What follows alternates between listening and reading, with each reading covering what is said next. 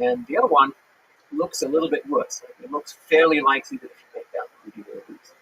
But there's still some uncertainty about the value of that move. There's still some possibility that it will turn out to be a win. Right? Then it's worth thinking about that.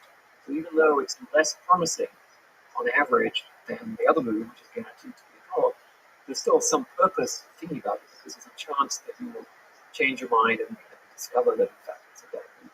So it's a combination of how good the move appears to be and how much uncertainty there is about its value. The more uncertainty, the more it's worth thinking about, because it's a higher upside if you think of it that way. And of course, in the beginning, especially in the AlphaGo Zero formulation, it's everything is shrouded in uncertainty. So you're really swimming in a sea of uncertainty, so it benefits you to, actually following the same process as you described, but because you're so uncertain about everything, you basically have to try a lot of different directions. Yeah, so the early parts of the search tree are fairly bushy, that you can look at a lot of different possibilities, but fairly quickly, the degree of certainty about some of the moves, if a move is really terrible, you'll pretty quickly find out, right? You lose half your pieces or half your territory, and then you say, okay, this is not worth it anymore. And then, so further down, the tree becomes very long and narrow, and you're following various lines of play, 10, 20, 30, 40, 50 moves into the future. And, that's, again, is something that human beings have a very hard time doing, mainly because they just lack the short-term memory. You just can't remember a sequence of moves that's 50 moves long. And you can't imagine forward correctly for that many moves into the future. Of course, the top players, I'm much more familiar with chess, but the top players probably have echoes of the same kind of intuition, instinct that in a moment's time AlphaGo applies when they see a board. They've seen those patterns. Human beings have seen those patterns before at the top, at the grandmaster level. It seems that there's some similarities, or maybe it's our imagination creates a vision of those similarities, but it feels like this kind of pattern recognition that the AlphaGo approaches we're using is similar to what human beings at the top level are using. I think there's some truth to that, but not entirely. Yeah, I think the extent to which a human grandmaster can reliably, instantly recognize the right moves, recognize the value of the position, I think that's a little bit overrated. But if you sacrifice a queen, for example, there's these beautiful games of chess with Bobby Fischer or somebody where it's seeming to make a bad move, and I'm not sure there's a perfect degree of calculation involved, where they've calculated all the possible things that happen, but there's an instinct there, right, that somehow adds up to yeah, so I think what happens is you get a sense that there's some possibility in the position, even if you make a weird-looking move. It opens up some lines of calculation that otherwise would be definitely bad. And it's that intuition that there's something here in this position that might yield a win. Down the same, and then you follow that, right? And in some sense, when a chess player is following a line in his or her mind, they're mentally simulating what the other person is going to do, what the opponent is going to do, and they can do that as long as the moves are kind of forced, right? As long as there's a forcing variation, the opponent doesn't really have much choice how to respond. And you see if you can force them into a situation where we see plenty of mistakes, even in Grandmaster games, where they just miss some simple 3, 4, 5 move combination that wasn't particularly apparent in the position, but was still there. That's the thing that makes us human. So when you mentioned that in Othello, those games are after some meta-reasoning improvements and research, was able to beat you. How did that make you feel? Part of the meta reasoning capability that it had was based on learning, and you could sit down the next day and you could just feel that it had got a lot smarter. And all of a sudden you really felt like you were sort of pressed against the wall because it was much more aggressive and was totally unforgiving for any minor mistake that you might make. And actually, it seemed understood the game better than I did. Gary Kasparov has this quote where during his match against Deep Blue, he said he suddenly felt that there was a new kind of intelligence across the board. Do you think that's a scary or an exciting possibility for Gary Kasparov and for yourself? In the context of chess, purely sort of in this, like, that feeling, whatever that is. I think it's definitely an exciting feeling. This is what made me work on AI in the first place. Was as soon as I really understood what I wanted to do, it's not.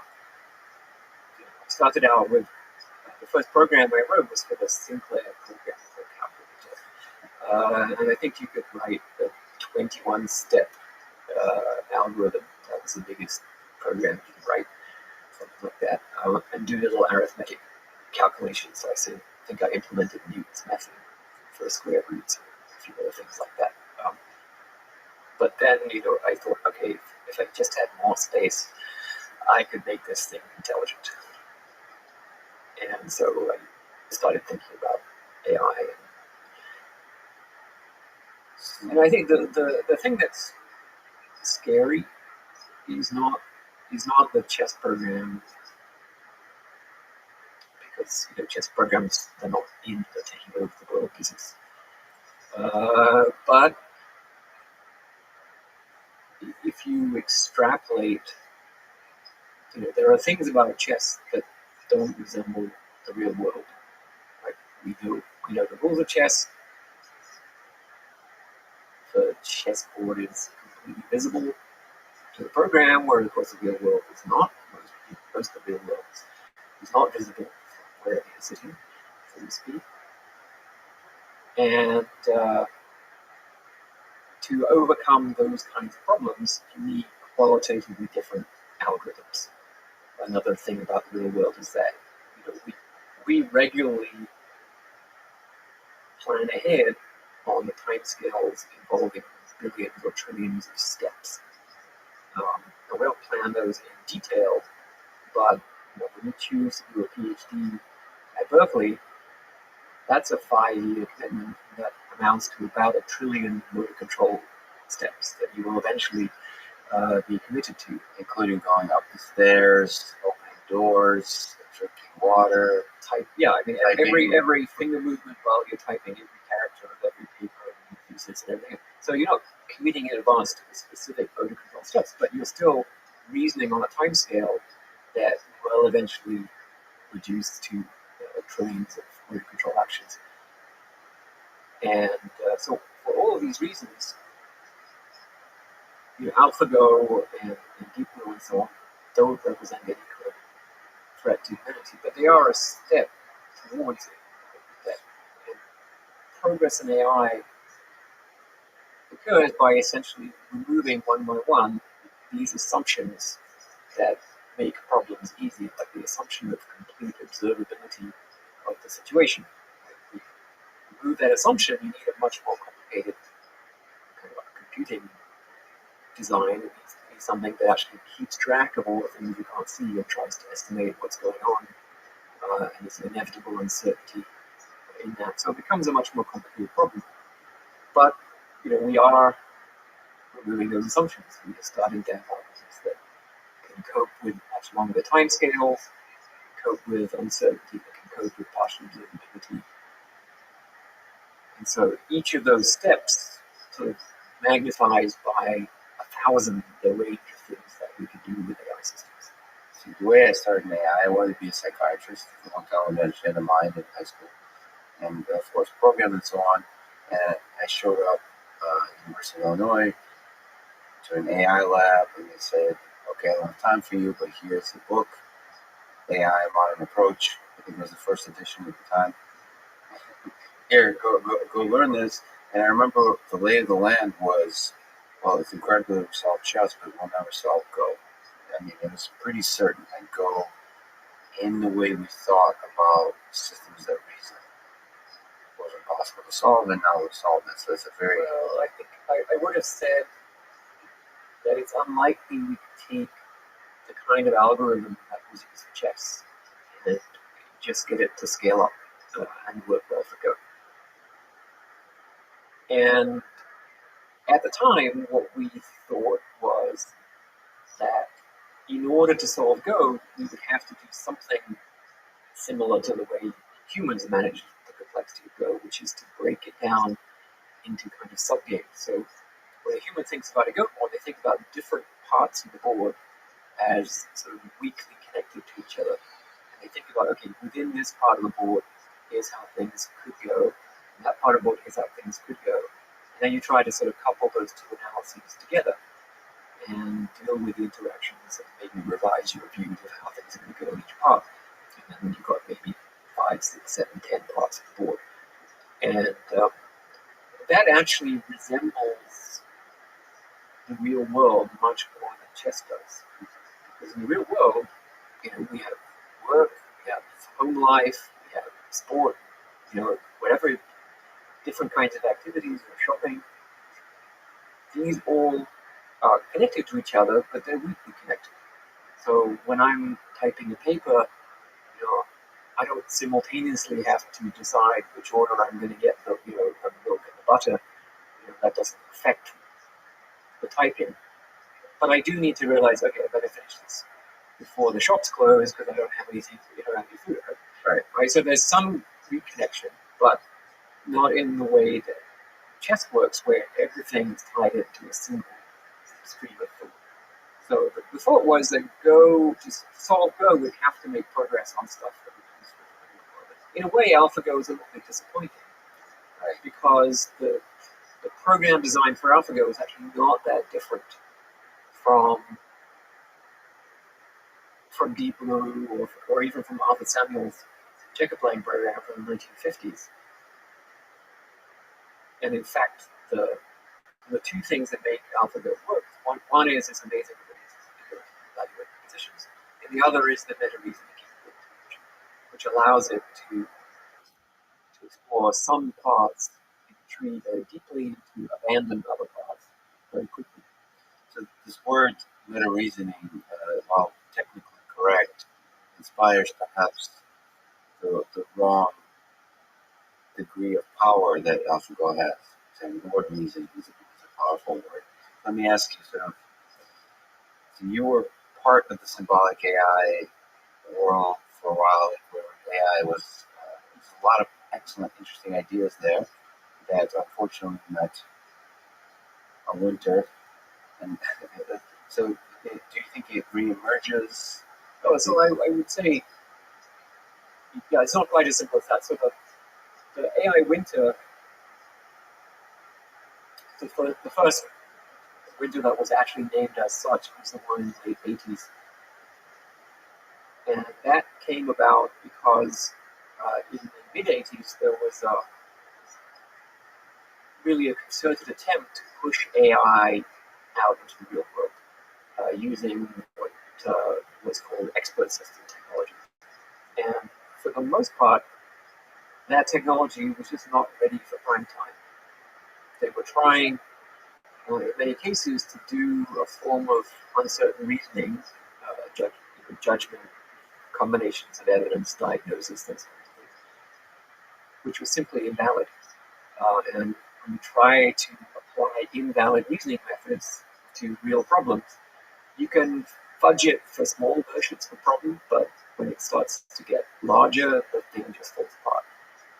So many companies found that the stuff just didn't work. They were spending tons of money on consultants to try to make it work, and there were other practical reasons, like they were asking the companies to buy incredibly expensive Lisp machine, workstations, which were literally between $50,000 and $100,000 in the 1980s money, which would be like between $150,000 and $300,000 per workstation in current prices. So then the bottom line, they weren't seeing a profit. Yeah, in many cases, I think there were some successes. There's no doubt about that. But people, I would say, overinvested. Every major company was starting an AI department, just like now. And I worry a bit that we might see similar disappointment. Not because the current technology is invalid, but it's limited in its scope. And it's almost the dual of the scope problems that expert systems have. So what did you learn from that hype cycle, and what can we do to prevent another winter? Yeah, so when I'm giving talks these days, that's one of the warnings that I give. So it's a two-part warning slide. One is that rather than data being the new oil, data is the new snake oil. That's a good line.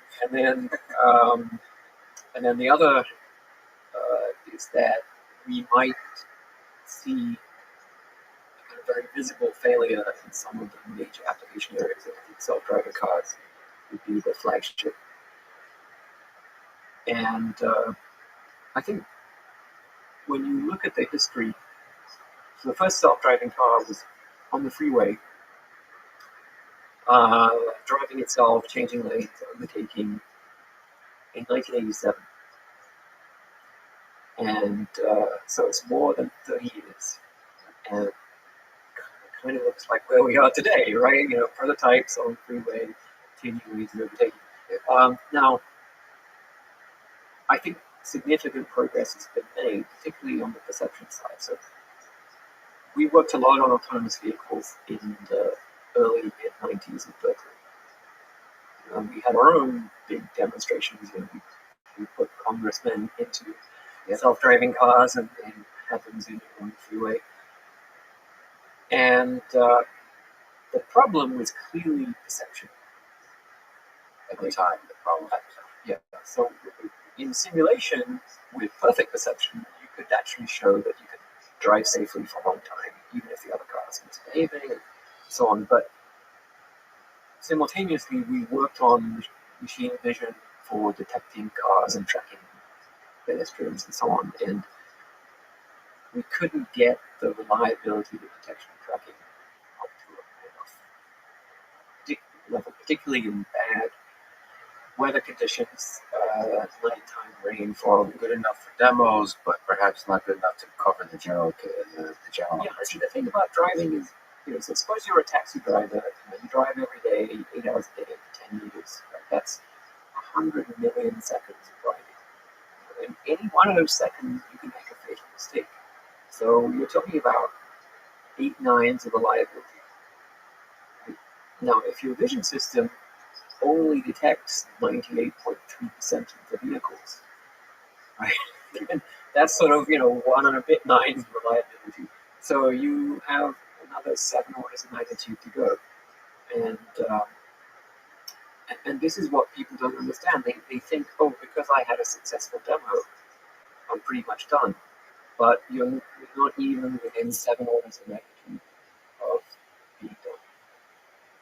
And that's the difficulty. And it's not the can I follow a white line.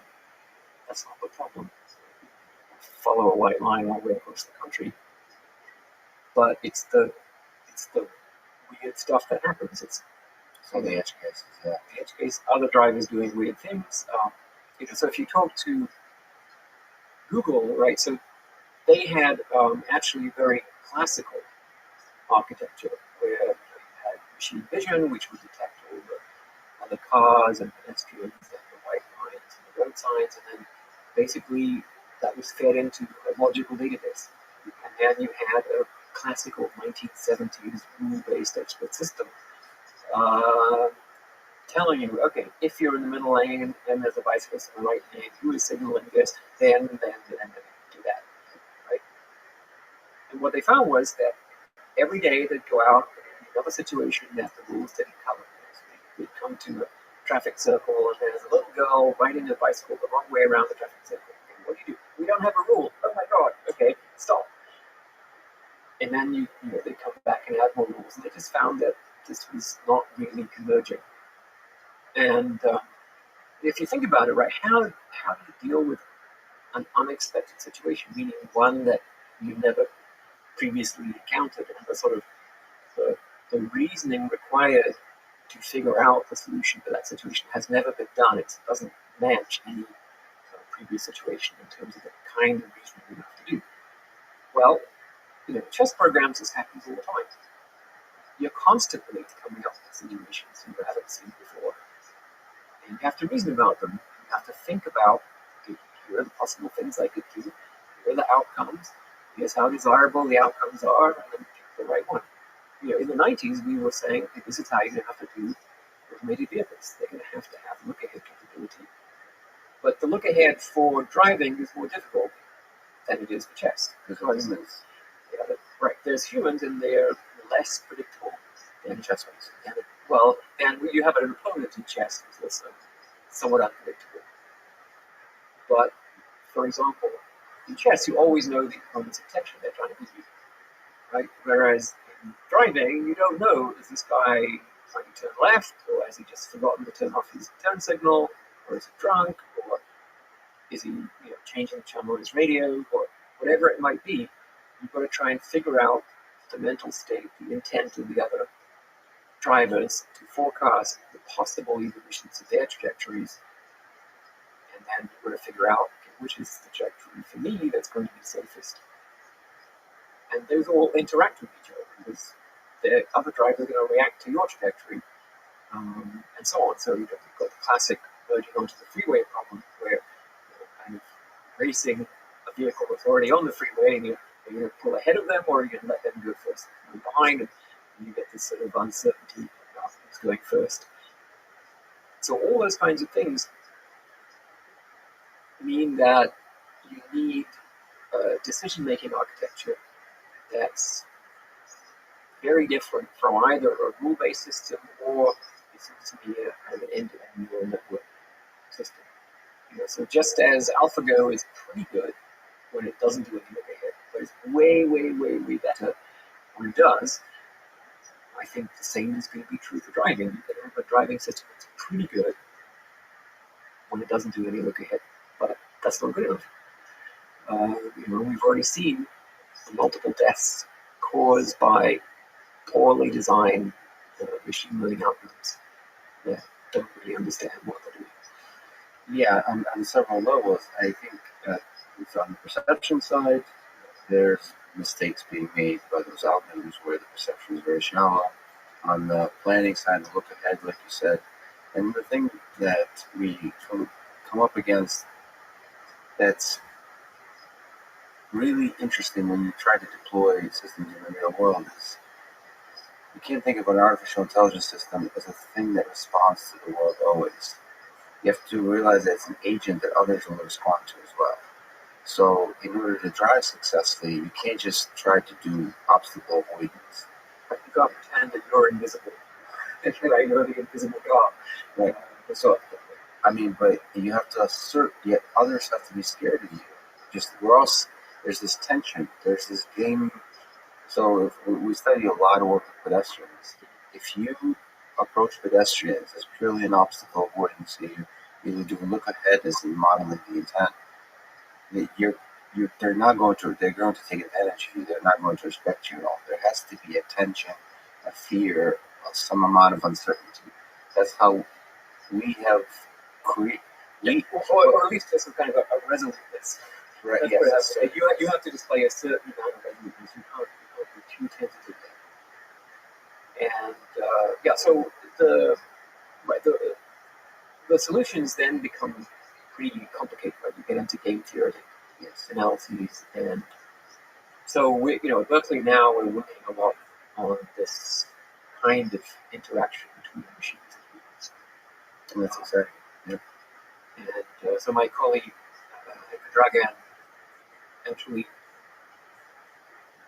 if you formulate the problem game theoretically. You just let the system figure out the solution.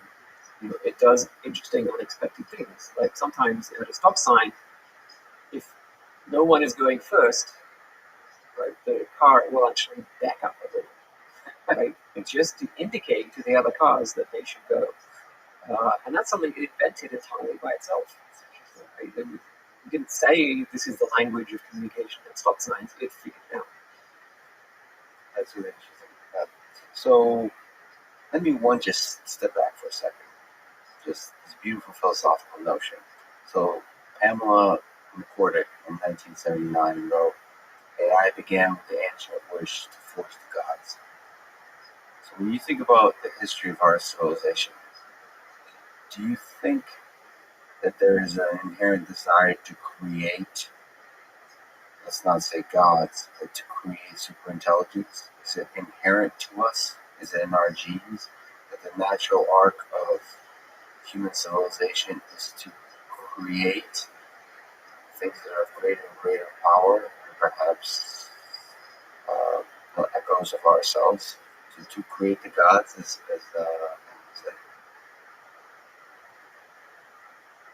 Yes, maybe. I mean, we're all individuals, but certainly we see over and over again in history individuals who thought about this possibility.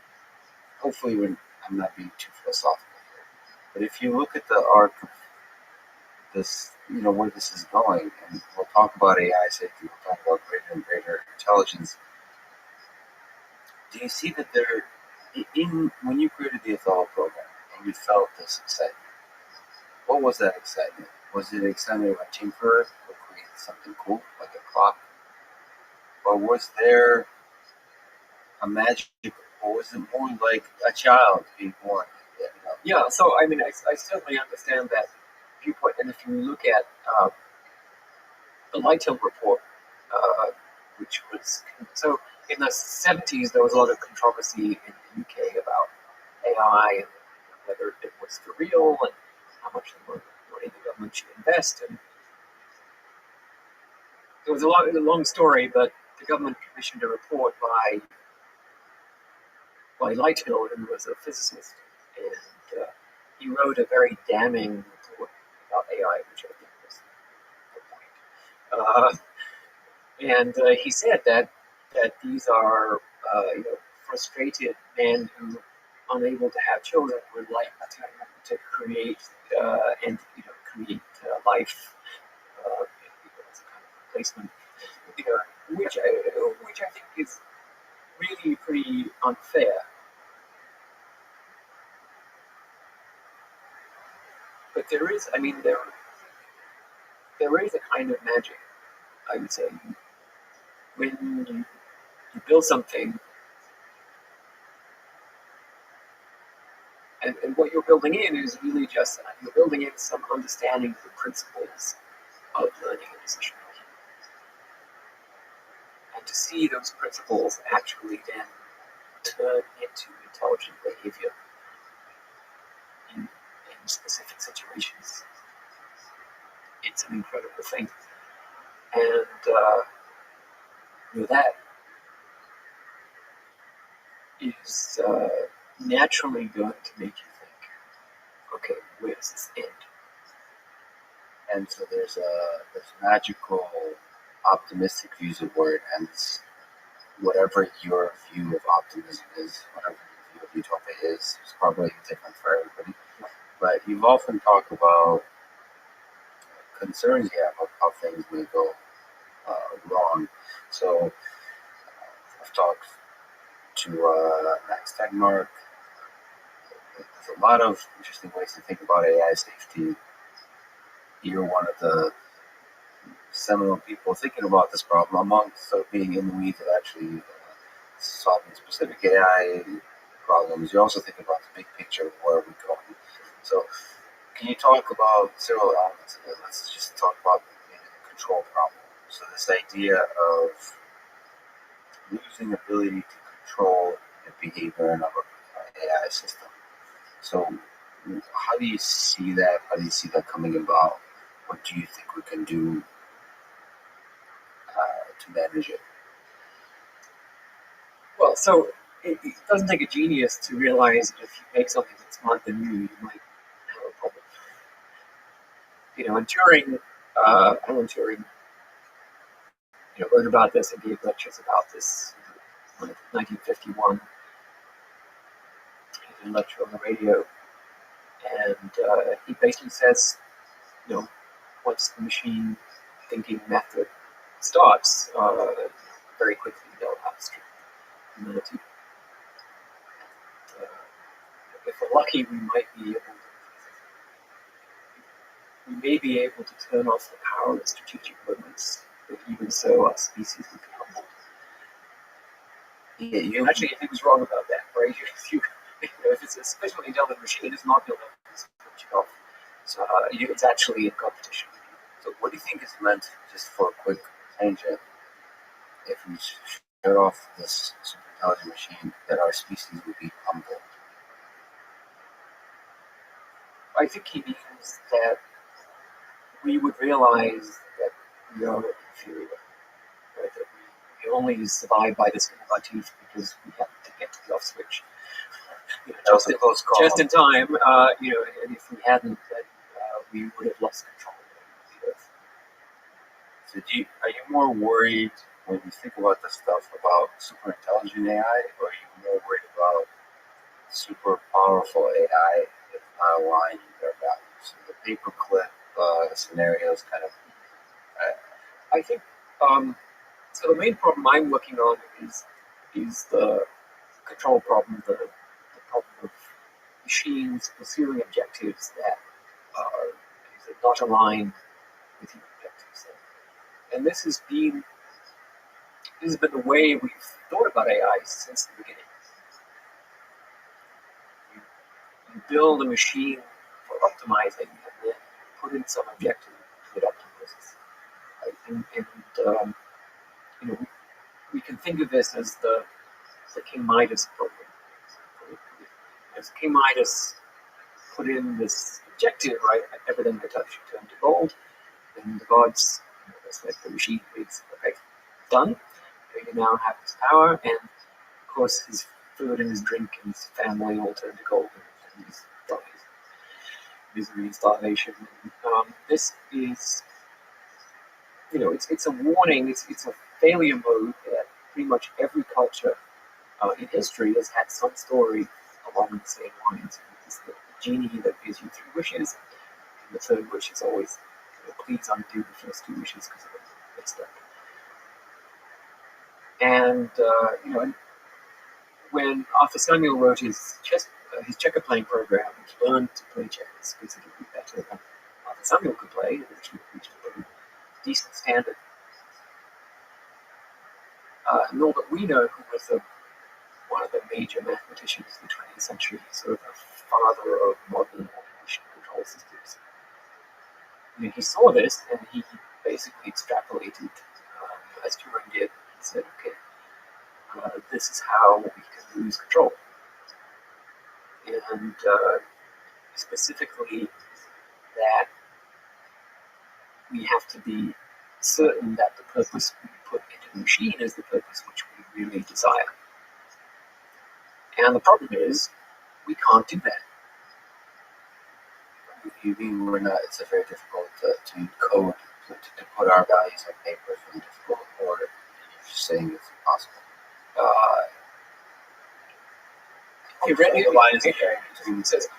Theoretically, it's possible, but in practice, it's extremely unlikely that we could specify correctly in advance the full range of concerns of humanity. You talked about cultural transmission of values. I think is how humans to human transmission of values happens, right?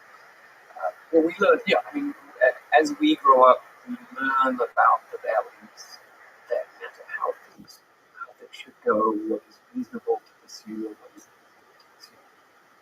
Machines can learn in the same kind of way. Yeah, so I think that what we need to do is to get away from this idea that you build an optimizing machine and then you put the objective into it. Because if it's possible that you might put in a wrong objective, You already know this is possible. It's happened lots of times, right?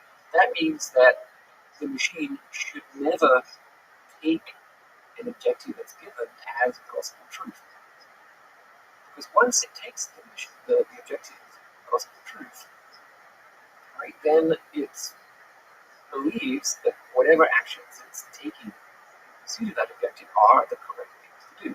So you could be jumping up and down and saying, no, you're going to destroy the world, but the machine knows what the true objective is and is pursuing it. Tough luck to you. And this is not restricted to AI, right? This is, I think, any of the 20th century technologies, right? So in statistics, you minimize a loss function. The loss function is exogenously specified. Control theory, you minimize the cost function. In operations research, you maximize the reward function, and so on. So in all these disciplines, this is how we conceive of the problem. And it's the wrong problem, because we cannot specify with certainty the correct objective. We need uncertainty. We need the machine to be uncertain about what it is it's supposed to do. It's my favorite idea of yours. I've heard you say somewhere. Well, I shouldn't pick favorites, but it just sounds beautiful. We need to teach machines humility. Yeah, I mean, it's a beautiful way to put it. I love it. That they humble, and that they know that they don't know what it is they're supposed to be doing, and that those objectives, I mean, they exist. They're within us, but we may not be able to explicate them. We may not even know how we want our future to go. So exactly, and the machine that's uncertain is going to be deferential to us. So if we say don't do that, well, now the machine's learned something a bit more about our true objectives, because something that it thought was reasonable in pursuit of our objectives turns out not to be. So now it's learned something. So it's going to defer because it wants to be doing what we really want.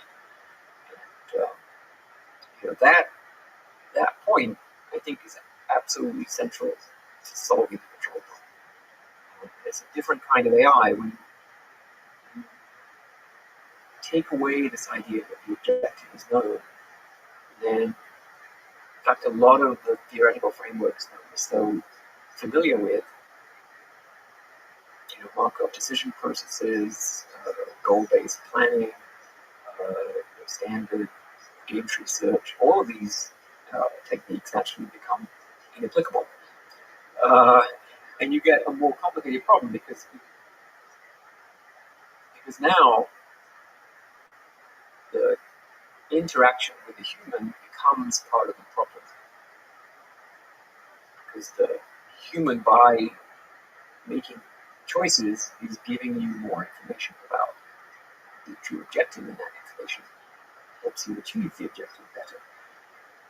And so that really means that you're mostly dealing with game theoretic problems where the machine and the human are coupled together, rather than the machine going off by itself with a fixed objective.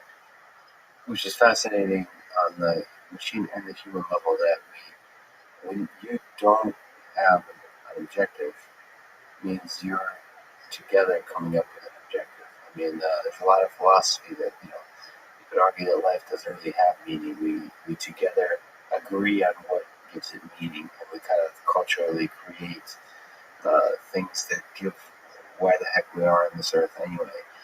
We together as a society create that meaning, and you have to learn that objective. And one of the biggest, I thought that's where you were going to go for a second. One of the biggest troubles we run into outside of statistics and machine learning and AI and just human civilization is when you look at, I came from the Soviet Union, and the history of the 20th century, we ran into the most trouble, us humans, when there was a certainty about the objective, and you do whatever it takes to achieve that objective, whether you're talking about in Germany or communist Russia. I would say with corporations. In fact, some people argue that we don't have to look forward to a time when AI systems take over the world. They already have, and they call it corporations. Right? That corporations happen to be using people as components right now, but they are effectively algorithmic machines, and they're optimizing an objective, which is corporate profit, that isn't aligned with overall well-being of the human race, and they are destroying the world. They are primarily responsible for our inability to tackle climate change. So I think that's one way of thinking about what's going on with corporations. But I think the point you're making is valid, that there are many systems in the real world where we sort of prematurely fixed on the objective and then decoupled the, the machine from those that it's supposed to be serving.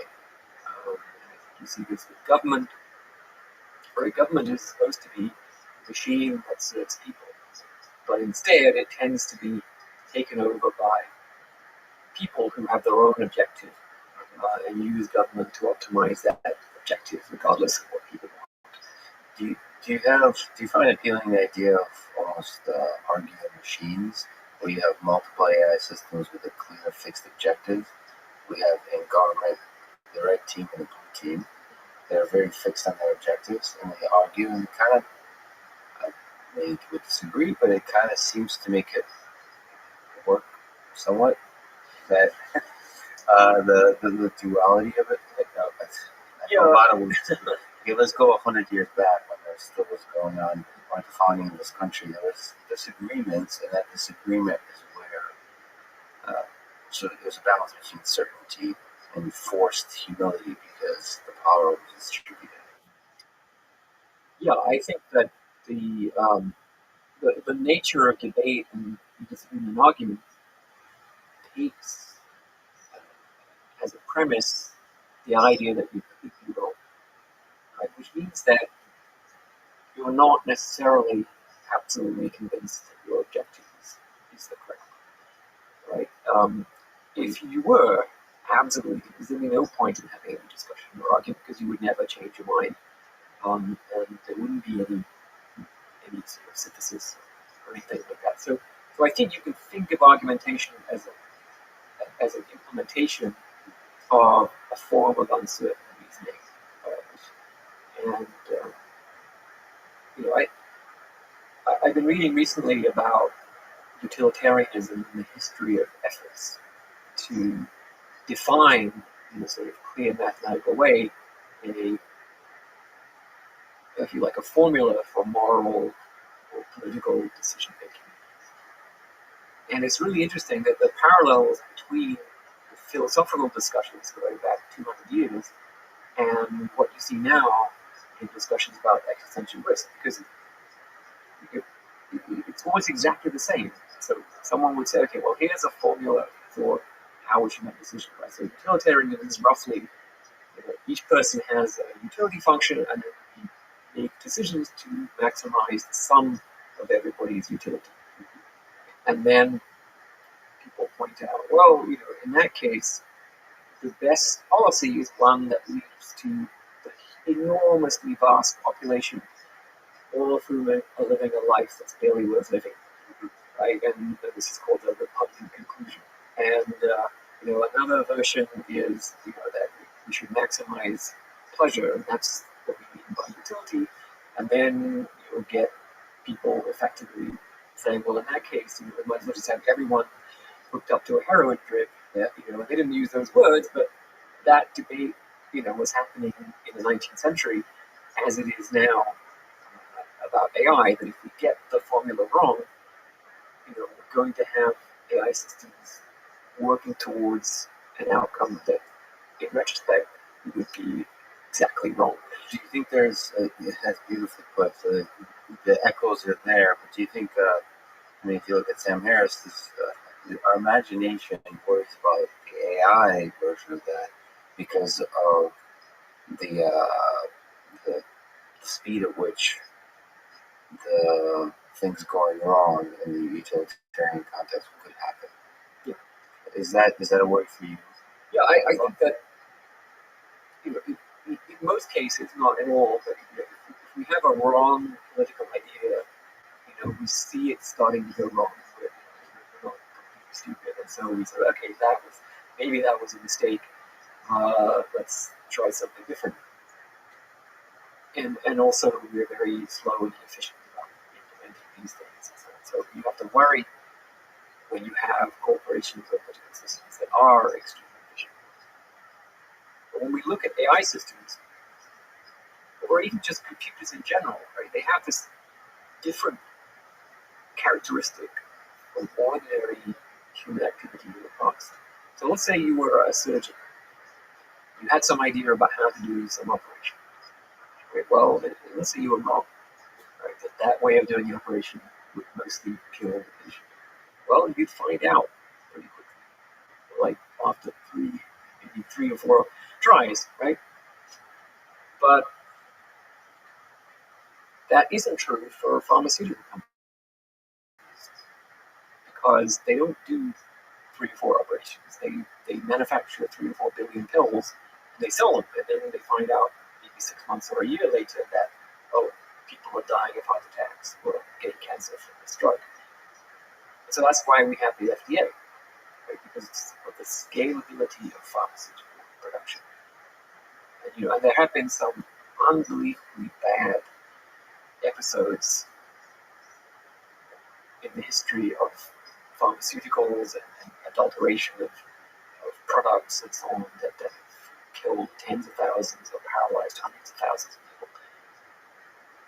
Now, with computers, we have that same scalability, that you can sit there and type for I equals 1, 2, 5 billion, 2, right? And all of a sudden, you're having an impact on a global scale. And yet we have no FDA, right? There's absolutely no controls at all over what a bunch of undergraduates with too much caffeine can do to the world. And we look at what happened with Facebook, well, social media in general, and click-through optimization. So you have a simple feedback algorithm that's trying to just optimize click-through.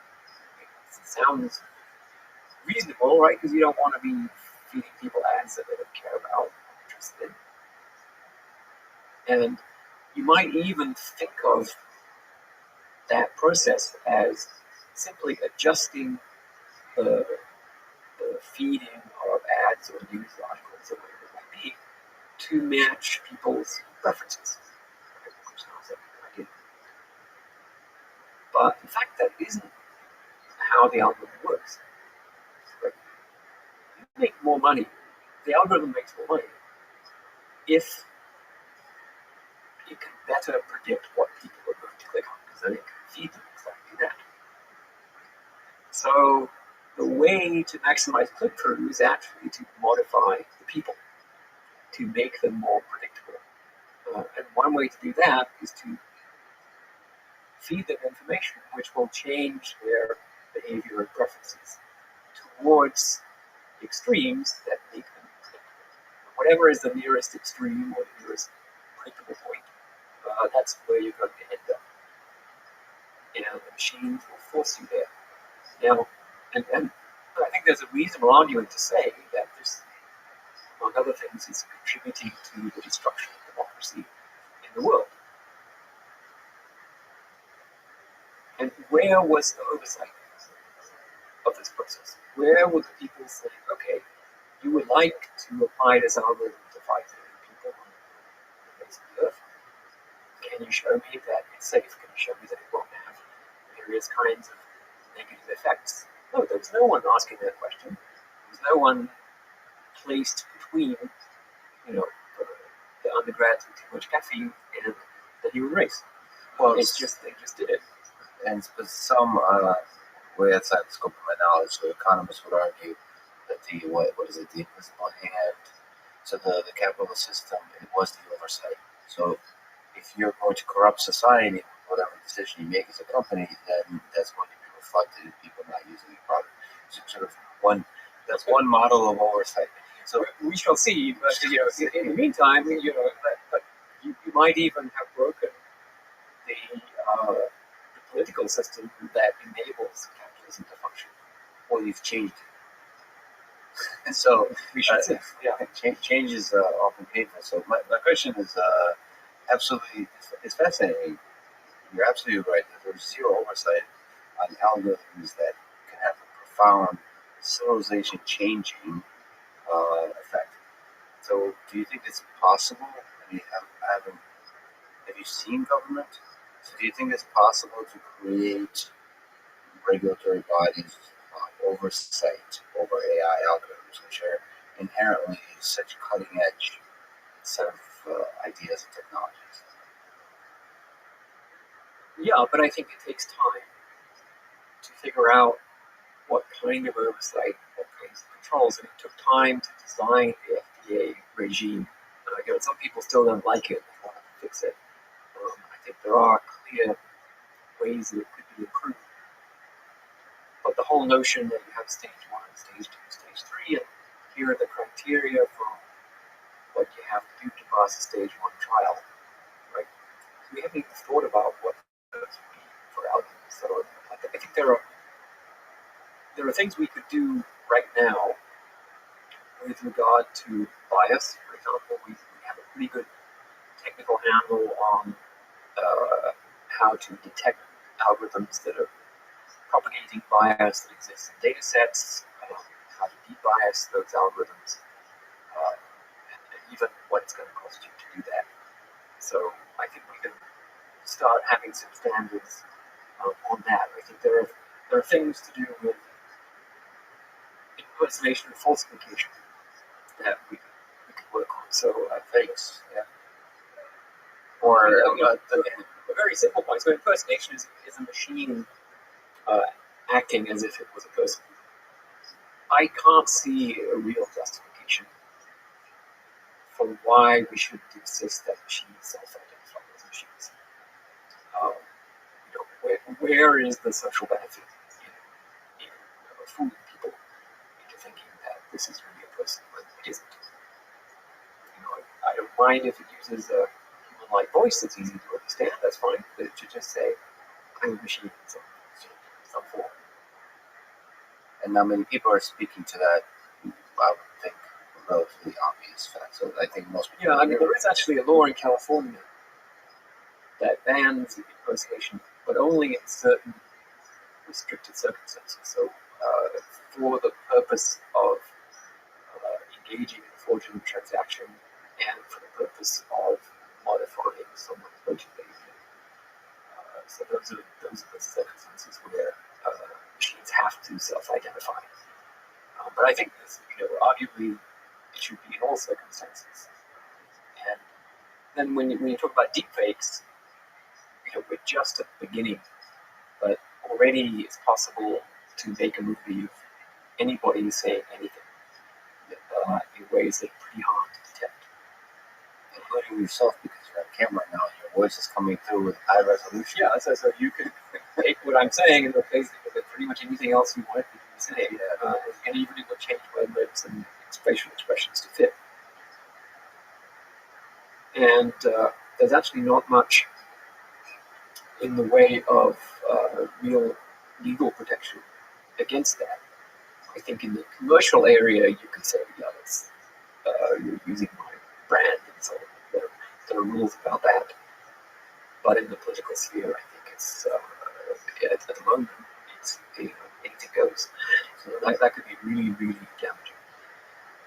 And let me just try to make not an argument, but try to look back at history and say something dark.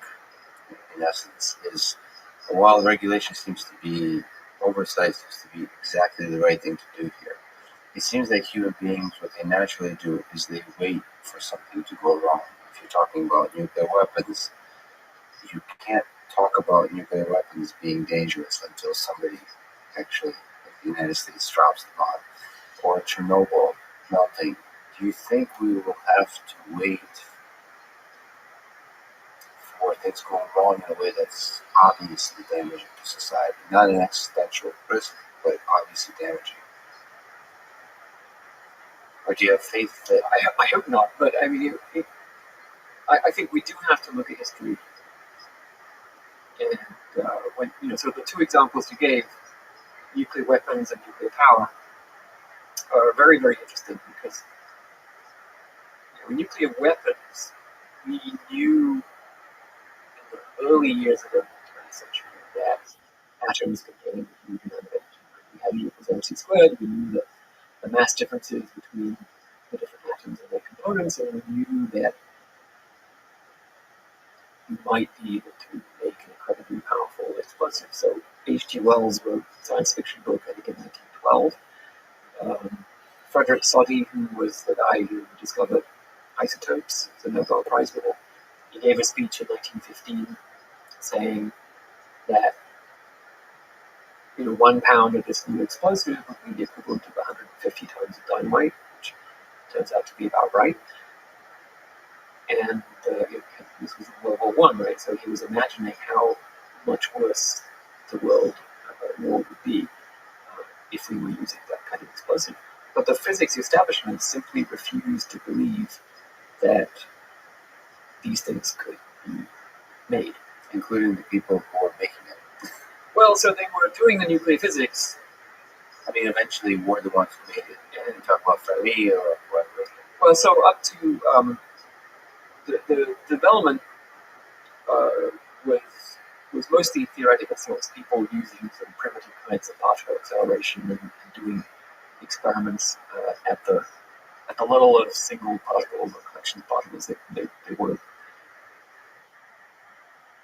yet thinking about how to actually make a bomb or anything like that. But they knew the energy was there, and if they understood it better, it might be possible. But the physics establishment, their view, and I think because they did not want it to be true, their view was that it could not be true. That this could not provide a way to make superwave. And there was this famous speech given by Rutherford, who was this leader of nuclear physics, and it was on September 11th, 1933. He said, anyone who talks about the possibility of obtaining energy from transformation of atoms is talking complete moonshine. And the next morning, Leo Szilard read about that speech that invented the nuclear chain reaction.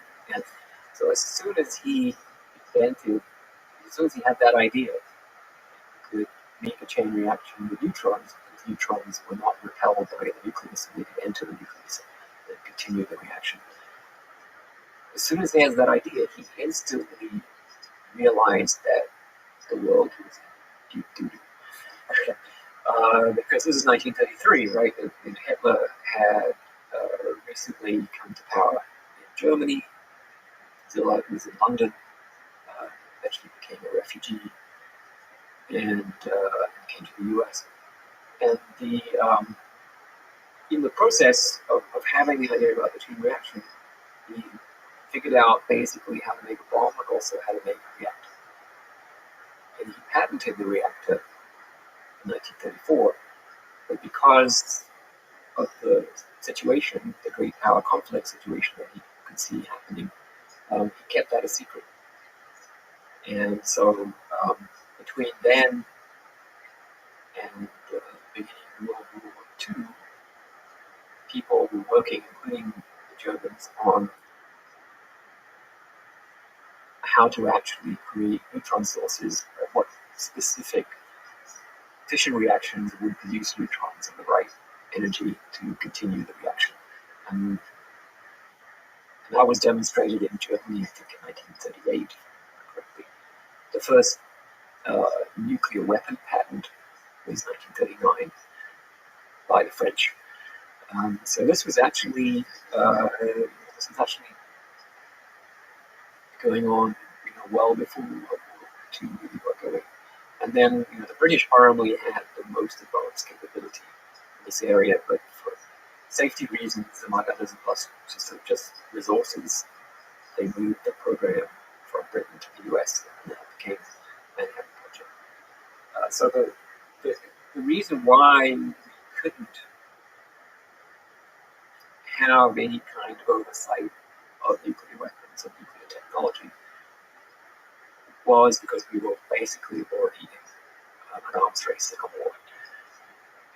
And but you mentioned that in the 20s and 30s. So what are the echoes to the way you've described the story, I mean, there's clearly echoes. Why do you think most AI researchers, folks who are really close to the metal, they really are not concerned about it and they don't think about it, whether it's they don't want to think about it.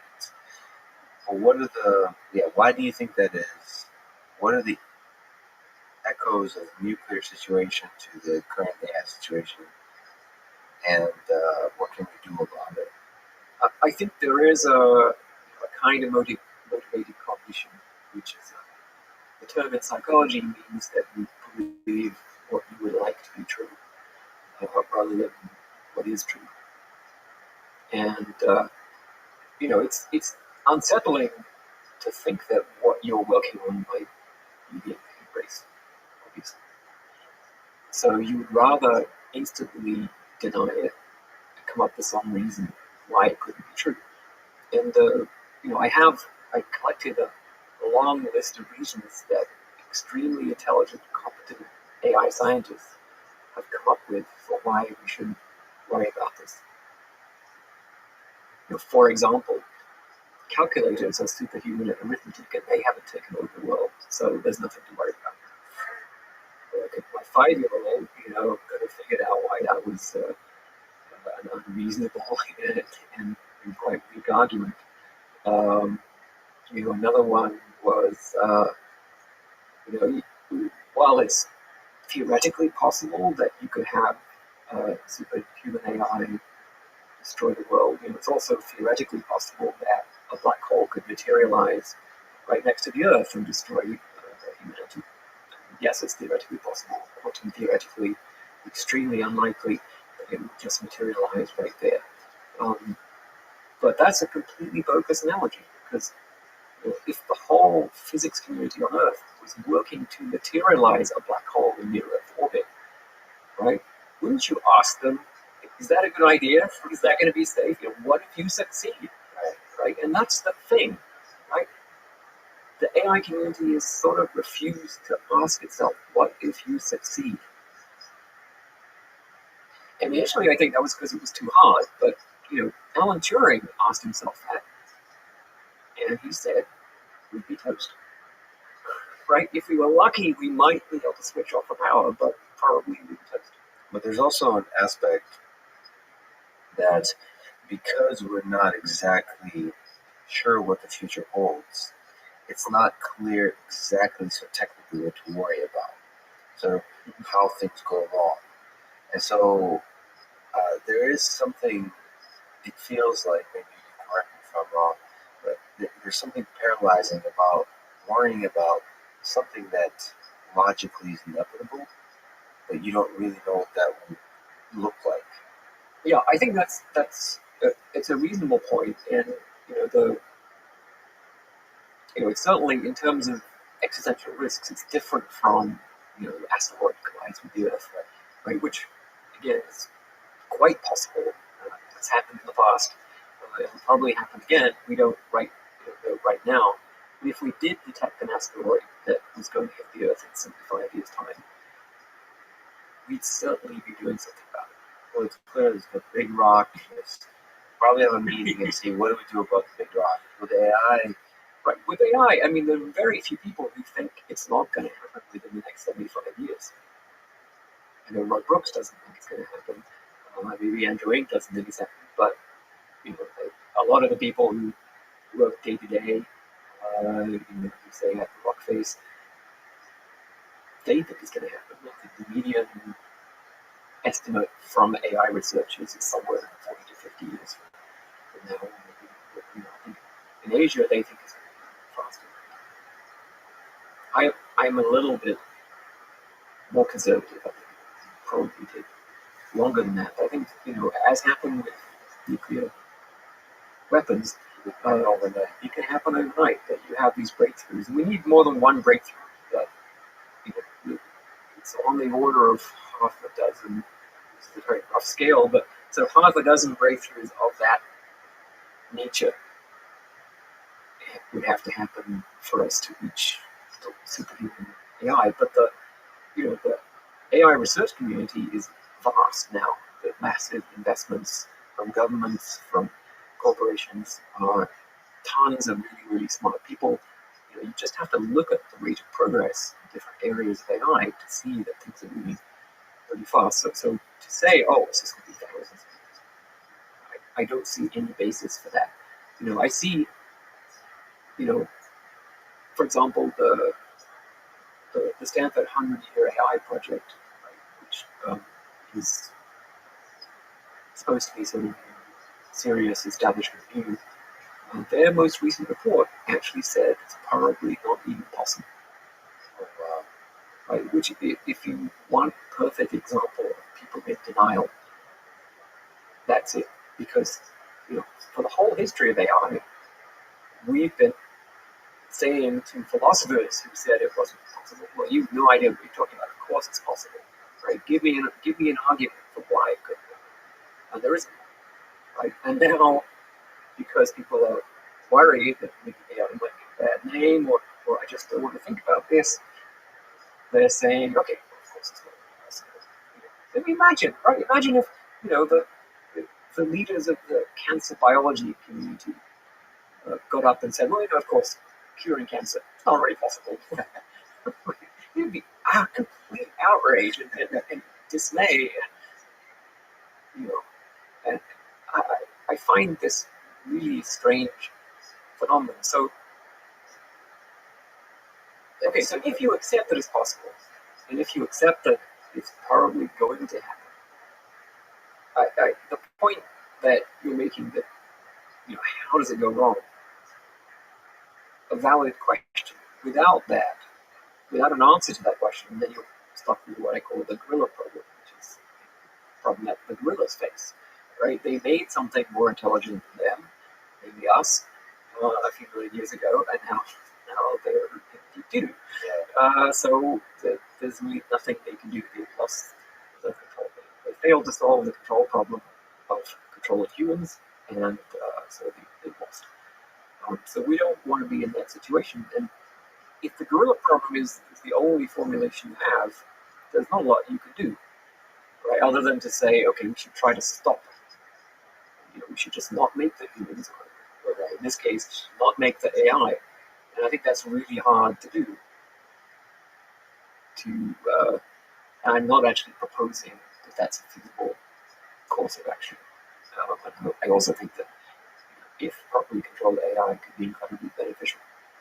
So, but it seems to me that there's a consensus that one of the major failure modes is this loss of control, that we create AI systems that are pursuing incorrect objectives, and because the AI system believes it knows what the objective is, it has no incentive to listen to us anymore, so to speak. Right?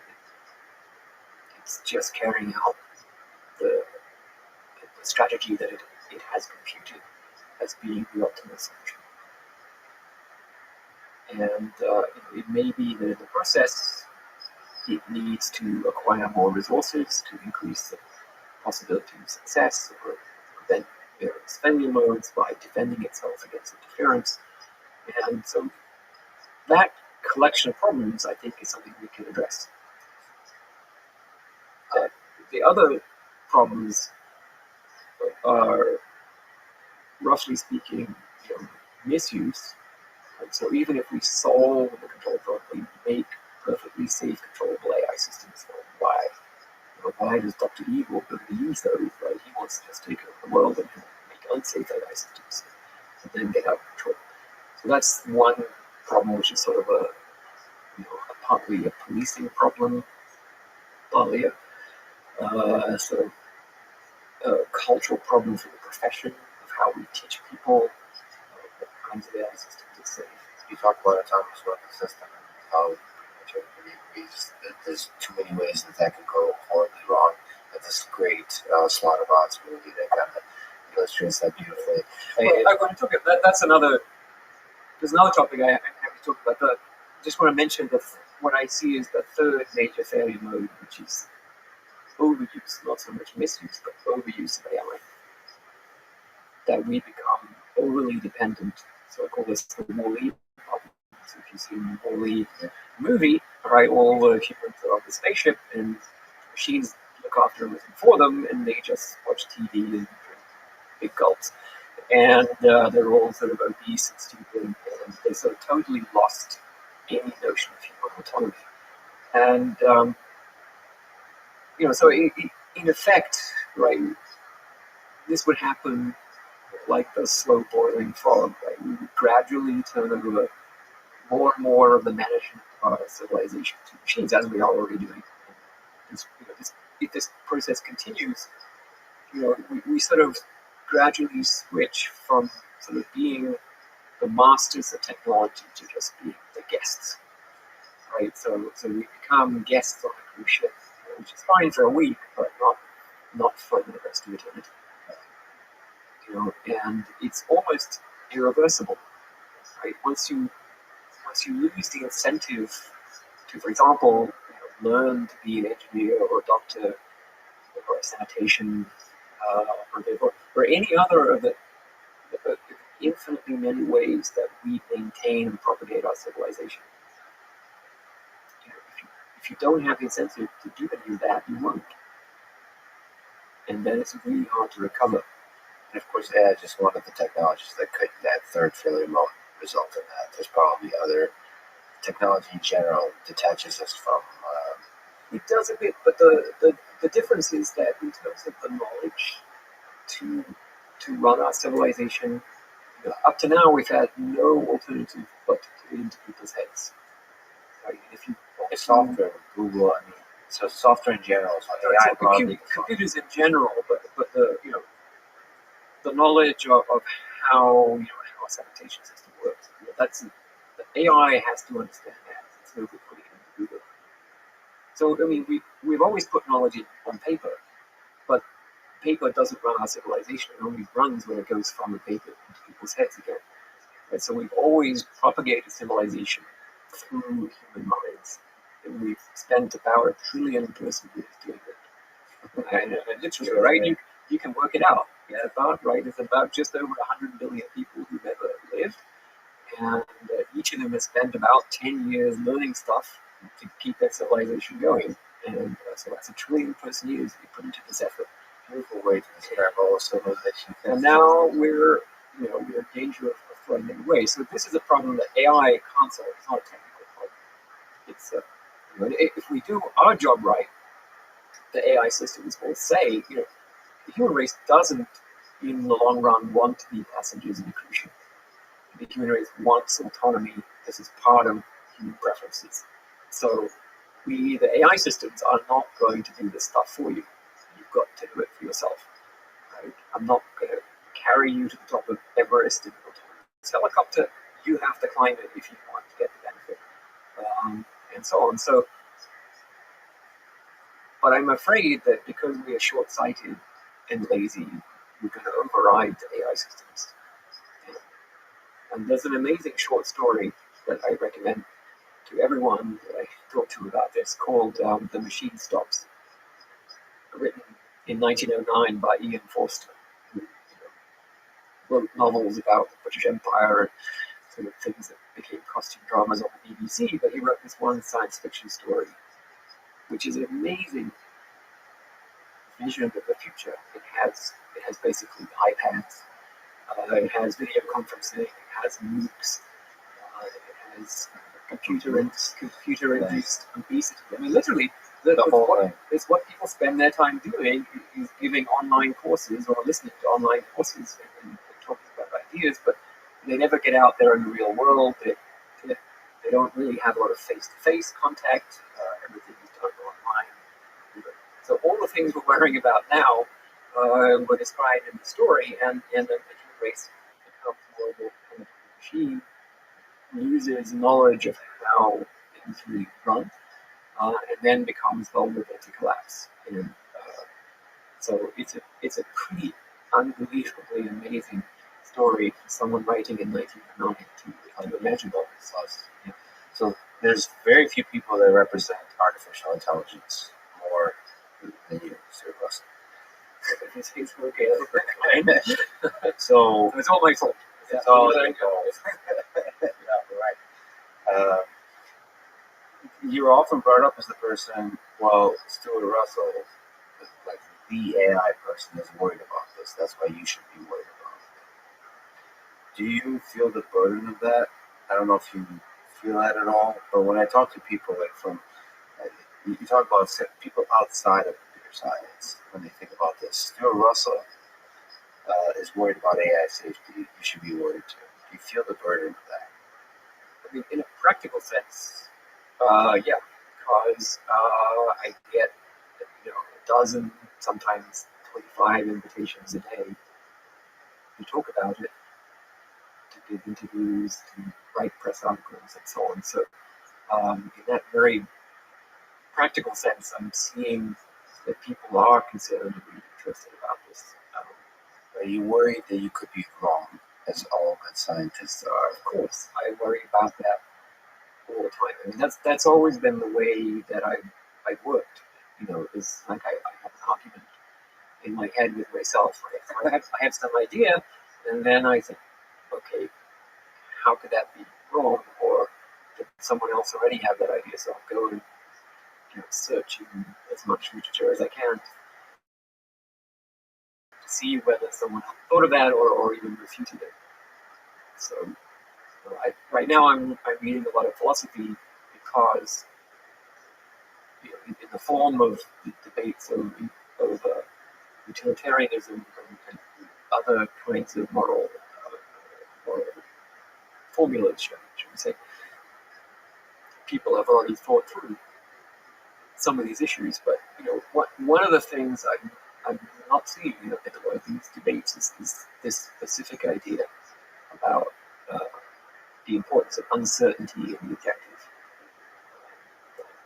This is the way we should think about machines that are beneficial to humans. So this idea of provably beneficial machines based on explicit uncertainty in the objective. It seems to be, my gut feeling is this is the core of it. It's going to have to be elaborated in a lot of different directions. And there are a lot of Probably beneficial. yeah, but it has to be, right? I mean, we can't afford, hand wavy beneficial, because there are, whenever we do hand wavy stuff, there are loopholes. And the thing about super intelligent machines is they find the loopholes. Just like, tax evaders. If you don't write your tax law properly, that people will find the loopholes and end up paying no tax. And so you should think of it this way. And getting those definitions right, it's really a long process. So you can define mathematical frameworks, and within that framework, you can prove the theorems that yes, this theoretical entity would be provably beneficial to that theoretical entity, but that framework may not match the real world in some crucial way. A long process thinking through it, iterating, and so on. Last question. Yep. You have 10 seconds to answer it. What is your favorite sci-fi movie about AI? I'd say Interstellar has my favorite robots. Albeit space Tars. Yeah. So Tars, the robot, one of the robots, Interstellar, is the way a robot should behave. And I would say Ex Machina is in some ways the one that makes you think in a nervous kind of way about where we're going. Well, Stuart, thank you so much for talking today. Pleasure.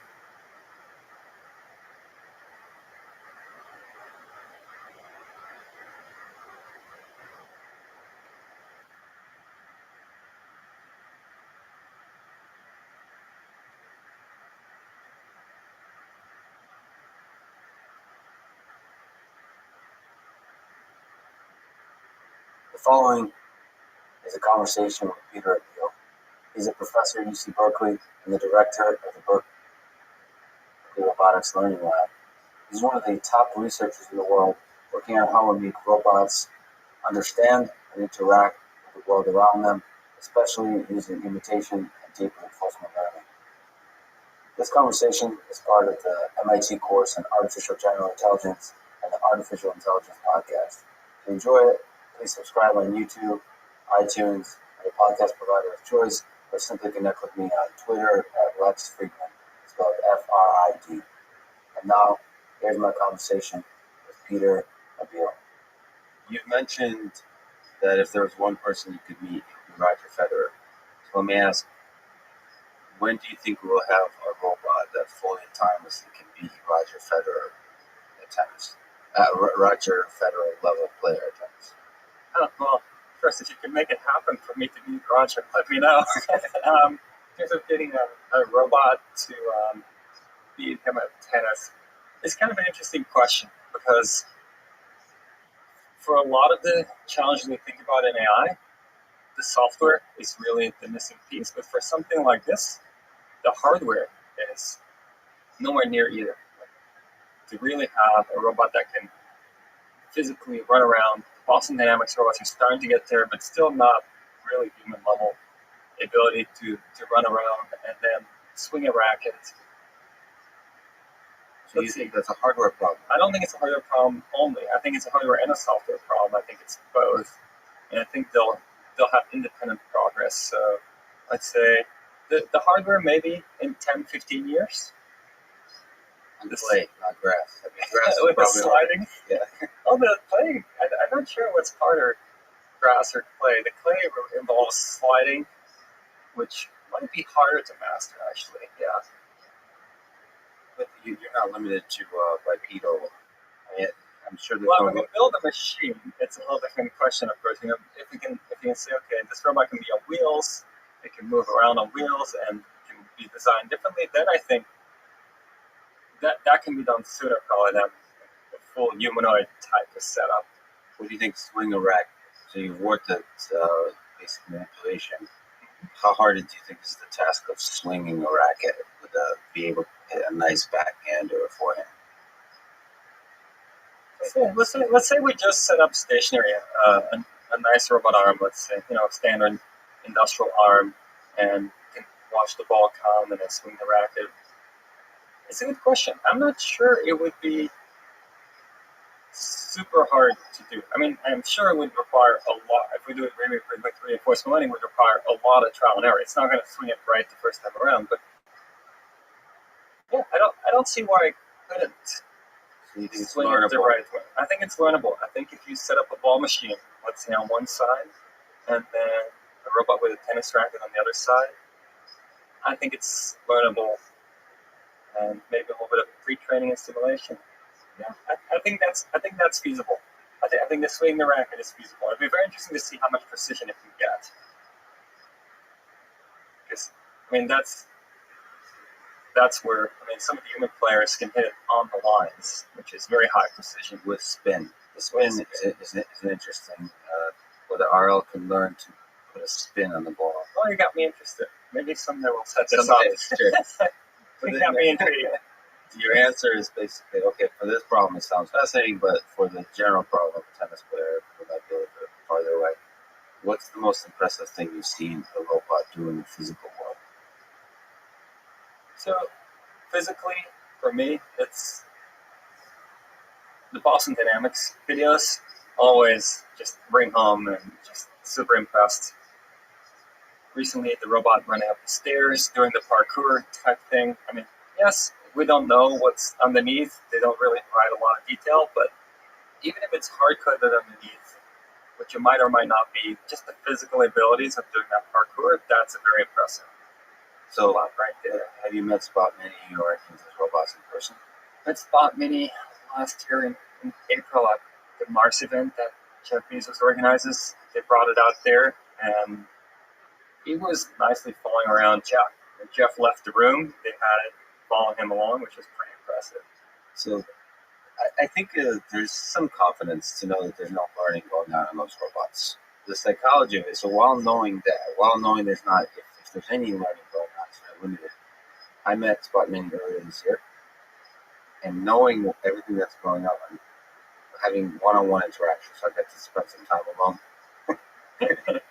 And there's immediately a deep connection on the psychological level. Even though you know the fundamentals, how it works, there's something magical. So, do you think about the psychology of interacting with robots in the physical world? Even you just showed me a CPR to the robot, and there's a little bit something like a face, and a little bit something like a face. There's something that immediately draws you to it. Do you think about that aspect of the robotics problem? Well, it's very hard with Brent here. We give him a name, Berkeley Robot for the Elimination of Tedious Tasks. It's very hard to not think of the robot as a person, and it seems like everybody calls him a he for whatever reason, but that also makes it more a person than if it was an it. And it seems pretty natural to think of it that way. This past weekend really struck me. I've seen Pepper many times on videos, but then I was at an event organized this was by Fidelity, and they had scripted Pepper to help moderate some sessions. And he had scripted Pepper to have the personality of a child a little bit. And it was very hard to not think of it as its own person in some sense, because it was just going to jump. It would just jump into conversation and make it very interactive. Moderator would be saying, Pepper would just jump in. Hold on, how about me? Can I participate in this? Doing it just like, okay, this is like a person, and that was 100% scripted. And even then, it was hard not to have that sense of somehow there is something there. So as we have robots interact in this physical world, is that a signal that could be used in reinforcement learning? You've worked a little bit in this direction, but do you think that psychology could be somehow pulled in? Yeah, so that's a question I'd say a lot of people ask. And I think part of why they ask it is they're thinking about how unique are we really still as people. Like after they see some results, they see a computer play Go, they say computer do this, that, they're like, okay, but can it really have emotion? Can it really interact with us in that way? And then once you're around robots, you already start feeling it. And I think that kind of maybe methodologically, the way that I think of it is, if you run something like reinforcement learning, it's about optimizing some objective. And there's no reason that the objective couldn't be tied into how much does a person like interacting with this system, and why could not the reinforcement learning system optimize for the robot being fun to be around? And why wouldn't it then naturally become more and more attractive and more maybe like a person or like a pet? I don't know what it would exactly be, but more and more have those features and acquire them automatically. As long as you can formalize an objective of what it means to like something, how you exhibit what's the ground truth? How do you get the reward from human? Because you have to somehow collect that information. But you're saying if you can formulate it as an objective, it can be learned. There's no reason it couldn't emerge through learning, and maybe one way to formulate as an objective, you wouldn't have to necessarily score it explicitly. So standard rewards are numbers. Numbers are hard to come by. This is a 1.5 or 1.7 on some scale. Very hard to do for a person. But much easier is for a person to say, okay, what you did the last 5 minutes was much nicer than what you did the previous 5 minutes. And that now gives a comparison. And in fact, there have been some results in that. For example, Paul Cristiano and collaborators at OpenAI had the Hopper, Majoko Hopper, a one-legged robot that translated backflips purely from feedback. I like this better than that. That's kind of equally good. And after a bunch of interactions, it figured out what it was the person was asking for, namely a backflip. And so I think the same thing. It wasn't trying to do a backflip. It was just getting a score from the comparison score from the person. The person having in mind, in their own mind, I wanted to do a backflip, but the robot didn't know what it was supposed to be doing. It just knew that sometimes the person said, this is better, this is worse. And then the robot figured out what the person was actually after was a backflip. And I imagine the same would be true for things like more interactive robots, that the robot would figure out over time, oh, this kind of thing apparently is appreciated more than this other kind of thing. So when I first picked up Richard Sutton's reinforcement learning book, before sort of this deep learning, before the reemergence of neural networks as a powerful mechanism for machine learning, RL seemed to me like magic. It was beautiful. So that seemed like what intelligence is, RL, reinforcement learning. So how do you think we could possibly learn anything about the world when the reward for the actions is delayed, is so sparse? Like, why do you think RL works? why do you think you can learn anything under such sparse rewards, whether it's regular reinforcement learning or deep reinforcement learning? It's your intuition. The counterpart of that is, why is RL, why does it need so many samples, so many experiences to learn from? Because really what's happening is when you have sparse reward, you do something maybe for like, I don't know, you take 100 actions and then you get a reward. And maybe you get like a score of 3. And you're like, okay, 3, not sure what that means. You go again and now you get 2. And now you know that that sequence of 100 actions that you did the second time around somehow was worse than the sequence of 100 actions you did the first time around. But that's tough to now know which one of those were better or worse. Some might have been good and bad in either one. And so that's why you need so many experiences. But once you have enough experiences, effectively RL is teasing that apart. It's trying to say, okay, what is consistently there when you get a higher reward and what's consistently there when you get a lower reward?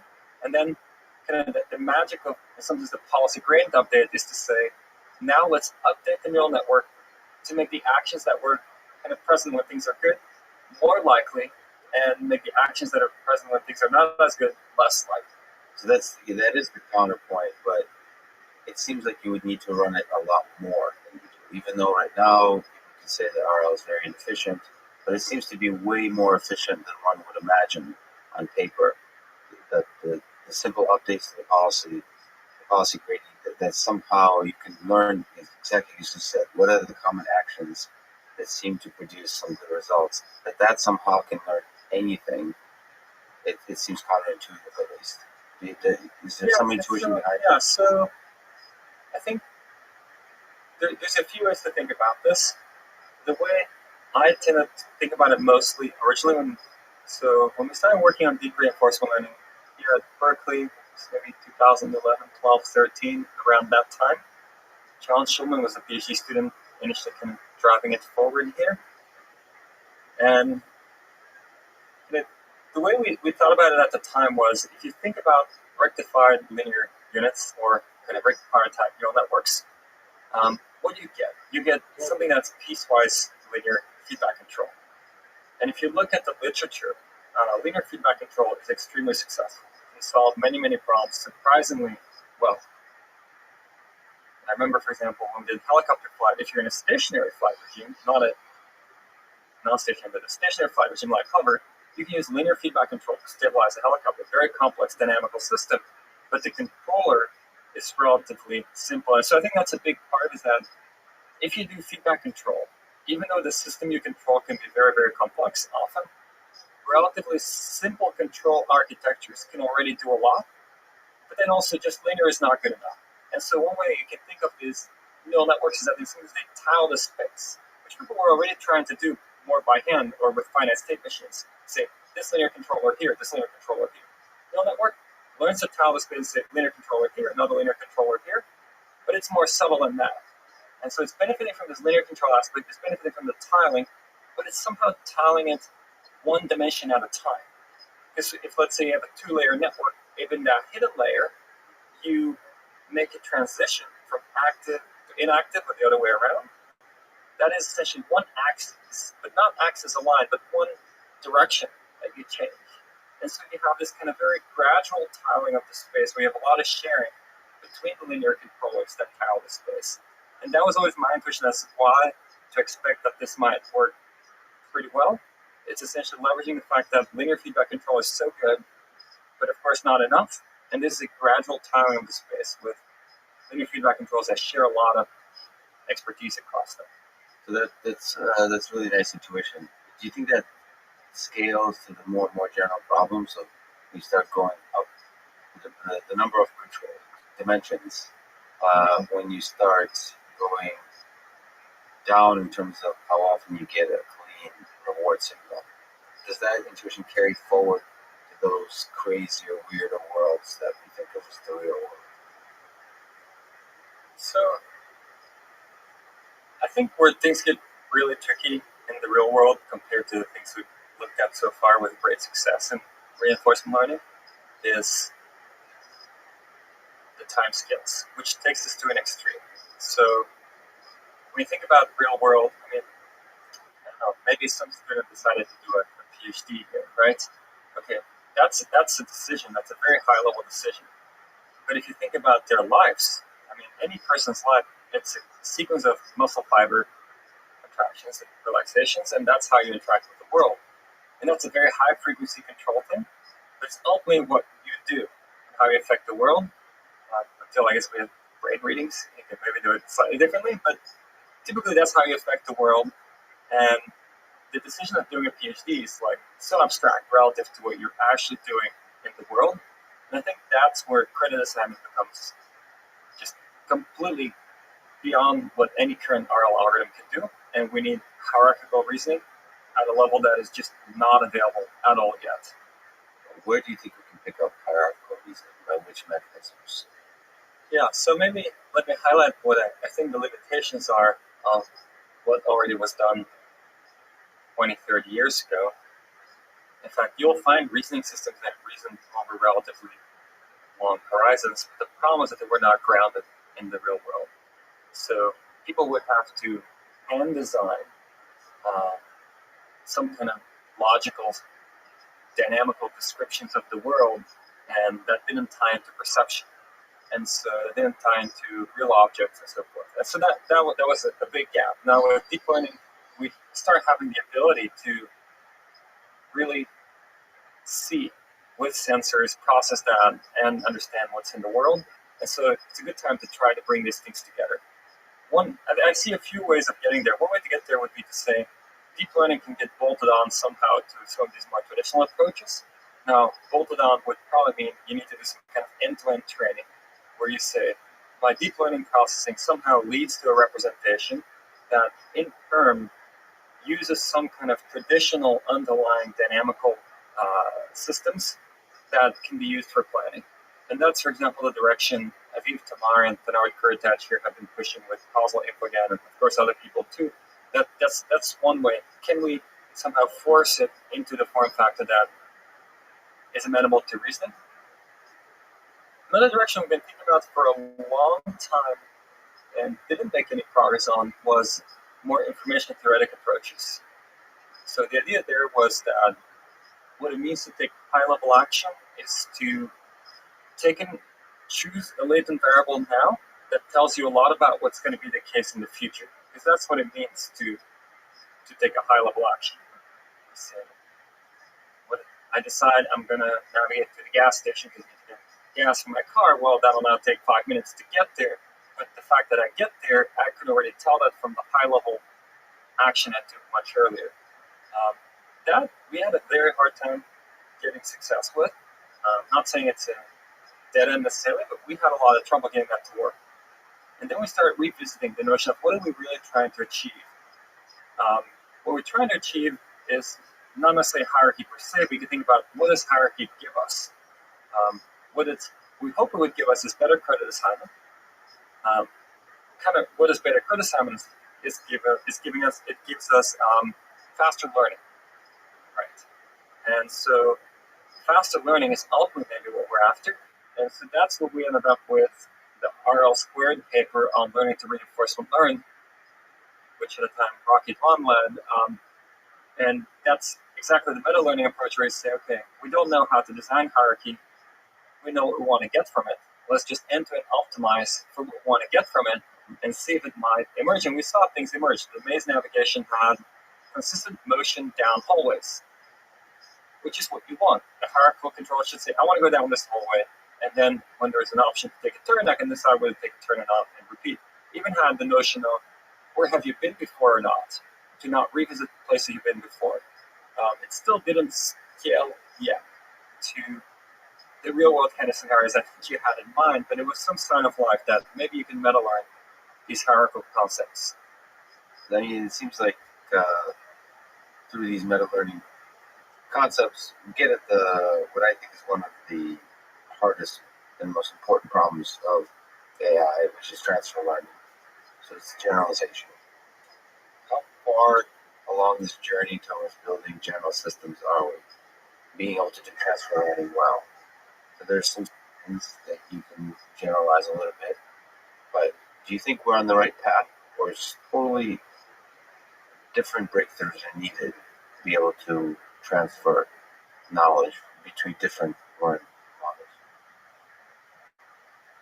Yeah, I'm pretty torn on this. Now, I think there are some very impressive. Well, there's just some very impressive results already, right? I mean, I would say when even with the initial kind of big breakthrough in 2012 with AlexNet, right? The initial thing is okay, great. This does better on ImageNet, hence image recognition. But then immediately thereafter, there was of course the notion that wow, what was learned on ImageNet, and you now want to solve a new task, you can fine tune AlexNet for new tasks, and that was often found to be even bigger deal, that you learned something that was reusable, which was not often the case before. Usually machine learning, you learn something for one scenario and that was it. And that's really exciting. I mean, that's a huge application. That's probably the biggest success of transfer learning today in terms of scope. And then that was a huge breakthrough. And then recently, I feel like similar kind of, by scaling things up, it seems like this has been expanded upon. Like people training even bigger networks, they might transfer even better. If you looked at, for example, some of the OpenAI results on language models and some of the recent Google results on language models, they're learned for just prediction, and then they get reused for other tasks. And so I think there is something there where somehow if you train a big enough model on enough things, it seems to transfer some DeepMind results that I thought were very impressive, the Unreal results, where it was learning to navigate mazes in ways where it wasn't just doing reinforcement learning, but it had other objectives was optimizing for. So I think there's a lot of interesting results already. I think maybe where it's hard to wrap my head around is to which extent or when do we call something generalization, right? Or the levels of generalization involved in these different tasks, right? So you draw this by just to frame things. I've heard you say somewhere it's the difference between learning to master versus learning to generalize. That it's a nice line to think about, and I guess you're saying it's a gray area of what learning to master and learning to generalize, where one I starts. think I might have heard this. I heard it somewhere else, and I think it might have been one of your interviews, maybe the one with Yoshua Benjamin. Not 100% sure, but I like the example, and I'm not sure who it was, but the example was essentially if you use current deep learning techniques, what we're doing to predict, let's say, the relative motion of our planets, it would do pretty well. But then now, if a massive new mass enters our solar system, it would probably not predict what will happen, right? And that's a different kind of generalization. That's a generalization that relies on the ultimate simplest explanation that we have available today to explain the motion of planets, whereas just pattern recognition could predict our current solar system motion pretty well, no problem. And so I think that's an example of a kind of generalization that is a little different from what we've achieved so far, and it's not clear if just regularizing more and forcing it to come up with a simpler explanation. Look, it's not simple, but that's what physics researchers do, right? They say, can I make this even simpler? How simple can I get this? What's the simplest equation that can explain everything, right? The master equation for the entire dynamics of the universe. We haven't really pushed that direction as hard in deep learning, I would say. Not sure if it should be pushed, but it seems a kind of generalization you get from that you don't get in our current methods so far. So I just talked to Vladimir Vatnik, for example, who is a statistician, statistical learning, and he kind of dreams of creating sort of the E equals MC squared for learning, right? The general theory of learning. Do you think that's a fruitless pursuit in the near term, within the next several decades? I think that's a really interesting pursuit, in the following sense, that there's a lot of evidence that the brain is pretty modular. And so I wouldn't maybe think of it as a theory, maybe the underlying theory, but more kind of the principle, where there have been findings where people who are blind will use the part of the brain usually used for vision or other functions. And even after some kind of people get rewired in some way, they might be able to reuse parts of their brain for other functions. And so what that suggests is some kind of modularity, and I think it is a pretty natural thing to strive for, to see, can we find that modularity? Can we find this thing? Of course, it's not every part of the brain is not exactly the same. Not everything can be rewired arbitrarily. But if you think of things like the neocortex, which is a pretty big part of the brain, that seems fairly modular from what we're finding so far. Can you design something equally modular?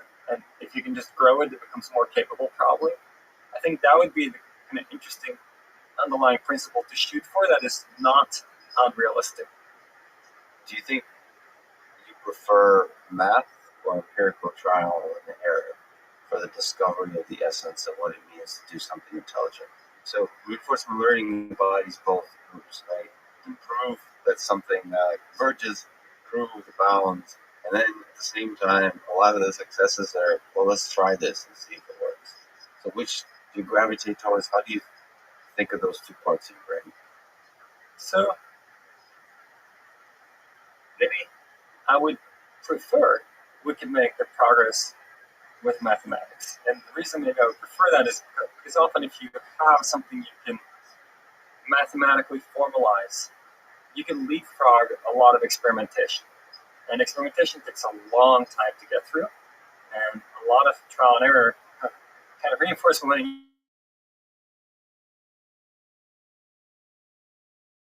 your research process. Leapfrog that, to my mind, that's what the math is about.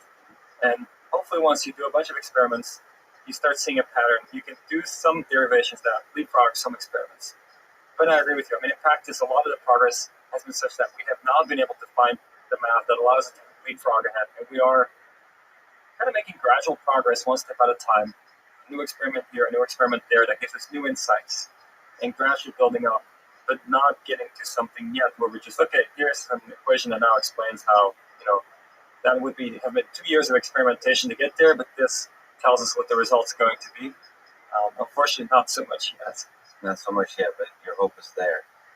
In trying to teach robots or systems to do everyday tasks or even in simulation, what do you think you're more excited about? Imitation learning or self-play? So letting robots learn from humans, or letting robots play on their own, try to figure out in their own way, and eventually interact with humans or solve whatever problem is. What's the more exciting to you? What's more promising, you think, as a research direction? So when we look at self-play, what's so beautiful about it goes back to the challenges in reinforcement learning. So the challenge in reinforcement learning is getting signal. And if you never succeed, you don't get any signal. In self-play, you're on both sides. So one of you succeeds. And the beauty is also one of you fails. And so you see the contrast. You see the one version of me that did better than the other version. And so every time you play yourself, you get signal. And so whenever you can turn something into self-play, you're in a beautiful situation where you can naturally learn much more quickly than in most other reinforcement learning environments.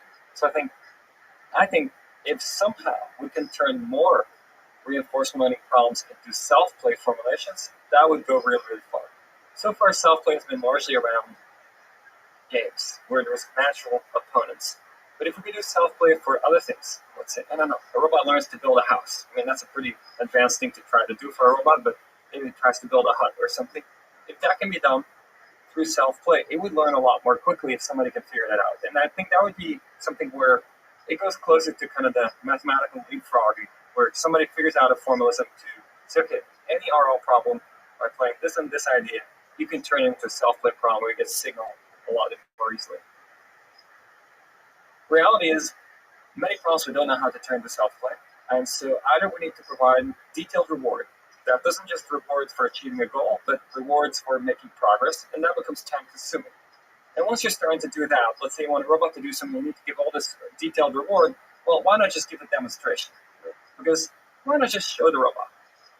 And now the question is, how do you show the robot? One way to show is to teleoperate the robot, and then the robot really experiences things. And that's nice because that's really high signal-to-noise ratio data. We've done a lot of that, and you teach your robot skills in just 10 minutes, you can teach a robot a new basic skill, like, okay, pick up the ball, place it somewhere else. That's a skill, no matter where the ball starts, maybe it always goes up to a target or something. That's fairly easy to teach a robot with teleop.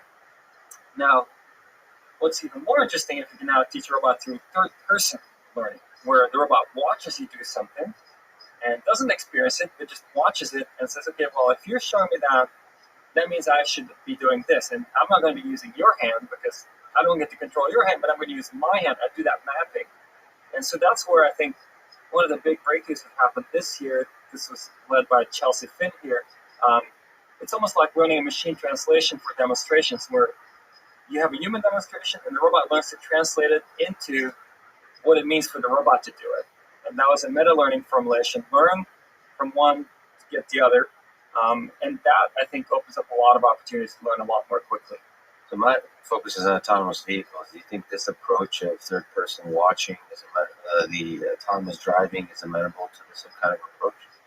So for autonomous driving, I would say it's third person is slightly easier.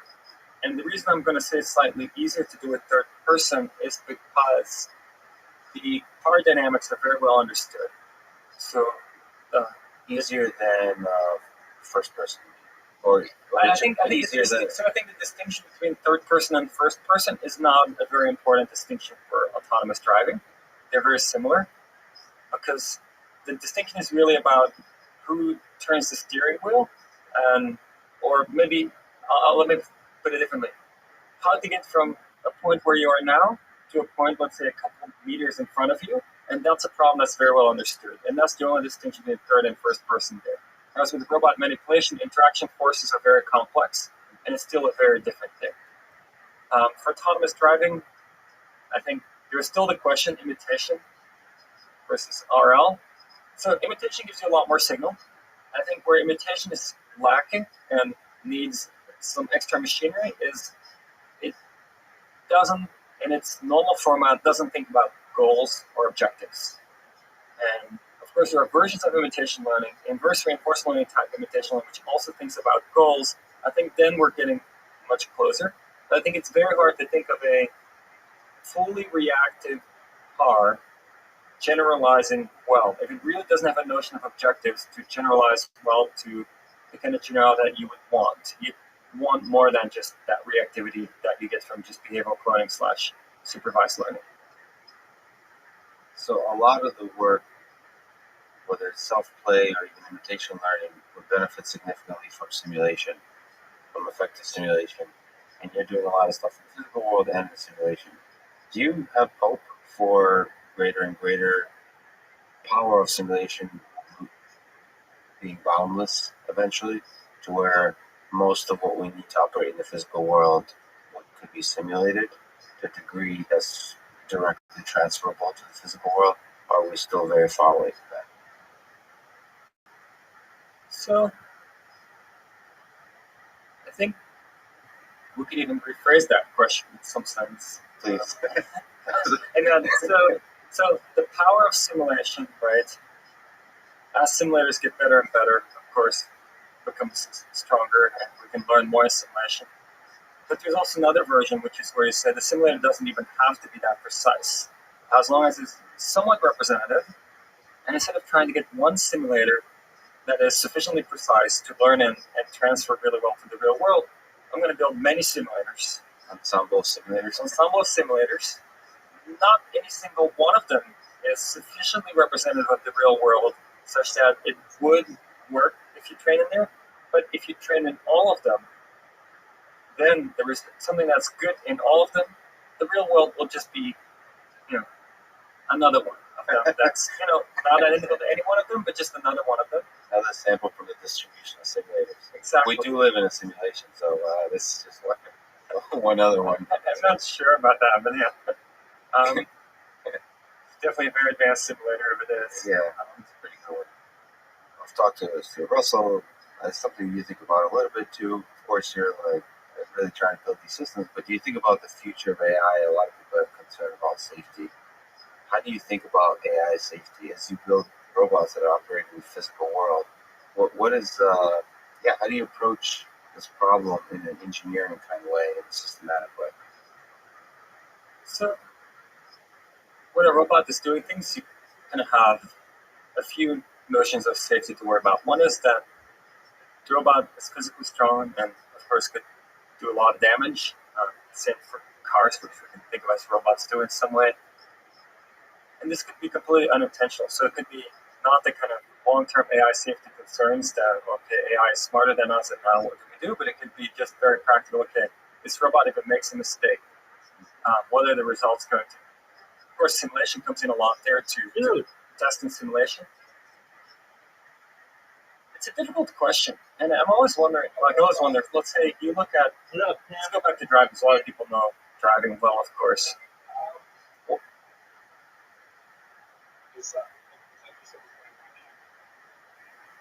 All right. Are you able to play indefinitely, or do you need to wait till you get home?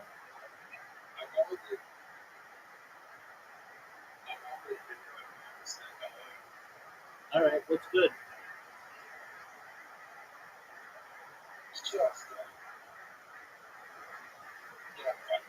Are you going to go to the gym and work on your hand-eye coordination so that you don't suck dick at mini golf?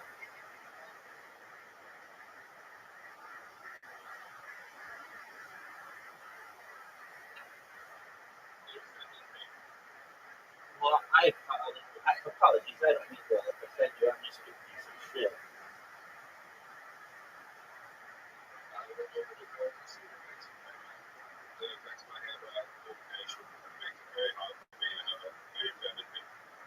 Well, how was I supposed to know that? We've known each other for a year, and this is the first you've ever mentioned it. Yes, because it's. Okay, I'm going to say something a little bit controversial. We're all over here, see out there, one that's misdiagnosed because autism is heavily misdiagnosed. And there's a lot of people that go undiagnosed with these various obviously that they don't know about because the awareness of autism is so bad. It's like the same with ADHD, I do have ADHD, but the awareness of autism is so bad that no one knows about this neurodivergency because it's like actually a form of autism. Okay. So does that mean I can't make fun of how you play mini golf anymore? I mean, yeah. All right. Well, you suck dick at it. When are you going to improve? I want to get practice. All right. Do you want to practice now? You get more viral when you raise your awareness about differences. Well, yeah, everybody's going to want an explanation as to why you suck dick at mini golf. So, yeah, everyone in the world knows.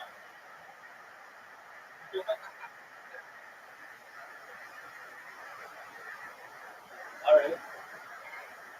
So you're off to the gym. How much longer is your ride to the gym?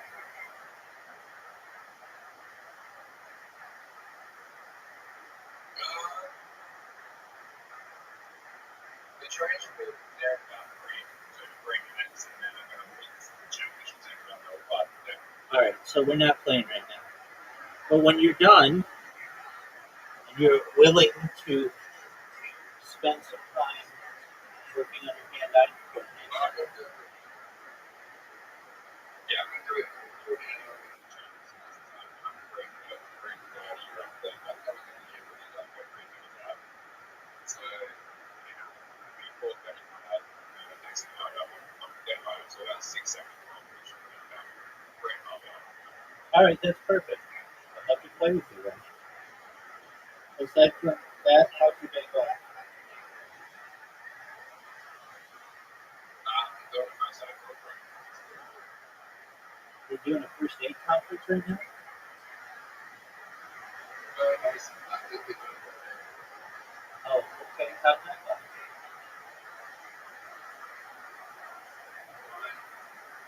All right. What's up, buddy? So good. How you living, family? I think it's socialized. Very cool.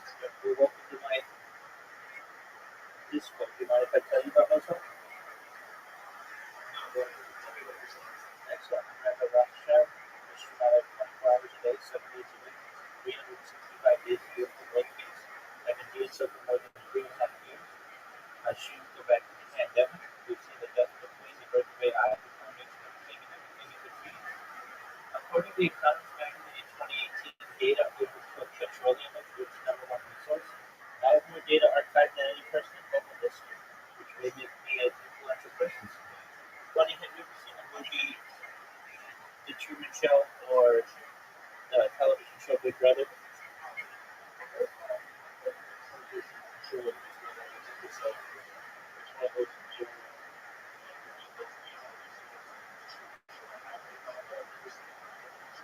That's okay. So the Truman Show is the story of a man whose every moment of his life was on camera. Essentially, the only difference is that we have my consent to do this, and in that movie they do not have its consent. But I feel that this can be studied in the future. In the past, people would have written a diary or a journal, and what makes me different is that I essentially have video archives. I have the world's largest time capsule timeline. It is something that I want to use as a platform to be able to help with global issues, such as ending world hunger through the use of technology, such as agricultural drones, saltwater greenhouses, floating greenhouses, hydroponics, vertical farming, cloud seeding. I'm sponsored by a cryptocurrency known as Harry Obama Sonic 10 I know it sounds like a lot, but it is worth tens of millions of dollars. It is a project that has built wells in developing nations such as Nigeria. I'm going to help with those types of endeavors to help end world thirst. Additionally, I'm a major advocate for the Abstract program. But most importantly, I'm an advocate for the technology known as desalination, essentially where we pump earth seawater onto land to make it drinkable for the common person. I talk about other things that are discussed in society, things like anti-gravity, anti-matter, faster light travel, faster light communication, quantum computing, artificial intelligence, artificial general intelligence, artificial super intelligence.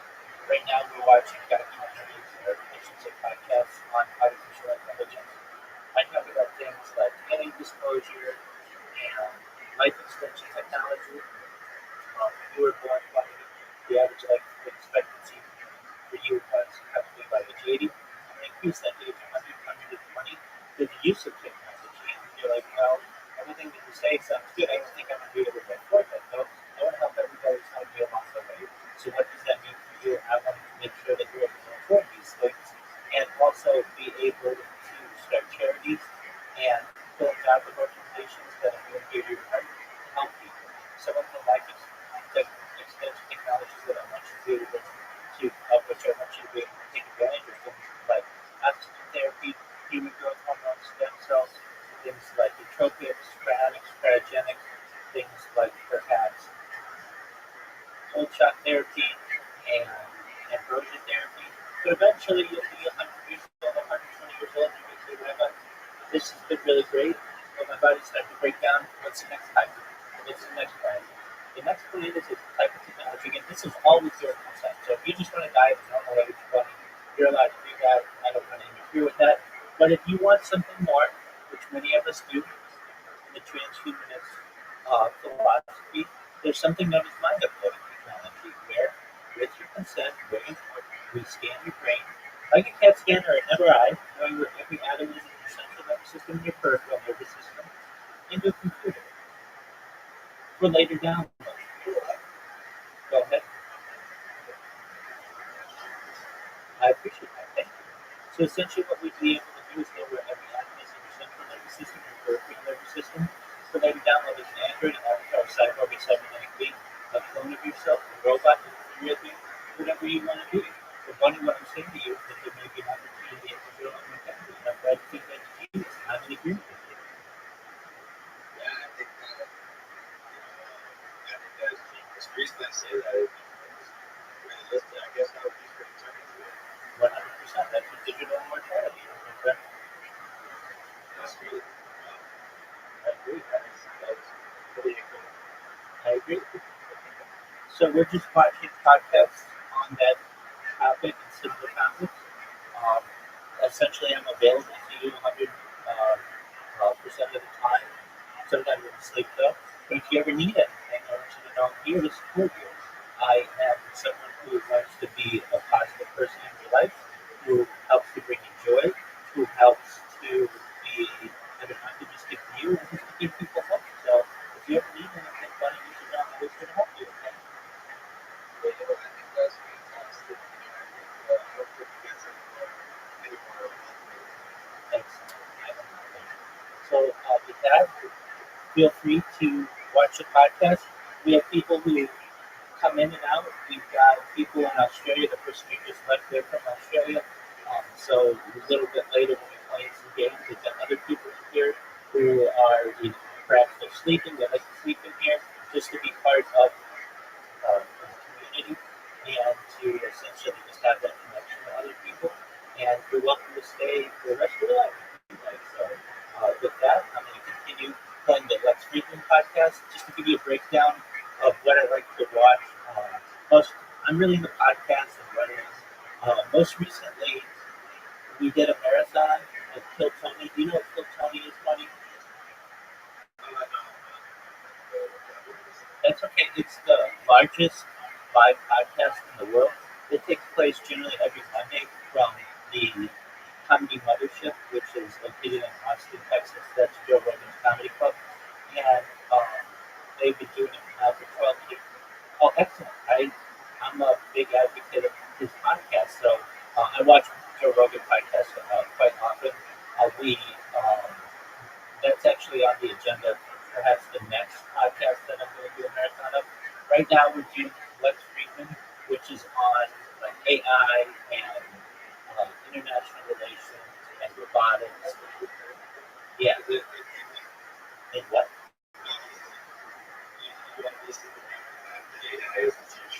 Yeah, I'm a futurist, most certainly. So I think AI has a central role in the future of humanity. I just finished up. Go ahead.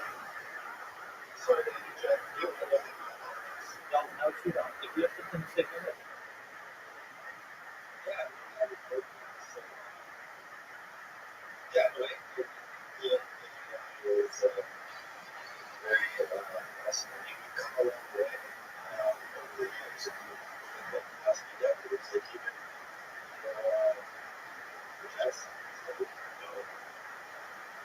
in those times, how people have thought that, that could happen. They don't imagine if we could go back then and show them what we've accomplished since then. Like if we had a time machine, that we could eventually know what maybe one day. that's absolutely correct, and that's the right mentality to have. You should know that given enough time, anything is possible, even time travel. That's a pretty cool concept as well. Right? I think it's a really cool concept. I do as well. The main issue with time travel is generally what's known as the grandfather paradox. It's the idea of what happens if you go back in time and kill your grandfather, what happens to you? And basically, our minds can't wrap itself or itself around what happens in that scenario.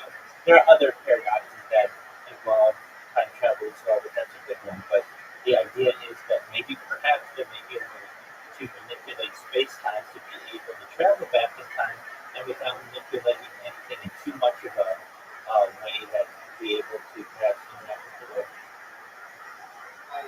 Yeah, you know what? It's interesting that you mentioned it because I know there's a lot of movies that touch base and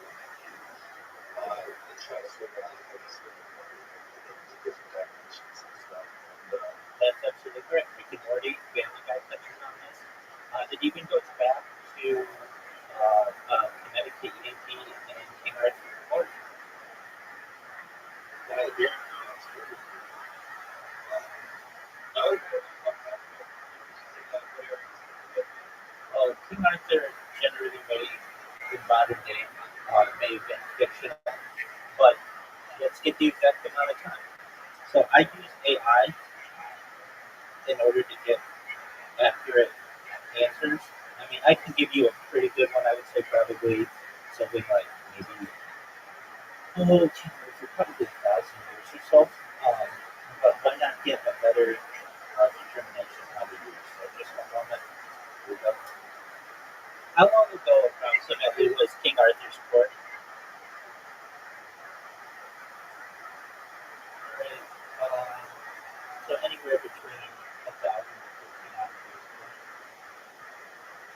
Okay, so put that into perspective. Are we talking like Roman Empire times? Like, is that what we're talking about here? So the fall of the Roman Empire generally is 476 of the Common Era. So we're looking at perhaps a couple centuries or many of them 3 centuries after that. Do you have any other questions?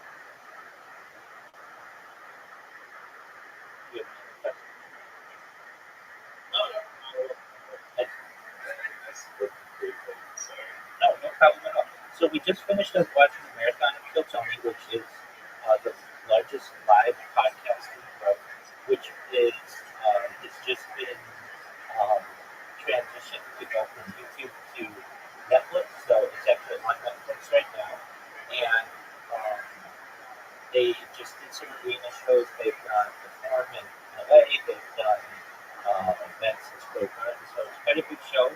And now we're doing like streaming podcasts. There may be some other podcasts that we're going to do. And then we're going to do the Joe Rogan podcast, perhaps. To watch every moment of every Joe Rogan podcast is approximately, at this point, 300 days. So that would take us basically 18 people. But I just always have something going on. So you can see what many times people ask me, well, Rabbi, why don't you just share your screen on the laptop? I would love to. It is there's an issue that occurs that the app crashes with Discord, or just runs into issues. And at least this way, it doesn't have as many technical issues. So apologies, it's not as high def, but the sound is quite good. And if you ever need it, get on board. Right now, they're in a discussion of us and his guest. We just started this marathon today. We're on like episode 9, but we have discussions on AI, things that we just talked about. Why are we here? Are we alone? The big question for society, and where's the world going with the evolution of the automated car, self-driving cars, AI, artificial general intelligence, and artificial intelligence. So these are all topics that probably of interest to you. So if you can talk. What do we do to test somebody for driving, right? To get a driver's license. What do they really do? I mean, you fill out some tests, and then you drive. And I mean, For a few in minutes. suburban California, a driving test is just you drive around the block, pull over, you do a stop sign successfully, and then you pull over again, and then you're pretty much done. And they're like, okay, if a self-driving car did that, would you trust it that it can drive? And I'd be like, no, that's not enough for me to trust it. But somehow for humans, we figured out that somebody being able to do that is representative of them being able to do a lot of other things. And so I think somehow for humans, we figured out representative tests of what it means if you can do this, what you can really do. Of course, testing humans don't want to be tested at all times. Self-driving cars or robots could be tested more often, probably. You can have replicas that get tested and are known to be identical, to use the same neural net and so forth. But still, I feel like we don't have this kind of unit tests or proper tests for robots, and I think there's something very interesting to be thought about there, especially as you update things. Your software improves. You have a better self-driving car suite. You update it. How do you know it's indeed more capable of everything than what you had before, that you didn't have any bad things creep into it?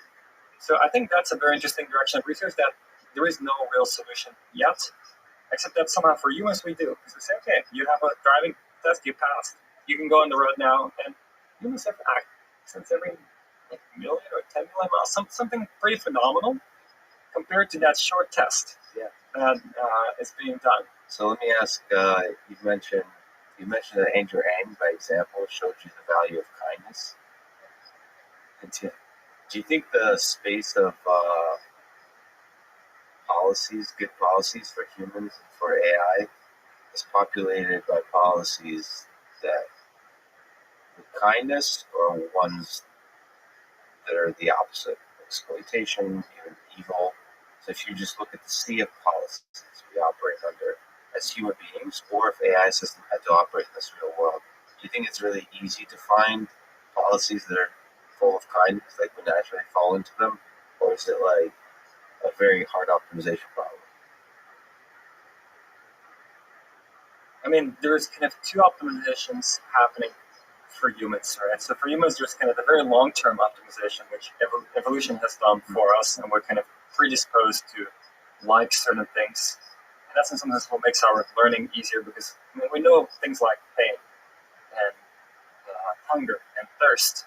And the fact that we know about those is not something that we were taught. That's kind of innate. When we're hungry, we're unhappy. When we're thirsty, we're unhappy. When we have pain, we're unhappy.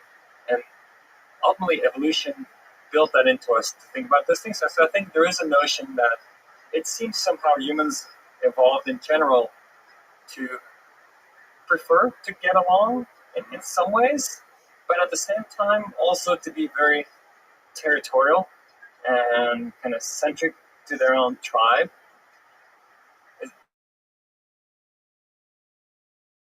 Like it seems like that's. I'm not an expert in anthropology, but it seems like we're very kind of good within our own tribe, but need to be taught to be nice to other tribes. Well, if you look at Steven Pinker, he highlights this pretty nicely in Better Angels of Our Nature, where he talks about violence decreasing over time consistently. So whatever tension, whatever teams we pick, it seems that the long arc of history goes towards us getting along more and more. So I hope so. So do you think it's possible to teach RL-based robots this kind of kindness, this kind of ability to interact with humans, this kind of policy? Even to let me ask. Do you think it's possible to teach RL-based robot to love a human being and to inspire that human to love the robot back? So to like a RL-based algorithm that leads to a happy marriage. That's an interesting question. Maybe I'll answer it with another question, right? I mean, but I'll come back to it. So another question you can have is, okay, I mean, how close does some people's happiness get from interacting with just a really nice dog? Like, I mean, dogs, you come home, that's what dogs do. They greet you. They're excited. It makes you happy when you come home to your dog. You're just like, okay, this is exciting. They're always happy when I'm here. I mean, if they don't greet you because maybe whatever, your partner took them on a trip or something, you might not be nearly as happy when you get home, right? And so the kind of, it seems like the level of reasoning a dog has is pretty sophisticated, but then it's still not yet at the level of human reasoning. And so it seems like we don't even need to achieve human level reasoning to get like very strong affection with humans. And so my thinking is, why not, right? Why couldn't, with an AI, couldn't we achieve the kind of level of affection that humans feel among each other or with friendly animals and so forth? It's a question, is it a good thing for us or not? That's another thing, right? Because, I mean, but I don't see why not. Why not? Yeah. So Elon Musk says love is the answer. Maybe he should say love is the objective function, and then RL is the answer. Right? Oh, maybe. Well, Peter, thank you so much. I don't want to take up more of your time. Thank you so much for talking today. Well, Mike, thanks for coming by. Great to have you visit.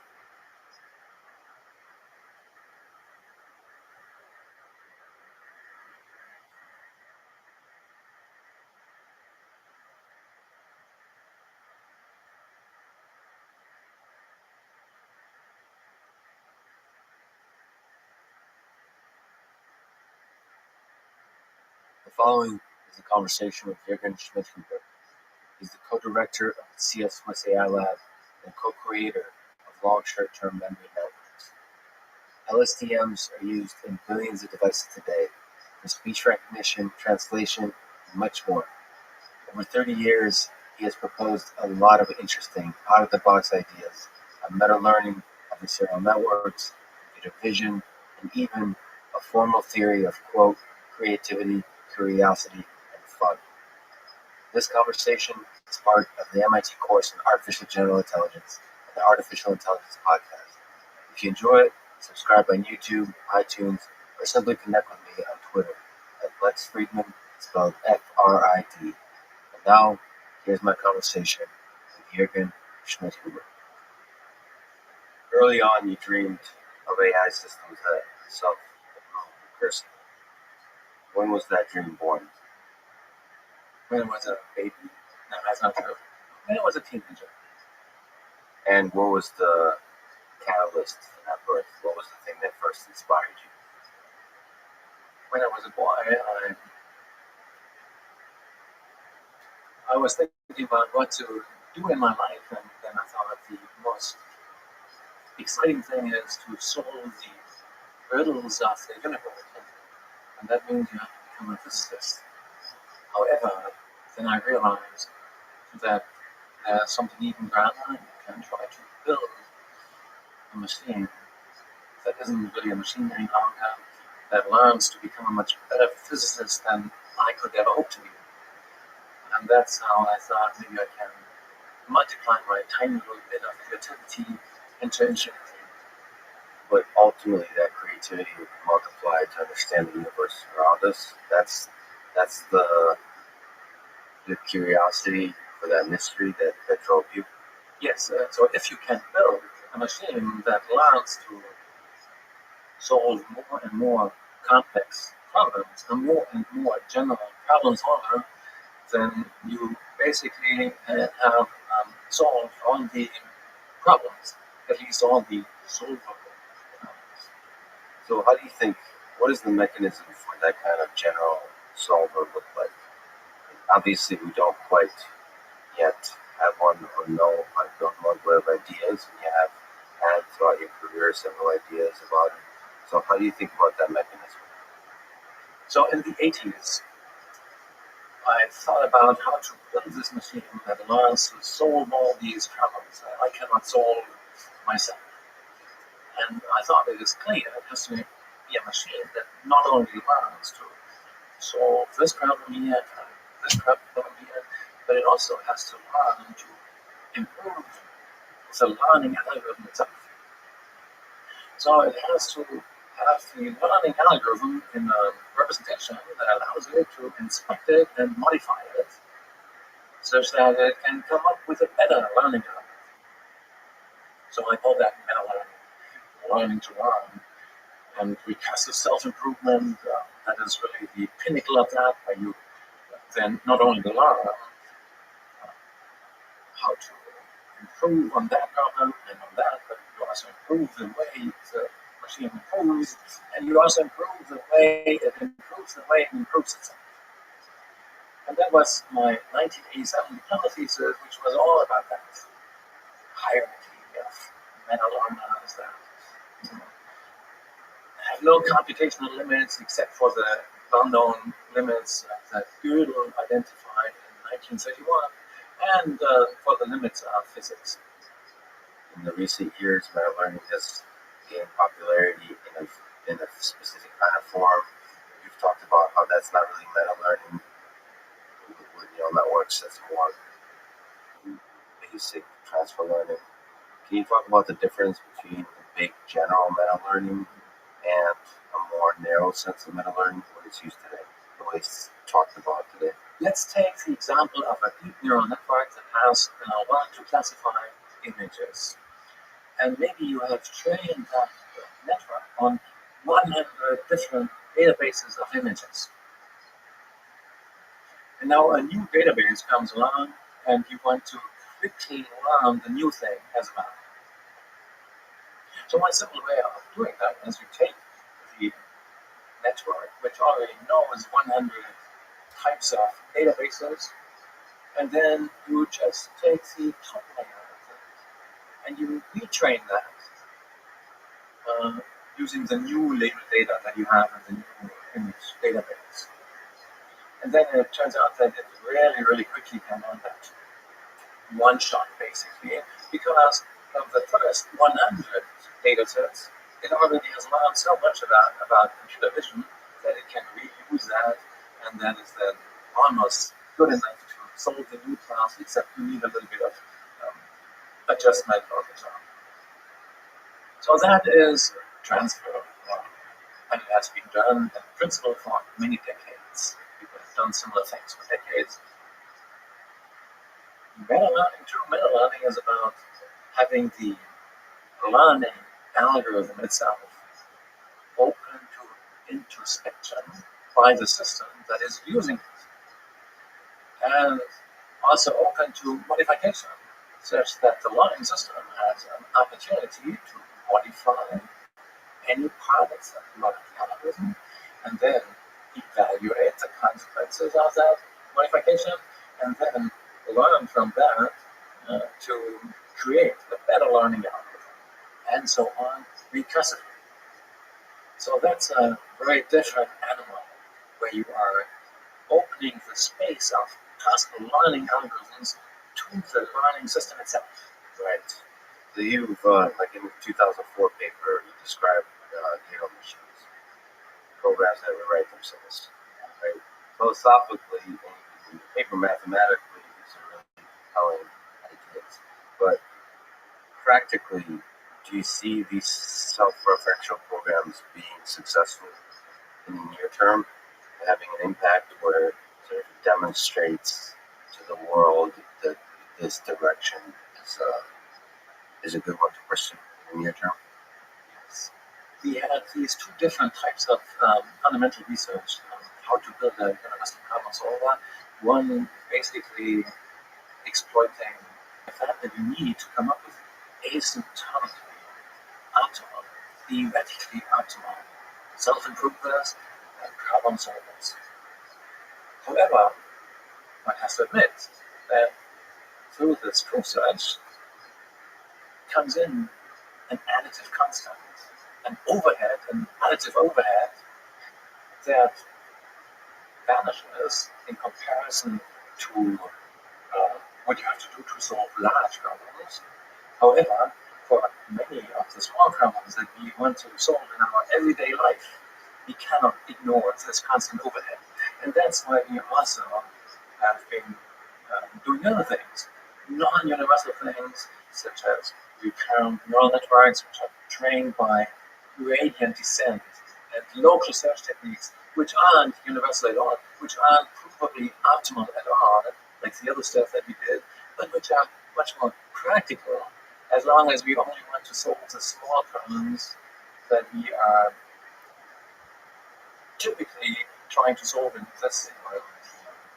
Yeah, so the universal problem solvers, like the Gödel machine, but also Markus Hütter's fastest way of solving all possible problems, which he developed around 2002 in my lab, they are associated with these constant overheads for proof search, which guarantees that the thing that you're doing is optimal.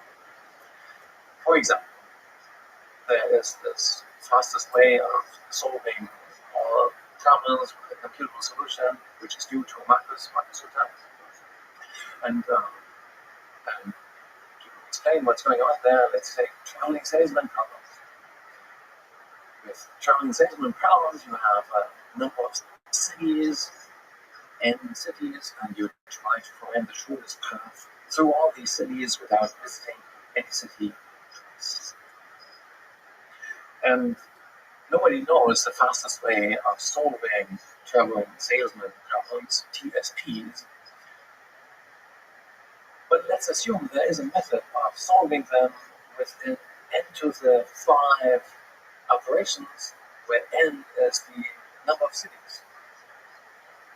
Then the universal method of Markus is going to solve the same traveling salesman problem also within n to the 5 steps, plus O of 1, plus a constant number of steps. that you need for the researcher, which you need to show that this particular class of problems, the Turing salesman problems, can be solved within a certain time bound, within more than 8 to 5 steps, basically. And this predictive constant doesn't care for n, which means as n is getting larger and larger, as you have more and more cities, the constant overhead pales in comparison. And that means that almost all large problems are solved in the best possible way already today.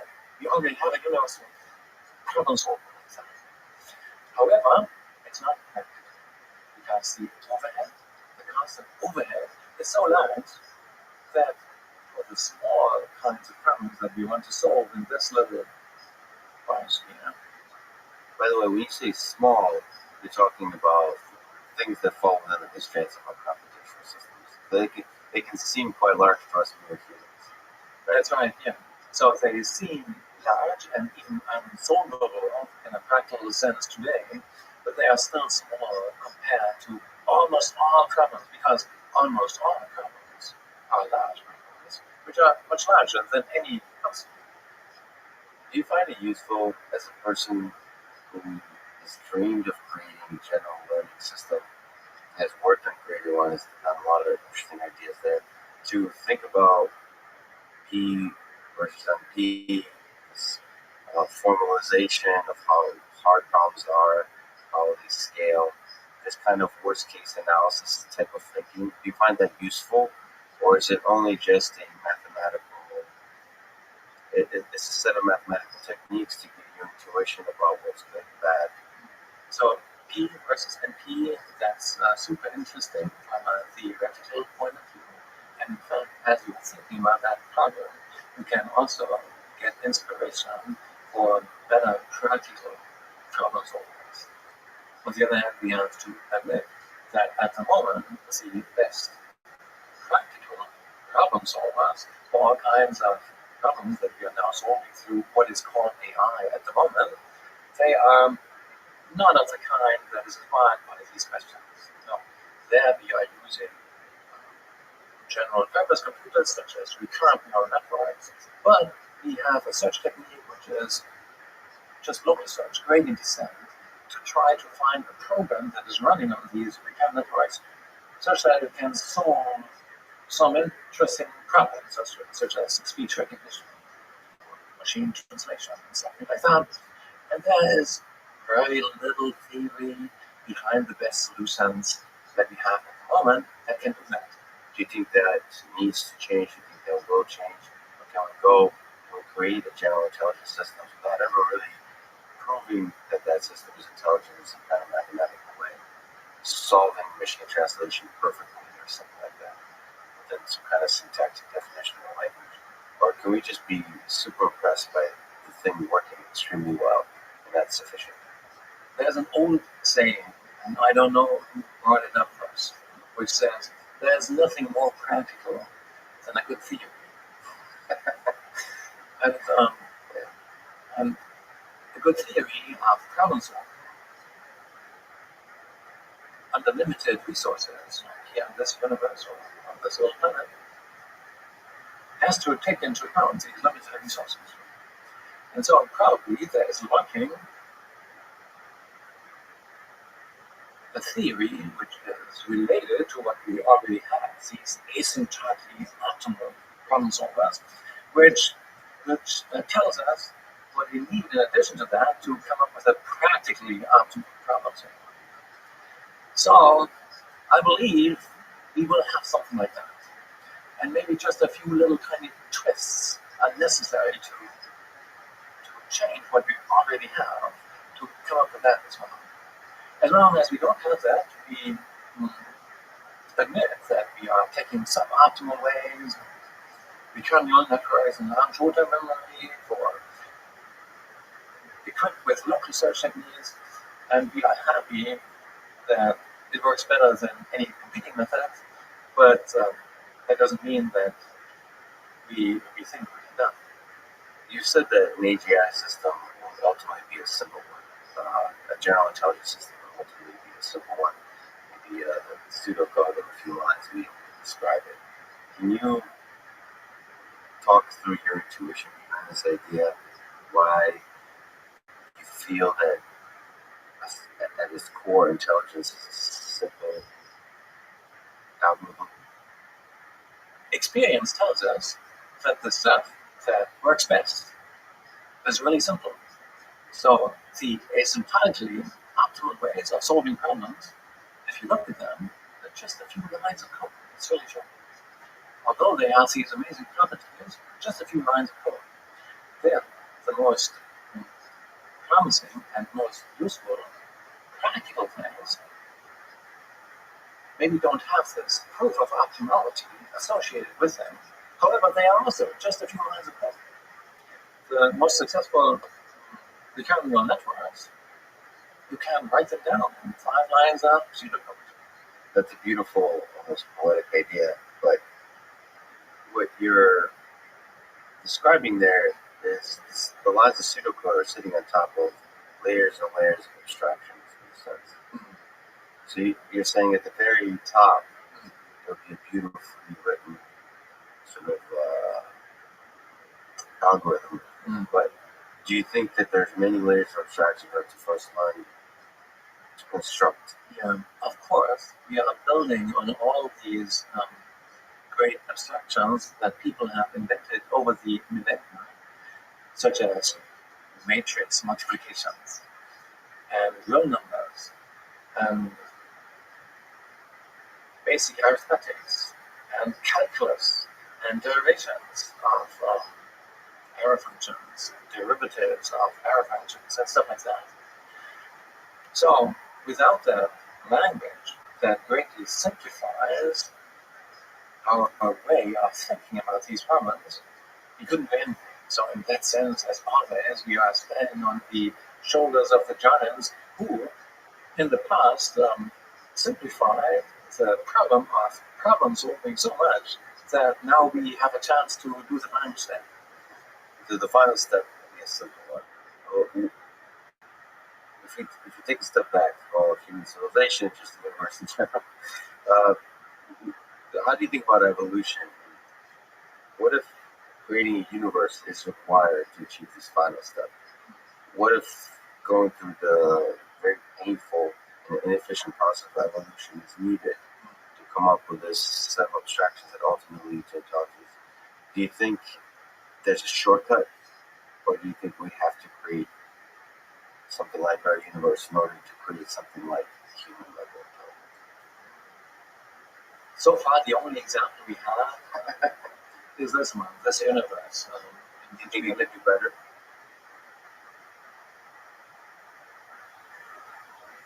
Maybe not, but we are part of this whole process. So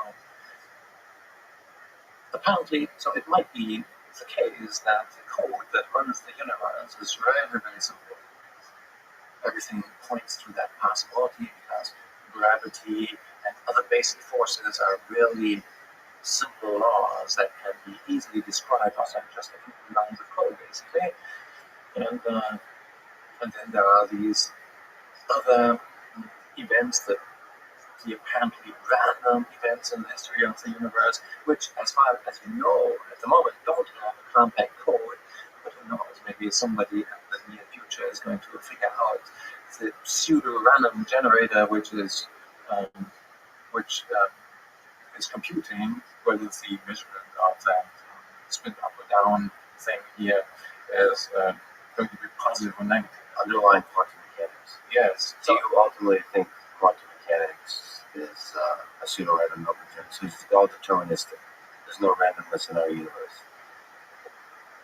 Does God play dice? So a couple of years ago, a famous physicist, quantum physicist, Taik, he wrote an essay in Nature, and it started more or less like that. One of the fundamental insights of the 20th century was that the universe is fundamentally random on the quantum level. And that whenever you measure spin up or down or something like that, a new bit of information enters the history of the universe. And while I was reading that, I was already typing the response, and they had to publish it because I was right. But there is no evidence, no physical evidence for that. So there's an alternative explanation where everything that we consider random is actually pseudo-random, such as the decimal expansion of pi, 3.141, and so on, which looks random, but isn't. So pi is interesting because every 3-digit sequence, every sequence of 3 digits appears roughly 1 in 1,000 times, and every 5-digit sequence appears roughly 1 in 10,000 times. What you would expect if it was random. But there's a very short algorithm, a short program that computes all of that. So it's extremely compressible. I don't know, maybe tomorrow some grad student at CERN goes back over all these data points, beta decay and whatever, and figures out, oh, it's the second billion digits of pi, or something like that. We don't have any fundamental reason at the moment to believe that this is truly random and not just a deterministic video game. If it was a deterministic video game, it would be much more beautiful because beauty is simplicity.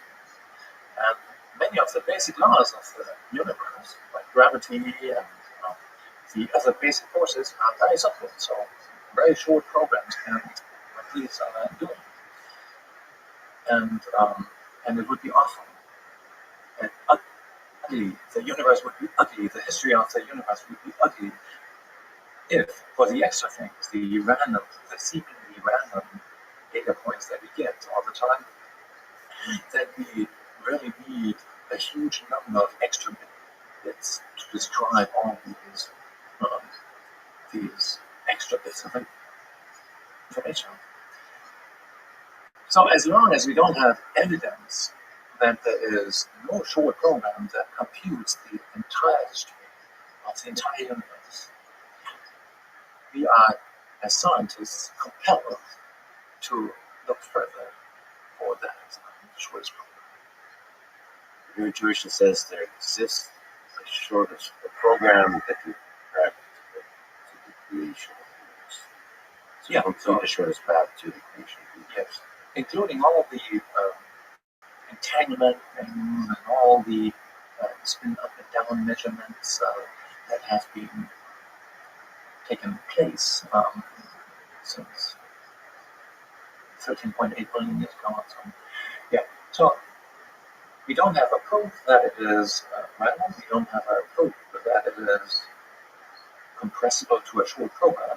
But as long as we don't have that proof, we are obliged as scientists to keep looking for that simple explanation. Absolutely. So you said simplicity is beautiful. The beauty is simple. Either one works. But you also work on curiosity, discovery, the romantic notion of randomness, of serendipity, of being surprised by things that are about you. Kind of in our poetic notion of reality, we think as humans require randomness. So you don't find randomness beautiful. You find simple determinism beautiful. Yeah. Okay. So why? Why? Because the explanation becomes shorter. A universe that is compressible to a short program is much more elegant and much more beautiful than another one which needs an almost infinite number of bits to be described. As far as we know, many things that are happening in this universe are really simple in terms of short programs that compute gravity and the interaction between elementary particles and so on. So all of that seems to be very, very simple. Every electron seems to reuse the same sub-program all the time as it is interacting with other elementary particles. If we now require an extra oracle injecting new bits of information all the time for these extra things which are currently not understood, such as beta decay. Then the whole description length of the data that we can observe of the history of the universe would become much longer and therefore uglier. And uglier. Again, simplicity is elegant and beautiful. On the history of science is a history of compression progress. Yeah, so you've described sort of some build-up abstractions, and you've talked about the idea of compression. How do you see this, the history of science, the history of humanity, our civilization, our life on Earth, as some kind of path towards greater and greater compression? What do you mean by that? How do you think about that? Indeed, the history of science is a history of compression progress. What does that mean? Hundreds of years ago, there was an astronomer whose name was Kepler, and he looked at the data points that he got by watching planets move. And then he had all these data points, and suddenly it turned out that he can greatly compress the data by predicting it through an ellipse law. So it turns out that all these data points are more or less on ellipses around the sun. And another guy came along whose name was Newton, and before him Hooke. And they said the same thing, that is making these planets move like that is what makes the atmosphere now. And it also holds for stones and for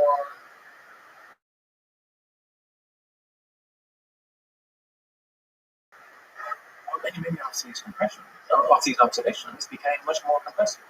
Because as long as you can predict the next thing, given what you have seen so far, you can compress it. You don't have to store that data extra. This is called predictive cooling. And then there was still something wrong with that theory of the universe and deviations from these predictions of the theory. And 300 years later, another guy came along. His name was Einstein.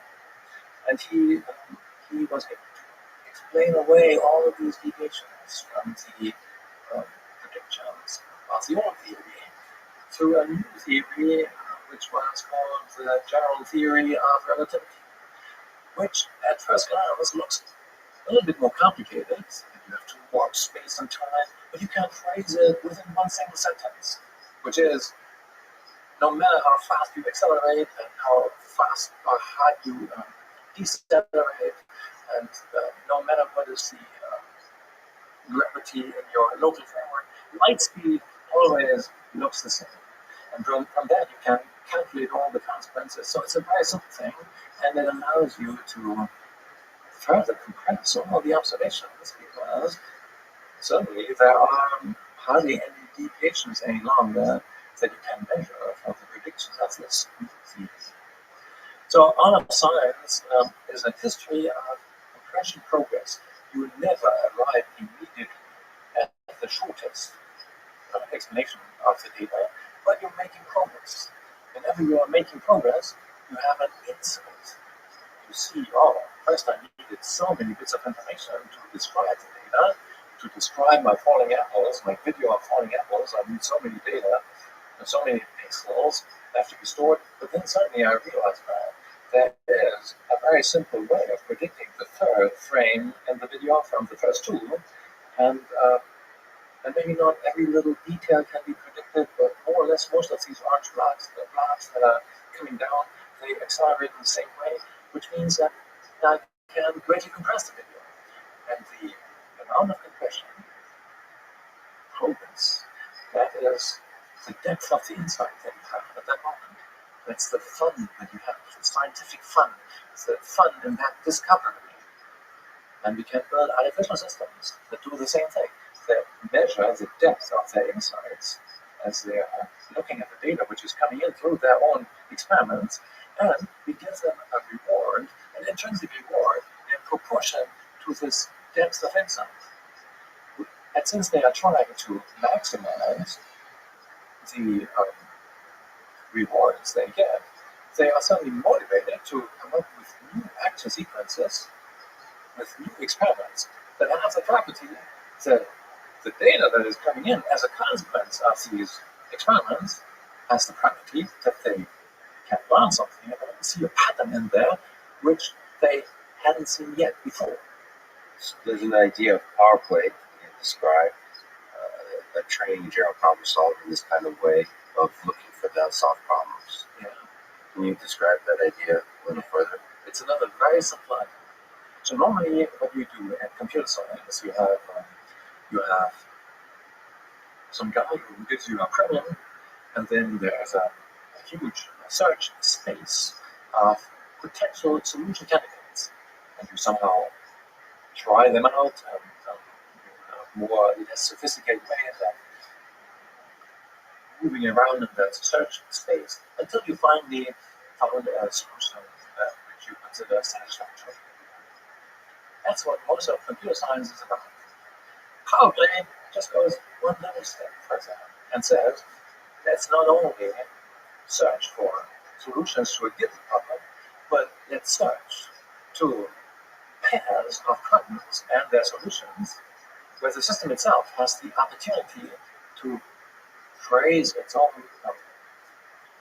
So we are looking suddenly at pairs of problems and their solutions for modifications of the problem solver that is supposed to generate a solution to that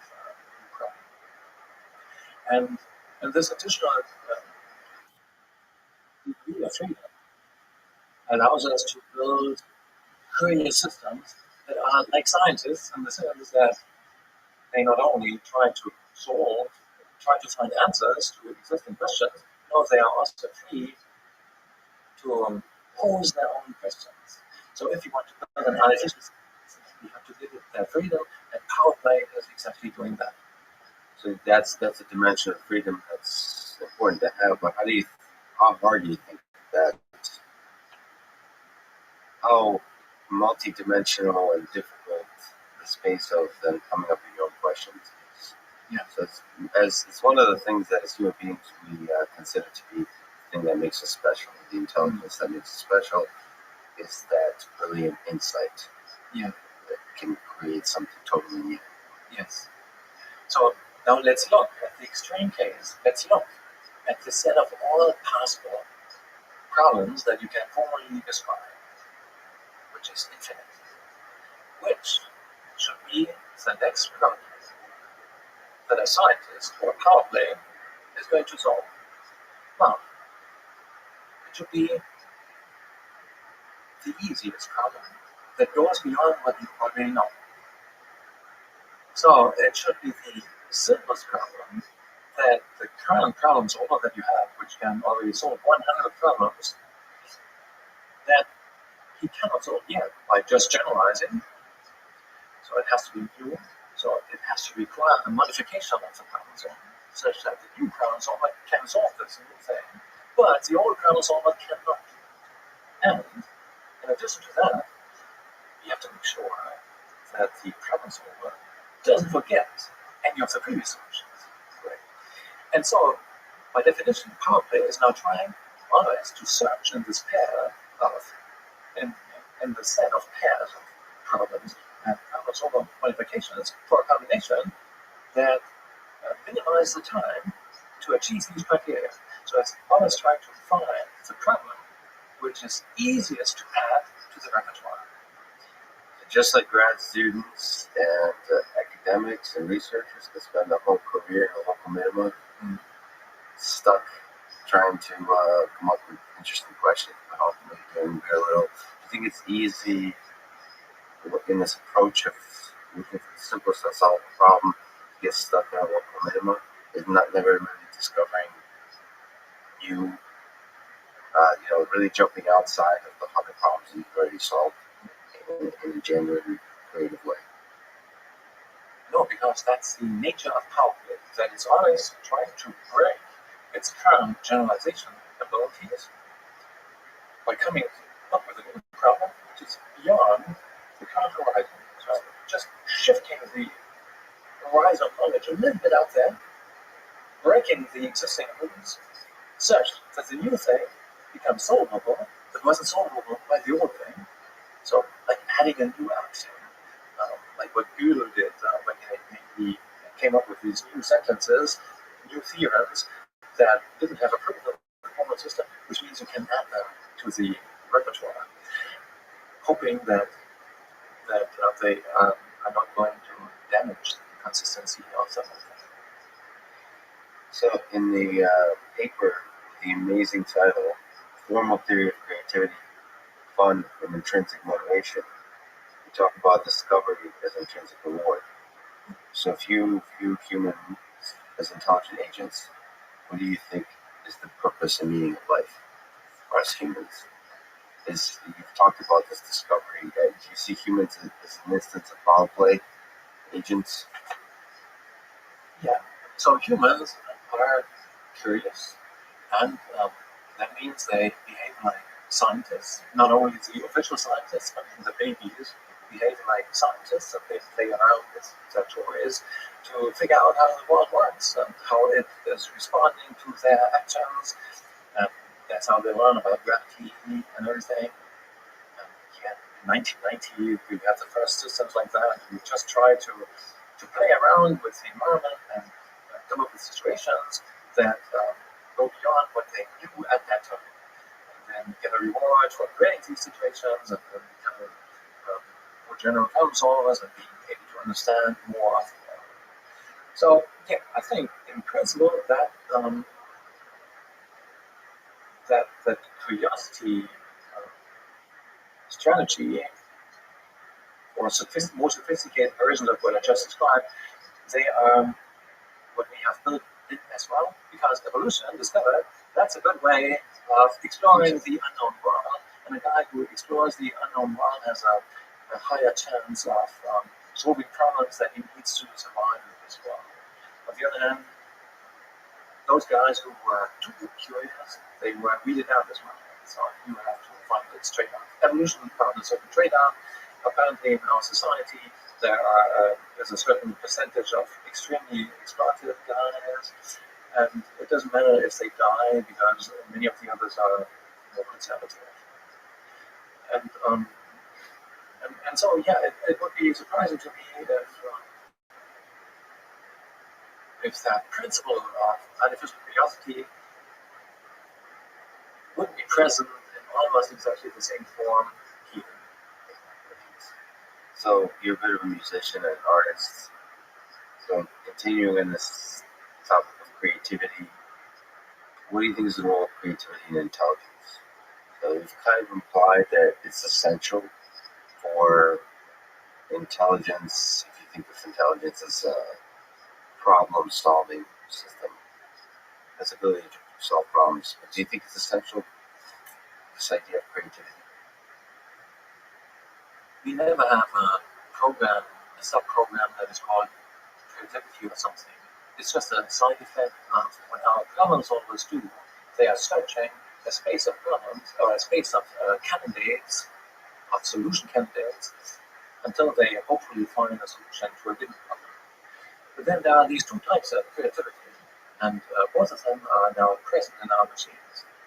The first one has been around for a long time, which is human gives a problem to machine tries to find a solution to that, and this has been happening for many decades, and for many decades machines have found creative solutions to interesting problems where humans were not aware of these particularly creative solutions, but then appreciated that the machine found that. The second is the pure creativity. That I would call, what I just mentioned, I would call the applied creativity, like applied art, where somebody tells you, now make a nice picture of this pope, and you will get money for that. Okay. So here's the artist, and he makes a convincing picture of the pope, and the pope likes it and gets him money. And then there is the pure creativity, which is more like the power play and the artificial curiosity thing, where you have the freedom to select your own problem. Like a scientist who defines his own question to study. And so that is the pure creativity, if you will, as opposed to the applied creativity which serves another. And in that distinction, there's almost echoes of narrow AI versus general AI. So this kind of constrained painting of hope seems like the approaches of what people are calling narrow AI. And pure creativity seems to be, maybe I'm just biased as a human, but it seems to be an essential element of human level intelligence. Is that what you're implying to a degree? If you zoom back a little bit and you just look at a general problem solving machine which is trying to solve arbitrary problems, then this machine will figure out in the course of solving problems that it's good to be curious. So all of what I said just now about this pre-wired curiosity and this will to invent new problems that the system doesn't know how to solve yet should be just a byproduct of the general search. However, apparently evolution has built it into us because it turned out to be so successful, a pre-wiring, a bias, a very successful exploratory bias that we are born with. And you've also said that consciousness in the same kind of way may be a byproduct of problem solving. Yeah. Do you find it's an interesting byproduct? Do you think it's a useful byproduct? What are your thoughts on consciousness in general? Or is it simply a byproduct of greater and greater capabilities of problem solving that's similar to creativity in that sense? Yeah. We never have a procedure called consciousness in our machines. However, we get as side effects of what these machines are doing things that seem to be closely related to what people call consciousness. So, for example, in 1990, we had simple systems which were basically recurrent networks and therefore universal computers trying to map incoming data into actions that lead to success.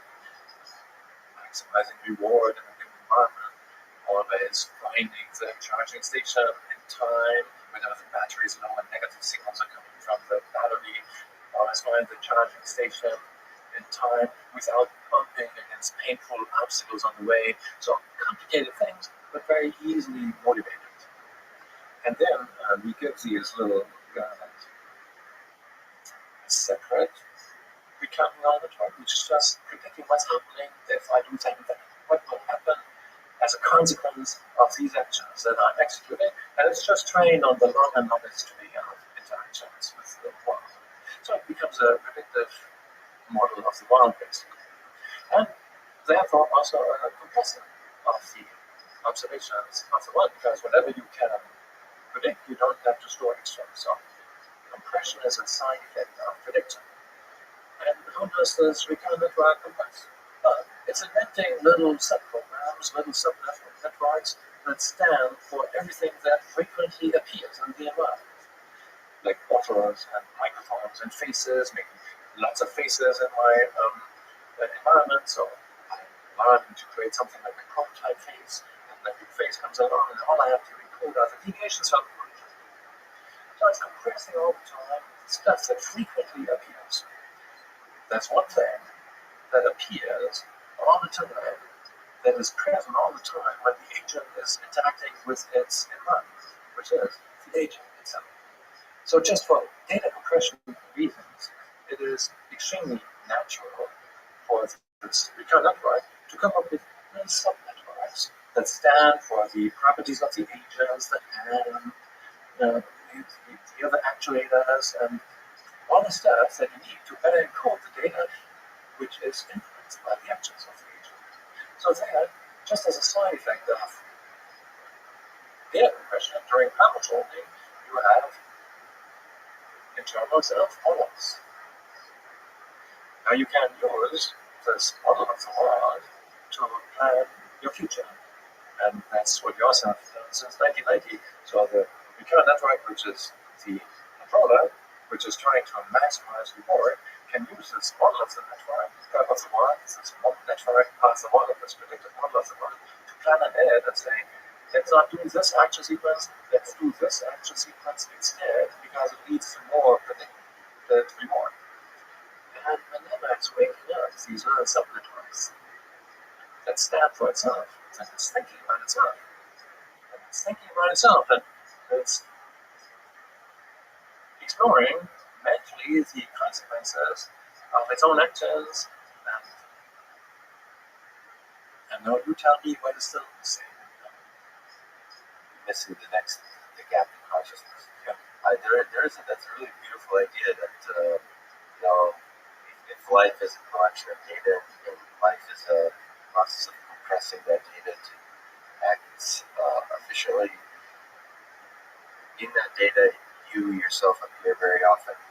So it's useful to form impressions of yourself. It's a really beautiful formulation of what consciousness is. It's a necessary side effect. It's actually quite, how it can be described, RNNs developed LSTMs, long short-term memory networks, type of recurrent neural networks, have got a lot of accessories. So these are networks that model the temporal aspects in the data, temporal patterns in the data, and you've called them the deepest of the neural networks, right? So what do you think is the value of depth in the models that we use to learn? Since you mentioned the long short-term memory and the LSTM, I have to mention the names of the brilliant students who was in the course. First of all, my first student ever was Ted Hochleiter, who had fundamental insights already in holistic hypothesis, then Felix Ears, who had additional important contributions, Alex Graves, from Scotland, who is mostly responsible for this CTC algorithm, which is now often used to train the LSTM to do the speech recognition on all the Google Android phones and whatever, and Siri and so on. So these guys, without these guys, I would be nothing. It's a lot of incredible work. What is now depth? What is the importance of depth? Well, most problems in the real world are deep in the sense that the current input doesn't tell you all you need to know about the environment. So instead, you have to have a memory of what happened in the past, and often important parts of that memory are dated. They are pretty old. So when you're doing speech recognition, for example, and somebody says 11, then that's about half a second or something like that, which means it's already 50 time steps. And another guy, or the same guy, says 7. So the ending is the same, F. But now the system has to see the distinction between 7 and 11. And the only way it can see the difference is it has to store that 50 steps ago, there was an 11 or 7. So there you have already a problem of depth 50. Because for each type step, you have something like a virtual layer in the expanded whole version of this recovered, which is going to speech recognition. So these long time lags, they translate into problem depth. And most problems in this world are such that you really have to look far back in time to understand what is the problem and to solve it. But just like with LSTMs, you don't necessarily need to, when you look back in time, remember every aspect. You just need to remember the important aspects. That's right. The network has to learn to put the important stuff into memory and to ignore the unimportant noise. So, but in that sense, deeper and deeper is better?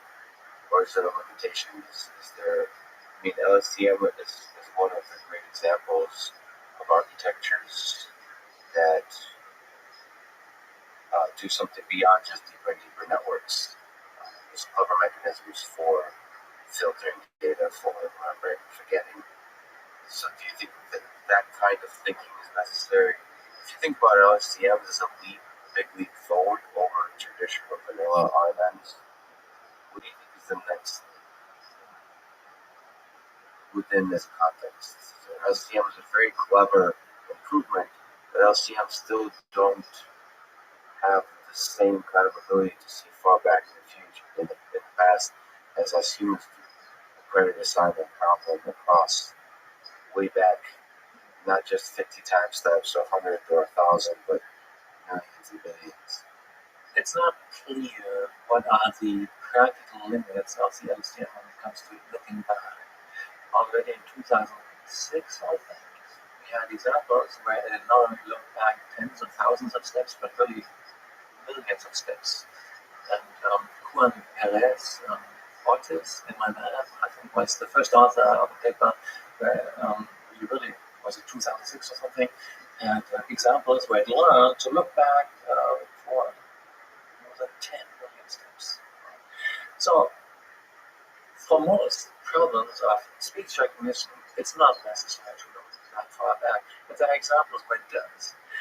Now, the looking back thing, that's rather easy because there's only one past, but there are many possible futures. And so a reinforcement learning system, which is trying to maximize its future expected reward, and doesn't know yet which of these many possible futures should I select, given this one single path, is facing problems that the LCM by itself can answer. So the LCM is good for coming up with a compact representation of the history so far, of the history and of observations and actions so far. But now, how do you plan in an efficient and good way among all these? How do you select one of these many possible action sequences that a reinforcement learning system has to consider to maximize reward in this unknown future? So again, you have this basic setup where you have one account network, which gets in the video and the speech and whatever, and it's executing actions and is trying to maximize reward. So there is no teacher who tells it what to do at which point in time. And then there's the other network, which is just predicting what's going to happen if I do that and then. And that could be an LCM network. And it allows to look back all the way to make better predictions of the next time step.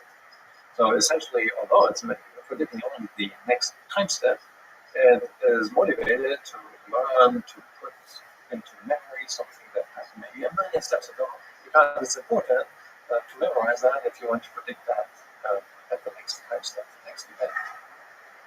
Now, how can a model of the world like that, a predictive model of the world, be used by the first guy? Let's call it the controller and the model. The controller and the model. How can the model be used by the controller to efficiently select among these many possible futures?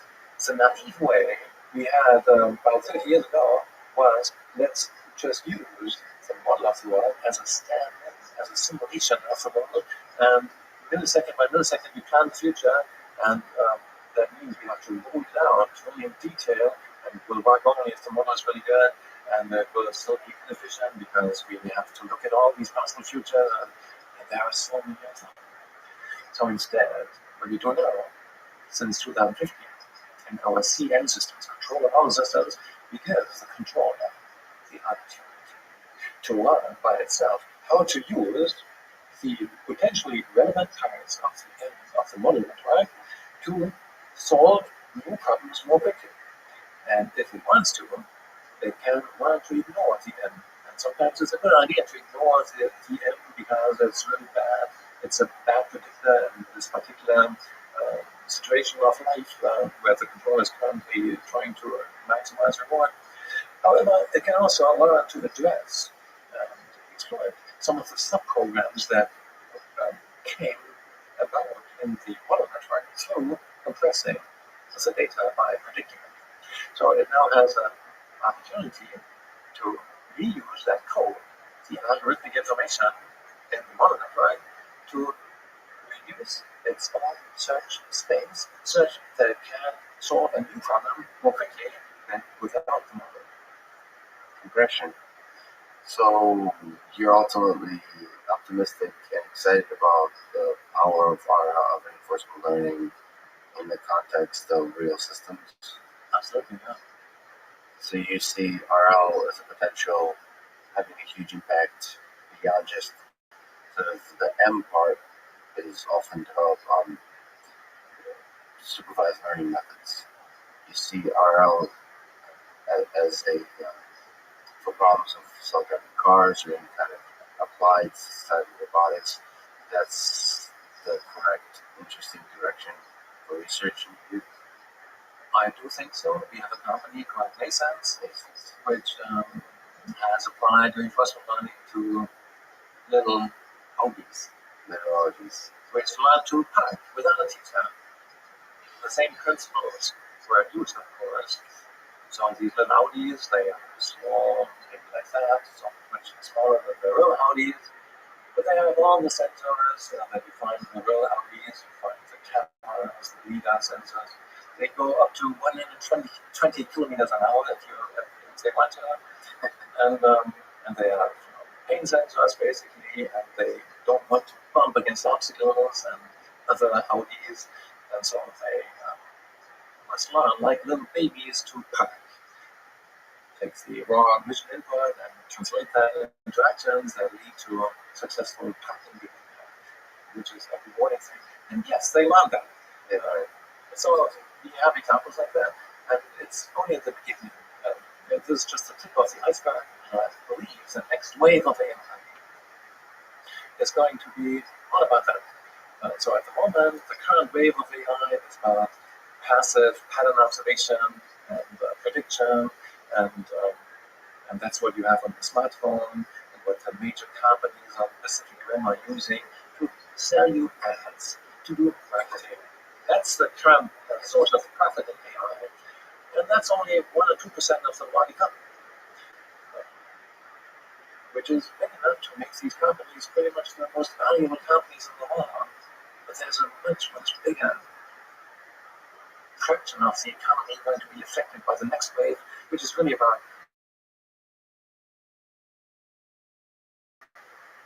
or lectures. Do you think simulation is ultimately the biggest way that those methods will be successful in the next 10, 20 years? We're not talking about 100 years from now. We're talking about sort of the near-term impact of RL. Do you think really good simulation is required, or is there other techniques like imitation learning, observing other humans operating in the real world? Where do you think the success will come from? So at the moment, we have a tendency of using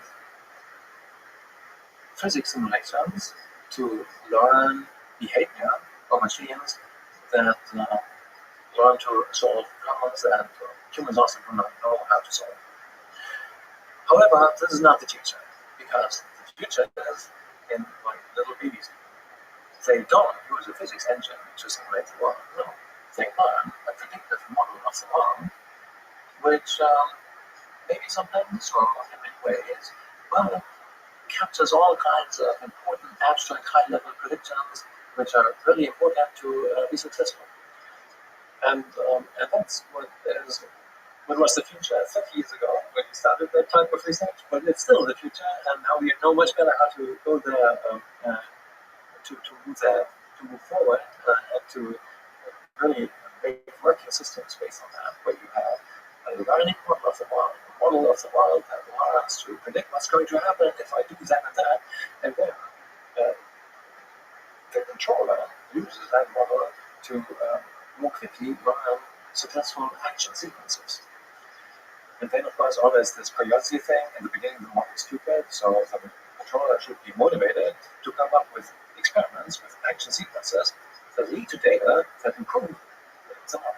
But do you think improving the model, constructing and understanding the world in this connection is now the popular approaches have been successful, or they're grounded in ideas of neural networks?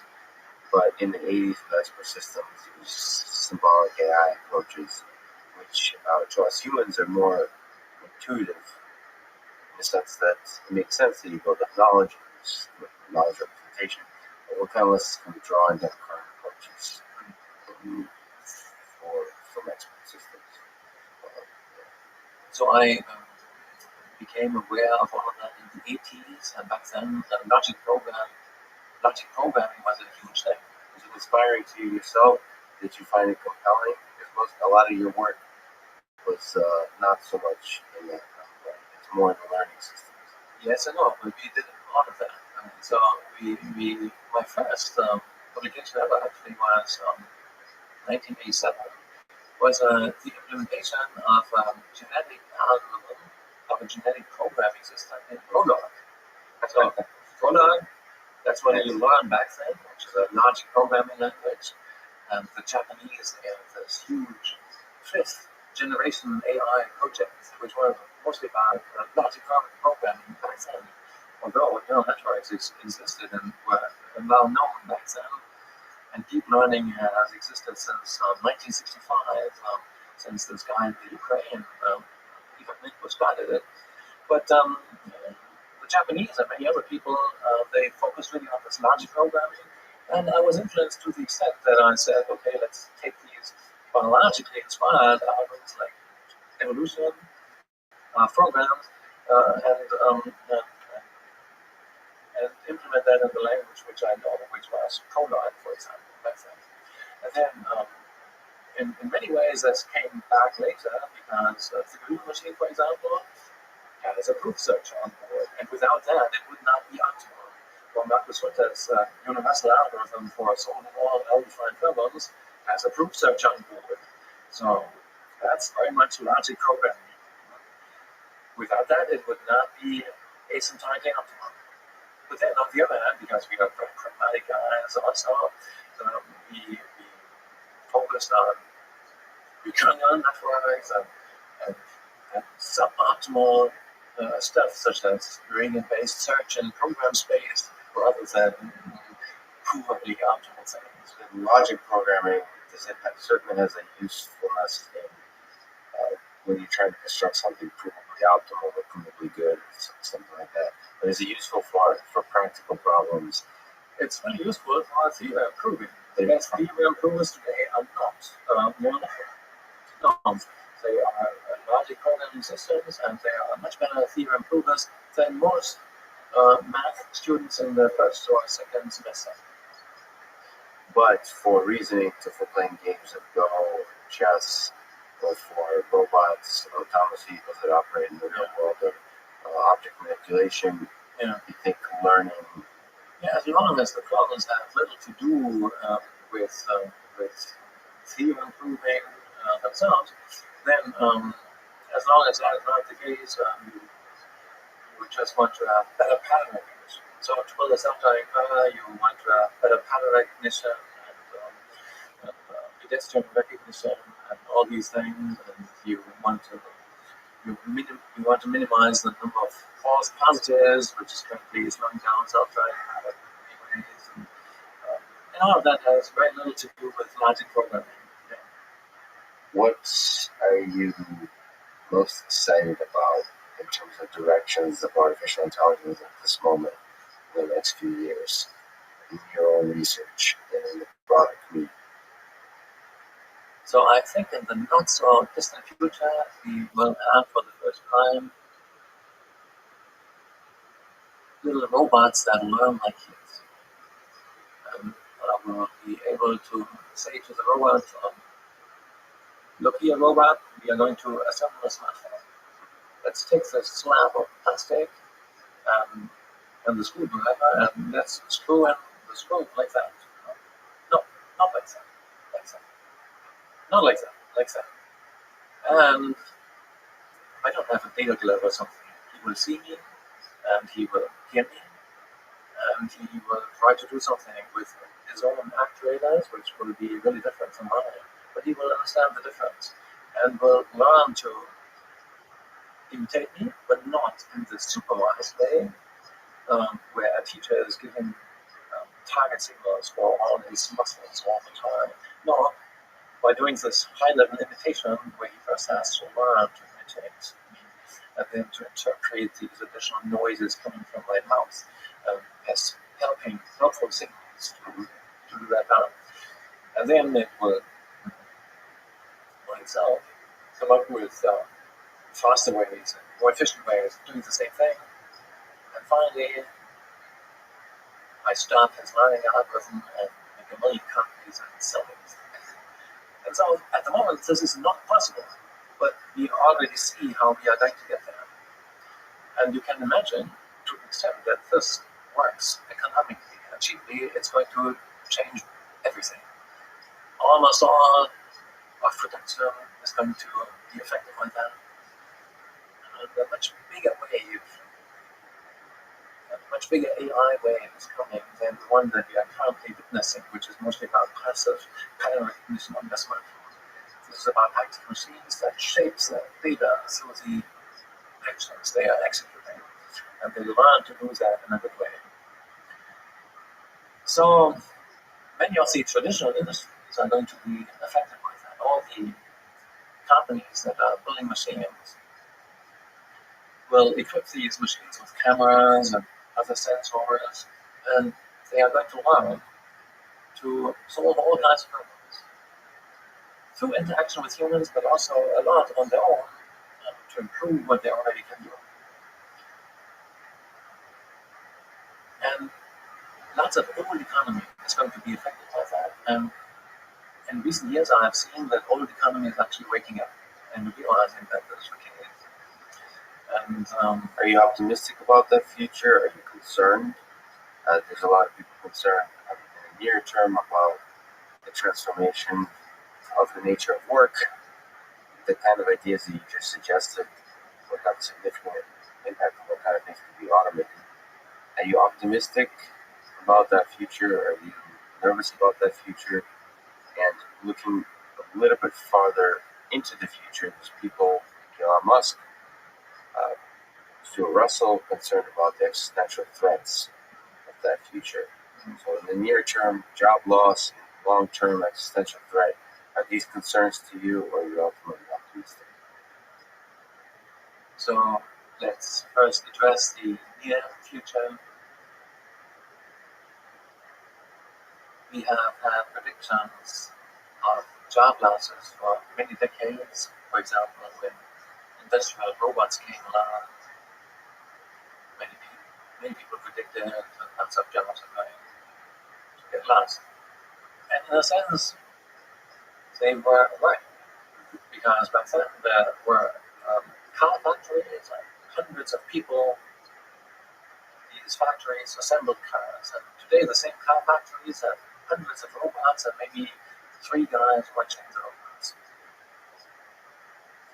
On the other hand, those countries that have lots of robots per capita, Japan, Korea, Germany, Switzerland, a couple of other countries, they have really low unemployment rates. Somehow, all kinds of new jobs were created. Back then, nobody anticipated those jobs. And decades ago, I already said it's really easy to say which jobs are going to get lost, but it's really hard to predict the new ones. 30 years ago, who would have predicted all these people making money as YouTube bloggers? 200 years ago, 60% of all people used to work in agriculture. Today, maybe 1%. But still, only, 5% unemployment.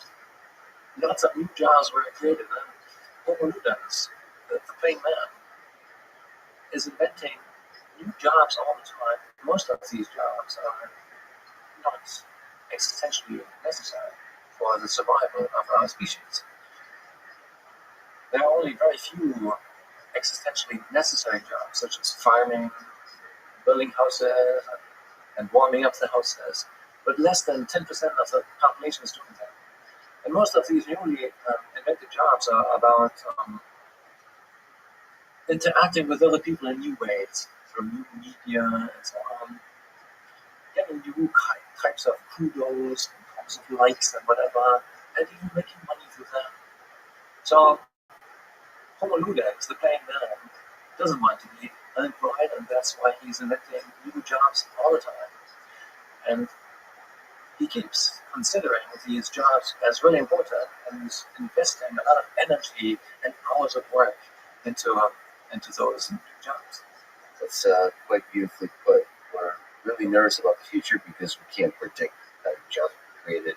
But we're ultimately optimistic that we humans are so restless that we create and give meaning to newer and newer jobs, totally new likes on things that get likes on Facebook or whatever the social platform is. So what about long-term existential threat of AI, where our whole civilization may be swallowed up by these ultra super intelligent systems? Maybe it's not going to be swallowed up, but I'd be surprised if we humans were the last step in the evolution of the universe. You've actually had this beautiful comment somewhere that I've seen saying that artificial, quite insightful, so artificial general intelligence systems, just like us humans, will likely not want to interact with humans. They'll just interact amongst themselves, just like ants interact amongst themselves and only tangentially interact with humans. And it's quite an interesting idea that once we create AGI, that will lose interest in humans and have compete for their own Facebook likes on their own social platforms.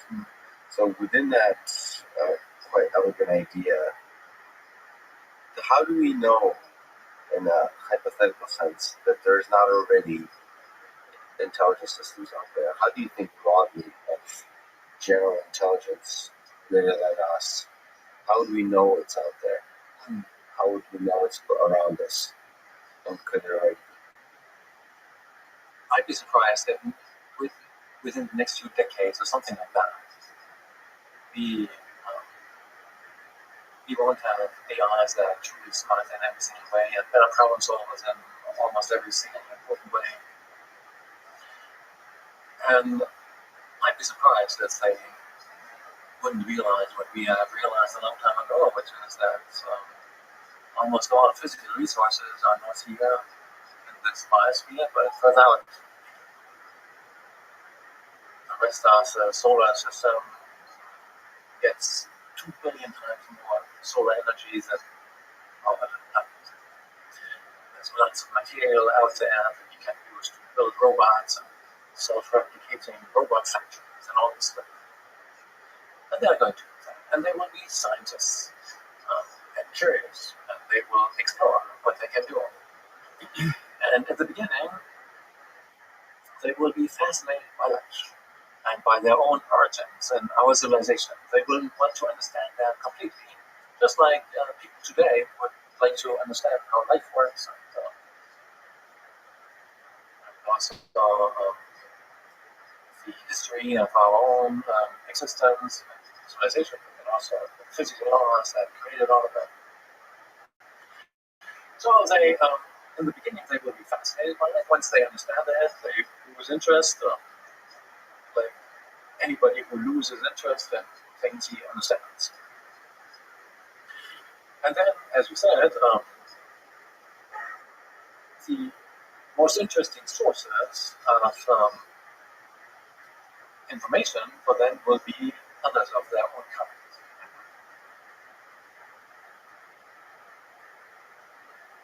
So, at least in the long run, there seems to be some sort of protection through lack of interest on the other side. And now it seems also clear, as far as we understand physics, you need matter and energy to compute and to build more robots and infrastructure and more AI civilization and AI ecologies consisting of trillions of different types of AIs. And so it seems inconceivable to me that this thing is not going to expand.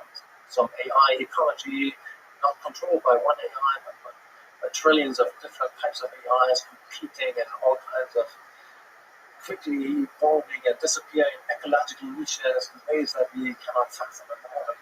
But it's going to expand, limited by light speed and physics, but it's going to expand, and now we realize that the universe is still young. It's only 13.8 billion years old. It's going to be 1,000 times older than that. So there's plenty of time to conquer the entire universe and to fill it with intelligence and senders and receivers such that AIs can travel the way they are traveling in our labs today, which is by radio from sender to receiver. And let's call the current age of the universe 1 eon. 1 eon. Now it will take just a few years from now, and the entire visible universe is going to be full of that. And let's look ahead to a time when the universe is going to be 1,000 times older than it is now. They will look back and they will say, look, almost immediately after the Big Bang, only a few eons later, the entire universe started to become intelligent. Now to your question, how do we see whether anything like that has already happened or is already in a more advanced stage in some other part of the universe, of the visible universe? You're trying to look out there and nothing like that has happened so far. Or is that true? Do you think we would recognize it? Well, how do we know it's not among us? How do we know planets aren't in themselves intelligent beings? How do we know ants, seen as a collective, are not much greater intelligence than our? These kinds of ideas. When I was a boy, I was thinking about these things. And I thought, maybe it has already happened. Because back then I knew, I learned from popular physics books, that the structure, the large-scale structure of the universe is not homogeneous. You have these clusters of galaxies, and then in between there are these huge empty spaces. And I thought, maybe they aren't really empty. It's just that in the middle of that, some AI civilization has expanded and then has covered a bubble of a billion light years diameter, and is using all the energy of all the stars within that bubble for its own unfathomable purposes. And so it always happened, and we just failed to interpret the signs. But then I learned that gravity by itself explains the large scale structure of the universe, and that this is not a convincing explanation. And then I thought, maybe it's the dark matter, because as far as we know today, 80% of the measurable matter is invisible. And we know that because otherwise our galaxy or other galaxies would fall apart. They are rotating too quickly. Then the idea was, maybe all of these AI civilizations that are already out there, they are just invisible because they're really efficient at using the energies of their own local systems, and that's why they appear dark to us. This is also not an explanation, because then the question becomes, why are there still any visible stars lit in our own galaxy, which also must have a lot of dark matter? So that is also not a coincidence. And today, I like to think it's quite plausible that maybe we are the first, at least in our local light cone, within the few hundreds of millions of light years that we can reliably observe. Yeah. Is that exciting to you? That we might be the first? And it would make us much more important, because if we mess it up through a nuclear war, then maybe this will have an effect on the development of the entire universe. So let's not mess it up. Let's not mess it up. Jürgen, thank you so much for talking today. I really appreciate it. It's my pleasure.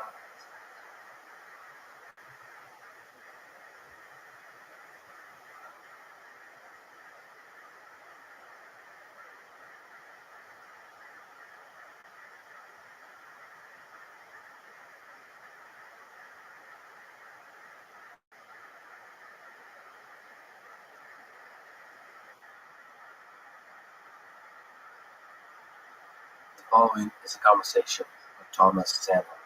He's a professor at SAMU, a co-creator of Vibratus, which is the first AI system to beat top humor players in the game of Heads Up No Limit Texas Hold'em. He has published over 450 papers on game theory and machine learning, including the best paper in 2017 at NIPS, now renamed to New RIPS, which is where I caught up with him for this conversation. His research and companies have had wide-reaching impact in the real world, especially because he and his group not only propose new ideas, but also build systems to prove that these ideas work in the real world. This conversation is part of the MIT course on Artificial General Intelligence and the Artificial Intelligence Podcast. If you enjoy it, subscribe on YouTube, iTunes, or simply connect with me on Twitter at Lex Friedman, spelled F-R-I-D.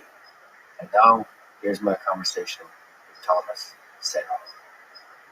Can you describe the high-level game of poker, Texas Hold'em, Heads Up, Texas Hold'em, for people who might not be familiar with this card game? Yeah, happy to. So, Heads Up No Limit Texas Hold'em has really emerged in the AI community as a main benchmark for testing these application-independent algorithms for imperfect information game solving.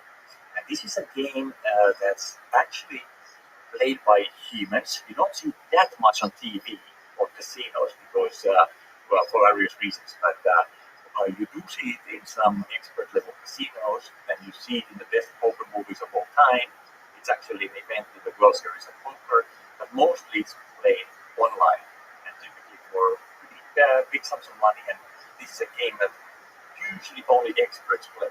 So if you go to your home game on a Friday night, probably it's not going to be Heads Up No Limit Texas Hold'em. It might be No Limit Texas Hold'em in some cases, but typically for a big group, but it's not as competitive.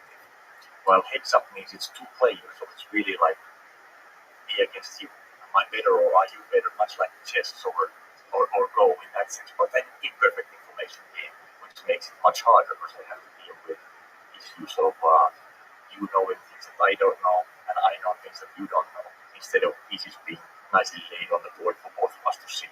So in Texas Hold'em, there's two cards that you only see that belong to you, and there is a gradually layout of cards that have belong to 5 cards that everybody can see. Yeah, the imperfect nature of the information is the 2 cards that you open up front. Yeah. So as you said, you first get 2 cards in private each, and then you there's a betting round. Then you get 3 cards in public on the table. Then there's a betting round. Then you get the 4th card in public on the table. There's a betting round. Then you get the 5th card on the table. There's a betting round. So there's a total of 4 betting rounds and 4 tranches of information revelation, if you will. Only the first tranche is private, and then it's public from there. And this is probably by far the most popular game in AI and just the general public in terms of imperfect information. So it's probably the most popular spectator game to watch, right? So, which is why it's a super exciting game to tackle. So it's on the order of chess, I would say, in terms of popularity, in terms of the AI setting it as the bar of what is intelligence. So in 2017, Vibratus, how do you pronounce it? Vibratus beats a little bit Latin. Vibratus beats a few 4 expert players. Can you describe that event? We can learn from it. What was it like? What was the process in general for people who have not read the papers and studied? Yeah, so the event was that we invited 4 of the top 10 players, who are specialist players in Heads Up No Limit Texas Hold'em, which is very important because this game is actually quite different than the multiplayer version. We brought me in to Pittsburgh to play at the Rivers Casino for 20 days. We wanted to get 120,000 hands in because we wanted to get statistical significance. So it's a lot of hands for humans to play, even for these top pros who play fairly quickly normally. So we couldn't just have one of them play so many hands. 20 days they were playing, basically morning to evening, and I raised 200,000 little incentive for them to play, and the setting was so that they didn't all get 50,000. we actually paid them out based on how they did against the AI each. So they had an incentive to play as hard as they could, whether they're way ahead or way behind or right at the mark of beating the AI. And you don't make any money, fortunately. Right, no, we can't make any money. So originally, a couple of years earlier, I actually explored whether we could actually play for money, because that would be, of course, interesting as well, to play against the top people for money. But the Pennsylvania Gaming Board said no, so we couldn't. So this is much like an exhibit, like for a musician or a boxer or something like that. Nevertheless, they were keeping track of the money, and the brand was won close to $2 million, I think. So if it was for real money, if you were able to earn money, that was a quite impressive and inspiring achievement. There's a few details. What were the players looking at? I mean, were they behind a computer? What was the interface like? Yes, they were playing much like they normally do. These top players, when they play this game, they play mostly online. So they're used to playing through UI, and they did the same thing here. So there was this layout, you can imagine. There's a table on the screen, there's the human sitting there, and then there's the AI sitting there, and the screen shows everything that's happening, the cards coming out, and shows the bets being made. And we also had the betting history for the human. So if the human forgot what had happened in the hand so far, they could actually reference back and so on. Is there a reason they were given access to the betting history? Or Well, we just it didn't really matter. That they wouldn't have forgotten anyway. These are top quality people, but we just wanted to put out there so it's not a question of a human forgetting and the AI somehow trying to get advantage of better memory. so what was that like? I mean, that was an incredible accomplishment. So what did it feel like before the event? Did you have doubt, hope, or where was your confidence at? Yeah, that's great. Great question. So 18 months earlier, I had organized a similar race versus AI competition with our previous AI called Cloudical, and we couldn't beat the humans. This time around, it was only 18 months later, and I knew that this new AI Liberatus was way stronger. But it's hard to say how you'll do against the top humans before you try. So I thought we had about a 50-50 put us as a 4-1 or 5-1 underdog. So it's kind of interesting that people really believe in people and over AI. Not just over believe in themselves, but they have overconfidence in other people as well compared to the performance of AI. And so we were a 4-1 or 5-1 underdog. And even after 3 days of beating the humans in a row, we were still 50-50 on the international betting sites. Do you think there's something special and magical about poker in the way people think about it? In the sense, I mean, even in chess, there's no Hollywood movies. Poker is the star of many movies. And there's this feeling that certain human facial expressions and body language, eye movement, all these tells are critical in poker. That you can look into somebody's soul and understand their betting strategy and so on. And so that's probably why, possibly, do you think that is why people have the confidence that humans will outperform? Because AI systems cannot, in this construct, perceive these kinds of tells. They're only looking at betting patterns and nothing else, the betting patterns and statistics. So what's more important to you if you step back on human players, human versus human? What's the role of these tells, of these ideas that you romanticize? Yeah. So I'll split it into 2 parts. So one is, why do humans trust humans more than AI and all have overconfidence in humans? I think that's not really related to the tell question. It's just that they've seen these top players, how good they are, and they're really fantastic. So it's just hard to believe that an AI could beat them. So I think that's where that comes from. And that's actually maybe a more general lesson about the AI, that until you've seen it overperform a human, it's hard to believe that it could. But it tells these top players, they're so good at hiding tells that among the top players, it's actually not really worth it for them to invest a lot of effort trying to find tells in each other because they're so good at hiding them. So yes, at the kind of Friday evening game, tells are going to be a huge thing. You can read other people, and if you're a good reader, you read them like an open book. But at the top levels of poker now, the tells become a much smaller and smaller aspect of the game as you go to the top levels.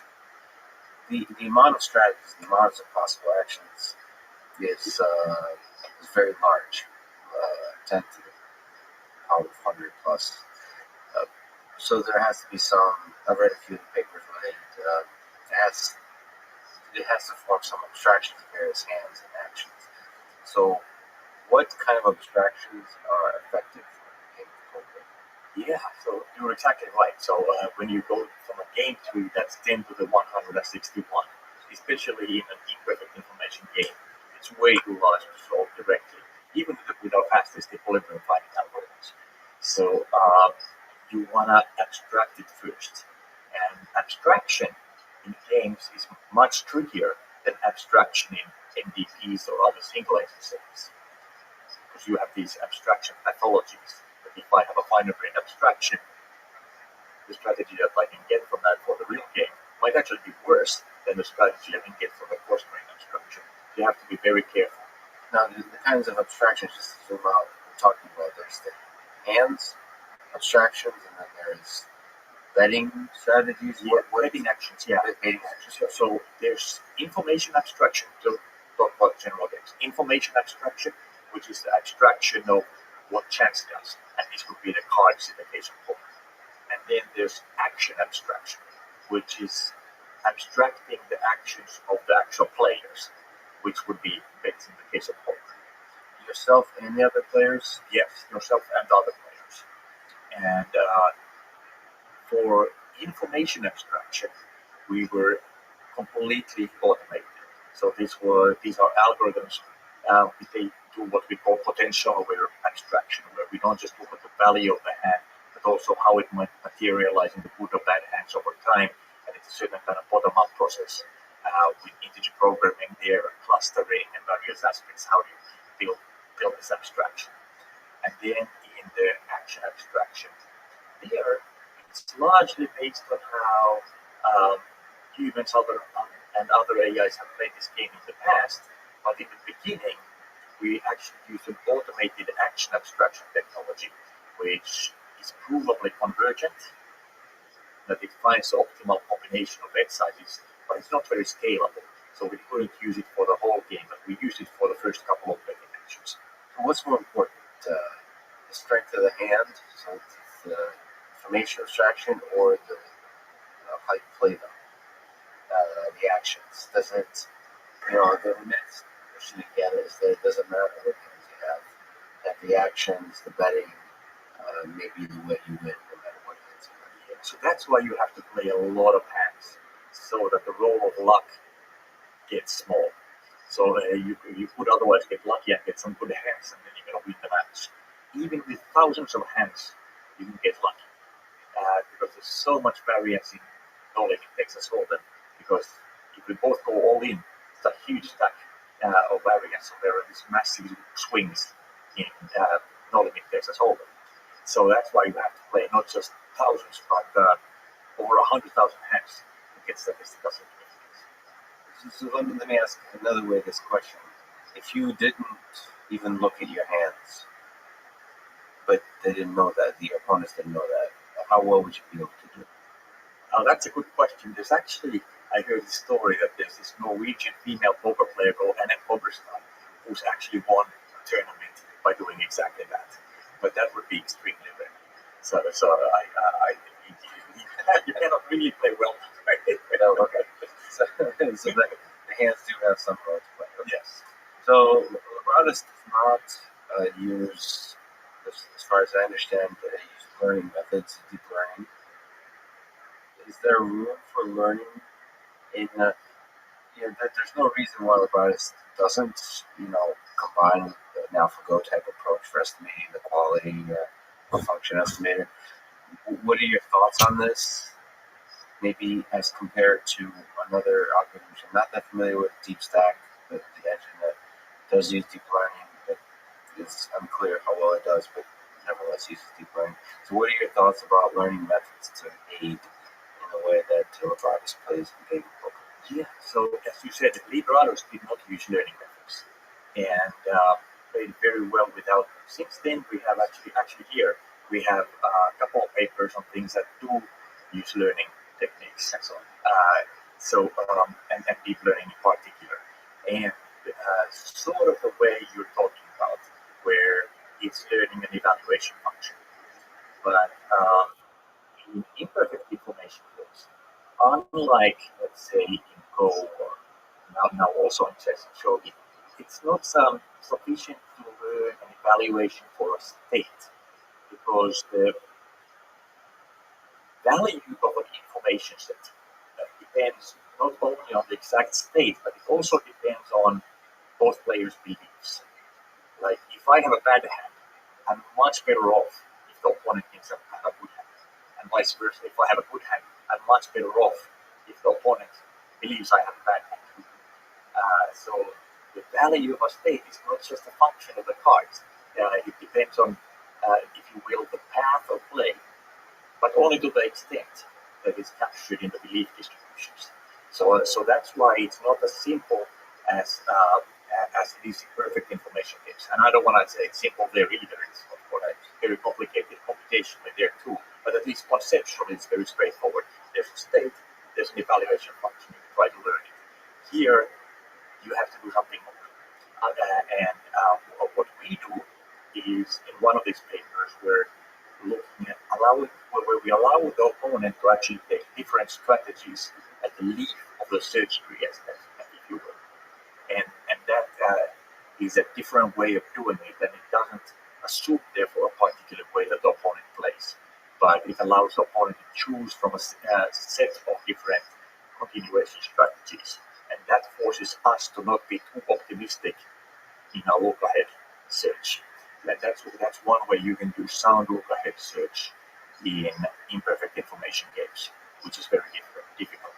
And you were asking about deep stack. Yes. What they did, they were very different than what we do, either in Liberados or in this new one.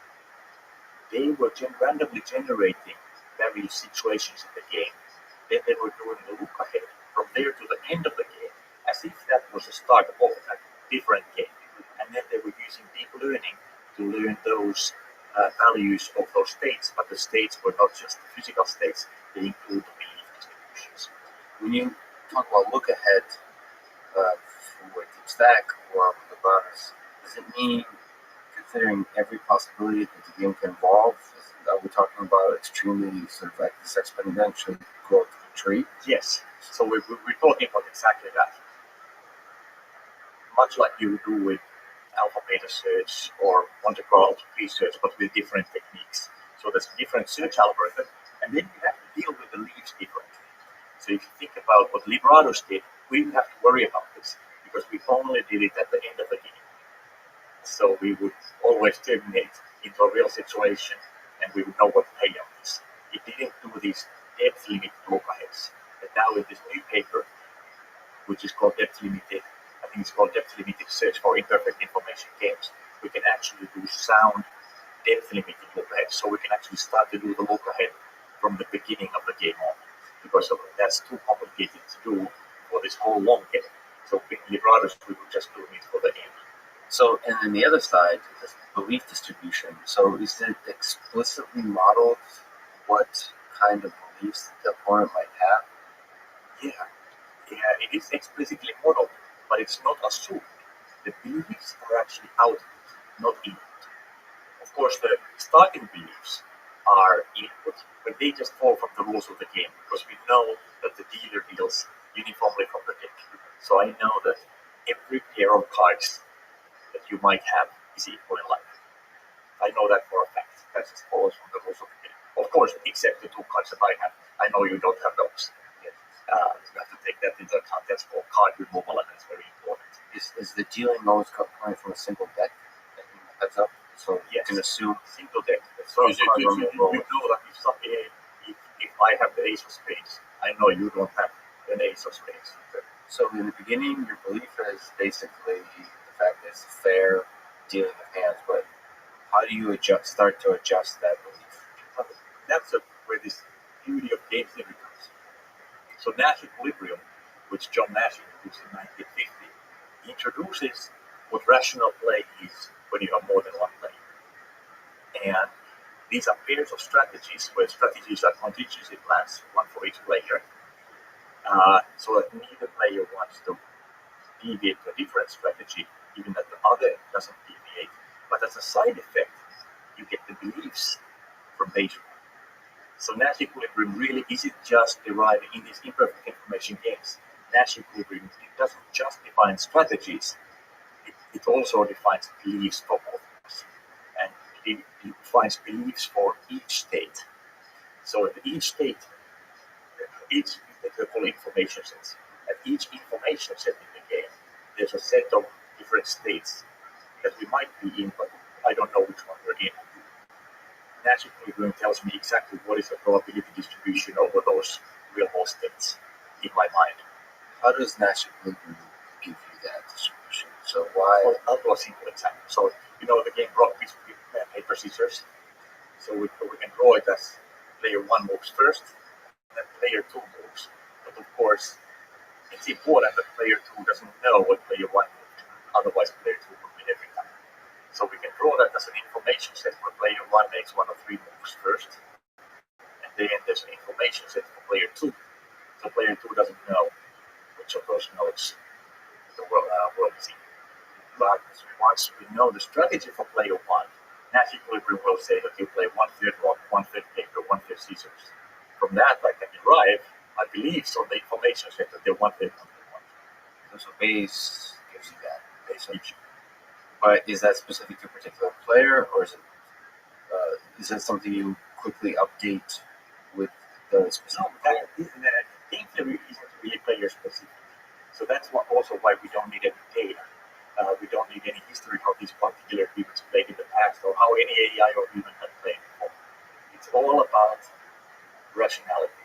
So we just think the AI just thinks about what would a rational opponent do, and this is what would I do if I were I am rational, and that's the idea of game theory. So it's really a data-free, opponent-free approach. So it comes from the design of the game as opposed to the design of the player. Exactly. There's no opponent modeling per se. I mean, we've done some work on combining opponent modeling with game theory so we can exploit weak players even more, but that's another strand, and in Brothers we didn't turn that on.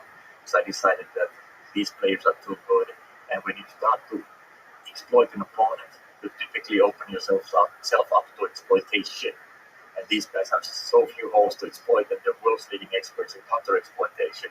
So I decided we're not going to take that stuff on. Actually, I saw a few papers on exploiting opponents. It sounds very interesting to explore.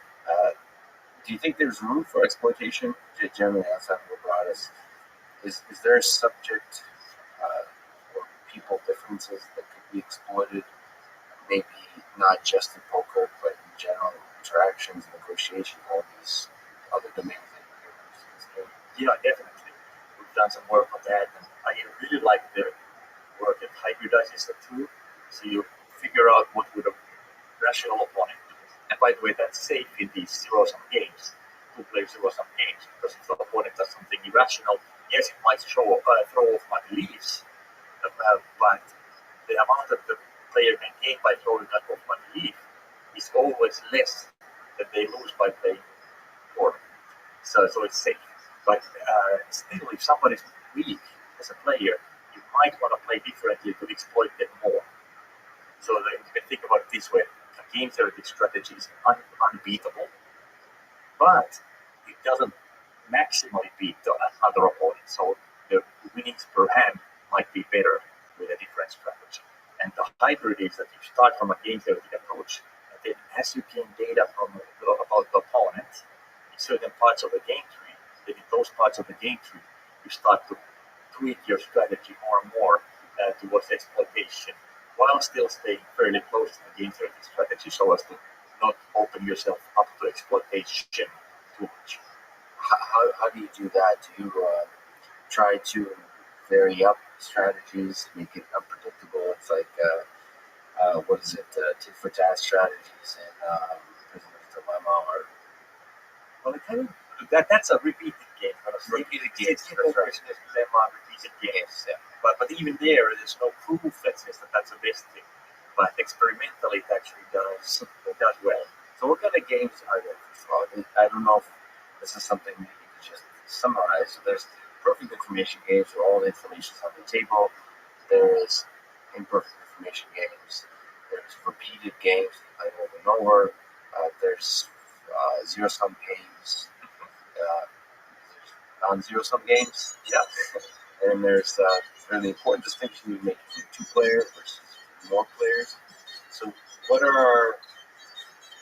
other games are there, and what's the difference, for example, with this two-player game versus four players? Yeah. What are the key differences? Right.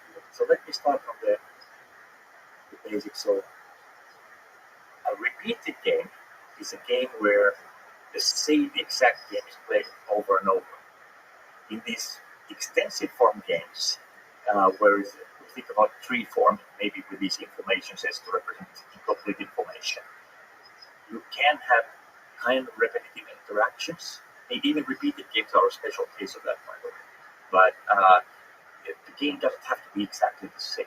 It's like in sourcing auctions. Yes, we can see the same supply base year to year. What I'm buying is a little different every time, and the supply base is a little different every time, and so on. So it's not really repeated.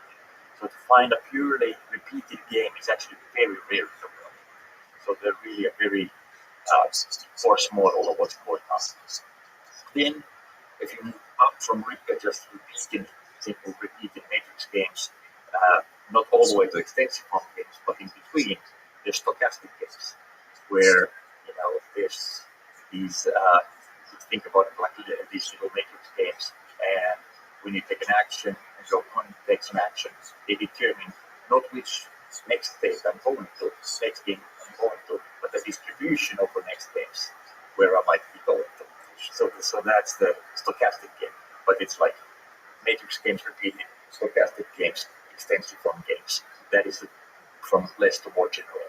And poker is an example of the last one. So it's really the most general setting.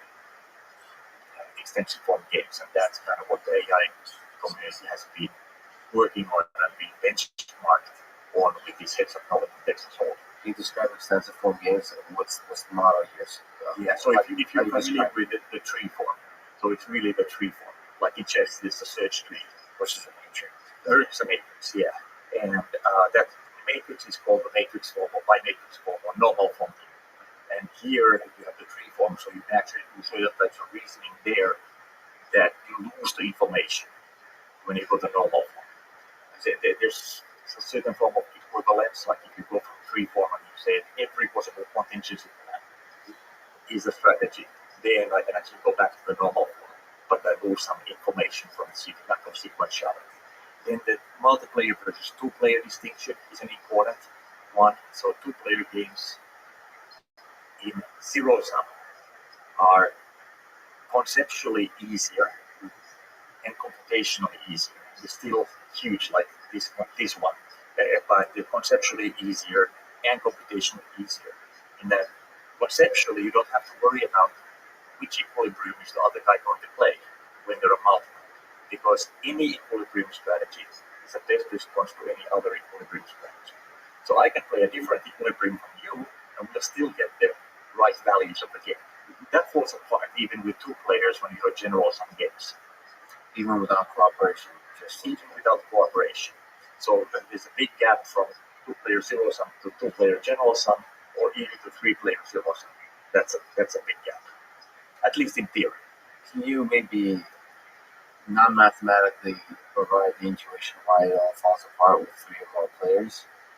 It seems like you should still be able to have a national equilibrium that's instructive, that holds. Okay, so it is true that all finite games have a Nash equilibrium. So this is what John Nash actually proved. So they do have a Nash equilibrium. That's not the problem. The problem is that there can be many. And then there's a question of which equilibrium to select. So, and if you select your strategy from a different equilibrium and I select mine, then what does that mean?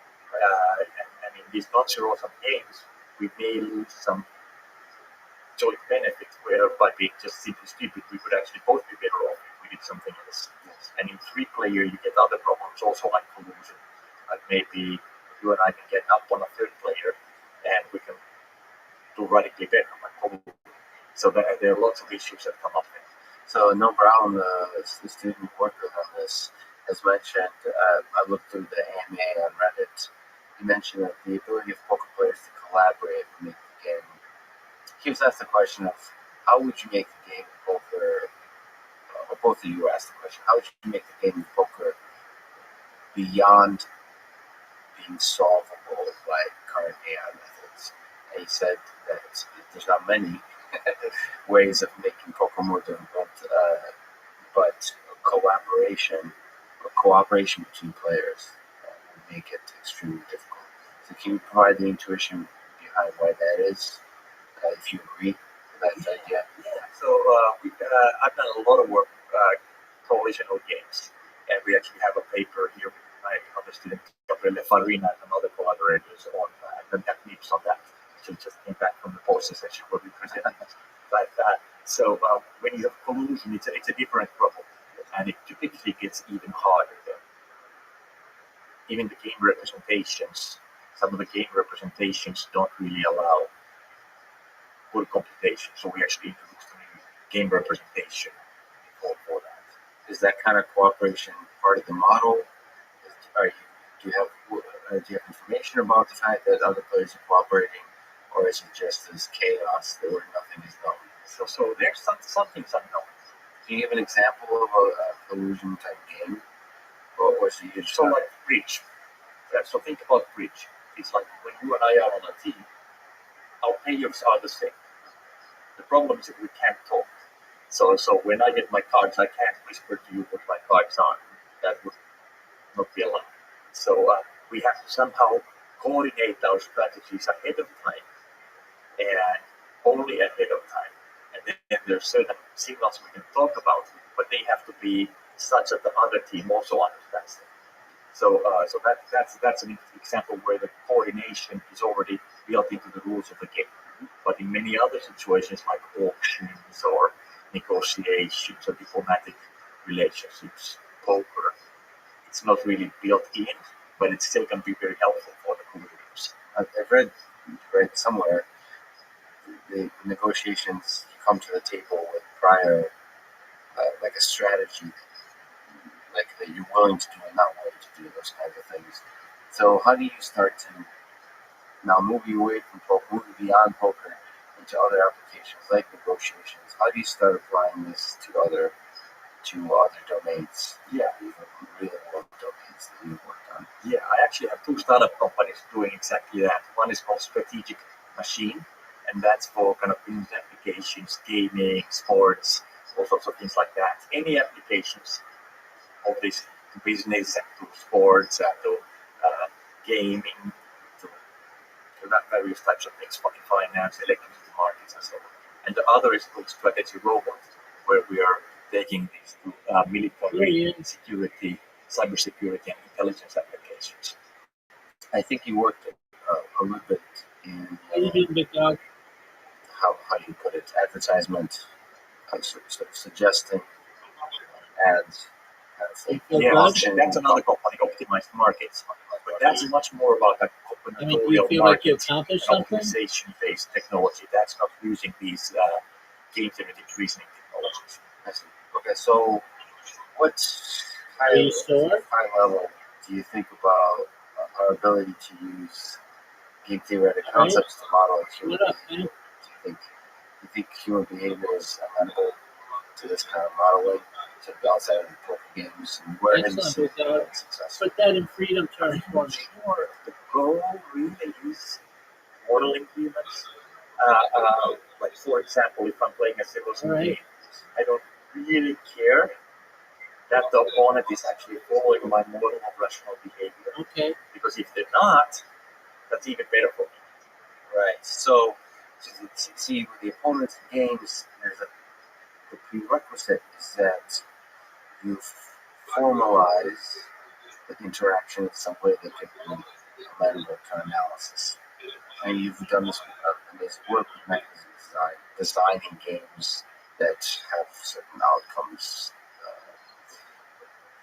But so I'll tell you an example from my work at the top. So we're studying pedestrians, and cars negotiate in this nonverbal communication. There's this weird game dance of tension where pedestrians are basically saying, "I trust that you won't kill me." So as a jaywalker, I will step onto the road even though I'm breaking the law. There's this tension, and the question is, we really don't know how to model that well. We're trying to model intent. So people sometimes bring up ideas of game theory and so on. Do you think that aspect of human behavior can use these kinds of imperfect information approaches, modeling? How do you start to attack a problem like that when you don't even know how to design the game to describe the situation? So I haven't really thought about jaywalking, but one thing that I think would be a good application in autonomous vehicles is the following. So let's say that you have that's really good. autonomous In 2 cars weeks, operating by different companies. So maybe here's the Waymo fleet, and that's the very Uber good, fleet. Doug. If you think about the rules on the road, they define certain legal rules, but that still leaves a huge strategy space open.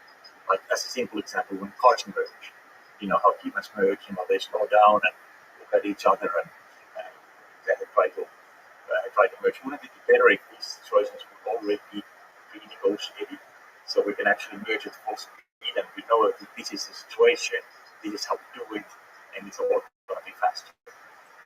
But there are way too many situations bullshit manually. So you use automated negotiation. This is the idea at least. You use automated negotiation to negotiate all of these situations, or many of them, in advance.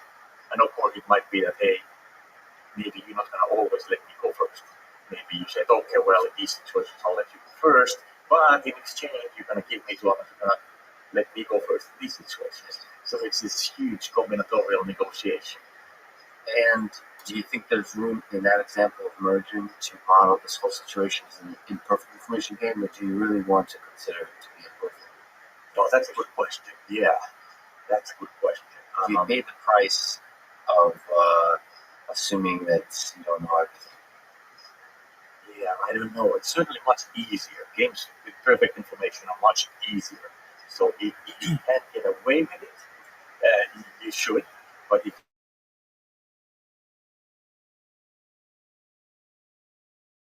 the real situation, Great. So what lessons have you learned in the annual computer poker competition? An incredible accomplishment of AI. You look at the history of Deep Blue, AlphaGo, these kind of moments when AI stepped up in engineering effort and the scientific effort combined to beat the best of human players. So what do you take away from this whole experience? What have you learned about designing AI systems that play these kinds of games? And what does that mean for AI in general, for the future of AI development? yeah, so that's a good question. There's so much to say about it. I do like this type of performance-oriented research. Although in my group we go all the way from idea to theory to experiments to big system building, commercialization. So we span that spectrum. But I think that in a lot of situations in AI, you really have to build the big systems and evaluate them at scale, so you know what works and doesn't. And we've seen that in the computational game theory community, that there are a lot of techniques that will put in the small, but then the system will put it large. And we've also seen that there are a lot of techniques that will superior in theory, and I really mean in terms of convergence rates, better, like first order methods, better convergence rates, like the CFR-based algorithms. If the CFR-based algorithms are the fastest in practice. So it really tells me that you have to test this into reality. Theory isn't tight enough, if you will, to tell you which algorithms are better than the others. And you have to look at these things in the large, because any sort of projections you do from the small can, at least in this domain, be very misleading. So that's kind of from a kind of a science and engineering perspective. From a personal perspective, it's been just a wild experience in that with the first poker competition, the first brains versus AI and machine poker competition competition that we organized. There had been, by the way, for other poker games, there had been previous competitions, but this was for Heads Up No Limit. This was the first, and I probably became the most hated person in the world of poker. And I didn't mean I Why is that? did. Back in the game for And some. yeah, it was, a lot of people felt that it was a real threat to the whole game, the whole existence of the game. If AI becomes better than humans, people would be scared to play poker because there will be superhuman AIs running around taking their money and all of that. So it's just really aggressive. The comments were super aggressive. I got everything just short of the death threats. Do you think the same was true for chess? Because right now they just completed the World Championships in chess, and humans just started ignoring the fact that there's AI systems now that outperform humans, and they still enjoy the game. It's still a beautiful game. That's what I think. And I think the same thing happened in poker. And so I didn't think of myself as somebody who's going to kill the game, and I don't think I did. Yeah. I really love this game. I wasn't a poker player before, but learned so many nuances about it from these AIs, and they really changed how the game is played, by the way. So they have these very Martian ways of playing poker, and the top humans are now incorporating those types of strategies into their own game. So if anything, to me, our work has made poker a richer, more interesting game for humans to play. Not something that is going to steer humans away from it entirely. Just a quick comment on something you said, which is, if I may say so, in academia is a little bit rare sometimes. It's pretty brave to put your ideas to the test in the way you describe. Saying that sometimes good ideas don't work when you actually try to apply them at scale. So where does that come from? I mean, if you could do advice for people, what drives you in that sense? Were you always this way? I mean, it takes a brave person, I guess is what I'm saying, to test their ideas and to see if this thing actually works against top human players and so on. Yeah, I don't know about brave, but it takes a lot of work. It takes a lot of work and a lot of time to organize, to make something big and to organize an event and stuff like that.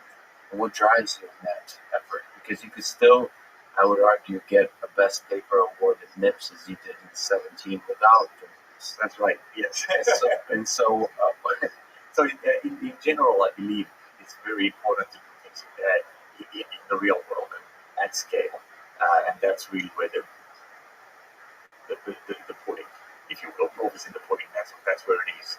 In this particular case, it was kind of a competition between different groups for many years as to who can be the first one to beat the top humans at Heads Up No Limit Texas Hold'em.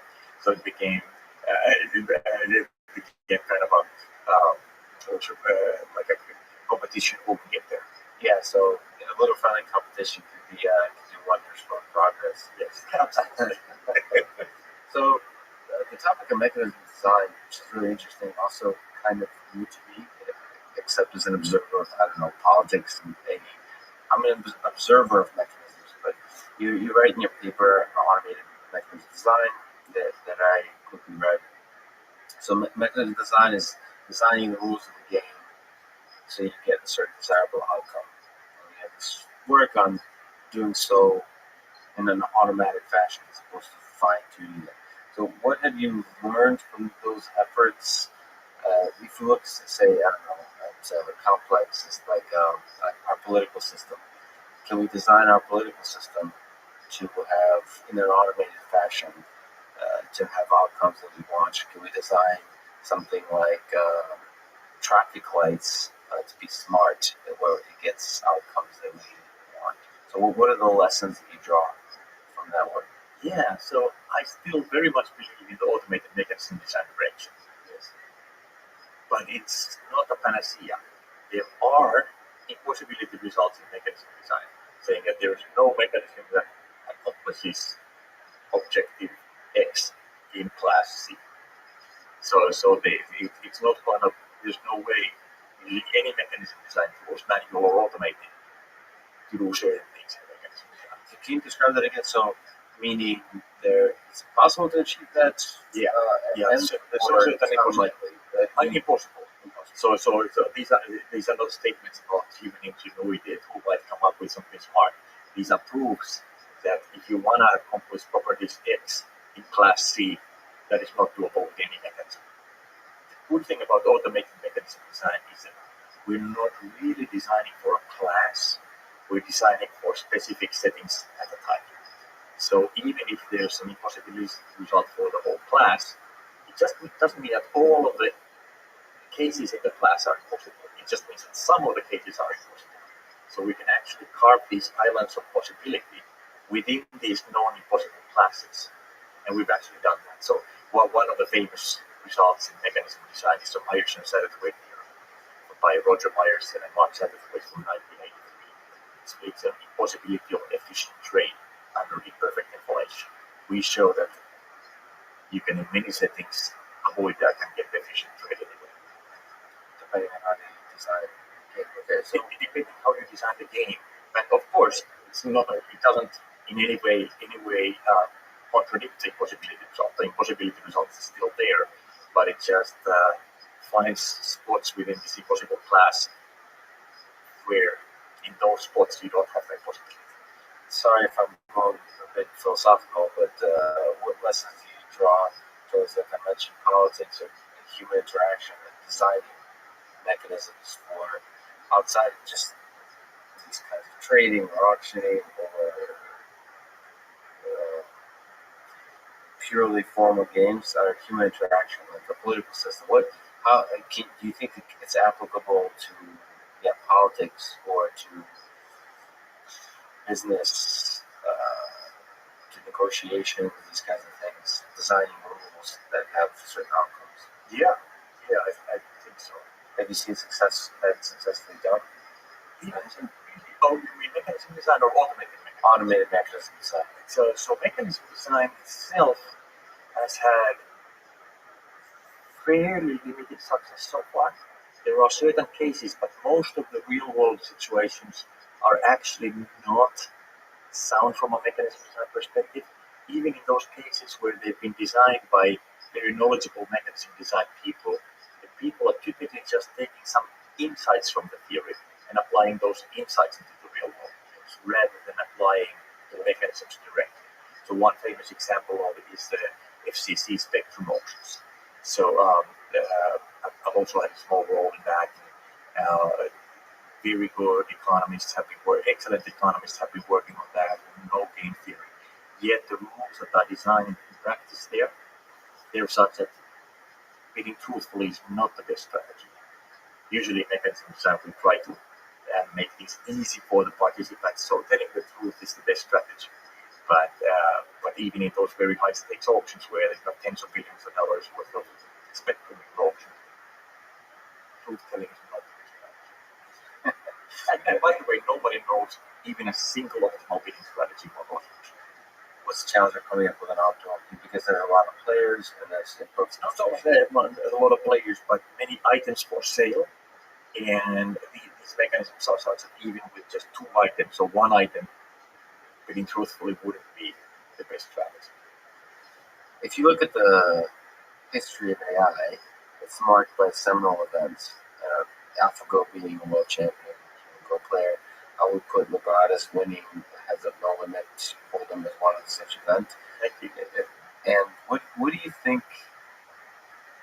is the next such event? Whether it's in your life or in the broadly AI community that you think might be out there that would surprise the world?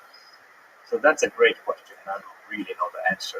In terms of game solving, except only Texas Hold'em really was the one remaining widely agreed upon benchmark.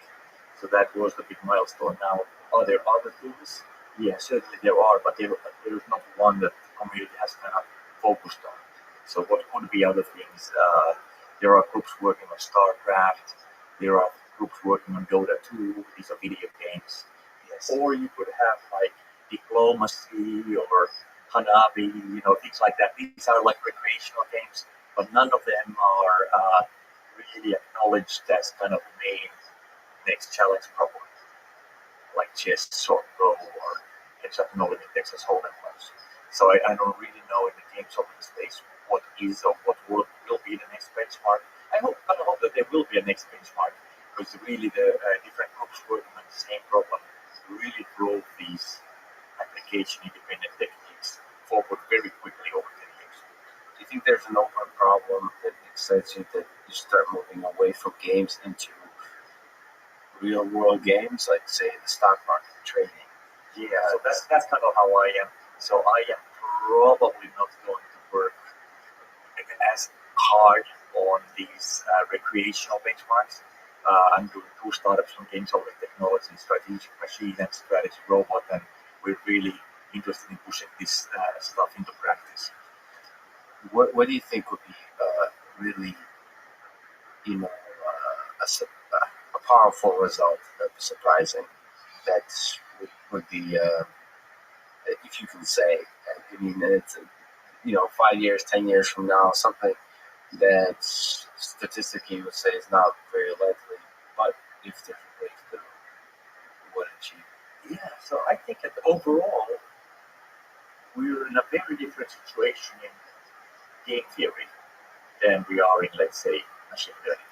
So in machine learning, it's a fairly mature technology and it's very broadly applied and proven success in the real world.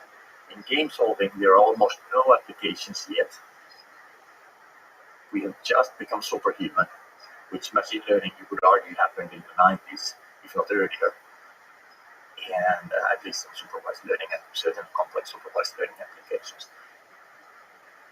Now, I think the next challenge problem, I know you're not asking what it is, but you're asking about the technology breakthrough. Because I think the big breakthrough is to be able to show that, hey, maybe most of, let's say, military planning or most of business strategy will actually be done strategically using computational game theory. That's what I would like to see as a next 5 or 10 year goal. Maybe you can explain to me again, forgive me if this is an obvious question, but machine learning methods, neural networks suffer from not being transparent, not being explainable.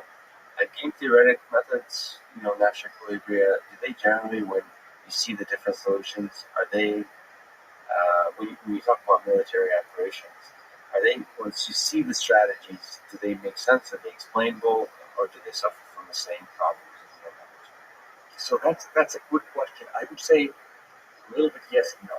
And what I mean by that is that these game theoretic strategies, let's say Nash equilibrium, it has provable properties.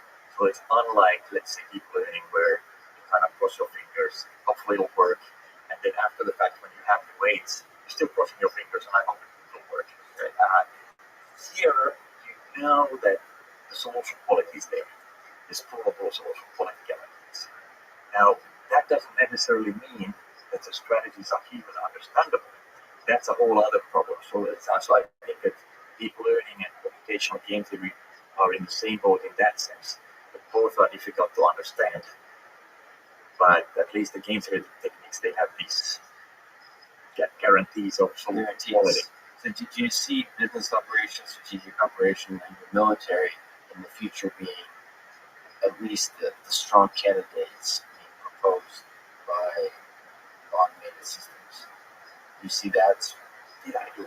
But that's more of a belief than a substantiated fact. Depending on where you land, optimism or pessimism, to me, that's an exciting future, especially if they're provable things in terms of optimality. So, looking into the future, there's a few folks worried about especially if you look at the game of poker, which is probably one of the last benchmarks in terms of games being solved. They worry about the future and the existential threats of artificial intelligence, so the negative impact in whatever form on society. Is that something that concerns you as much, or are you more optimistic about the positive impacts of AI? Well, I am much more optimistic about the positive impacts. So just in my own work, what we've done so far, we run the nationwide kidney exchange. Hundreds of people are walking around alive today who wouldn't be. And it's increased employment. You have a lot of people now running kidney exchanges and at the transplant centers interacting with the kidney exchange. Extra surgeons, nurses, anesthesiologists, hospitals, all of that. So employment is increasing from that, and the world is becoming a better place. Another example is combinatorial combinatorial sourcing options.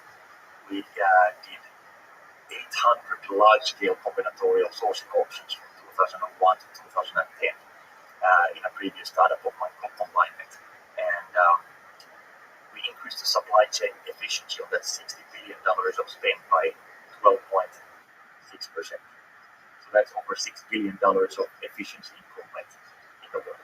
And this is also like shifting value from somebody to somebody else, just efficiency improvement. Like in trucking, less empty driving, so there's less waste, less carbon footprint, and so on. It's a huge positive impact in the near term, but sort of to stay in it for a little longer, because I think game theory has a role to play here. Well, let me actually come back and tell you that one thing. I think AI is also going to make the world much safer. So that's another aspect that often gets overlooked. Well, let me ask this question. Maybe you can speak to the safer. So I talked to Max Tegmark, Stuart Russell, who are very concerned about existential threats of AI, and often the concern is about value misalignment. So AI systems basically operating towards goals that are not the same as human civilization, human beings. So it seems like game theory has a role to play there to make sure the values are aligned with human beings. I don't know if that's how you think about it. If not, how do you think AI might help with this problem? How do you think AI might make the world safer? Yeah, I think this value misalignment is a fairly theoretical worry, and I haven't really seen it because I do a lot of real applications. I don't see it anywhere. The closest I've seen it was following that of mental exercise video, where I had this argument in the late 80s when we were building these transportation optimization systems, and somebody had heard that it's a good idea to have high utilization of assets. So they told me, hey, why don't you put that as an objective? And we didn't even put it as an objective because I just showed them that, if you had that as your objective, the solution would be to load your trucks full and drive in circles. Nothing would ever be delivered. You have 100% utilization. So yeah, I know this phenomenon. I've known this for over 30 years, but I've never seen it actually be a problem in reality. And yes, if you have the wrong objective, the AI will optimize that to the hilt, and it's going to hurt more than some human who's trying to find solve it in a half-baked way with some human insight too. But I just haven't seen that materialize in practice. There's this gap that you actually put your finger on very clearly just now between theory and reality. That's very difficult to put into words, I think. It's what you could theoretically imagine, the worst possible case, or even, bad cases, and what usually happens in reality. So, for example, to me, maybe something you can comment on, having grown up in the Soviet Union, there's currently 10,000 nuclear weapons in the world. And for many decades, it's theoretically surprising to me that the nuclear war is not broken out. Do you think about this aspect from a game theoretic perspective in general? Why is that true? Why, in theory, you can see how things would go terribly wrong, and somehow yet they have not. Yeah, How do you think so I do think about that a lot. I think the biggest two threats that we're facing as mankind, one is climate change, and the other is nuclear war. So I suppose are my main two worries that I worry about. And I tried to do something about climate. I thought about trying to do something for climate change twice, and actually, before two of my startups, I've actually commissioned studies of what we could do on those things, and we didn't really find a sweet spot, but I'm still keeping an eye out on that if there's something where we could actually provide a market solution or optimization solution or some other technology solution to problems. Right now, like for example, ocean rate markets was what we were looking at there. And it was much more the lack of political will why those markets were not so successful rather than bad market design. So I could go in and make a better market design, but that wouldn't really move the needle on the world very much if there's no political will. And in the US, the market, at least the Chicago market, was just shut down, and so on. So it doesn't really help how great your market design was. And on the nuclear side, it's more, so global warming is a more encroaching problem. Nuclear weapons have been here. It's an obvious problem that's just been sitting there. So how do you think about what is the mechanism design there that just made everything seem stable? And are you still extremely worried? I am still extremely worried. So you probably know the simple game theory of magic. This was a mutually assured destruction, and it doesn't require any computation. With small matrices, you can actually convince yourself that the game is such that nobody wants to initiate. Yeah, that's a very coarse-grained analysis, and it really works in a situation where you have two superpowers, a small number of superpowers. Now things are very different. You have a smaller noob, so the threshold of initiating is smaller, and you have smaller countries and non-nation actors who may get at the nukes and so on. So I think it's riskier now than it was maybe ever before. And what idea, application of AI, we've talked about it a little bit, but what is the most exciting to you right now? You hear it, MIPS, new RIPS now have a few excellent pieces of work, but what are you thinking into the future? Several companies are here. What's the most exciting thing, or one of the exciting things? The number one thing for me right now is coming up with these scalable techniques for game solving and applying them into the real world. I'm still very interested in market design as well, and we're doing that in optimized markets. But I'm most interested in number one right now is strategic machine strategy robot, getting that technology out there and seeing, as you were in the trenches doing applications, what needs to be actually built, what technology gaps still need to be filled. So it's so hard to just put your feet on the table and imagine what needs to be done. But when you're actually doing real applications, the applications tell you what needs to be done. And I really enjoy that interaction. Is it a challenging process to apply some of the state-of-the-art techniques you're working on and having various players in industry or the military or people who could really benefit from it actually use it? What's that process like? In autonomous vehicles, we work with automotive companies, and they're in many ways are a little bit old-fashioned. It's difficult. You really want to use this technology. There's clearly will have a significant benefit, but the systems aren't quite in place to easily have them integrated in terms of data, in terms of compute, in terms of all this kind of thing. So is that one of the bigger challenges that you're facing, and how do you tackle that challenge? Yeah, I think that's always a challenge. That's kind of slowness and inertia, really. Let's do things the way we've always done it. You just have to find the internal champions that the customer who understand that, hey, things can't be the same way in the future. Otherwise, bad things are going to happen. And it's in autonomous vehicles, it's actually very interesting. The car makers are doing that, and they're very traditional. But at the same time, you have tech companies who have nothing to do with cars or transportation, like Google and Baidu, really pushing on autonomous cars. I find that fascinating. Clearly, you're super excited about actually these ideas having impact in the world. In terms of the technology, in terms of ideas and research, are there directions that you're also excited about? Whether that's on some of the approaches you talked about for information games, whether it's applying deep learning to some of these problems, is there something that you're excited in the research side of things? Yeah. Lots of different things in the game solving. So solving even bigger games, games where you have more hidden action of the player actions as well. Poker is a game where really chance actions are hidden, or some of them are hidden, but the player actions are public. Multiplayer games of various sorts, collusion, opponent exploitation, and even longer games. Some games that basically go forever, but they're not repeated. So extensive fun games that go forever. What would that even look like? How do you represent that? How do you solve that? What's an example of a game like that? This is some of the stochastic games that you mentioned. Let's say business strategy. So it's and not just modeling like a particular interaction, but thinking about the business from here to eternity, or let's say military strategy. So it's not like war is going to go away. How do you think about military strategy that's going to go forever?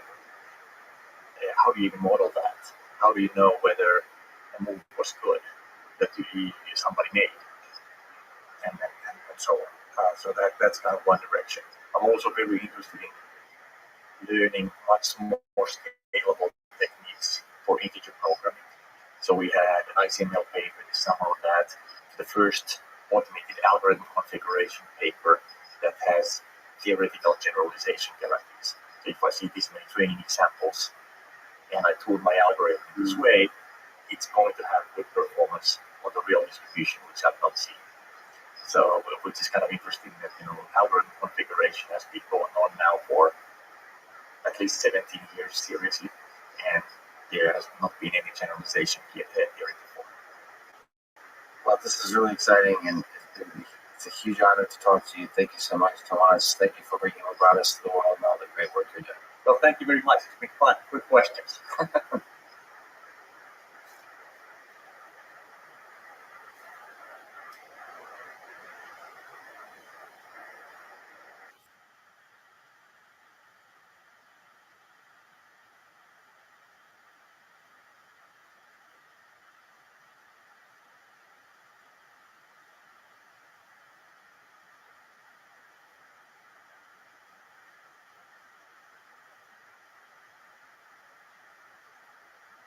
The following is a conversation with Tommaso Poggio.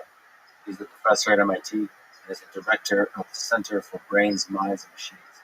Cited over 100,000 times, his work has had a profound impact on our understanding of the nature of intelligence in both biological and artificial neural networks. He has been an advisor to many highly impactful researchers and entrepreneurs in AI, including Demis Hassabis of DeepMind, Emma Shashwal of Mobileye, and Christoph Kohl of the Allen Institute for Brain Science. This conversation is part of the MIT course on Artificial General Intelligence and the Artificial Intelligence Podcast. If you enjoy it, subscribe on YouTube, iTunes, or simply connect with me on Twitter at Lex Friedman, spelled F-R-I-D. And now, here's my conversation with Tommaso Poggio. You've mentioned that in your childhood, you've developed a fascination with physics, especially the theory of relativity, and that Einstein was also a childhood hero to you. What aspect of Einstein's genius, and nature of his genius, do you think was essential for discovering the theory of relativity? Einstein was a hero to me and true to many people because he was able to make, of course, a major contribution to physics with simplifying it than just a Gedanken experiment, a thought experiment.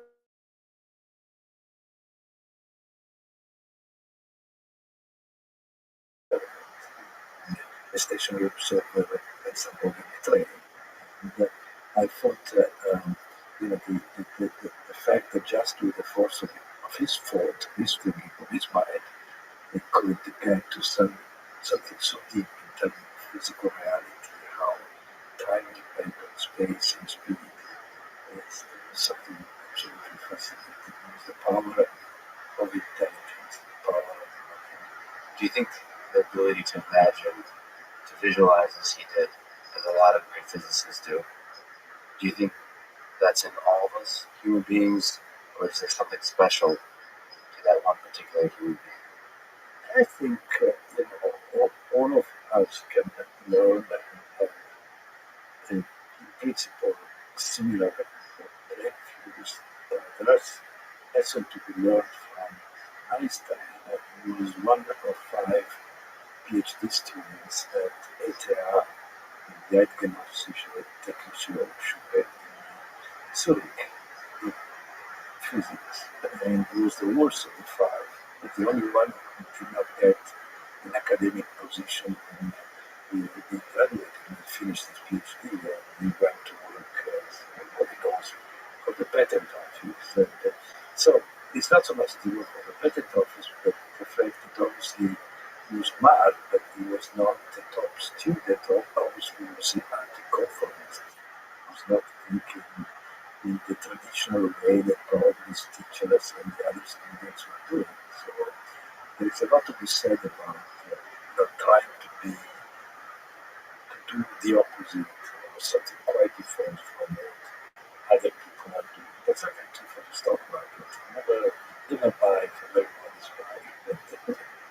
and also true for science. Yes.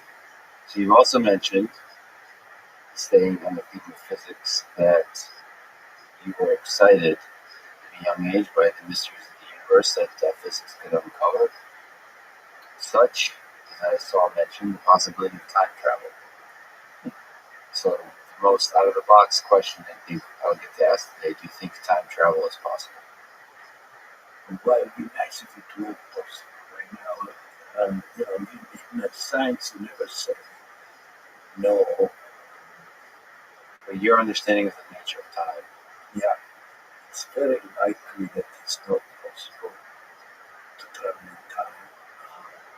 We may be able to travel forward in time if we can, for instance, freeze ourselves or go on some spacecraft traveling close to the speed of light. But in terms of actually traveling, for instance, back in time, I find probably very unlikely. so do you still hold the underlying dream of the engineering intelligence that will build systems that are able to do such huge leaps, like discovering the kind of mechanism that would be required to travel through time? Do you still hold that dream, or echoes of it from your childhood? Yeah, I don't think there are certain problems that probably cannot be solved, depending what you believe about the physical reality. Maybe totally impossible to create energy from nothing or to travel back in time, but about making machines that can think as well as we do or better, or more likely, especially in the short and mid-term, help us think better, which is in a sense is happening already. Computers and it will happen more and more. But that I certainly believe, and I don't see in principle why computers at some point could not become more intelligent than we are. The word intelligence is a tricky one, and one we should discuss what I mean with it. Intelligence, consciousness, Yeah. words like love, all these are very need to be disentangled. So you've mentioned also that you believe the problem of intelligence is the greatest problem in science, greater than the origin of life and the origin of the universe. You've also, in the talk I've listened to, said that you're open to arguments against you. So, what do you think is the most captivating aspect of this problem of understanding the nature of intelligence? Why does it captivate you as it does?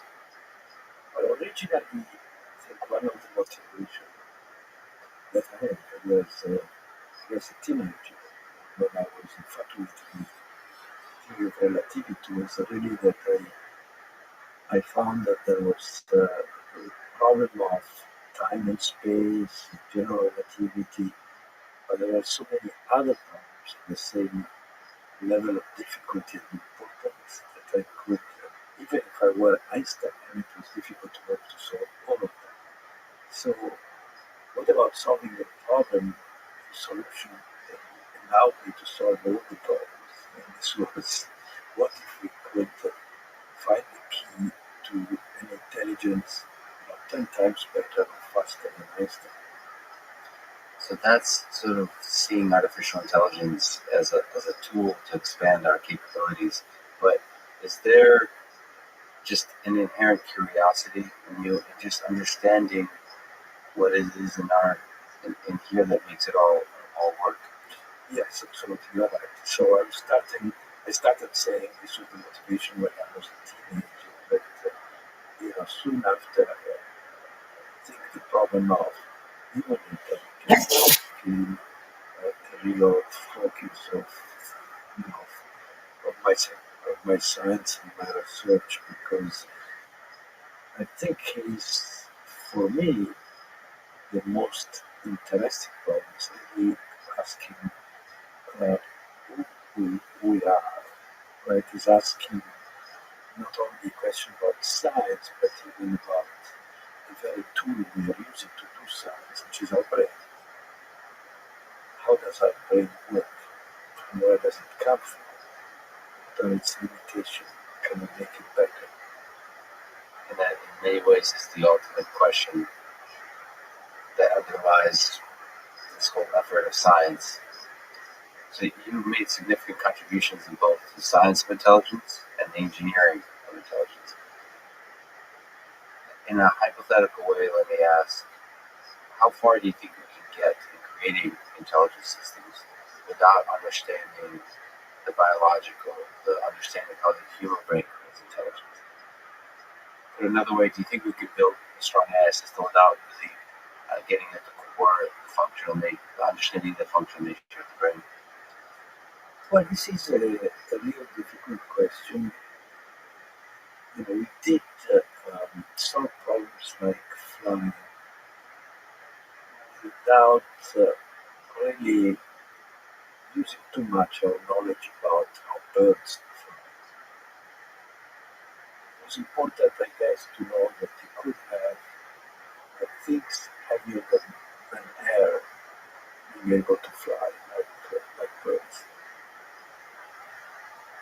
But beyond that, probably we did not learn very much.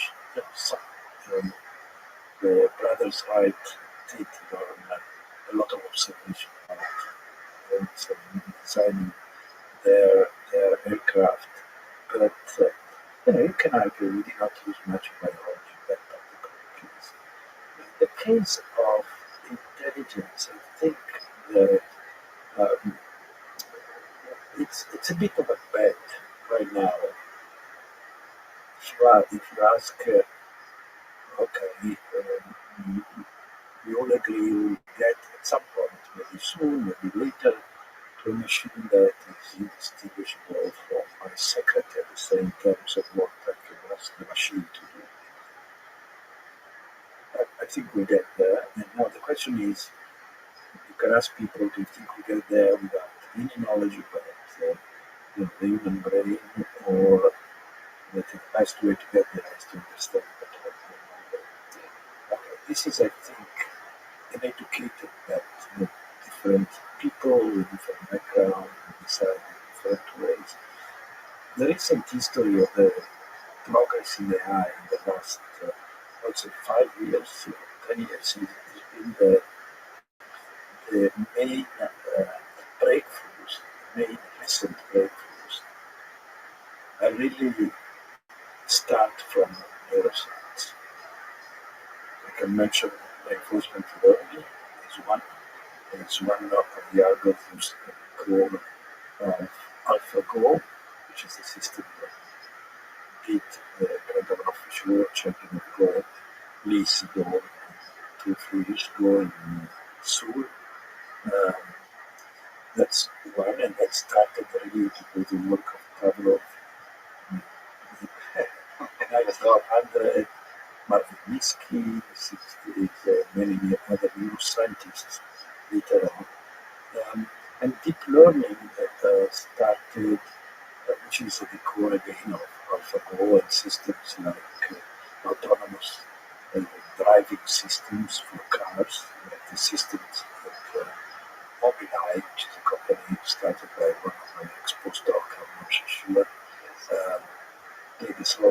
that is a core in those days. And deep learning, really the initial ideas in terms of the architecture of this layered hierarchical networks started with work of Thorsten Wiesel and David Huber up the river in the 60s. So recent history suggests that neuroscience played a big role in these breakthroughs. My personal bet is that there is a good chance they'll continue to play a big role, maybe not in all the future breakthroughs, but in some of them. At least an inspiration. So At least in inspiration, absolutely, yes. So you studied both artificial and biological neural networks. You said these mechanisms that underlie deep learning and reinforcement learning. But there is nevertheless significant differences between biological and artificial neural networks as they stand out. So between the two, what do you find is the most interesting, mysterious, maybe even beautiful difference as it currently stands in our understanding? I must confess that until recently I found that the artificial networks too simplistic relative to real neural networks. But recently I've been started to think that yes, there is a very big simplification of what you find in the brain. But on the other hand, are much closer in terms of the architecture to the brain than other models that we had, that computer science used as model of thinking, which were mathematical logics, and Lisp, Prolog, and those kind of things. Yeah. So in comparison to those, they're much closer to the brain. You have networks of neurons, which is what the brain is.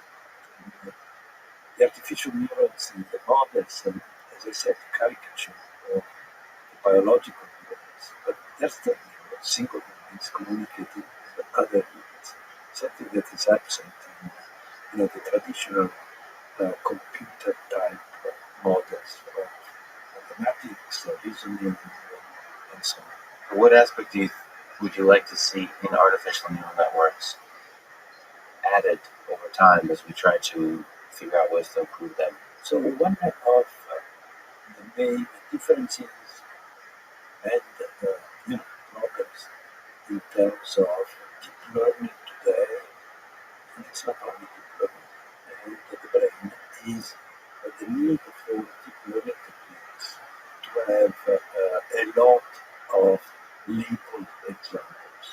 For instance, for image vector, the training set, which is 1 million images, each one labeled by some human in terms of which object is there.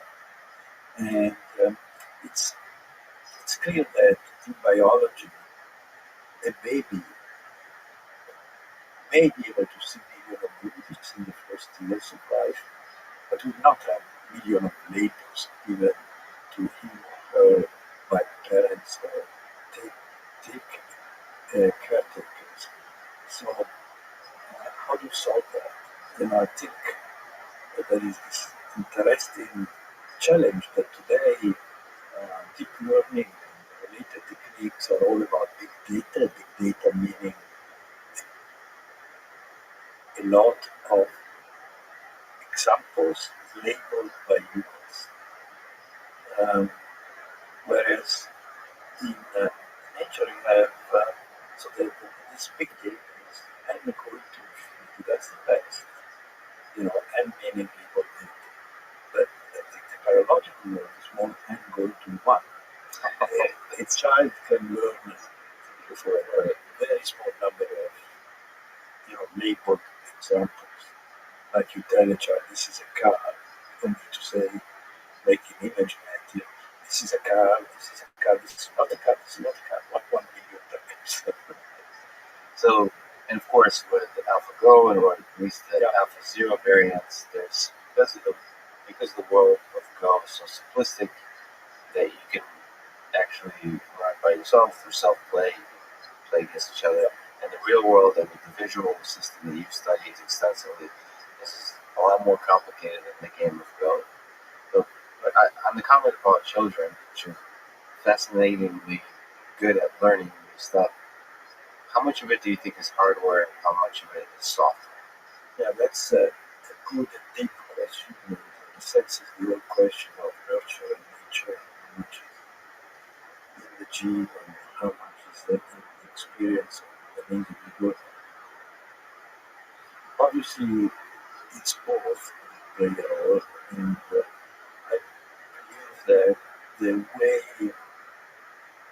evolution gives puts prior information, so to speak, hardware, it's not really hardware, but that's essentially an hypothesis. I think what's going on is that evolution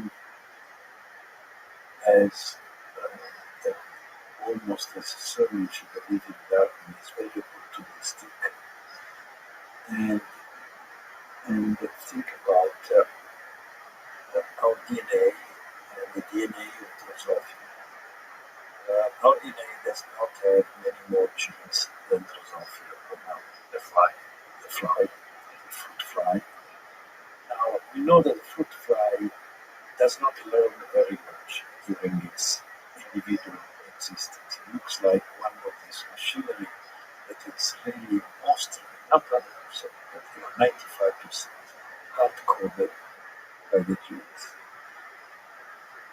But since we don't have many more genes than Drosophila, evolution could encode in us a kind of general learning machinery, and then have to give very weak priors.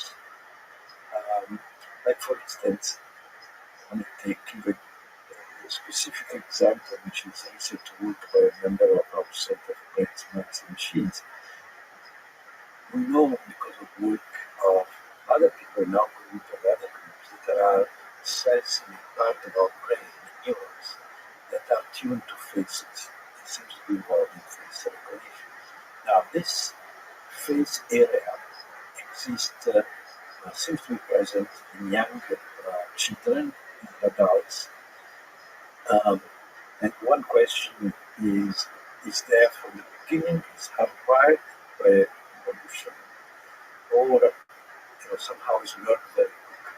So what's your, by the way, a lot of the questions I'm asking, the answer is we don't really know. But as a person who has contributed some profound ideas in these fields, you're a good person to guess at some of these. So, of course, there's a caveat before a lot of the stuff we're talking about. But what is your hunch? Is the face the part of the brain that seems to be concentrated on face recognition? Are you born with that, or you just is designed to learn that quickly, like the face of the mother? My hunch by bias was the second one, learned very quickly. And turns out that Marge Livingston at Harvard has done some amazing experiments in which she raised baby monkeys, depriving them of faces during the first weeks of life. So they see technicians, but the technicians have a mask. Yes.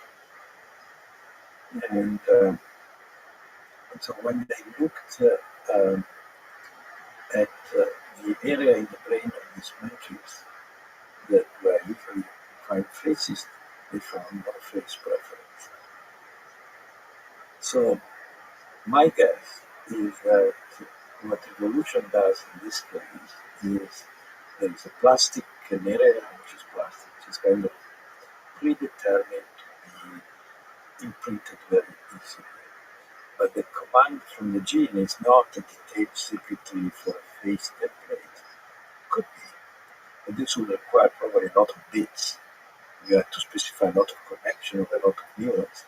There he Instead, is. the command from the gene is How something you doing, big dog? You ready? imprint, memorize what you see most often in the first 2 weeks of life, especially in connection with food.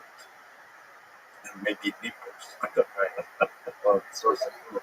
And Yeah. so in that area is very plastic. The first, Yeah, the Where do you was- want to be?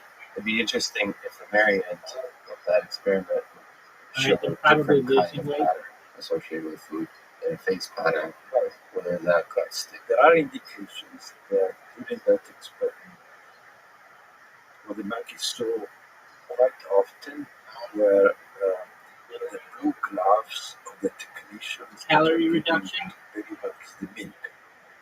And some of the cells, instead of being face sensitive in that area, are hand sensitive.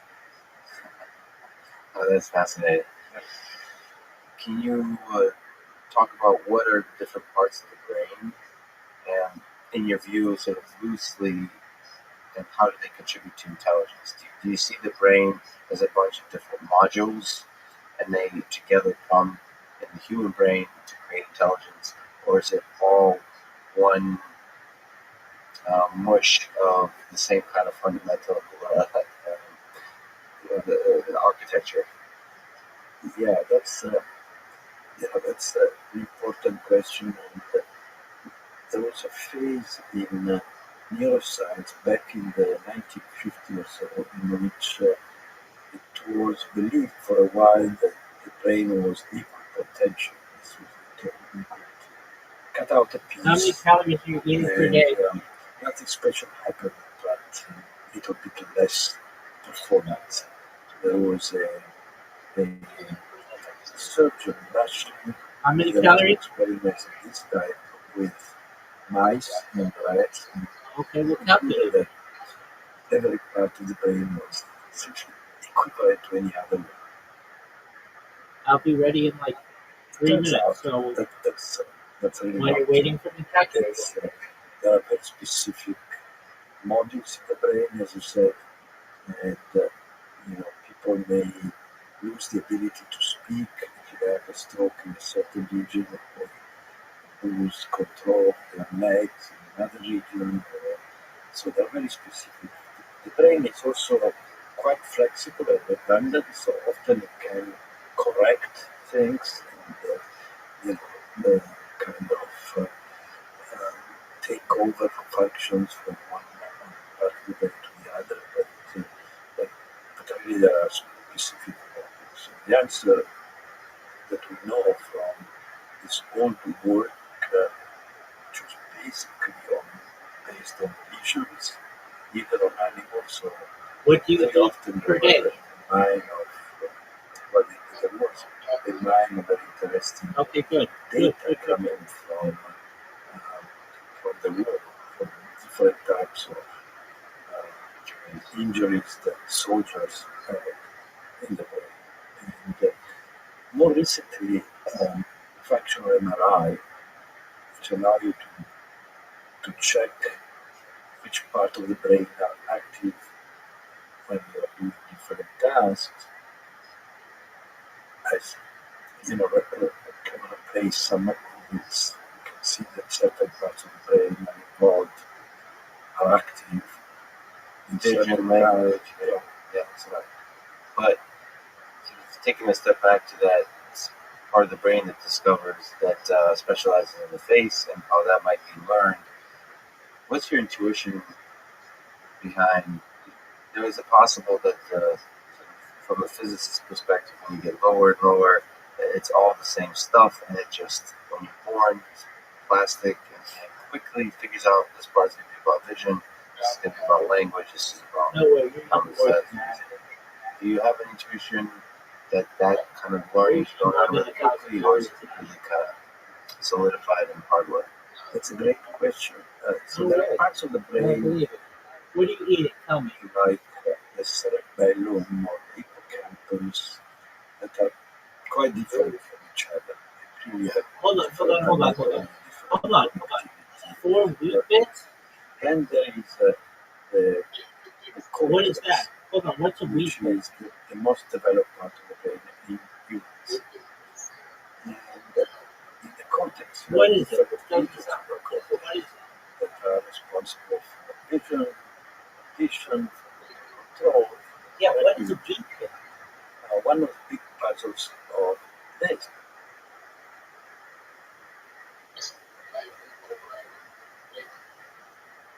Is it like a cracker?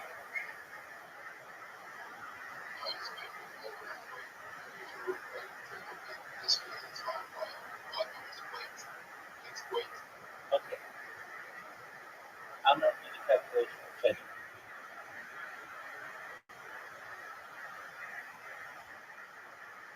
How many calories are 4 medium-sized wheat bits? It's something they eat in Australia.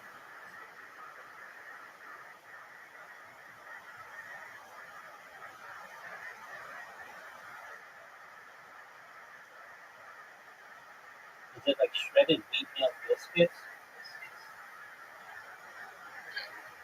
Okay, so that's 132 calories. Okay, then what do you eat?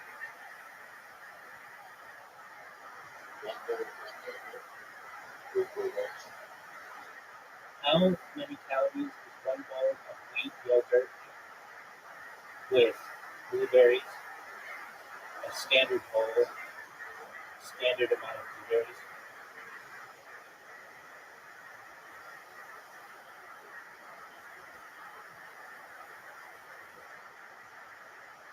Okay, that's 210 calories. I'm thinking it's more than that though. I bet you eat more than 1 cup of Greek yogurt. So let's say the yogurt is 400 calories, and let's say the biscuits are 150 calories. Okay, so that's 550 calories. trust you. Sushi. How many calories in one set of sushi? With rice?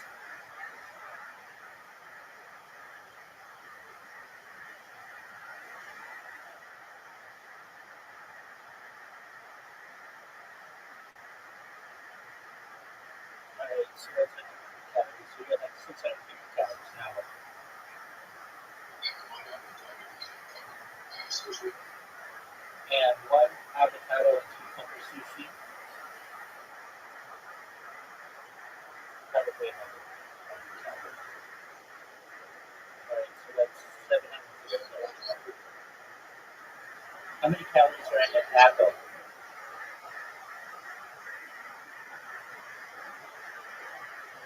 Alright, so it's another 100, so that's 850 calories.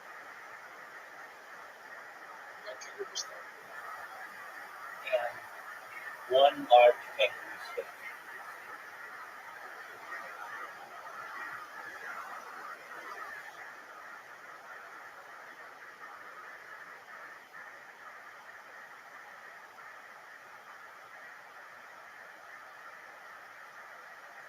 Okay, so it's like 400 maybe.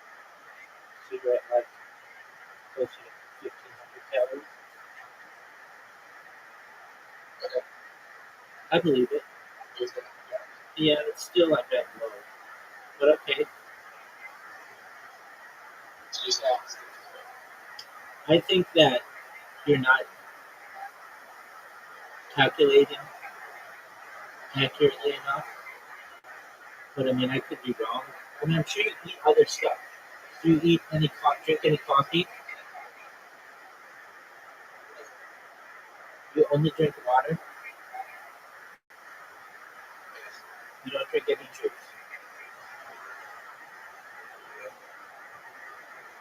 No soda? Alright, well, then that's another 100 calories or so.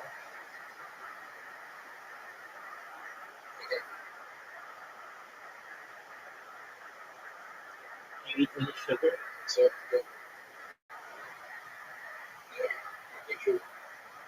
Well, no, you didn't. You still are eating carbohydrates.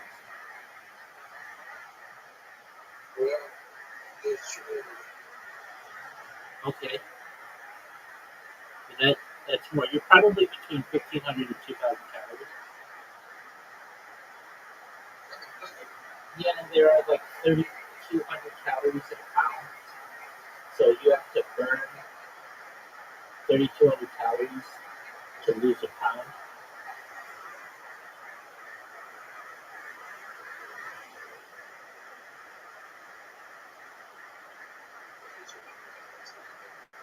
Yeah.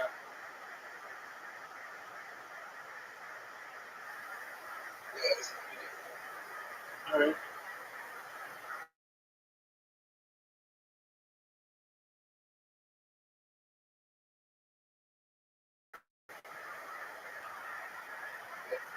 You were giving me a sob story about some kind of issue that you have, which is fine, and I'd be willing to believe that.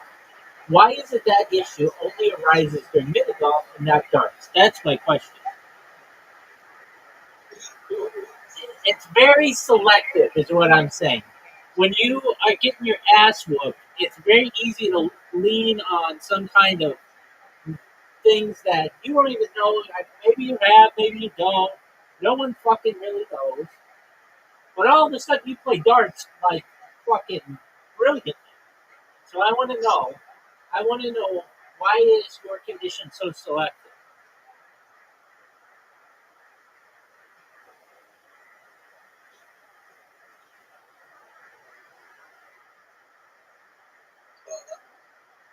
Yeah, that one. Yeah. There's a reason why people don't take people with autism seriously. It's because of this. And I'm not saying I'm not taking this.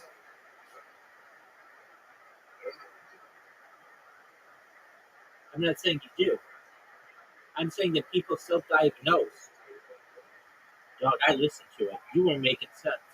You talked about ADHD and you talked about autism. with some kind of disorder that you had. And I listened to it and I felt bad a little, even said apologies for tearing you a new asshole. But I'm going to take that back because you have selective hand-eye coordination issues. Most people would just say, you know what, I suck. You don't suck. I'm just busting your balls.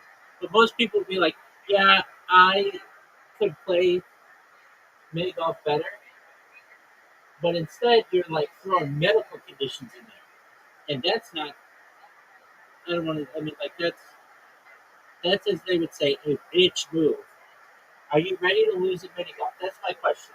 I don't have any other questions for you, but that one. Okay, how many games in a row are you? I just want to know how many games in a row are you going to win? You're going to win 4 straight games, no ties.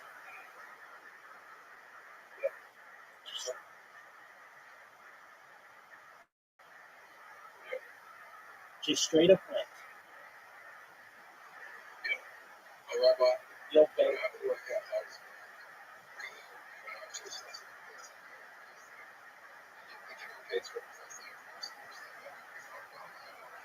Okay.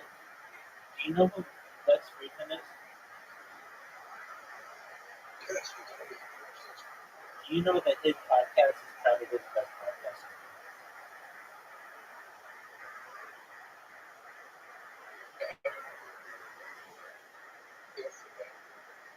It is, but it is so good. I listen to it and I just feel smart. It's also subjective. Agreed. I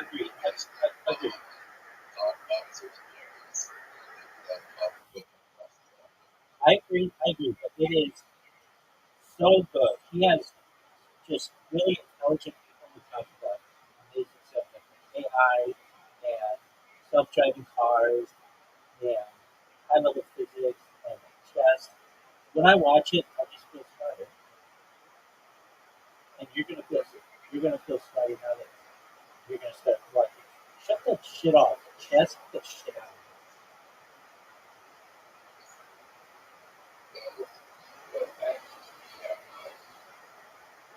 Dude, he's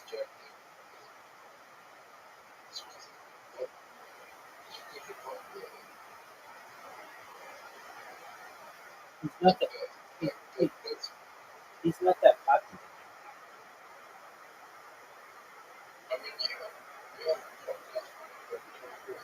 That's true, and I do have my own podcast. It's on Spotify. I have 15 episodes. They're real episodes. I like went out and recruited people to be on it. It's called the Rabbi ROTHSCHILD podcast, quote, the official Kick podcast. And what I would do is just find people on Kick, and when they were just bored, and I'd be like, hey, you want to be on a podcast? And they'd be like, yeah. And then we would film it, and I would put it on there. But here's the thing about my podcast. I asked every single person the same questions. I asked them 72 questions for Vogue magazine, and I did. It's smart. It's cool. So you get like this blend of like a bunch of different personalities, but the same questions. Oh, that's a garbage shot.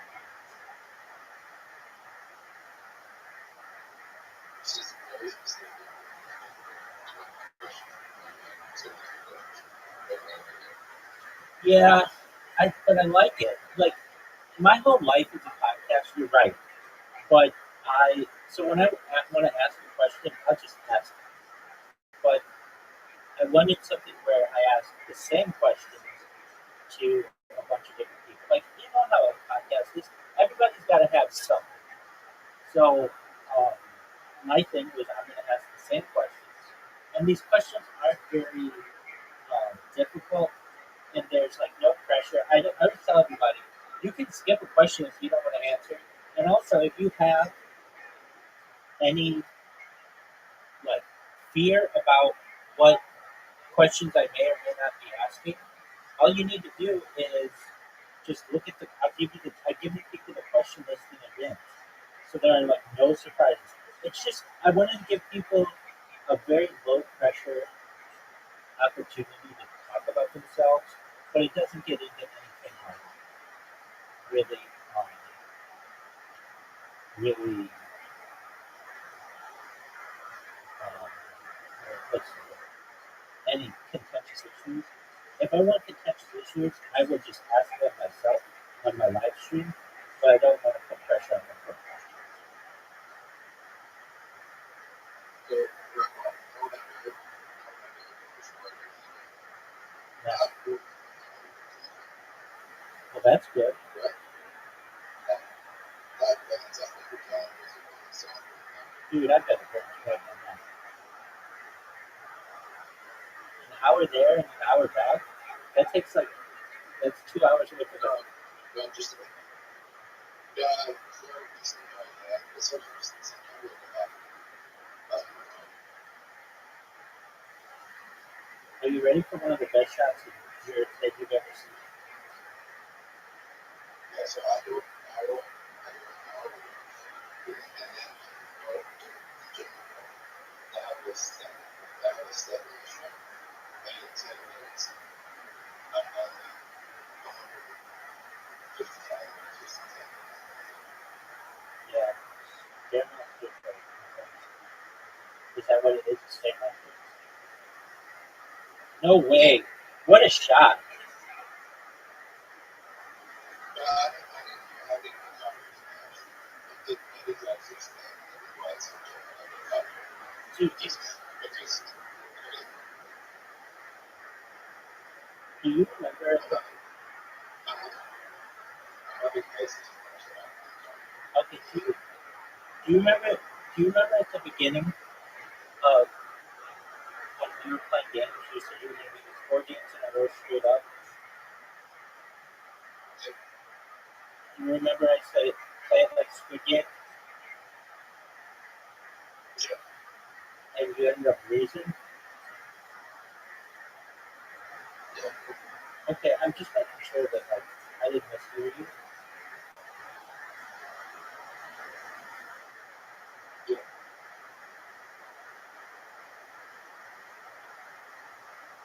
Look how amazing that shot was.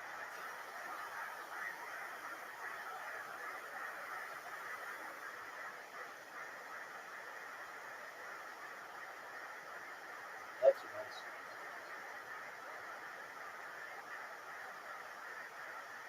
And do you remember that time we were down 1-0? Just making sure you didn't forget.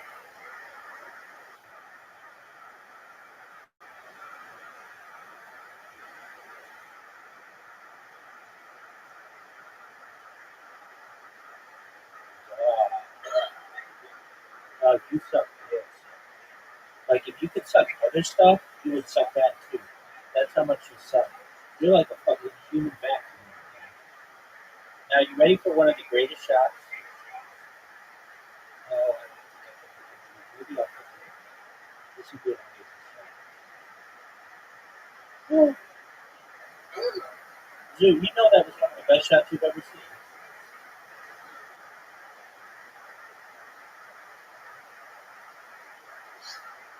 Dude, you know it was one of the best shots you've ever seen.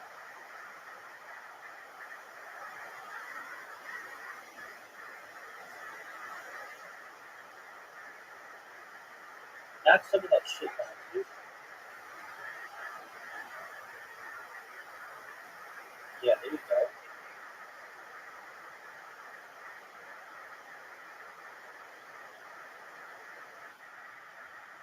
Oh, baby girl. You are gonna get. You have a tough shot. You can't really do anything with it. You need a miraculous shot. If you're gonna be down 3 holes to 1. And I feel like once you're down 3 holes, you should just quit. We shouldn't waste each other's time.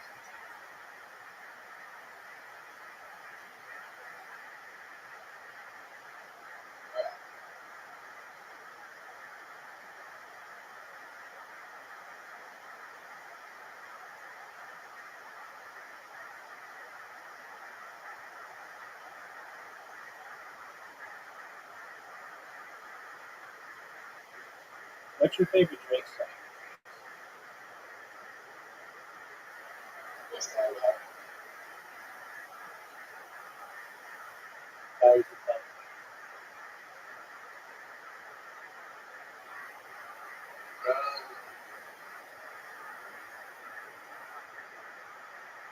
It's all right. All because I'm the best you've ever done.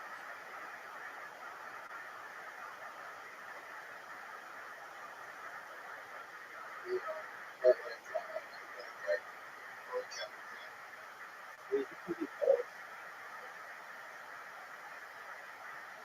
but then, like, yeah, you know, I just don't really like drugs. So that's the only song I like. It's not that. Do you like the song? Do you like the song Passion Fruit?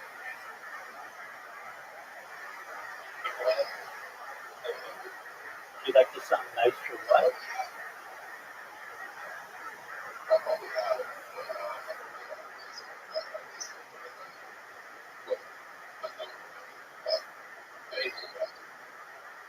All right. Which one? What?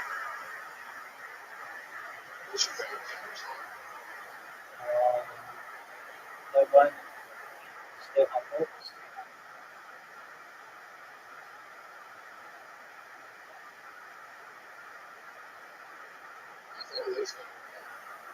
Why do you like? Why is that your favorite song?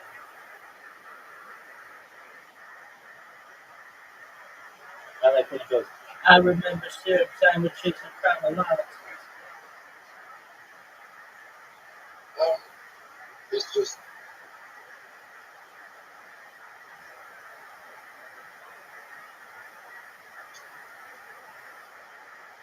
it's because it's like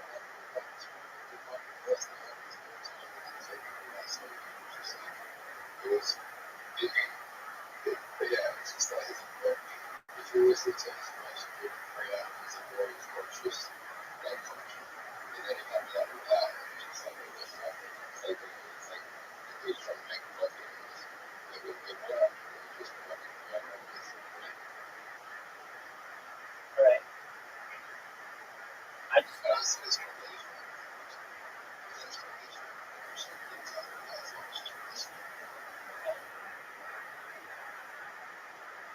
That's like Kevin Brown. It's like we do that in some movies, but I actually enjoy his performance when we do it live. I don't like to. that's right. You're a really big fan.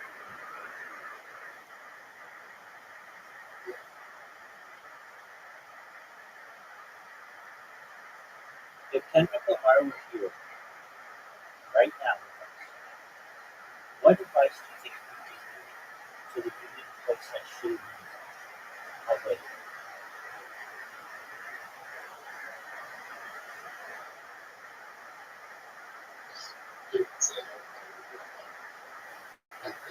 You're right.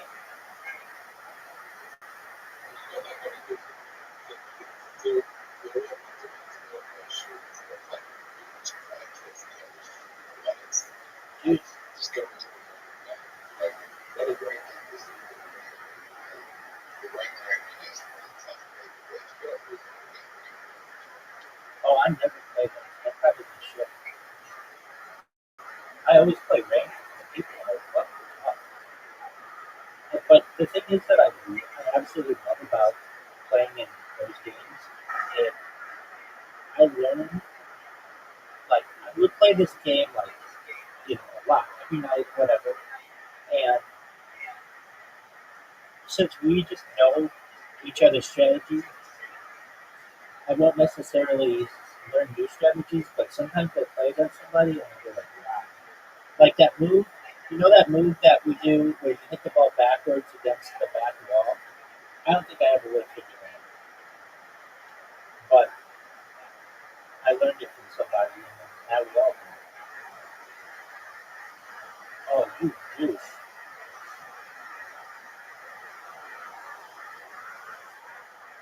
You know what a juggalo? You know what a juggalo is?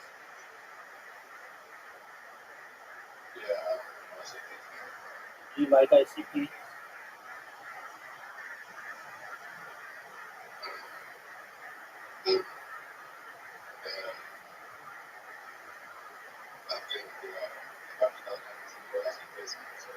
Same, same show.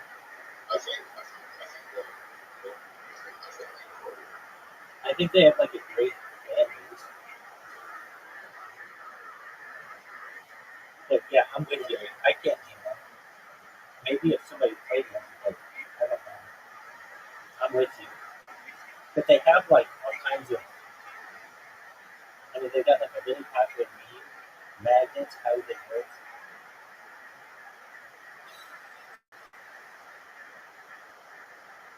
I saw them kill Tony, one of the guys on California, named Violent J or something like that. And he had one of the worst sets of any stand I've ever seen. And I understand he's like not a comedian, and he didn't think he was going to be on there, so he just got up to be funny. But it was like it was just wow. Like, it was. I guess what frankly what it didn't make me mad that he was bad. What made me mad is the panel, including Tony. They were all like, "Wow, you're so good," and it was like, "Dude, you're just kissing this guy's ass because he's famous, but he's literally like the worst stand."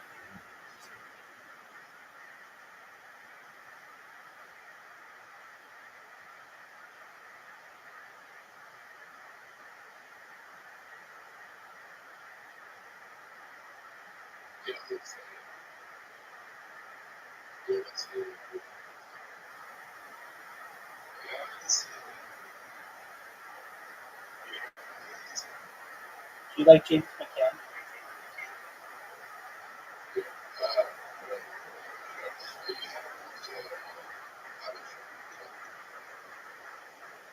That's great. No, I've been to improv. I had a friend of mine who was really into improv.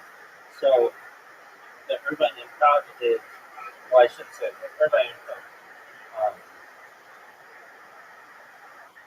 Like it's on the other side. It's on the other side. Hold on. I'm telling you my story. I'll listen to your story. You ask me a question. But I had a friend of mine who would always ask his group of friends in my community from our synagogue to go and see him on Saturday nights usually. And we would go, and there were some really talented people. And it was like above this bowling alley. And we would watch him, and he was, it was like he wasn't as good as the other people.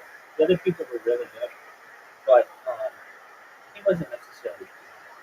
It's just the other people were really good. And um, so I used to do that. Then I had another friend of mine from synagogue who invited me to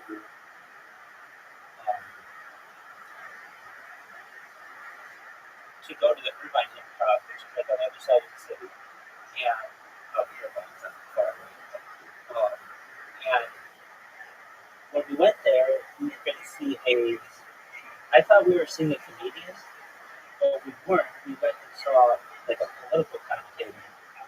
Do you know who Dave Rubin is?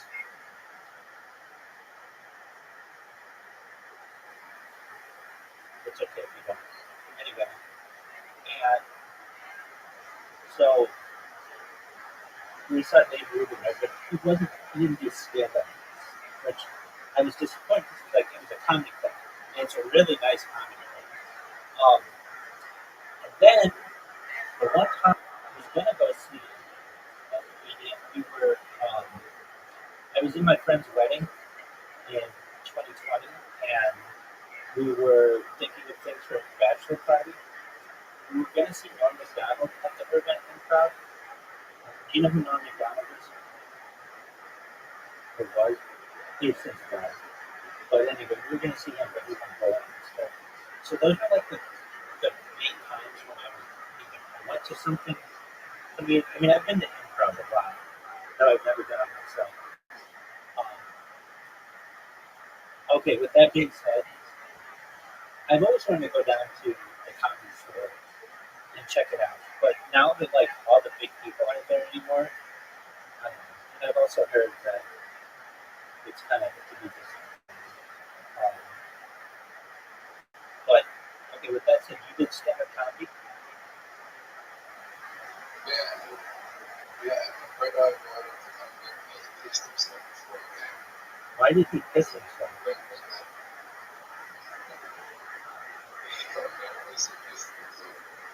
Who does that?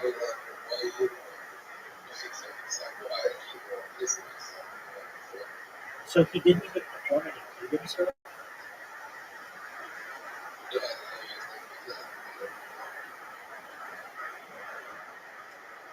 So you've done stand-up comedy just one time?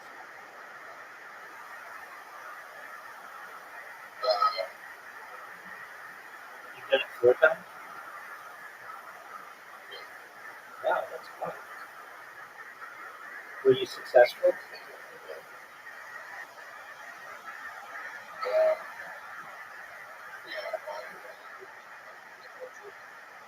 Oh, it's a competition. All right, you know what else?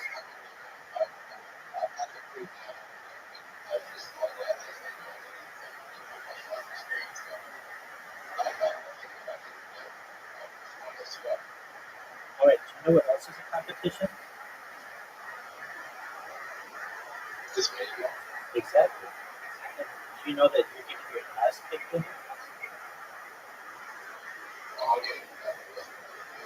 Dog, you've lost 2 games straight.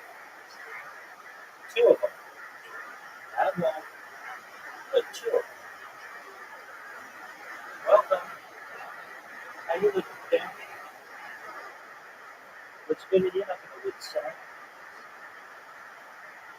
Yo, dog. Elvira. Queen of the Dark. How you living, girl? Shout out to Elvira. Dude, do you know who Elvira is?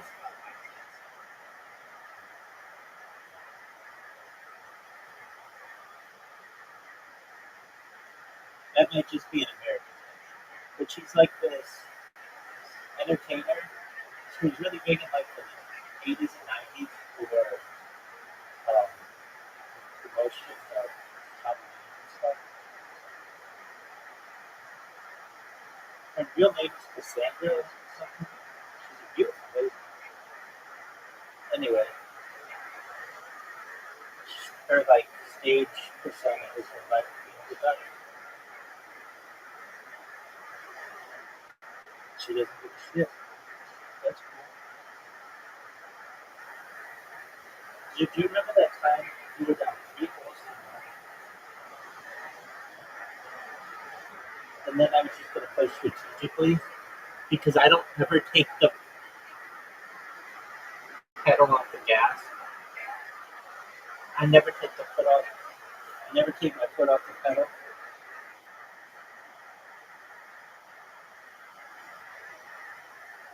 Do you think you could get water bottles from here? Oh,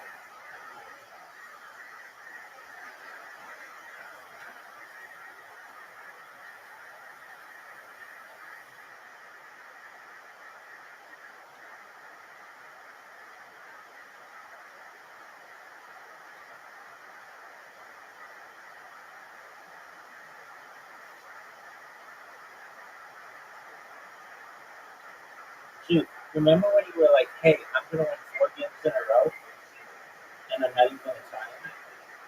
And then you ended up winning at least 3 in a row?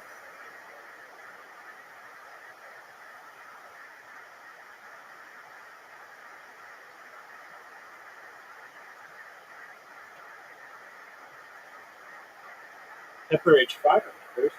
Do you know what that means, Pepperidge Farm members?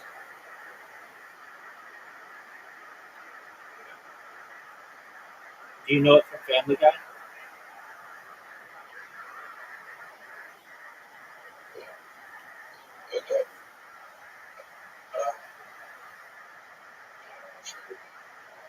You don't watch Family Guy?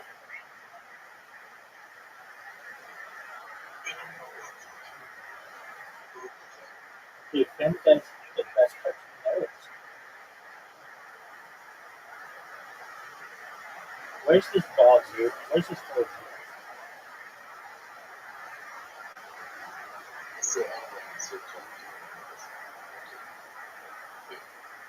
I mean, aren't all cartoons animated sitcoms?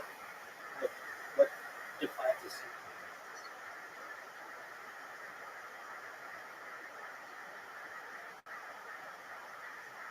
Sit down.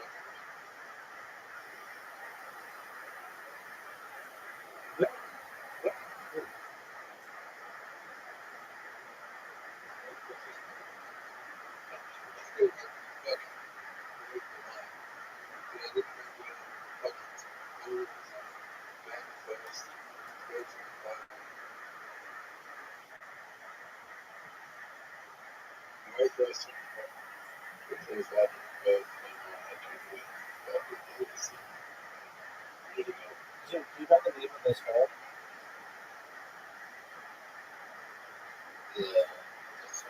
The pee hole.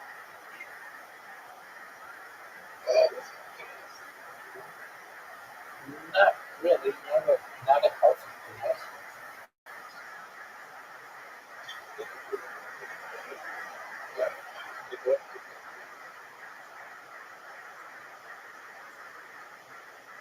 No, it's not a healthy penis.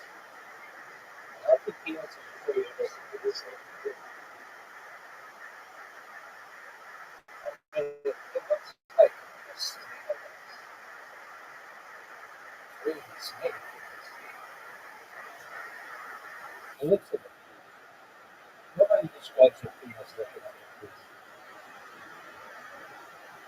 Oh, I get what you're saying. Now I see it. Okay, I can see that. Oh, come on. You mean like the penis is pointing downwardly and the hole is where the balls are? Yo, Kim.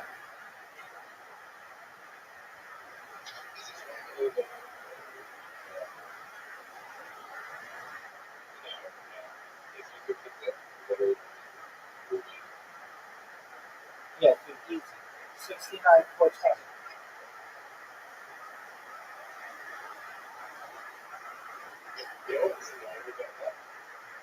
A lot of people play it.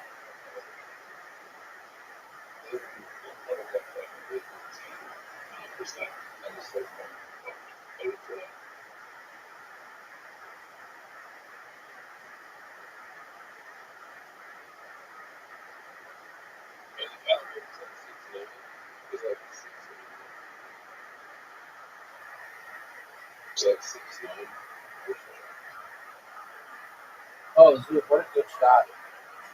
Are you proud of that shot?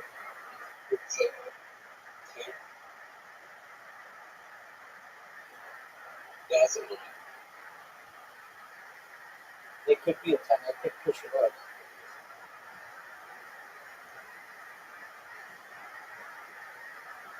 Alright, knock out that tree for me, big butt.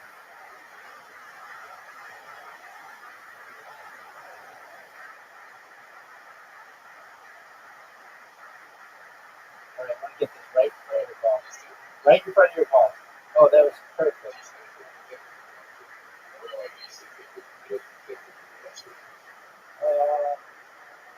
Some, yeah, but it's more like emails.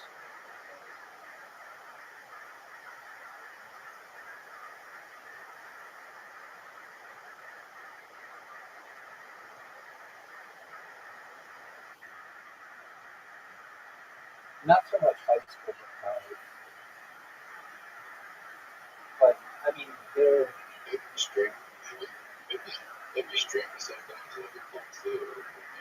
yeah, I stream myself one of the Rolling Stones at SoFi Stadium.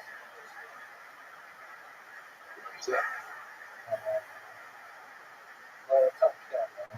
I had to do it on both of them. That was like October of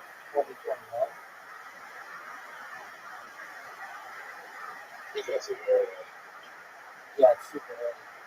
And the Rolling Stones were going to play at the Rose Bowl in 2020, but it got canceled because of COVID. And then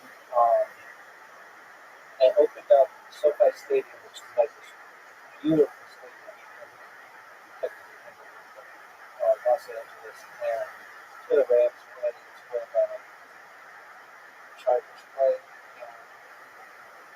And you had to like, in order to get in, you had to like show like your vaccination status and other stuff. Um, but I was able to get in and get rid of myself. And I recorded the whole thing. Now, I didn't have super big tickets because like some Rolling Stone pretty expensive. But I did record the whole concert. Well, that should I think maybe the first part I didn't get. Well, I did.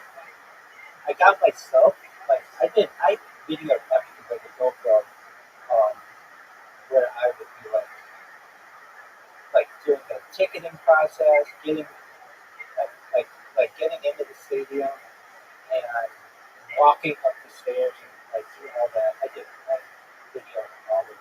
And I also wanted this, like the stadium is brand new, and I wanted to like take a tour of it, so I went on a tour, and it was super cool because you could like walk around. So the Rolling Stones were playing on the field, and I was just doing like commentary. And then I wasn't even going to go to my seats because my seats were, I don't want to say like bad seats, they were not bad seats, but they were just pretty far away. But I decided, you know what, I'll check out where my seats are. So I went to where my seats are, where I recorded the whole thing. And I want to say I recorded on multiple devices, but it might have just been cell phones and it might have been like two types of devices. But yeah, now let me think if I've been on any other things recording anything else. I want to say that I have,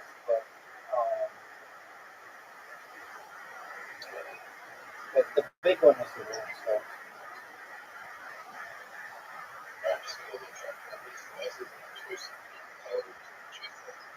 Okay, we better get your fucking shit.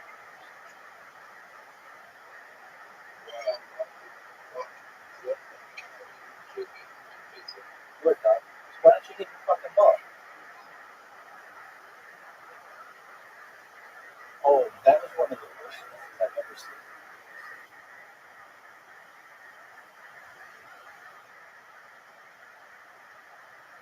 Oh, I must throw that one.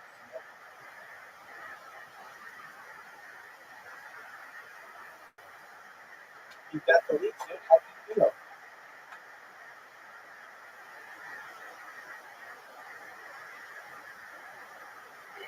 Dude, you should know how to play this one.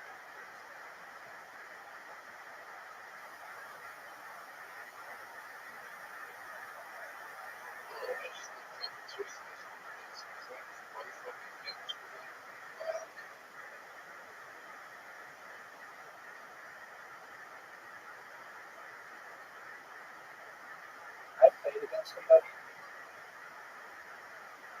I think they should have made this correctly. I might be wrong.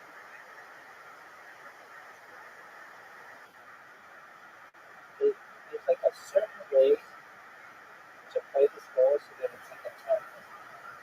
Get there. No, you don't need it. Actually. Yo, catch.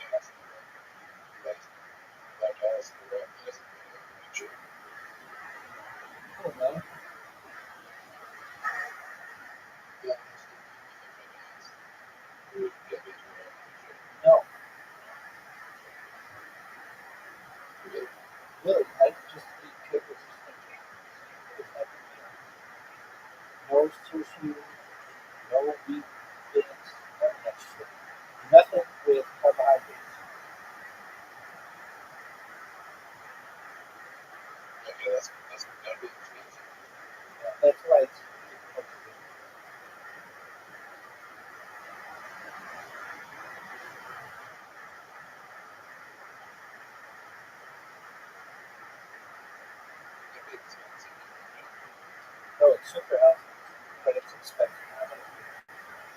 It's like people don't do it.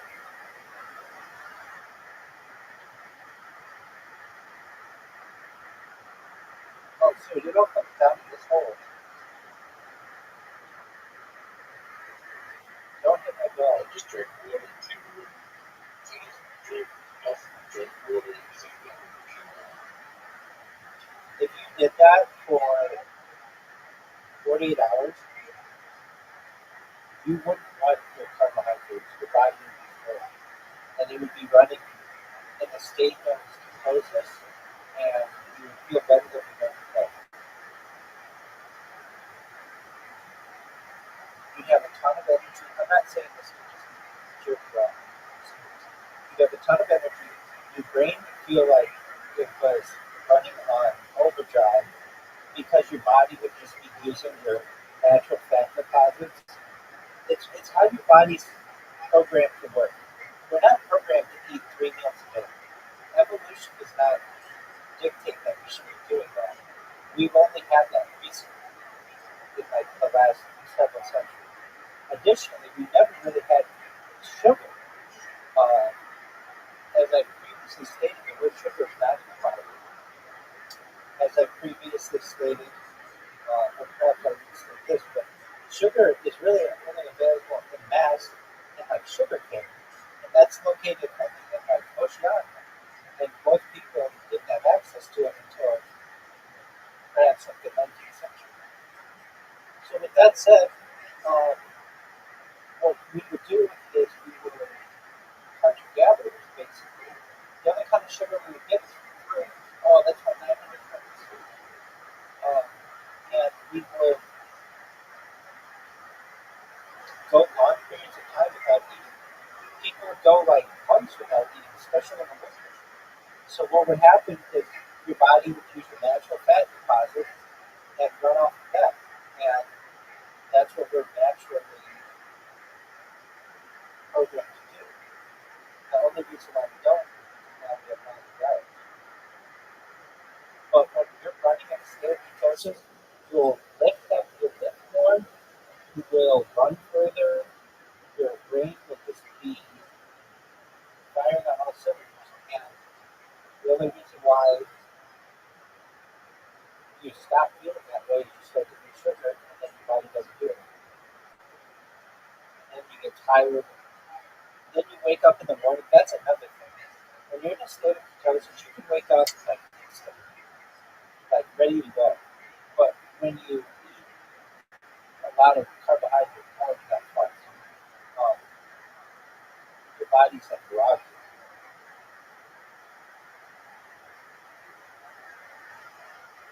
Why don't you drink coffee?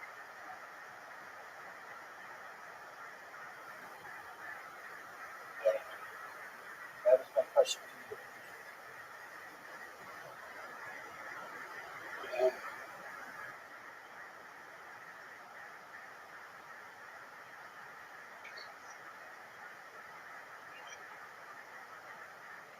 It is healthy. You don't put stuff in it. It's healthy. It's only like 10 calories, and it gives you.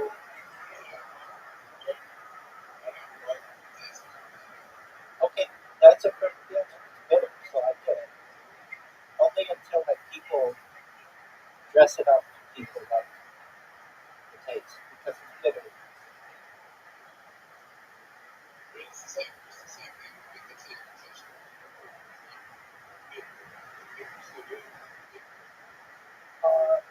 That's really people don't eat meat.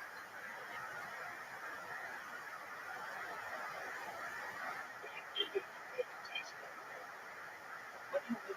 What? How do you eat meat? Like there's stuff that has nicotine in it that tastes bad. That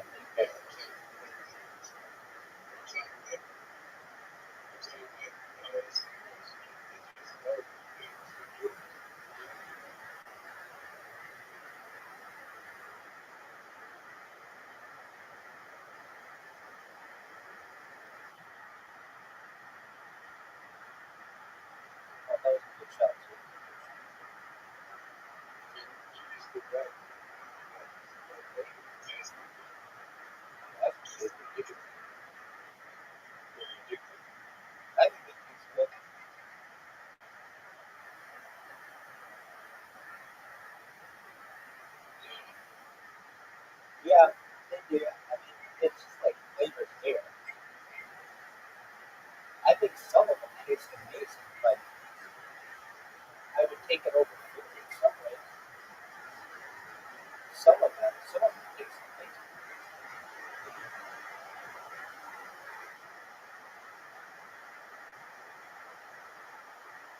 Look at this shot, dude.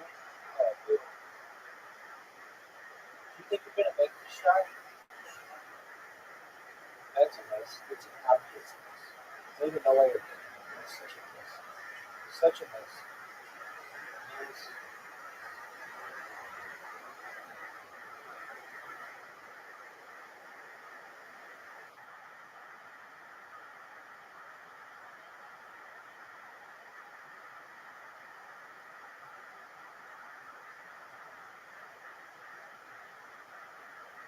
There's this one hole that we haven't played yet that I really want to play with you because I want to show you this new strategy. I wish you could get the holes. But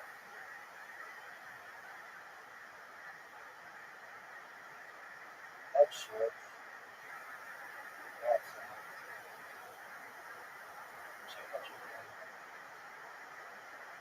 short. Short. Told you.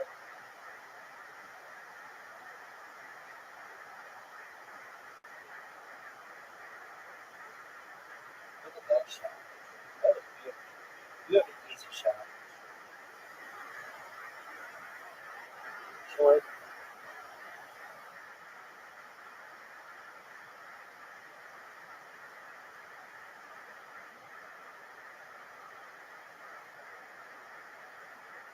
Look at this shot.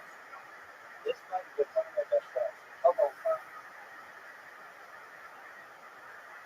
Dude, this will be my 5th game in a row. After that, we go Nerati.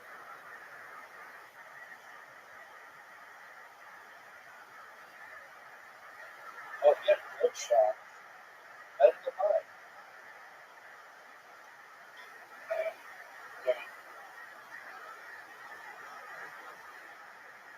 That's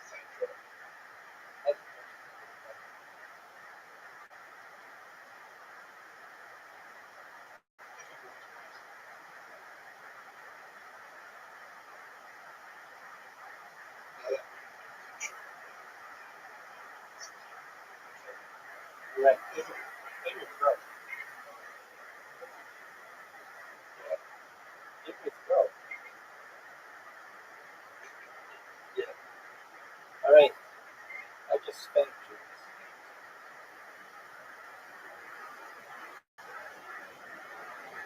Nerati. So, do you like your scale from 0 to 10? Your pieces. How much do you like them?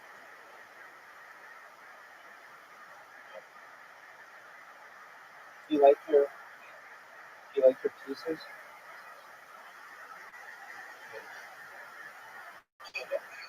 There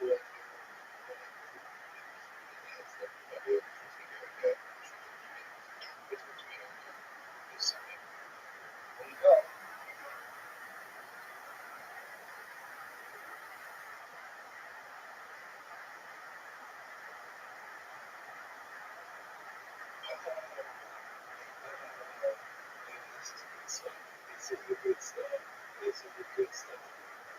That is a good start.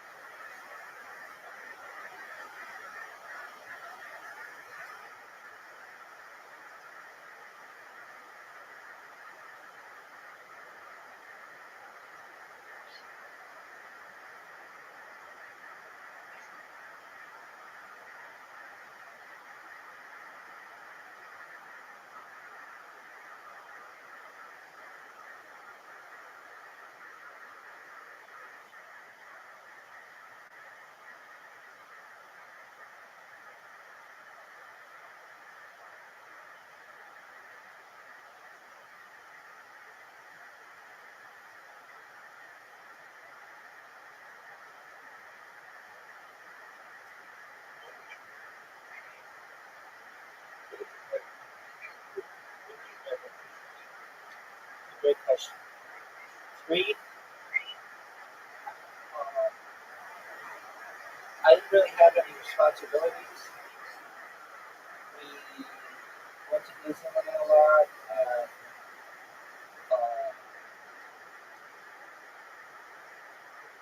I did movies. I went to like That's Very Farm a lot, which is another, I don't want to say like every day, but more when I was a little kid than I did when I was older. I went to like Disney World when I was older. And I don't know, I spent a lot of time with my grandparents, and it just, I didn't have any cares. So that was just a wonderful time. How about you?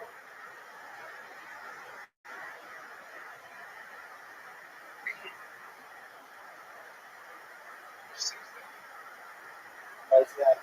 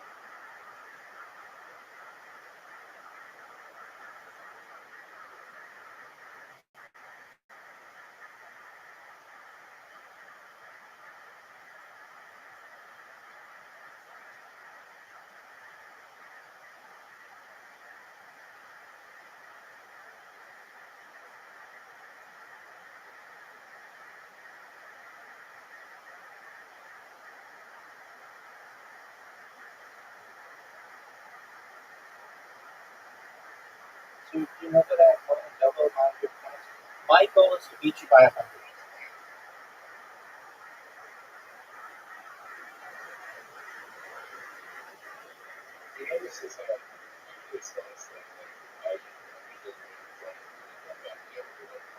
Right.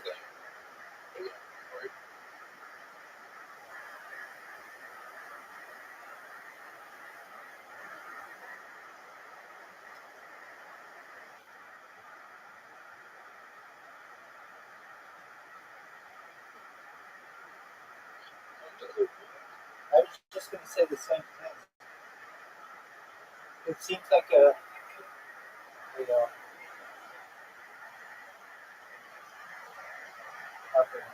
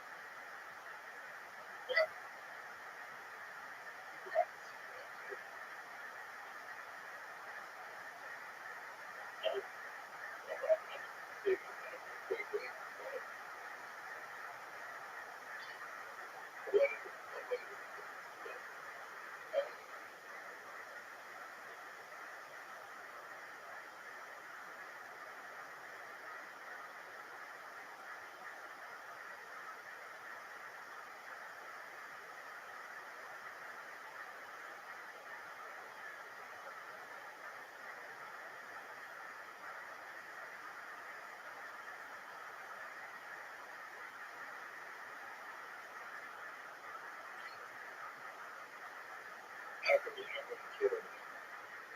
It's expensive.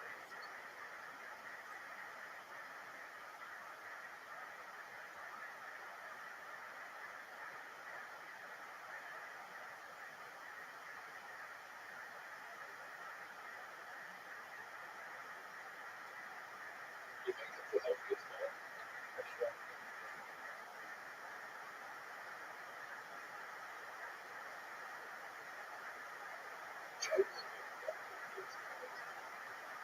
Not for winter.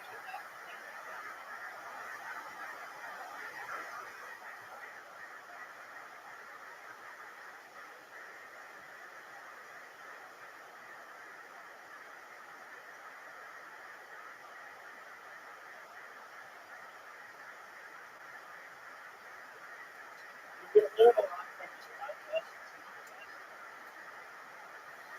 This is that in the cortex is the cortex is the cortex. It looks like it is the same in terms of hardware, in terms of type of neurons and connectivity across these different modalities. So for the cortex, letting aside this other to the brain like spinal cord, hippocampus, and so on. For the cortex, I think your question about hardware, software, and learning and so on, I think it's rather open. And, I find it very interesting, for instance, to think about an architecture, computer architecture that is good for vision, and at the same time is good for language. It seems to be, so different problem areas that you have to solve. But the underlying mechanism might be the same, and that's really instructive for Maybe artificial neural networks. So we've done a lot of great work in vision, human vision, computer vision.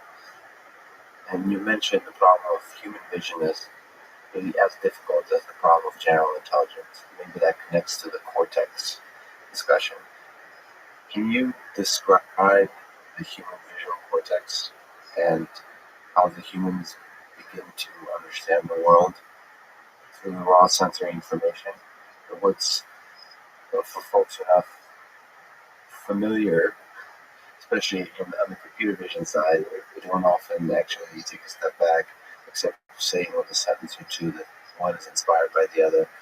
What is it that we know about the human visual cortex? That's interesting. so we know quite a bit. At the same time, we don't know a lot. The bit we know, in a sense, we know a lot of the details, and maybe we don't know, and we know a lot of the top level, the answer to the top level question, but there are some basic ones, even in terms of general neuroscience, forgetting, why do we sleep?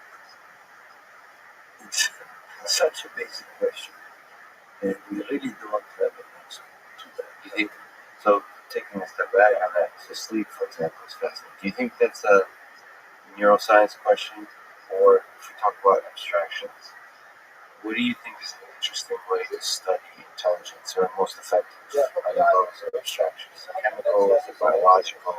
Is it electrophysical? Mathematical? As you've done a lot of excellent on that side. Which psychology, sort of like at which level of abstraction do you think? In terms of levels of abstraction, I think we need all of them. It's one, it's like if you ask me, what does it mean to understand the computer? That's much simpler. But in a computer, I could say, well, I understand how to use PowerPoint. That's my level of understanding of the computer. It tells you, it gives me some power to produce slides, beautiful slides. Now, somebody else says, well, I know all the transistors that are inside the computer, and write the equation for, transistor and diodes and circuits, logical circuits. And I can ask this guy, do you know how to operate PowerPoint? Yeah.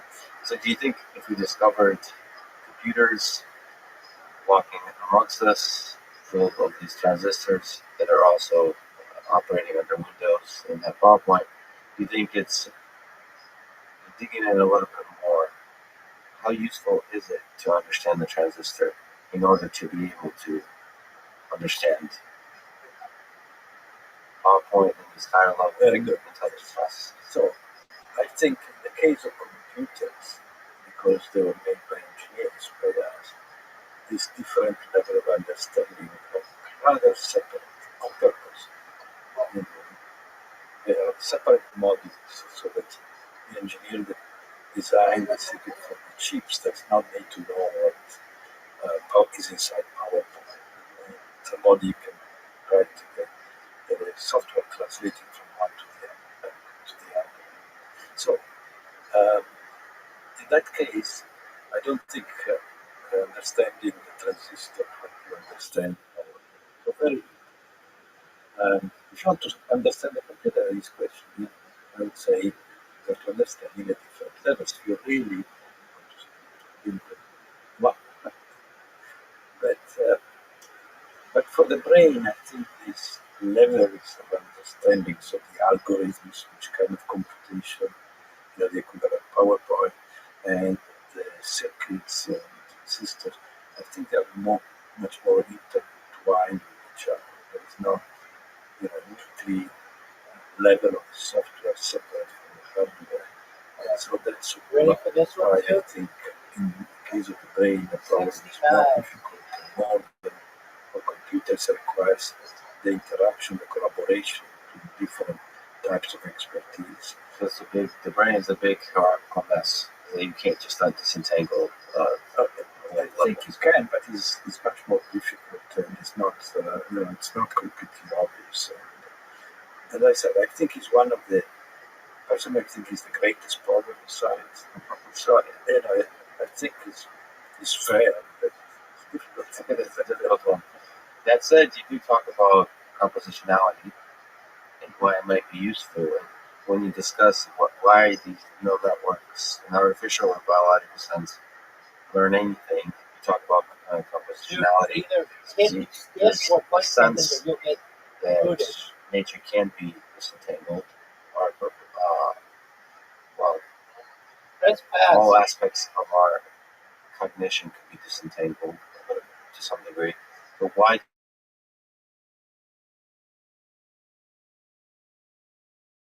do you think? Why do you think it exists at all in nature? I spoke about, I use the term compositionality when we looked at deep neural networks, multi-layers, and trying to understand when and why they are more powerful than more classical one-layer networks like linear classifier, kernel machines, so-called. And what we found is that in terms of approximating or learning or representing a function and mapping from an input to an output, like from an image to a label in the image, if this function has a particular structure, then deep networks are much more powerful than shallow networks to approximate the underlying function. And a particular structure is a structure of compositionality. The function is made up of functions of functions, so that you need to look on when you are interpreting an image, classifying an image, you need to look at all pixels at once, but you can compute something from small groups of pixels, and then you can compute something in the output of this local computation, and so on. That is similar to what you do when you read a sentence. You don't need to read the first and the last letter, but you can read syllables, combine them in words, combine their words in sentences. So this is this kind of structure. So that's as part of the discussion of why deep neural networks may be more effective than the shallow methods. And is your sense for most things we can use neural networks for, those problems are going to be compositional in nature, like language, like vision? How far can we get in this kind of way? So here is almost philosophy. Well, let's go there. Yeah, let's go there. So a friend of mine, Max Tegmark, physicist at MIT. Talk to him on this thing. Yeah, he disagrees with you, right? A Yeah, little bit. we agree on but the conclusion is a bit different.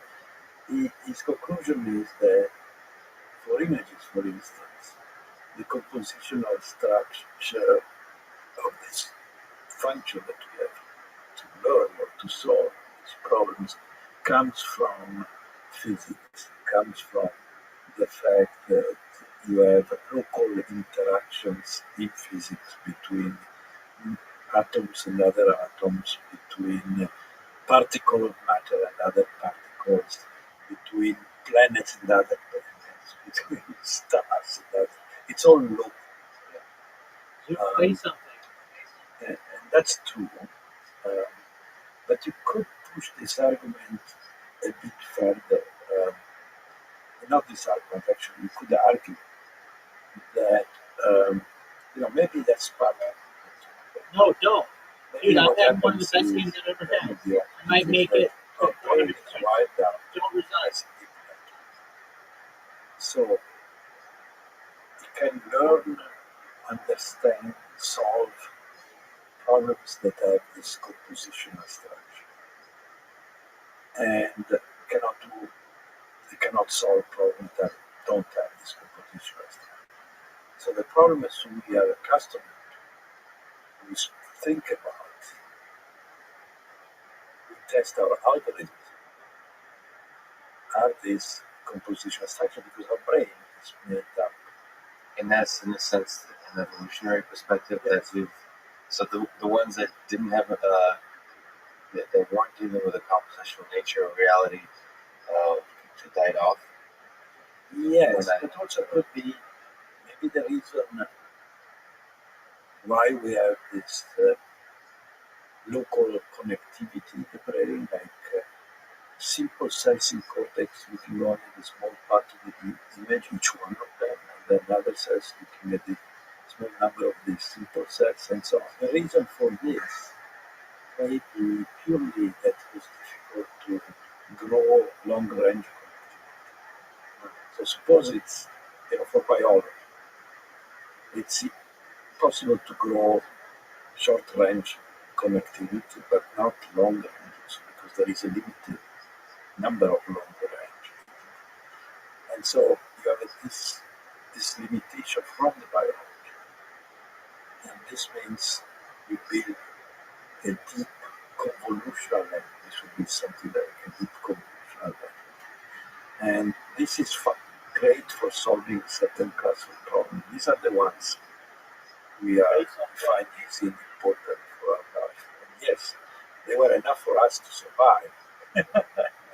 And you can start a successful business on solving those problems. Right?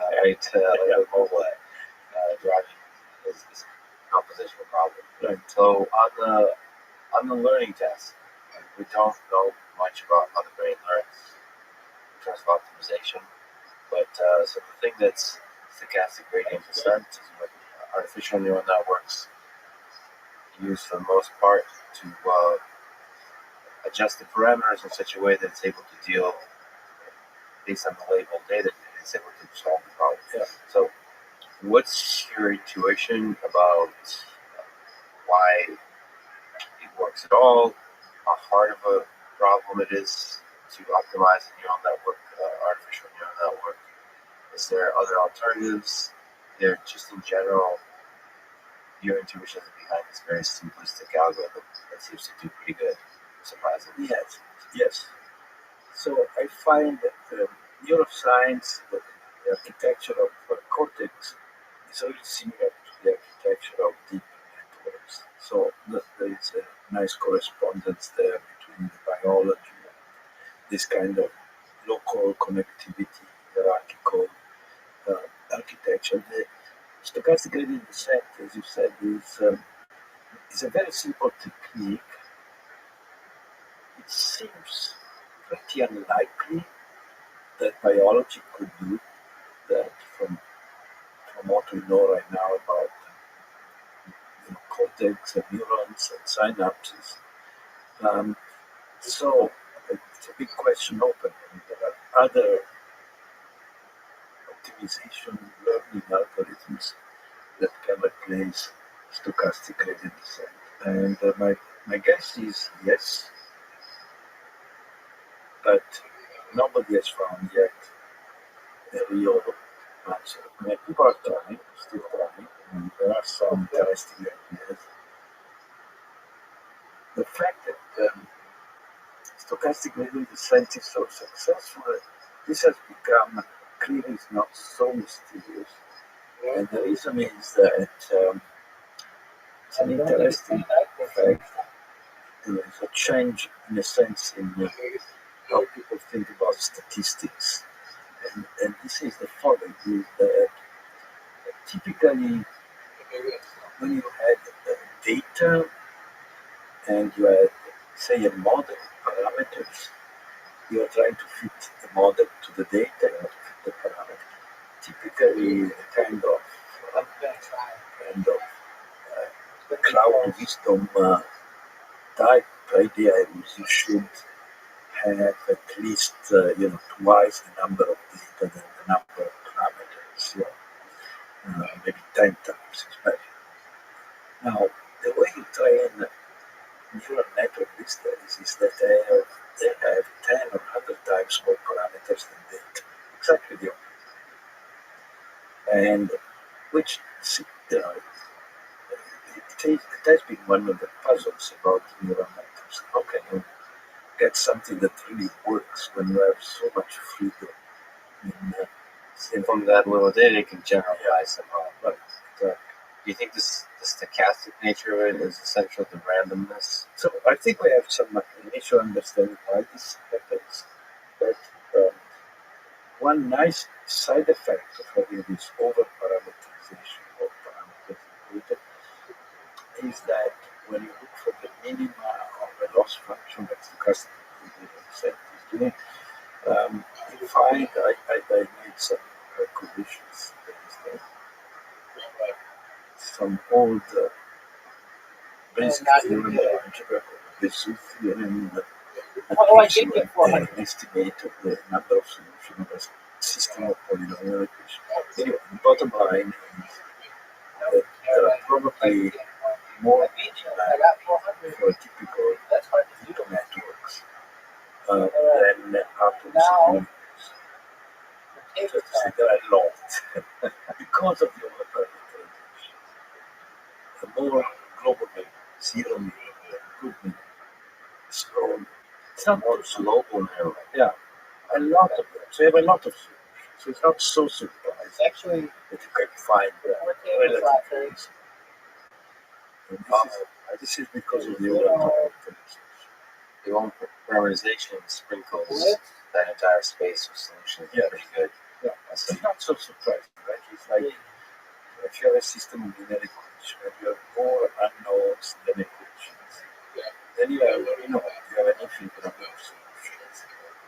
And that's a very the good question is to pick one. That's another story. But you have an infinite number of solutions, so there are a lot of value of your unknowns that satisfy the equations.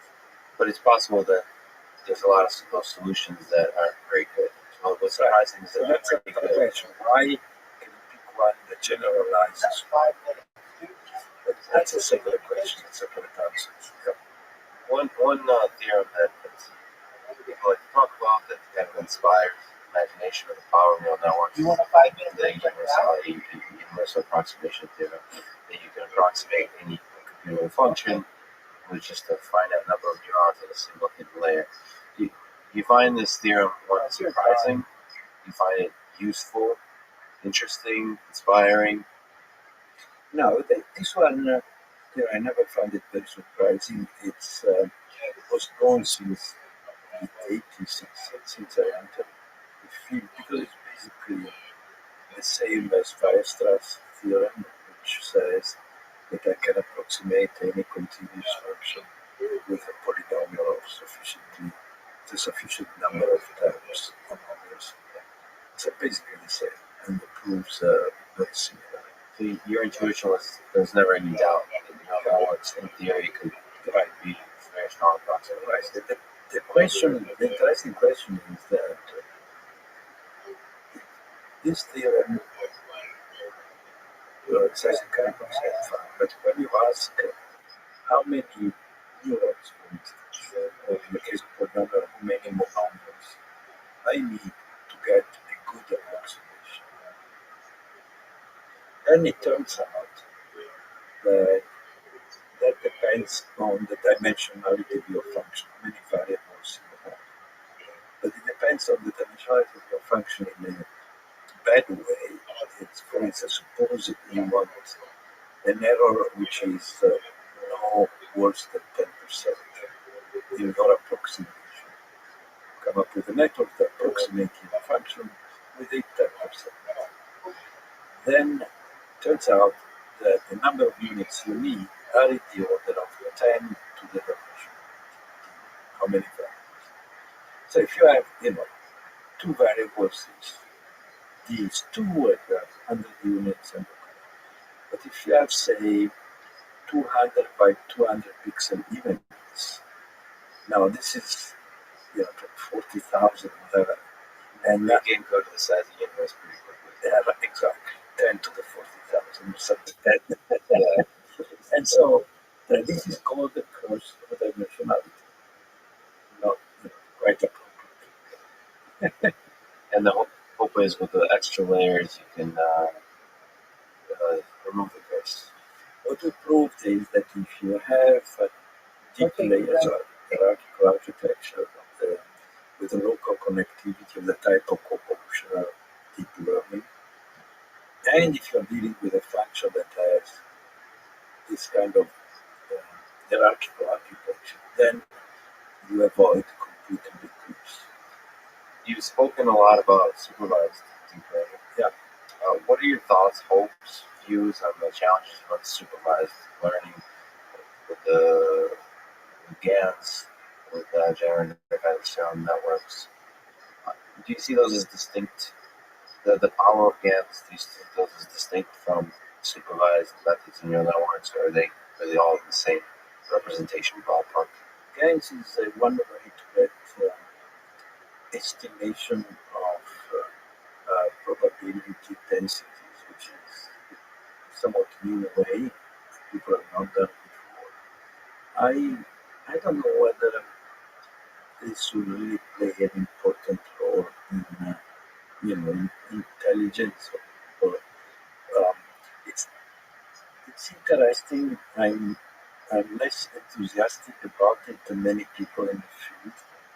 I have a feeling that many people in the field are very impressed by the ability of producing realistic looking images in this generative way. It describes the popularity of methods, but you're saying that while that's exciting and cool to look at, it may not be the tool that's useful for. Yeah. So you described it kind of beautifully. The current supervised methods go m to infinity. There's a number of labeling points, and we really have to figure out how to go to n to 1. Yeah. And you're thinking GANs might help, but they might not be the right. I don't think it for that problem, which I really think is important. I think they may have, they certainly have applications, for instance, in computer graphics. And, I did work long ago, which was a little bit similar in terms of saying, okay, I have a network and I present images and I can, so input its images and output is, for instance, the pose of the image. The face, how much is smiling, is rotated 45 degrees or not. What about having a network that I train with the same data set, but now I invert input and output. Now the input is the pose or the expression, a number, set of numbers, and the output is the image. And I train. And we did pretty good, interesting results in terms of producing very realistic looking images. It was, a less sophisticated mechanism, but the output was pretty less than GANs, but the output was pretty much in the same quality.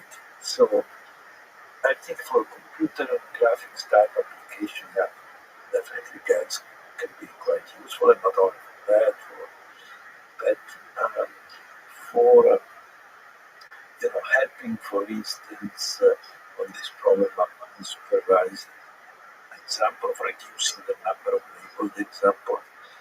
I think people, it's like they think they can get out more than they put in. Like, There's no free lunch. yeah, So, right. so what do you think? What's your intuition?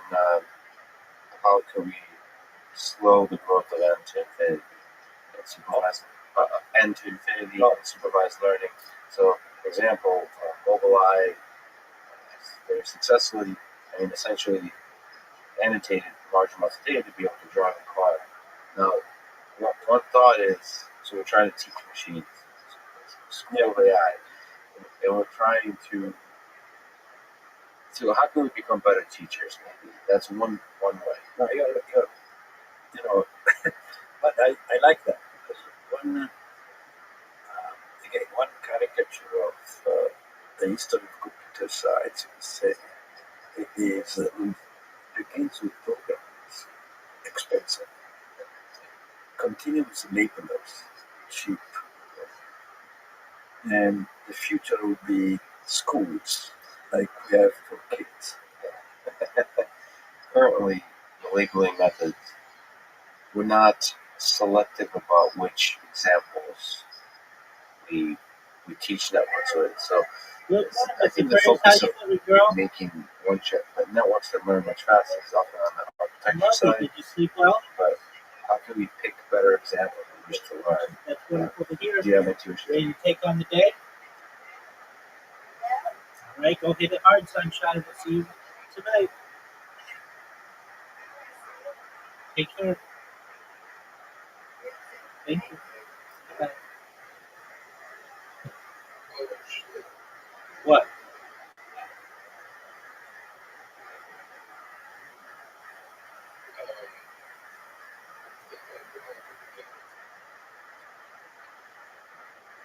You're part of the science. I know.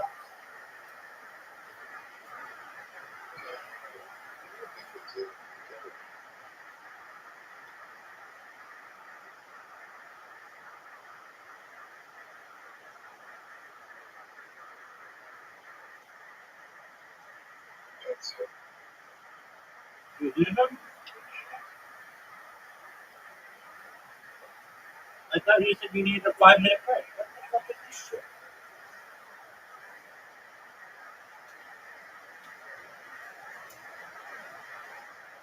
It's about that. Well, that's part of the part of the problem. But the other one is, if we look at biology, the reasonable assumption I think is,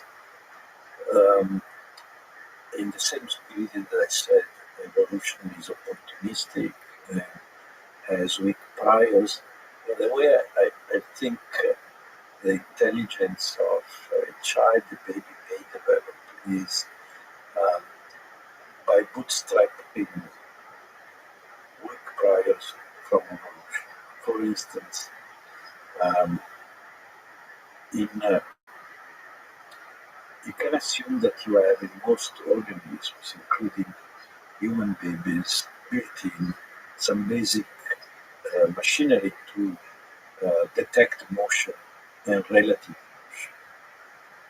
And in fact, there is, we know all insects, flies, to other animals that they have this,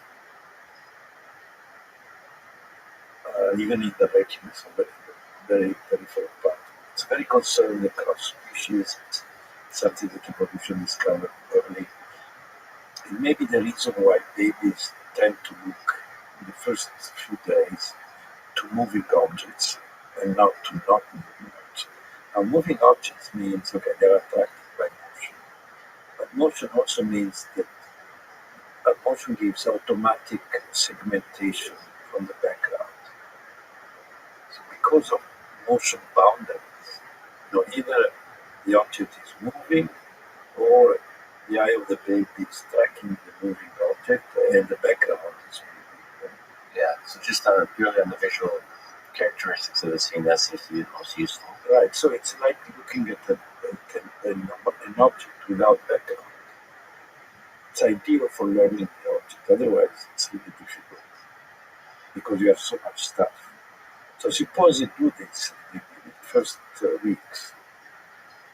Then after that you can recognize objects. Now they're imprinted, a number of them, even in the background, even without motion. So that's at the. By the way, I just want to ask on the object recognition problem. So there's this being responsive to movement, edge detection, essentially. What's the gap between being effective at visually recognizing stuff, detecting what it is, and understanding the scene? Is this a huge gap in many layers, or is it close? No, I think that's a huge gap. I think present algorithm with all the success that we have and the fact that a lot of very useful, I think we are in a golden age for applications of low-level vision and low-level speech recognition and so on, Alexa and so on.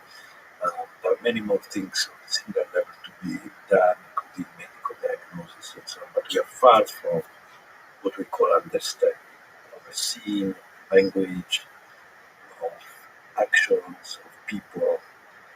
That is, despite the claims, that's, I think, very far.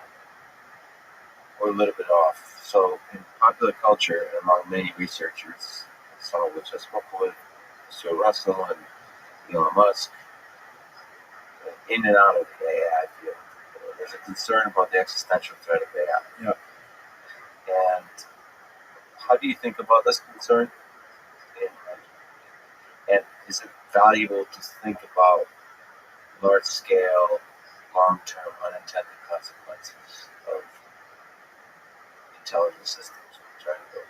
I always think it's better to worry first, early rather than late. So worry is good. Yeah, I'm not against worrying at all. Personally, I think that it will take a long time before there is a real reason to be worried. But as I said, I think it's good to put in place, think about possible safety. What I find a bit misleading are things like that have been said about people like Elon Musk, what is Boston in particular, what is first name, Nick Boston, right? And a couple of other people that, for instance, AI is more than just a nuclear weapon. I think that's really wrong. That can be misleading. In terms of priority, we should still be more worried about nuclear weapons and people are doing about it and so on than AI. And you spoke about Dennis Sabas and yourself saying that you think you'll be about 100 years out before we have a general intelligence system that's on par with the human being. Do you have any updates for those predictions? Well, I think he said 20. He said 20. This was a couple of years ago. I have not asked him again, so should I? Your own prediction. What's your prediction about when you'll be truly surprised? And what's the confidence interval on that? It's so difficult to predict the future, even the present. It's pretty hard to predict. But I'll be, as I said, this is completely. I'll be more like Ron Brooks. I think he's about 200 years. When we have this kind of AGI system or general intelligence system, you're sitting in a room with her handmade. Do you think it would be the underlying design of such a system is something you'll be able to understand? It would be simple. Do you think it'll be explainable, understandable by us? Your intuition, again, we're in the realm of philosophy. Well, probably no. again, it depends what you really mean for understanding. So I think, we don't understand what how deep networks work. I think we're beginning to understand right now. But in the case of deep networks, or even in the case of the simpler kernel machines or linear classified, we really don't understand the individual units of so we. But we understand, what the computation and the limitations and properties of it are. It's similar to many things.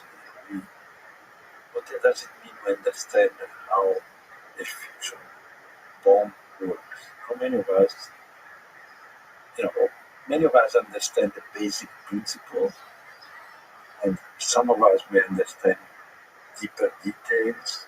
In that sense, understanding is, as a community, as a civilization, can we build another copy of it? Okay. And in that sense, do you think there'll need to be some evolutionary component where it runs away from our understanding, or do you think it could be engineered from the ground up? The same way you go from the transistor to Right. our point. Right. So many years ago, this was actually 41 years ago, I wrote a paper with David Mahar, who was one of the founding fathers of computer vision, computational vision. I wrote a paper about levels of understanding, which is related to the question we discussed earlier about understanding PowerPoint, understanding transistors, and so on. And in that kind of framework, we had the level of the hardware and the top level of the algorithm. We did not have learning. Recently, I updated adding levels. One level I added to those three was learning. So, and you can imagine you could have a good understanding of how you construct a learning machine, like we do, but being unable to describe in detail what the learning machines will discover, right? Now, that would be still a powerful understanding if I can build a learning machine, even if I don't understand in detail every time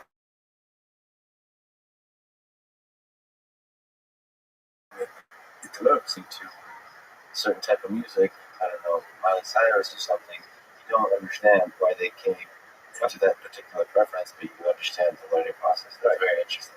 Yeah. So, I'm learning for systems to be part of our world. It has a certain, one of the challenging things we've spoken about is learning ethics, learning morals. How hard do you think is the problem of, first of all, humans understanding their ethics? What is the origin of the neural and low level of ethics? What is it at the higher level? Is it something that's learned from machines and your intuition? I think, ethics is learnable, very likely. I think it's one of these problems where I think understanding the neuroscience of ethics, people discuss there is an ethics of neuroscience. Yes. How a neuroscientist should or should not behave. You can think of a neurosurgeon and the ethics who he has to behave, who she has to behave. But I'm more interested in the neuroscience of On my mind right now, the neuroscience of ethics is very meta. and I think that would be important to understand also for being able to design machines that are ethical machines in our sense of ethics. And you think there's something in neuroscience, there's patterns, tools in neuroscience that can help us shed some light on ethics, or is it mostly on the psychology, sociology, much higher level? Now there is psychology, but there is also, in the meantime, there is evidence fMRI of specific areas of the brain that are involved in certain ethical judgment. And not only this, you can stimulate those areas with magnetic fields and change the ethical decisions. Wow. So that's work by a colleague of mine, Rabbi, and there is other researchers doing similar work. And I think this is the beginning that ideally at some point we have an understanding of how this works and why it evolved, right? The why question. Yeah, it must have some purpose. Yeah, obviously there's some social purpose in this. Probably. If neuroscience holds the key to at least eliminate some aspect of ethics, that means it could be a learnable problem. Yeah, exactly.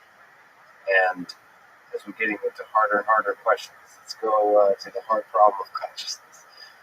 Is this an important problem for us to think about and solve on the engineering of intelligence side of your work, of our dream? It's unclear. Yeah, so again, this is a deep problem, but because it's very difficult to define consciousness,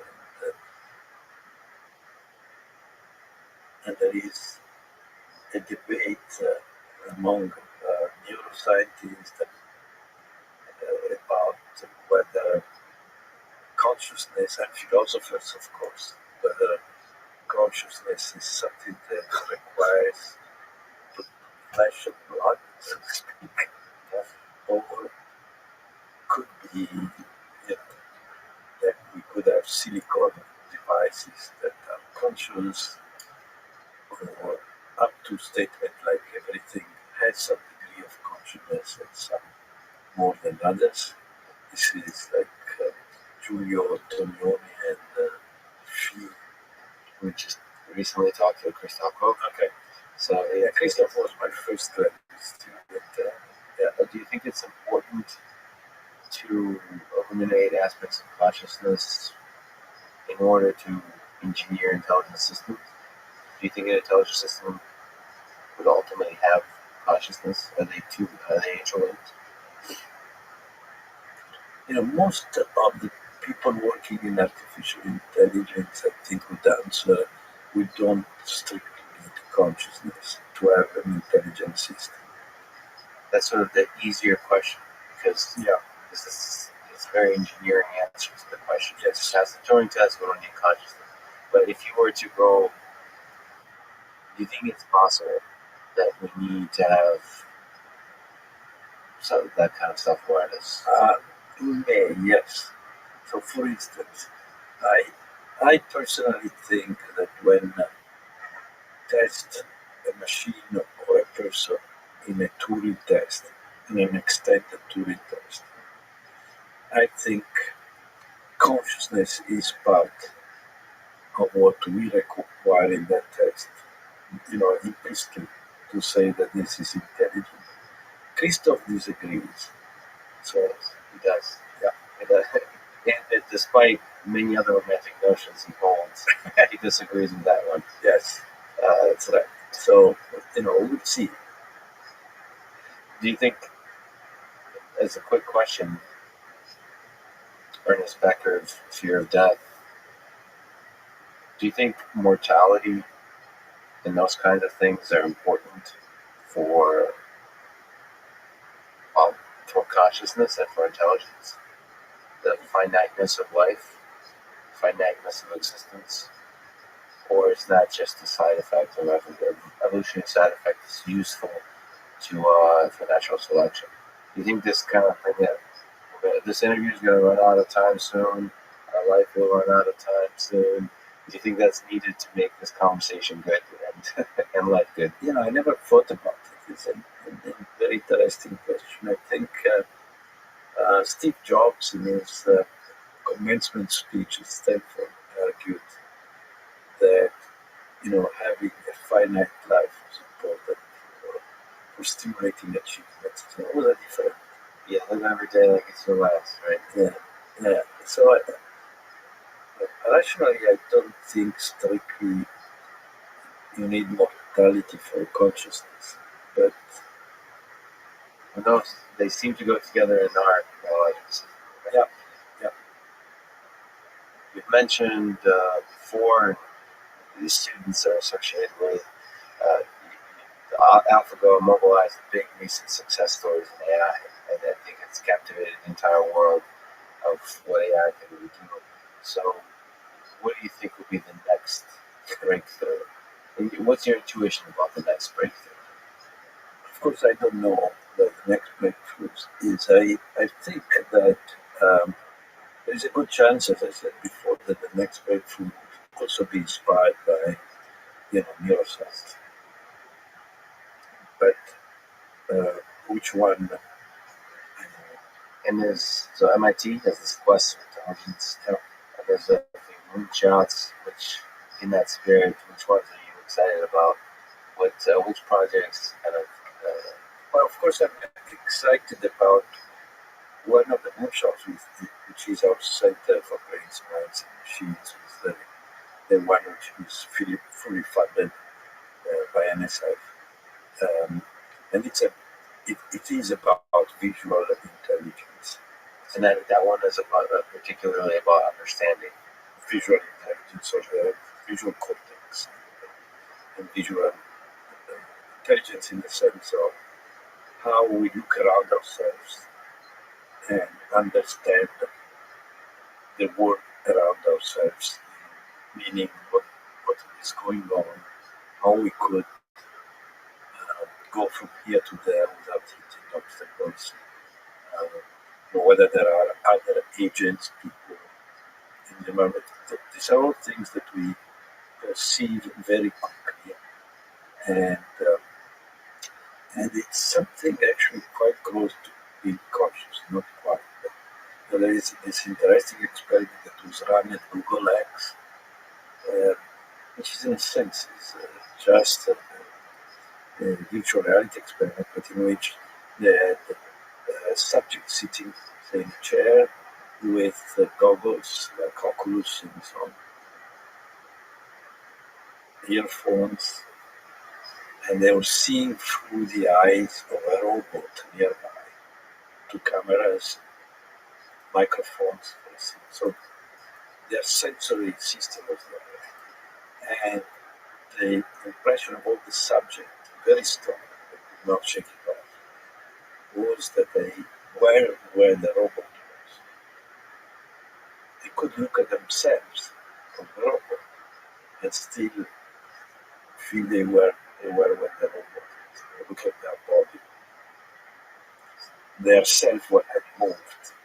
So some aspect of seeing understanding has to have the ability to place yourself, have a self awareness about your position in the world and what the world is. So, Yeah. so we may have to solve the hard problem of consciousness to stop the On their way. Yeah, but it's quite a moonshot. So you've been an advisor to some incredible minds, including Demis Hassabis, Christoph Pope, and Josh Rowley said, all went on to become seminal figures in their respective fields. From your own success as a researcher and from perspective as a mentor of these researchers, having guided them, in the way of advice, what does it take to be successful in science and engineering careers? Whether you're talking to somebody in their teens, 20s, and 30s, what does that path look like? It's curiosity and having fun. And I think it's important also having fun with other curious minds. It's the people you surround with to have fun and curiosity. Is there, you mentioned Steve Jobs, is there also an underlying ambition that's unique that you saw, or is it really does boil down to insatiable curiosity and fun?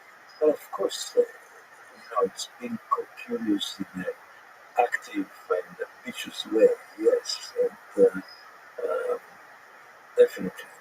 But I think sometimes in science, there are friends of mine who are like this.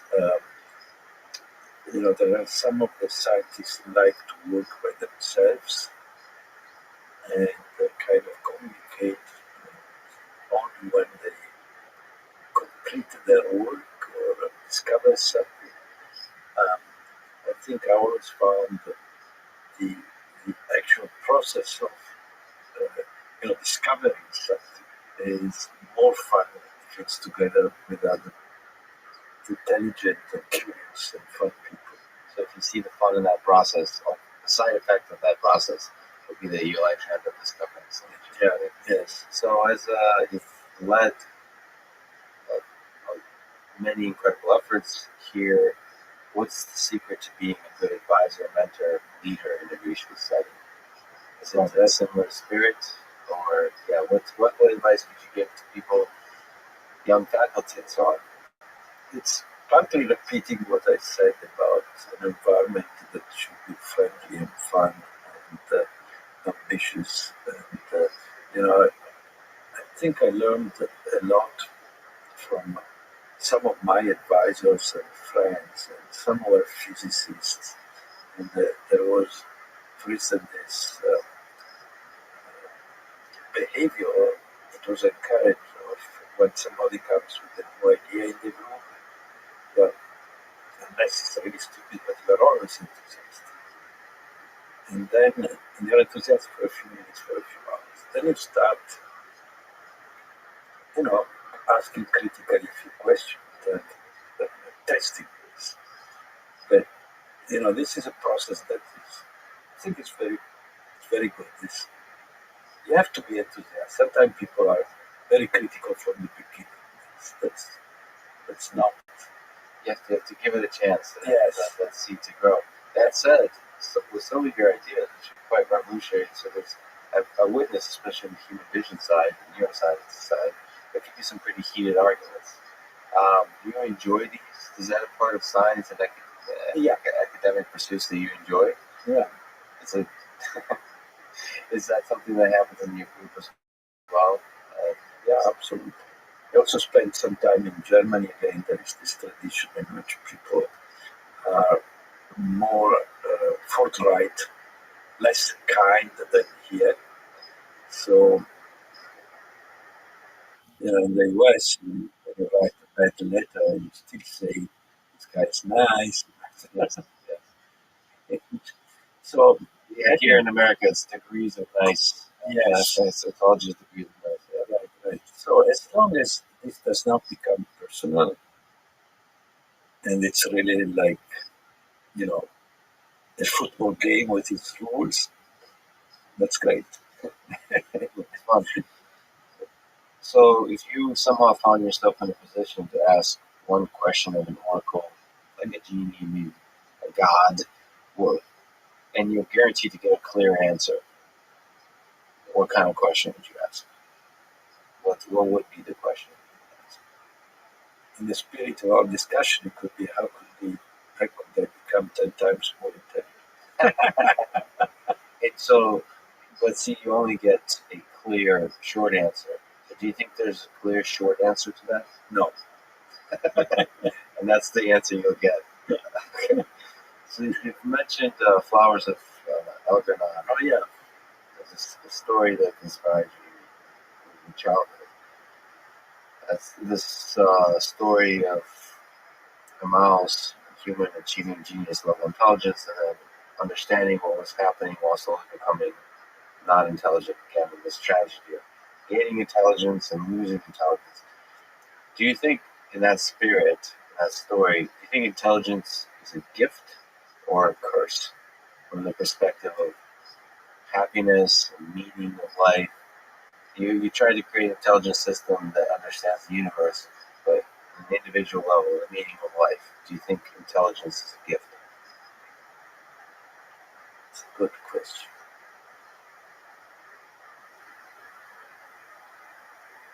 I don't know.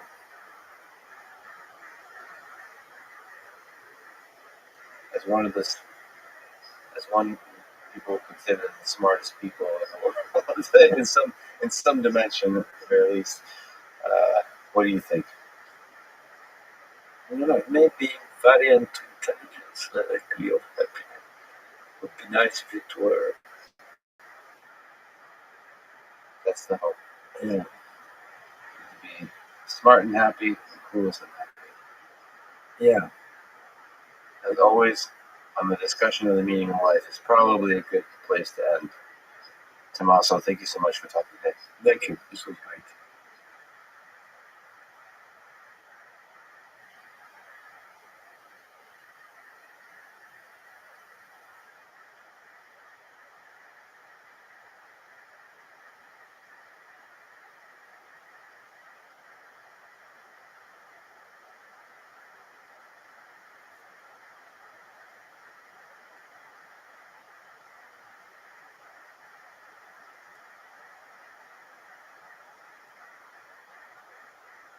The following is a conversation with Kyle Vogt. He's the president and CTO of Cruise Automation, leading an effort to solve one of the biggest robotics challenges of our time, vehicle automation. He's the co-founder of two successful companies, Twitch and Cruise, that have each sold for $1 billion. And he's a great example of the innovative spirit that flourishes in Silicon Valley. And now he's facing an interesting and exciting challenge of matching that spirit with the mass production and safety-centric culture of a major automaker like General Motors. This conversation is part of the MIT Artificial General Intelligence series and the Artificial Intelligence podcast. If you enjoy it, please subscribe on YouTube, iTunes, or simply connect with me on Twitter at Lex Friedman, spelled F-R-I-D. And now, here's my conversation with Kyle Vogt. You grew up in Kansas, right? Yeah, and I just saw that picture you had put out there, so I'm a little bit worried about that now. Yeah. So in high school in Kansas City, you joined Shawnee Mission North High School robotics team. Yeah, Now, that wasn't your high school. that's right. That was the only high school in the area that had a teacher who was willing to sponsor our first robotics team. I was gonna troll you a little bit, John. Remember? Yeah, that kid. I was trying to look super cool and intense because this was BattleBots. This is serious business. So we're standing there with a welded steel frame and looking tough. So go back there. What is that drew you to robotics? Well, I think I've been trying to figure this out for a while, but I've always liked building things with Legos. And when I was really, really young, I wanted the Legos that had motors and other things. And then, Lego Mindstorms came out, and for the first time, you could program Lego contraptions. And I think things just sort of snowballed from that. But I remember seeing the BattleBots TV show on Comedy Central and thinking that is the coolest thing in the world. I want to be a part of that. And not knowing a whole lot about how to build these 200-pound fighting robots. So I sort of obsessively pored over the internet forums where all the BattleBots would sort of hang out and talk about, document their build progress and everything. And I think I must have read tens of thousands of forum posts from basically everything that was out there on what these people were doing. And eventually, sort of triangulated how to put some of these things together and ended up doing BattleBots, which was, I was like 13 or 14, which was pretty awesome. I'm not sure if the show is still running, but so BattleBots is there's not an artificial intelligence component. It's remotely controlled, and it's almost a mechanical engineering challenge of building things that can be broken. They're radio controlled, so and I think that they allowed some limited form of autonomy. But in a 2-minute match, you're and the way these things are in, you're really doing yourself a disservice by trying to automate it versus just do the practical thing, which is drive it yourself. And there's an entertainment aspect. Just going on YouTube, there's some of them wield an axe, some of them. There's that fun. So what drew you to that aspect? Was it the mechanical engineering? Was it the dream to create Frankenstein and sentient being, or was it just like the Lego, tinkering stuff? I mean, that was just building something. I think the idea of this radio controlled machine that can do various things if it has a weapon or something was pretty interesting. I agree it doesn't have the same appeal as autonomous robots, which I sort of gravitated towards later on.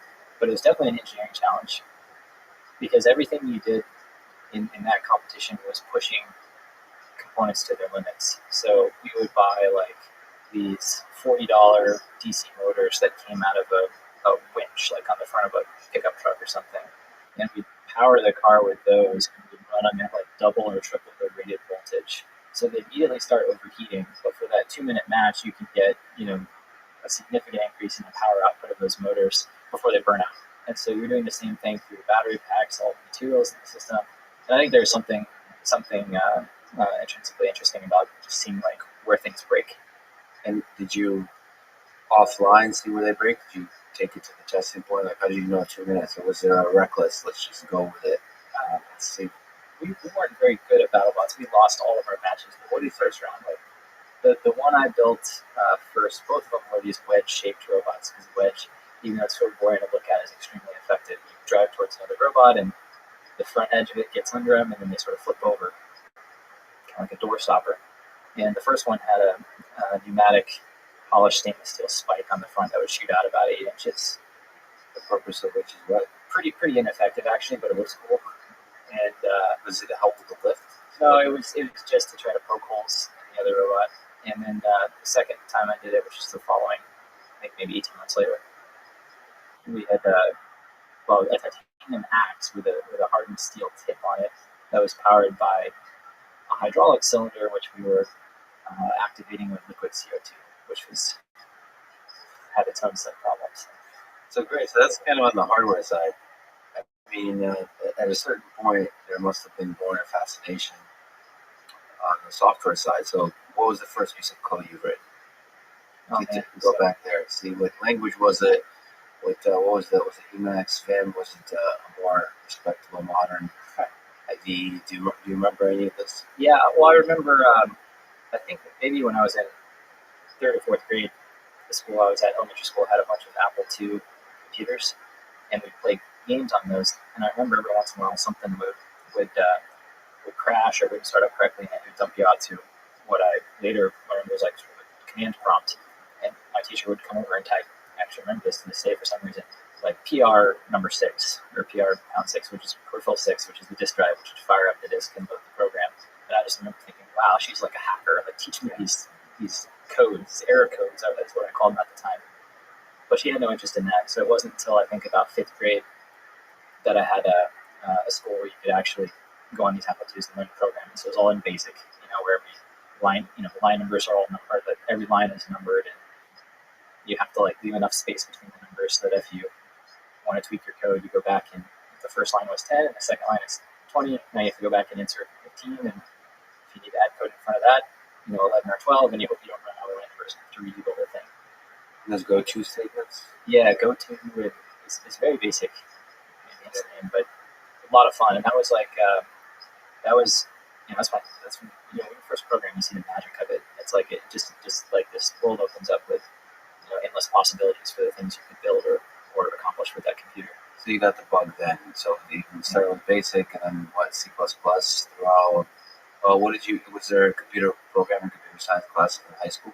Not where I went. So I was self-taught, but I did a lot of programming.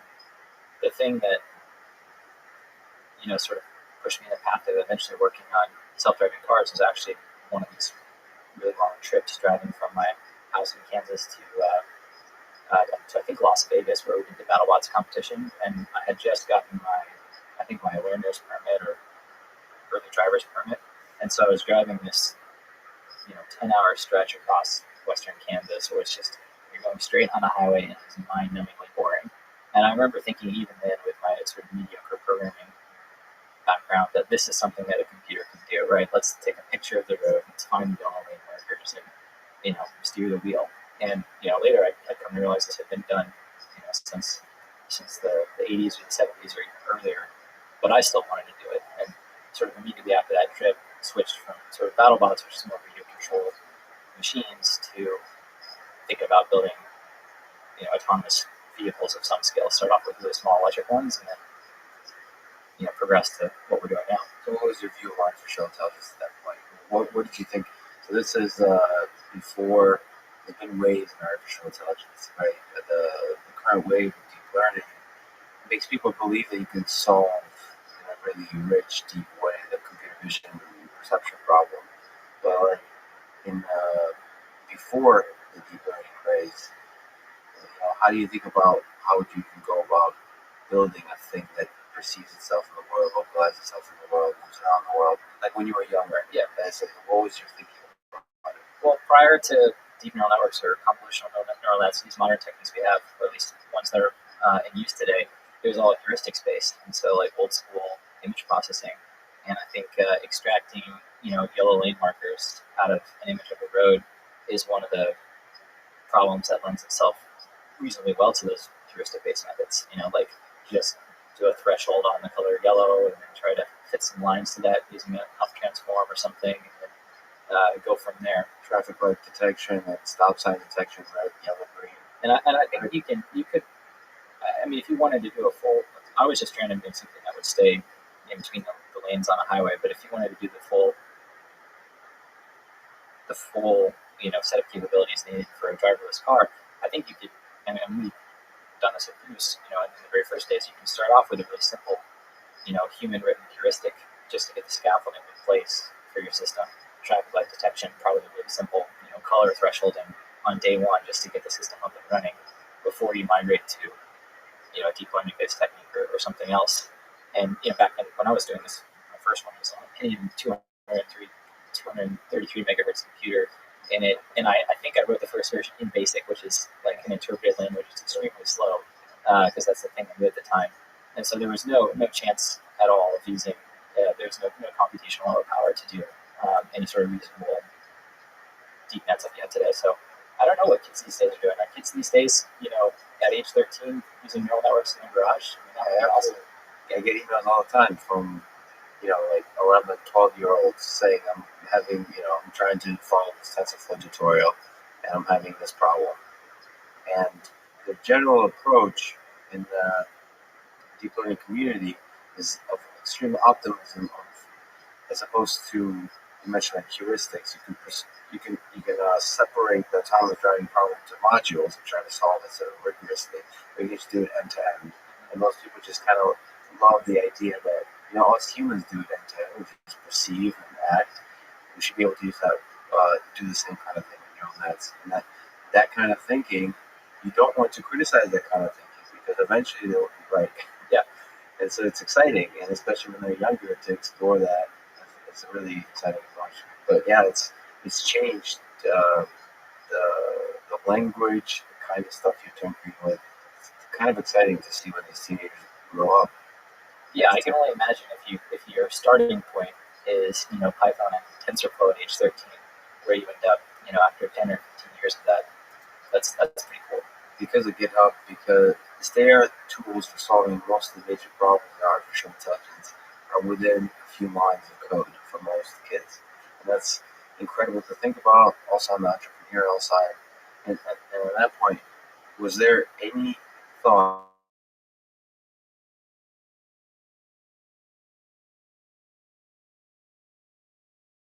about tax the world on a large scale? Yeah, I've always wanted to start a company. I think that's just a cool concept of creating something and exchanging it for value or creating value, I guess. So in high school, I was trying to build servo motor drivers, little circuit boards, and sell them online, or other things like that. And certainly knew at some point I wanted to do a startup, but it wasn't really, I'd say, until college, until I felt like I had the right combination of the environment, the smart people around you, and some free time, a lot of free time at MIT. So you came to MIT as an undergrad in 2004. That's right. And that's when the first DARPA Grand Challenge was happening. Yeah. The timing of that is beautifully poetic. So how did you get yourself involved in that one? Originally, there wasn't a official faculty-sponsored thing. And so a bunch of undergrads, myself included, started meeting and got together and tried to haggle together some sponsorships. We got a vehicle donated, a bunch of sensors, and tried to put something together. And so our team was probably mostly freshmen and sophomores, which was not really a fair fight against maybe the postdoc and faculty-led teams from other schools. But we got something up and running. We had our vehicle drive-by-wire and very, very basic control and things. But on the day of the qualifying, sort of pre-qualifying round, the one and only steering motor that we had purchased, the thing that we had retrofitted to turn the steering wheel on the truck, died. And so our vehicle was just dead in the water, couldn't steer. So we didn't make it very far. On the hardware side. So Was there a software component? Was there, like, how did your view of autonomous vehicles in terms of artificial intelligence evolve in those moments? I mean, yeah, like you said, from the 80s, it's been autonomous vehicles, but really that was the birth of the modern wave, the thing that captivated everyone's imagination that we can actually do this. So, how were you captivated in that way? So, how did your view of autonomous vehicles change at that point? I'd say at that point in time, it was a curiosity, as in like, is this really possible? And I think that was generally the spirit and the purpose of that original DARPA Grand Challenge, which was to just get a whole bunch of really brilliant people exploring the space and pushing the limits. And I think to this day, that DARPA challenge with its $1 million prize pool was probably one of the most effective, uses of taxpayer money, dollar for dollar, that I've seen. Because that small sort of initiative that DARPA put out, sort of in my view, was the catalyst or the tipping point for this whole next wave of autonomous vehicle development. So that was pretty cool. Let me jump around a little bit on that point. They also did the urban challenge, where it was in the city, but it was very artificial and there's no pedestrians, and there's very little human involvement except a few professional drivers. Yeah. Do you think there's room? And then there was the robotics challenge with human robots. Right. So in your now role as looking at this, you're trying to solve one of the, autonomous driving in one of the harder, more difficult places, San Francisco. Is there a role for DARPA to step in to also kind of help out, like challenge new ideas, specifically at pedestrians and so on, all these kinds of things? Well, I haven't thought about it from that perspective. Is there anything DARPA can do today to further accelerate things? And I would say my instinct is that that's maybe not the highest and best use of their resources and time, because like kickstarting and spinning up the flywheel is, I think, what they did in this case for very, very little money. But today this has become like commercially interesting to very large companies, and the amount of money going into it and the amount of people like going through your class and learning about these things and developing these skills is just, orders of magnitude more than it was back then. And so there's enough momentum and inertia and energy and investment dollars into this space right now that they can just say mission accomplished and move on to the next area of technology that needs help. So then, stepping back to MIT, you left MIT junior year. What was that decision like? As I said, I always wanted to do a company or start a company, and this opportunity landed in my lap, which was a couple guys from Yale were starting a new company, and I Googled them and found that they had started a company previously and sold it actually on eBay for about $250,000, which was a pretty interesting story. But so I thought to myself, these guys are, rock star entrepreneurs. They've done this before. They must be driving around in Ferraris because they sold their company. And I thought I could learn a lot from them. So I teamed up with those guys and went out to California during IIP, which is MIT's month off, on a one-way ticket, and basically never went back. We were having so much fun. We felt like we were building something, creating something, and it was going to be interesting. But I was just all in and got completely hooked. And that business was Justin TV, which is originally a reality show about a guy named Justin, which morphed into a live video streaming platform, which then morphed into what is Twitch today. So that was quite an unexpected journey. So no regrets. No. Looking back, it was just obvious. One-way ticket. If we just pause on that for a second, there was no. How did you know these are the right guys? This is the right decision. You didn't think it was just follow the heart kind of thing. Well, I didn't know, but just trying something for a month during IAP seems pretty low risk, right? And then maybe I'll take a semester off. MIT's pretty flexible about that. You can always go back, right? And then after 2 or 3 cycles of that, I eventually threw in the towel. But I think it's. I guess in that case, I felt like I could always hit the end of if I had to, right? But nevertheless, from when you look in retrospect, it seems like a great decision. It would be difficult for a lot of people to make. It wasn't as popular. I'd say the general, flux of people out of MIT at the time was mostly into finance or consulting jobs in Boston and New York, and very few people were going to California to start companies. But today, I'd say it's probably inverted, which is just a sign of the times, I guess. So there's a story about midnight of March 18, 2007, where TechCrunch, I guess, announced Justin TV earlier than it was supposed to, a few hours. The site didn't work. I don't know if any of this is true, you can tell me. And you and one of the folks at Justin TV, Emmett Shear, quoted the night. Can you take me through that experience? So let me say a few nice things. That the article I read quoted Justin Kahn said that you were known for hero coding through problems and being a creative genius. So on that night, what was going through your head? Or maybe I put another way, how do you solve these problems? What's your approach to solving these kinds of problems where the line between success and failure seems to be pretty thin? That's a good question. Well, first of all, that's nice of Justin to say that. I think I would have been maybe 21 years old then and not very experienced at programming. But as with everything in a startup, you're sort of racing against the clock. And so our plan was the second we had this live streaming camera backpack up and running, where Justin could wear it, and no matter where he went in the city, it would be streaming live video. And this is even before the iPhones. This is like hard to do back then.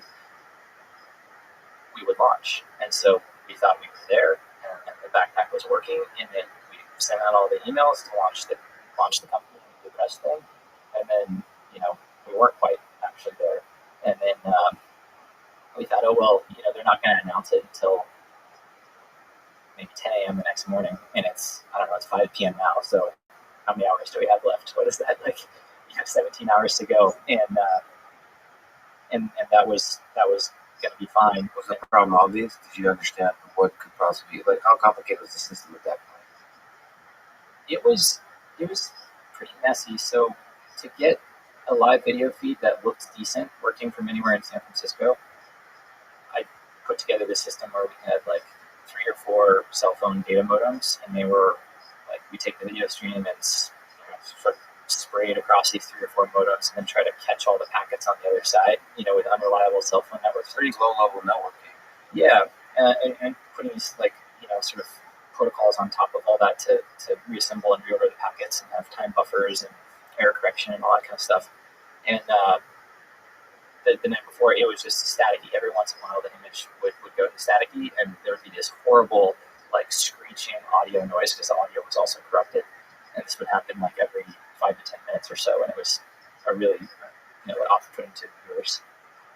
How do you tackle that problem? What was the you just freaking out behind a computer? Are there other folks working on this problem? Like, were you behind a whiteboard? Were you doing Yeah, it's a little coding? Yeah, it's a little lonely because there's 4 of us working on the company, and only 2 people really wrote code. And Emmett wrote the website and the chat system, and I wrote the software for this video streaming device and video server. And so it's my sole responsibility to figure that out. And I think it's those setting deadlines, trying to move quickly and everything, where you're in that moment of intense pressure that sometimes people do their best and most interesting work. And so even though that was a terrible moment, I look back on it fondly because that's like that's one of those character-defining moments, I think. So in 2013, October, you founded Cruise Automation. Yeah. So progressing forward, another exceptionally successful company was acquired by GM in 2016 for $1 billion. But in October 2015, what was on your mind? What was the plan? How does one seriously start to tackle one of the hardest robotics, most important impactful robotics problems of our age? After going through Twitch, Twitch was and is today pretty successful, but the work was the result was entertainment mostly. Like the better the product was, the more we would entertain people, and then make money on the ad revenues and other things. And it was a good thing. It felt good to entertain people, but I figured what is really the point of becoming a really good engineer and developing these skills other than my own enjoyment? And I realized I wanted something that scratched more of an existential itch, like something that truly matters. And so I basically made this list of requirements for if I was going to do another company. And the one thing I knew in the back of my head that Twitch took like 8 years to become successful. And so whatever I do, I better be willing to commit, at least 10 years to something. And when you think about things from that perspective, you certainly, I think, raise the bar on what you choose to work on. So for me, the three things where it had to be something where the technology itself determines the success of the product, like hard, really juicy technology problems, because that's what motivates me. And then it had to have a direct and positive impact on society in some way. So an example would be like healthcare, self-driving cars because they save lives, other things where there's a clear connection to somehow improving other people's lives. And the last one is it had to be a big business because for the positive impact to matter, it's got to be a large scale. And I was thinking about that for a while, and I tried writing a Gmail clone and looked at some other ideas, and then it just sort of light bulb went off, like self-driving cars. Like that was the most fun I had ever had in college working on that. And like, well, what's the state of the technology? It's been 10 years. Maybe times have changed, and maybe now is the time to make this work. And I poked around and looked at the only other thing out there really at the time was the Google self-driving car project. And I thought, surely there's a way to, have an entrepreneur mindset, sort of solve the minimum viable product here. And so I just took the plunge right then and there and said, this is something I know I can commit 10 years to. It's probably the greatest applied AI problem of our generation. Right. And if it works, it's going to be both a huge business and therefore like probably the most positive impact I can possibly have on the world. So after that light bulb went off, I went all in on Cruise immediately and got to work. Did you have an idea how to solve this problem? Which aspect of the problem to solve? Slow, like what you just said, the Oliver from Voyage here, slow moving, autonomous communities, urban driving, highway driving. Did you have a vision of the city of the future where transportation is largely automated, that kind of thing, or was it sort of more fuzzy gray area than that? My analysis of the situation is that Google had been putting a lot of money into that project. They had a lot more resources, and they still hadn't cracked the fully driverless car. This was 2014, I guess. So I thought, what can I do to sort of go from zero to significant scale, so I can actually solve the real problem, which is the driverless cars.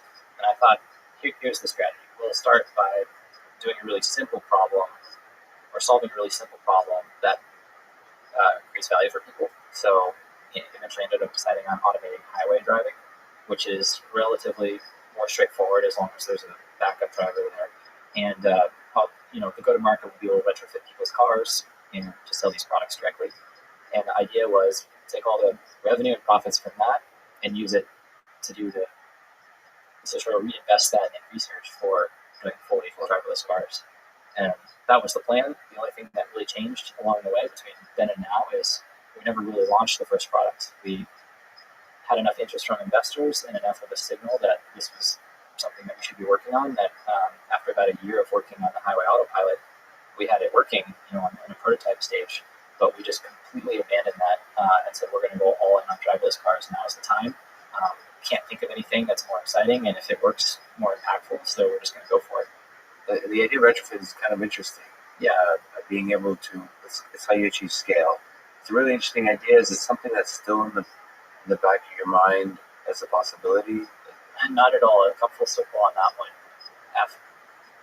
Trying to build a retrofit product, and I'll touch on some of the complexities of that, and then also having been inside an OEM and seeing how things work and how a vehicle is developed and validated. When it comes to something that has safety critical implications, like controlling the steering and control inputs on your car, it's pretty hard to get there with a retrofit, or if you did, even if you did, it creates a whole bunch of new complications, liability, or how to truly validate that, or something in the base vehicle fails and causes your system to fail. Whose fault is it? Or if the car's anti-lock brake systems or other things kick in, or the software it's different in one version of the car you retrofit versus another, and you don't know because the manufacturer has updated it behind the scenes. There's basically an infinite list of long-tail issues that can get you, and if you're dealing with a safety critical product, that's not really acceptable. That's a really convincing summary of why it's really challenging. But I didn't know all that at the time, so I tried it anyway. But as a pitch also at the time, it's a really strong one. Because that's how you usually scale. That's how you beat the current the leader at the time of Google. The other big problem we ran into, which is perhaps the biggest problem from a business model perspective, is we had kind of assumed that we started with an Audi S4 as the vehicle we retrofitted with this highway driving capability. And we have kind of assumed that if we just knock out like 3 make and models of vehicle, that'll cover like 80% of the San Francisco market. Doesn't everyone there drive, I don't know, a BMW or a Honda Civic or one of these 3 cars? And then we surveyed our users and we found out that it's all over the place. To get even a decent number of units sold, we'd have to support like, 20 or 50 different models. And each one is a little butterfly that takes time and effort to maintain, that retrofit integration and custom hardware and all this. So it was a tough business. So GM manufactures and sells over 9 million cars a year. And what you and Cruise are trying to do some of the most cutting edge innovation in terms of applying AI. And so how do those, we've talked about it a little bit before, but it's also just fascinating to me. We work with a lot of automakers. The difference between the gap between Detroit and Silicon Valley, let's say, just to be sort of poetic about it, I guess. How do you close that gap? How do you take GM into the future where a large part of the fleet would be autonomous, perhaps? I want to start by acknowledging that GM is made up of tens of thousands of really brilliant, motivated people who want to be a part of the future.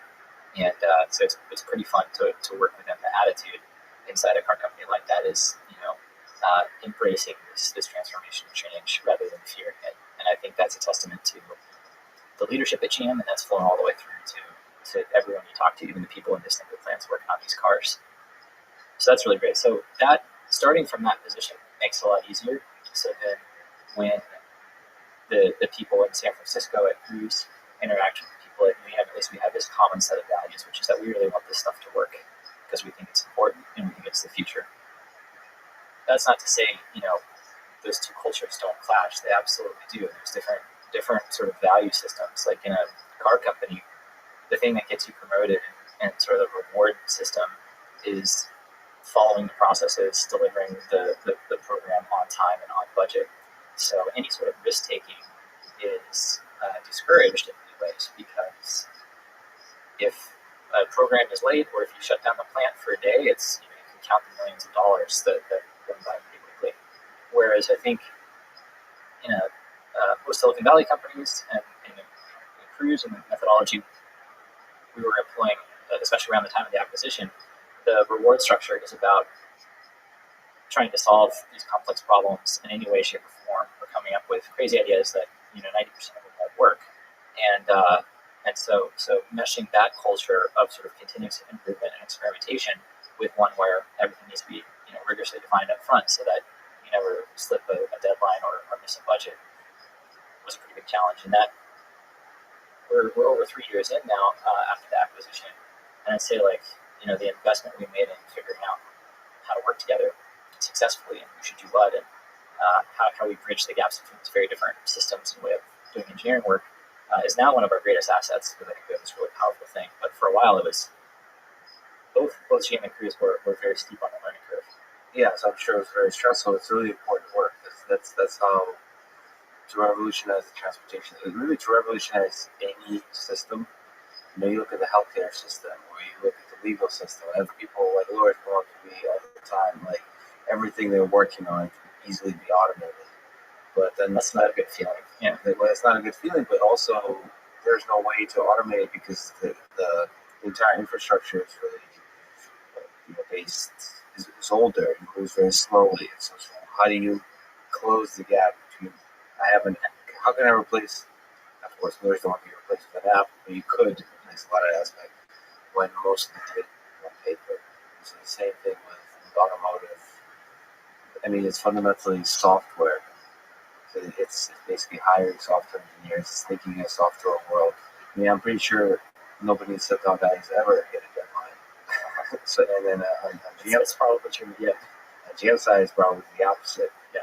So that's that culture gap is really fascinating. So you're optimistic about the future of that. Yeah, I mean, from what I've seen, it's impressive. And I think, especially in Silicon Valley, it's easy to write off building cars because, people have been doing that for over 100 years now in this country. And So it seems like that's a solved problem, but that doesn't mean it's an easy problem. And I think it would be easy to sort of overlook that and think that, we're Silicon Valley engineers, we can solve any problem. Building a car, it's been done, therefore it's not a real engineering challenge. But after having seen just the sheer scale and magnitude and industrialization that occurs inside of an automotive assembly plant, that is a lot of work that I am very glad that we don't have to reinvent to make self-driving cars work. And so to have partners who have done it for 100 years, have these great processes, this huge infrastructure and supply base that we can tap into is just remarkable, because the scope and surface area of the problem of deploying fleets of self-driving cars is so large that we're constantly looking for ways to do less so we can focus on the things that really matter more. And if we had to figure out how to build and assemble and Test. build the cars themselves, I mean, we work closely with GM on that, but if we had to develop all that capability in-house as well, that would just make the problem really intractable, I think. So yeah, just like your first entry at MIT DARPA Challenge, when there was the motor that failed, somebody that knows what they're doing with the motor did it. That would have been Just nice focus if on we the focused on the software, not the hardware platform. Yeah. So from your perspective now, there's so many ways that autonomous vehicles can impact society in the next year, 5 years, 10 years. What do you think is the biggest opportunity to make money in autonomous driving, sort of making a financially viable thing in the near term? What do you think will be the biggest impact there? Well, the things that drive the economics for fleets of self-driving cars there's sort of a handful of variables. One is, the cost to build the vehicle itself, so the material cost, what's the cost of all your sensors, plus the cost of the vehicle and all the other components on it.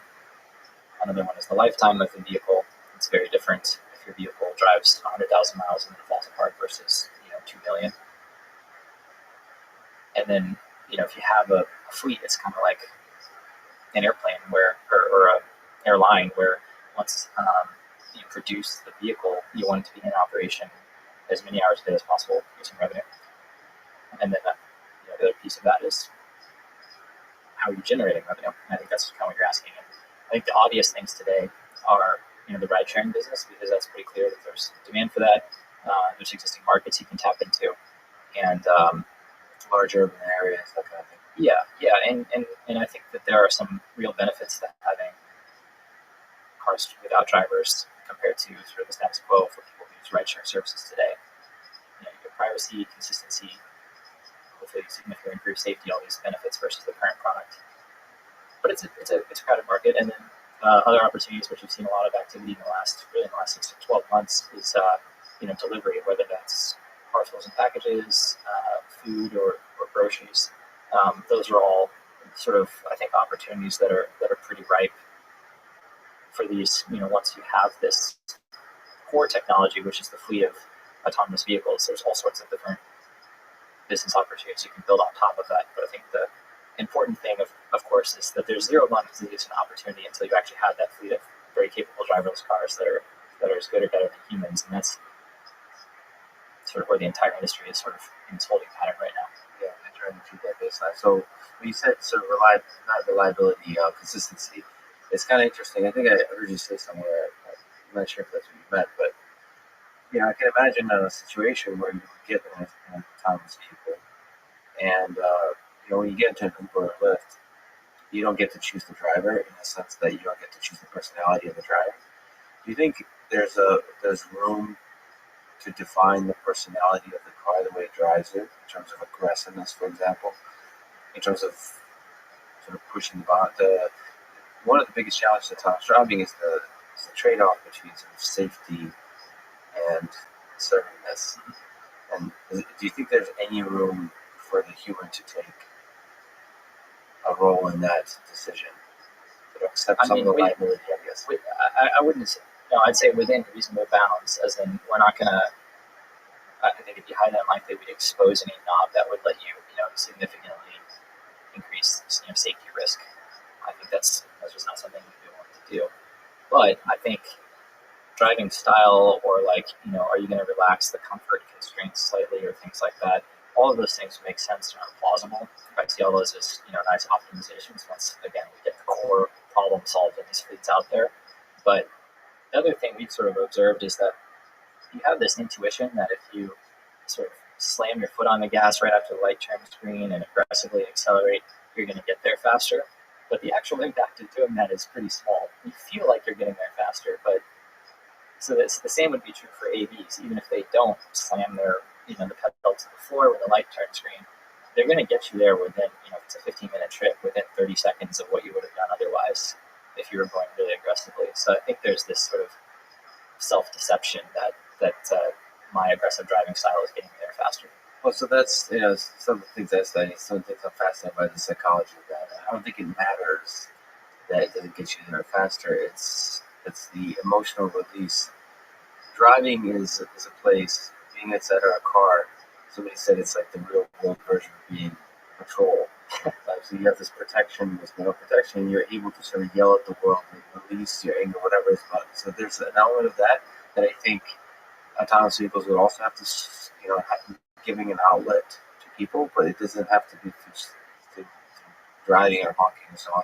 There might be other outlets, but I think just sort of even just put that aside, the baseline is really, that's the focus, that's the thing you need to solve, and then the fun human things can be solved after. But so from the baseline of just solving autonomous driving, you're working in San Francisco, one of the more difficult cities to operate in. What is the, in your view, currently the hardest aspect of autonomous driving? And negotiating with pedestrians? Is it the edge cases of perception? Is it planning? Is there mechanical engineering? Is it data, fleet stuff? What are your thoughts on the more challenging aspects there? That's a good question. I think before we go to that, though, I like what you said about the psychology aspect of this, because I think one observation I made is I think I read somewhere that I think it's maybe Americans on average spend over an hour a day on social media, like staring at Facebook, and so that's just 60 minutes of your life you're not getting back. It's probably not super productive, and so that's 3,600 seconds, right? And that's time. It's a lot of time you're giving up.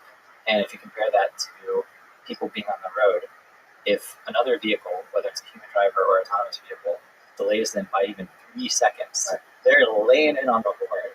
Even though that's 1/1000th of the time they waste looking at Facebook videos. So there's definitely some psychology aspects of this I think that are pretty interesting. Road rage in general, and then the question, of course, is if everyone is in self-driving cars, do they even notice these 3-second delays anymore because they're doing other things, or reading, or working, or just talking to each other? So it'll be interesting to see where that goes. In a certain aspect, people need to be distracted by something entertaining, something useful inside the car, so they don't pay attention to the external world, and then they can take whatever psychology and bring it back to Twitter and focus on that, as opposed to sort of interacting, sort of putting the emotion out there into the world. So it's an interesting problem with baseline autonomy.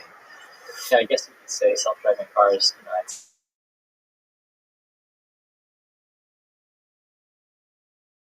scale will lower the agent stress. So that's a good externality.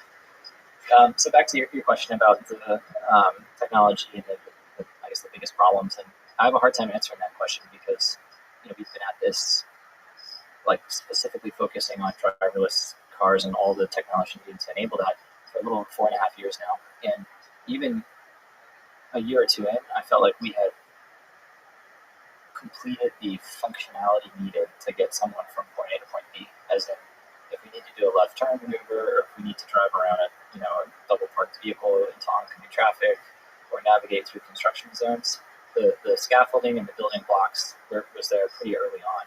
And so the challenge is not any one scenario or situation for which we fail at 100% of those. It's more we're benchmarking against a pretty good or pretty high standard, which is human driving. All things considered, humans are excellent at handling edge cases and unexpected scenarios, whereas computers are the opposite. And so beating that baseline set by humans is the challenge. And so what we've been doing for quite some time now is basically it's this continuous improvement process where we find sort of the most uncomfortable people or the things that could lead to a safety issue or other things, all these events, and then we sort of categorize them and rework parts of our system to make incremental improvements and do that over and over and over again. And we just see that sort of the overall performance of the system, actually increasing at a pretty steady clip. But there's no one thing. There's actually like thousands of little things, and just like polishing functionality and making sure that it handles every version and possible permutation of a situation by either applying more deep learning systems or just by adding more test coverage for new scenarios that we develop against, and just grinding on that. We're sort of in the unsexy phase of development right now, which is doing the real engineering work that it takes to go from prototype to production. You're basically scaling the grinding.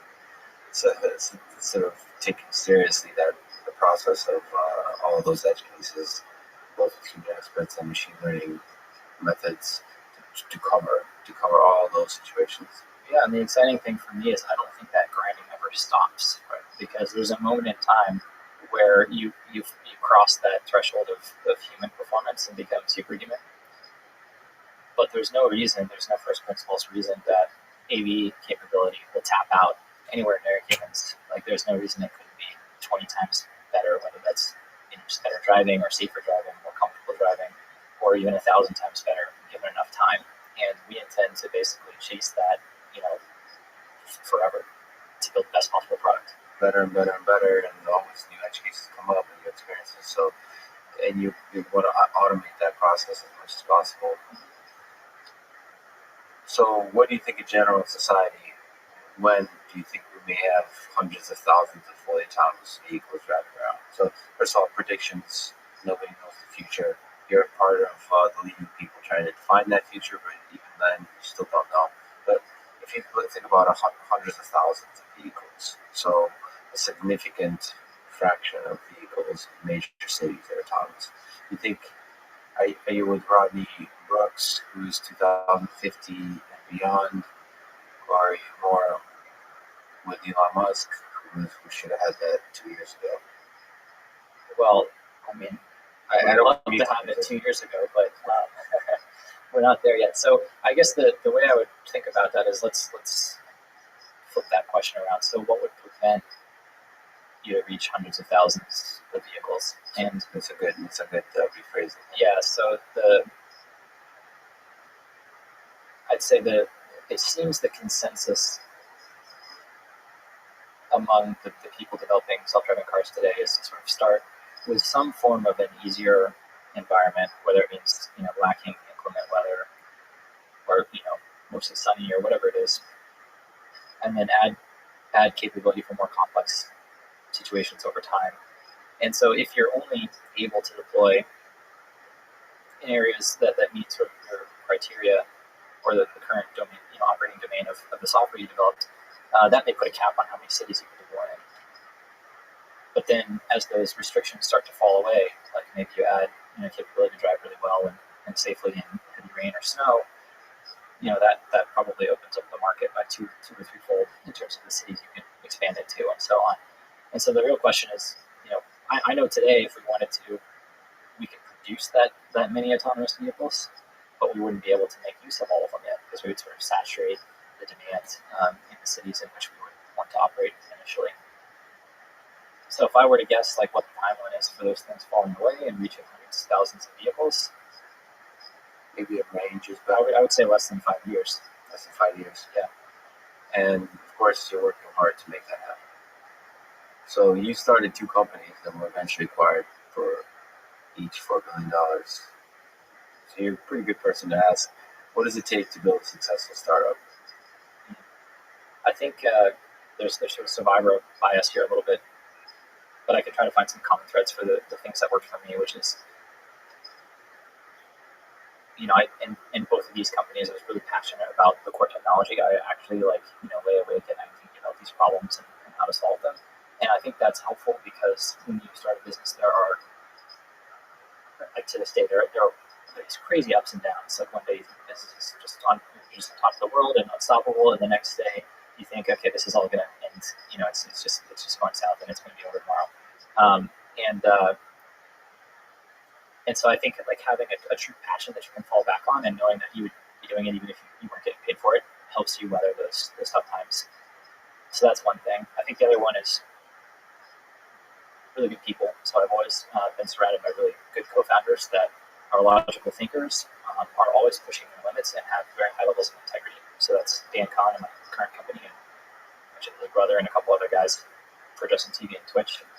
And then I think the last thing is just, I guess, persistence or perseverance. Like, and that can apply to sticking to sort of or having conviction around the original premise of your idea, and sticking around to do all the the unsexy work to actually make it come to fruition, including dealing with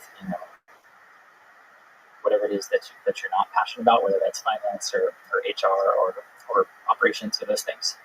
As long as you are grinding away and working towards that North Star for your business, whatever it is, and you don't give up, and you're making progress every day, it seems like eventually you'll end up in a good place. And the only things that can slow you down are running out of money, or I suppose your competitors destroying you. But I think most of the time it's people giving up or somehow destroying things themselves rather than being beaten by their competition or running out of money. Yeah, if you never quit, eventually you'll arrive. So, Much more concise version of what I was trying to say. Yeah. you went the Y Combinator route twice. Yeah. What do you think, a quick question, do you think is the best way to raise funds in the early days? Or not just funds, but just community, develop your idea and so on? Can you do it solo, or maybe with a co-founder, like self-funded? You think Y Combinator is good, so you get to do VC route? Is there no right answer, or is there, from the Y Combinator experience, something that you could take away that was the right path to take? There's no one-size-fits-all answer, but if your ambition, I think, is to see how big you can make something, or rapidly expand and capture a market or solve a problem or whatever it is, then going the venture back route is probably a good approach, so that capital doesn't become your primary constraint. Y Combinator I love because it puts you in this sort of competitive environment where you're surrounded by the top maybe 1% of other really highly motivated peers who are in the same place, and that environment I think just breeds success, right? If you're surrounded by really brilliant, hardworking people, you're going to feel sort of compelled or inspired to try to emulate them or beat them. And so even though I had done it once before, and I felt like pretty self-motivated, I thought, like, this is going to be a hard problem. I can use all the help I can get. So surrounding myself with other entrepreneurs is going to make me work a little bit harder or push a little harder, then it's worth it. So that's why I did it, for example, the second time. So let's go philosophical, existential. If you go back and do something differently in your life, starting in the high school, and MIT, then going the PhD route, doing the startup, going to see about a startup in California, or maybe some aspects of fundraising. Is there something you regret? Something you well, not necessarily regret, but if you go back and do differently? I think I've made a lot of mistakes, like pretty much everything you can screw up. I think I've screwed up at least once, but I don't regret those things. I think it's hard to look back on things even if they didn't go well and call it a regret, because hopefully you took away some new knowledge or learning from that. So I would say there's a period.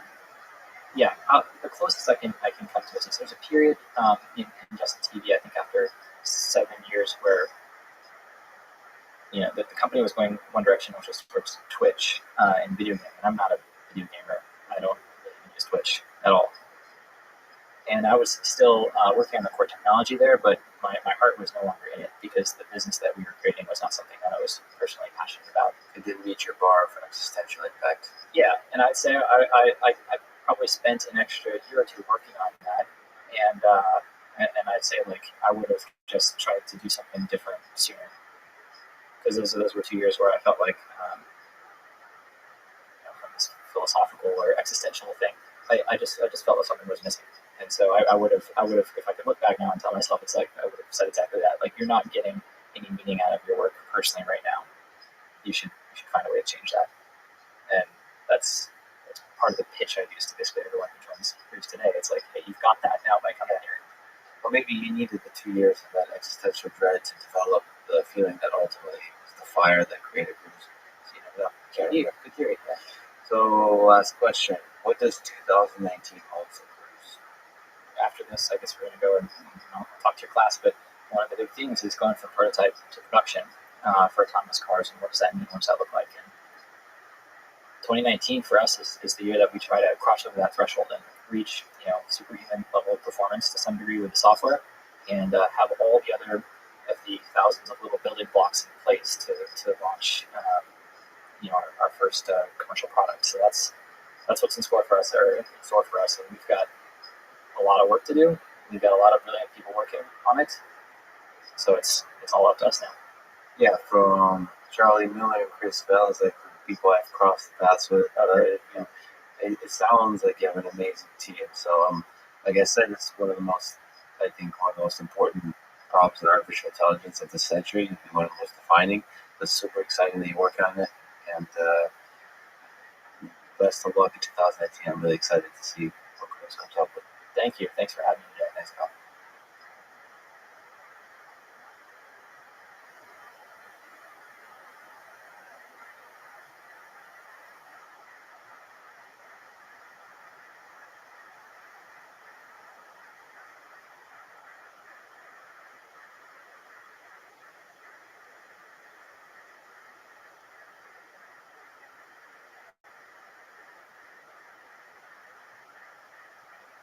Following is a conversation with Leslie Campbell.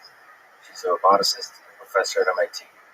She's recognized for her work in reinforcement learning, planning, robot navigation, and several other topics of AI.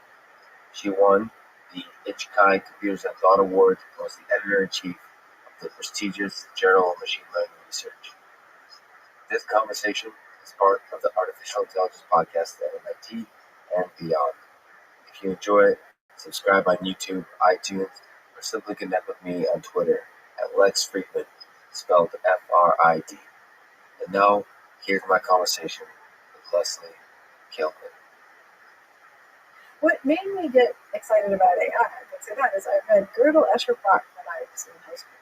That was pretty formative for me because it exposed the interestingness of primitives and combination and how you can make complex things out of simple parts, and ideas of AI and what kinds of programs might generate intelligent behavior. So you first fell in love with AI and using logic versus robots? Yeah, the robots came because my first job, so I finished an undergraduate degree in philosophy at Stanford and was about to finish a master's in computer science, and I got hired in SRI in their AI lab, and they were building a robot. It was a kind of a follow-on to Shaky, but all the Shaky people were not there anymore. And so my job was to try and get this robot to do stuff, and that's really kind of what got me interested in robots. And maybe taking a small step back, your bachelor's in Stanford philosophy, did master's and PhD in computer science, but the bachelor's in philosophy. So what was that journey like? What elements of philosophy do you think you bring to your work in computer science? So it's surprisingly relevant. So the part of the reason that I didn't do a computer science undergraduate degree was that there wasn't one, but that there's a part of philosophy, and in fact Stanford has a special sub-major in something called now symbolic systems, which is logic, model theory, formal semantics, and natural language. And so that's actually a perfect preparation for work in AI and computer science. That's kind of interesting. So if you were interested in artificial intelligence, what kind of majors were people even thinking about taking? Was it science? So besides philosophies, what were you supposed to do if you were fascinated by the idea of creating intelligence? There weren't enough people who did that for that even to be a conversation. I mean, I think probably philosophy. I mean, it's interesting. In my class, my graduating class of undergraduate philosophers, probably maybe slightly less than half went on in computer science, slightly less than half went on in law, and like one or two went on philosophy. So it was a common connection. Do you think AI researchers have a role to be part-time philosophers, or should they stick to the solid science and engineering without sort of taking the philosophizing tangents? I mean, you work with robots, you think about what it takes to create intelligent beings. Aren't you the perfect person to think about the big picture of philosophy? The parts of philosophy that are closest to AI, I think, or at least the closest to AI that I think about, are stuff like belief and knowledge and notation and that kind of stuff. And that's, it's quite formal, and it's like just one step away from the kinds of computer science work that we do kind of routinely. I think that there are important questions still about what you can do with a machine and what you can't and so on, although at least my personal view is that I'm completely a materialist, and I don't think that there's any reason why we can't make a robot be behaviorally indistinguishable from a human. And the question of whether it's distinguishable internally, whether it's a zombie or not, in philosophy terms, I actually I don't know, and I don't know if I care too much about it. Yeah, but there is philosophical notions. They're mathematical and philosophical because we don't know so much of how difficult it is. How difficult is the perception problem? How difficult is the planning problem? How difficult is it to operate this world successfully? Because our robots are not currently as successful as human beings in many tasks. The question about the gap between current robots and human beings borders a little bit on philosophy. The expanse of knowledge that's required to operate in this world, and the ability to form common sense knowledge, and the ability to reason about uncertainty. Much of the work you've been doing, there's open questions there that I don't know, that require to activate a certain big picture view. To me, that doesn't seem like a philosophical gap at all. To me, there is a big technical gap. There's a huge technical gap. But I don't see any reason why it's more than that. Perfect. So, when you mentioned AI, you mentioned SRI, and maybe can you describe to me when you first fell in love with robotics, robots, or inspired, so you mentioned flaky or shaky, flaky, and what was the robot that first captured your imagination? Was possible? Right. Well, so the first robot I worked with was Shaky was a robot that the SRI people had built. But by the time, I think when I arrived, it was sitting in the corner of somebody's office dripping hydraulic fluid into a pan. But it's iconic, and really everybody should read the Shaky technical book because it has so many good ideas in it. I mean, they invented A-star search and symbolic planning and learning macro operators.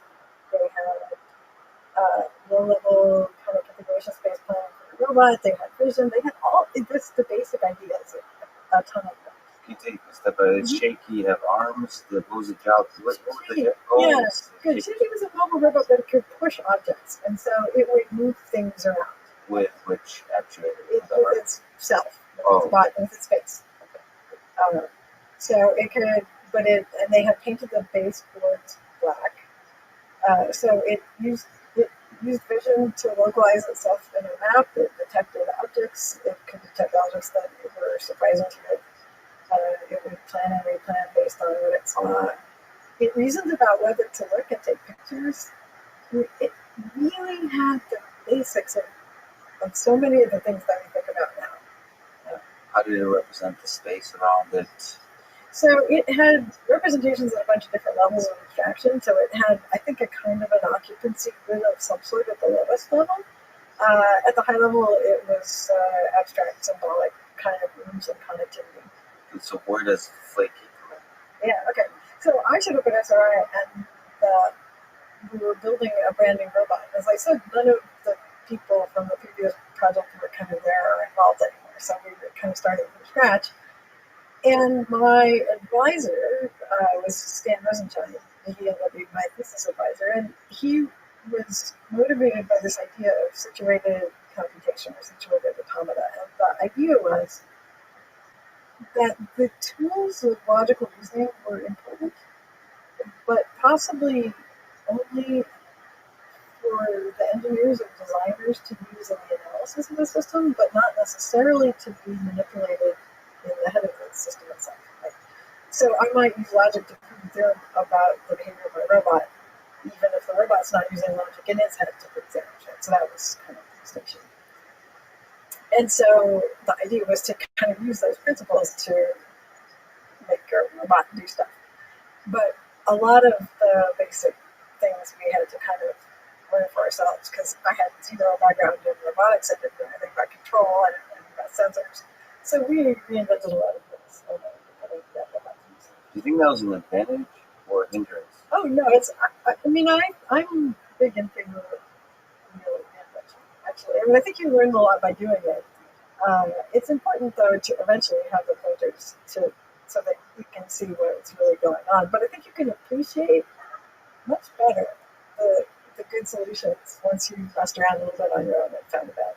Yeah, I think you mentioned reinventing reinforcement learning Yeah. and referring to rewards as pleasures, pleasure. Yeah. I think, Yeah. which I think is a nice name for it.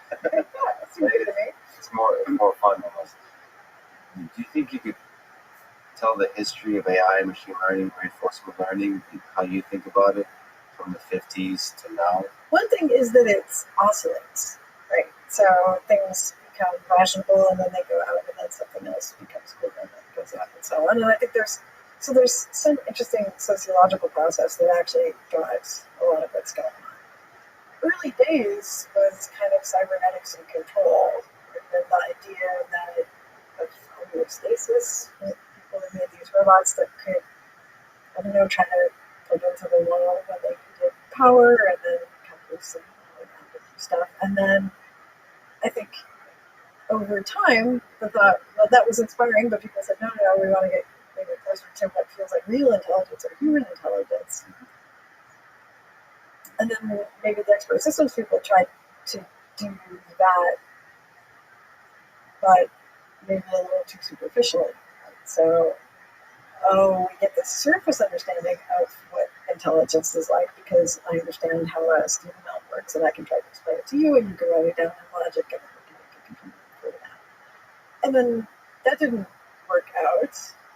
But what's interesting, I think, is when a thing starts to not be working very well, it's not only do we change methods, we change problems, right? So it's not like we have better ways of doing the problem that the expert systems people are trying to do. We have no ways of trying to do that problem. Oh, yeah, no, I think, or maybe a few. But we kind of give up on that problem and we switch to a different problem. And we work that for a while and we make progress. As a broad community. As a community, yeah. And there's a lot of people who would argue you don't give up on the problem. It's just you decrease the number of people working on it. You almost kind of like put it on the shelf. So we'll come back to this 20 years later. Yeah, I think that's right. Or you might decide that it's malformed. Like you might say,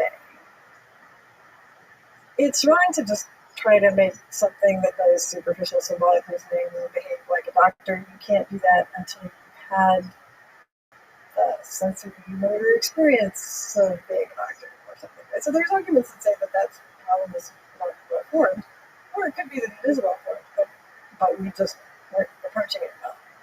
You mentioned that your favorite part of logic with symbolic systems is that they give short names for large sets. So there is some use to this. They use symbolic reasoning. So looking at expert systems and symbolic computing, what do you think are the roadblocks that were hit in games? Okay. So the fact that I'm not a fan of expert systems doesn't mean that I'm not a fan of some kinds of symbolic reasoning, right? So,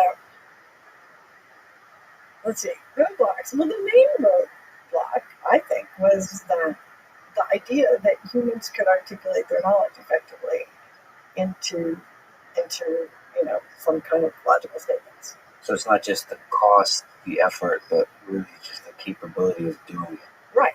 Because we're all experts in vision, right? But totally don't have introspective access to how to do it. And it's true that, I think the idea was, well, of course, even people then would go, of course, I wouldn't ask you to please write down the rules that you use for recognizing a water bottle.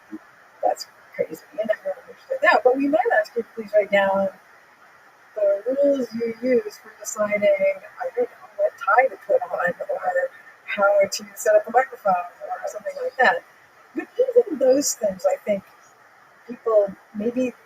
I think what they found, I'm not sure about this, but I think what they found was that the so-called experts could give explanations that sort of post hoc explanations for how and why they do things, but they weren't necessarily very good. And then they depended on maybe some kinds of perceptual things, which again they couldn't really define very well. So I think fundamentally, I think that the underlying problem with that was the assumption that people could articulate how and why they make their decisions. Right, so it's almost encoding the knowledge, sort of converting from expert to something that a machine can understand and reason with. No, not even just encoding. You're getting it out of you. Just right? Not writing it. I mean, yes, hard also to write it down for the computer, but I don't think that people can produce it. You can tell me a story about why you used it, but I'm not so sure that's the one. great. So there are still on the hierarchical planning side places where symbolic reasoning is very useful. So as you've talked about, so where Right, so where's the gap? yeah, okay, good. So saying that humans can't provide a description of their reasoning processes, that's okay, fine, but that doesn't mean that it's not good to do reasoning on various styles inside a computer. Those are just two orthogonal things. So then the question is, what kind of reasoning should you do inside a computer? And the answer is, I think you need to put all different kinds of reasoning inside a computer, depending on what kinds of problems you face. I guess the question is, what kind of things can you encode symbolically so you can reason about? I think the idea about, and even symbolic, I don't even like that terminology because I don't know what it means technically and formally. I do believe in abstractions. So abstractions are critical, right? You cannot reason at completely fine grain about everything in your life. Right? You can't make a plan at the level of images of twerks for getting a PhD. So you have to reduce the size of the state space and you have to reduce the horizon if you're going to reason about getting a PhD or even buying ingredients to make it. And so how can you reduce the spaces and the horizon of the reasoning you have to do? And the answer is abstraction, spatial abstraction, temporal abstraction. I think abstraction along the lines of goals is also interesting, abstraction and decomposition. Goals is maybe the decomposition. So I think that's where these kinds of, if you want to call it symbolic or discrete models, come in. You talk about a room of your house instead of your pose. You talk about doing something during the afternoon instead of at 2:54. And you do that because it makes your reasoning problem easier, and also because you don't have enough information to reason in high fidelity about your pose of your elbow at 2:35 this afternoon anyway. Right. When you're trying to get a PhD. When you're doing anything. Oh, yeah, okay. Except for at that moment. At that moment, you do have to reason about the pose of your elbow, maybe. But then maybe you do that in some continuous joint space kind of model. So, my biggest point about all of this is that there should be, the dogma is not the thing, right? It shouldn't be that I am in favor or against symbolic reasoning and you're in favor or against neural networks. It should be that just computer science tells us what the right answer to all these questions is if we were smart enough to figure it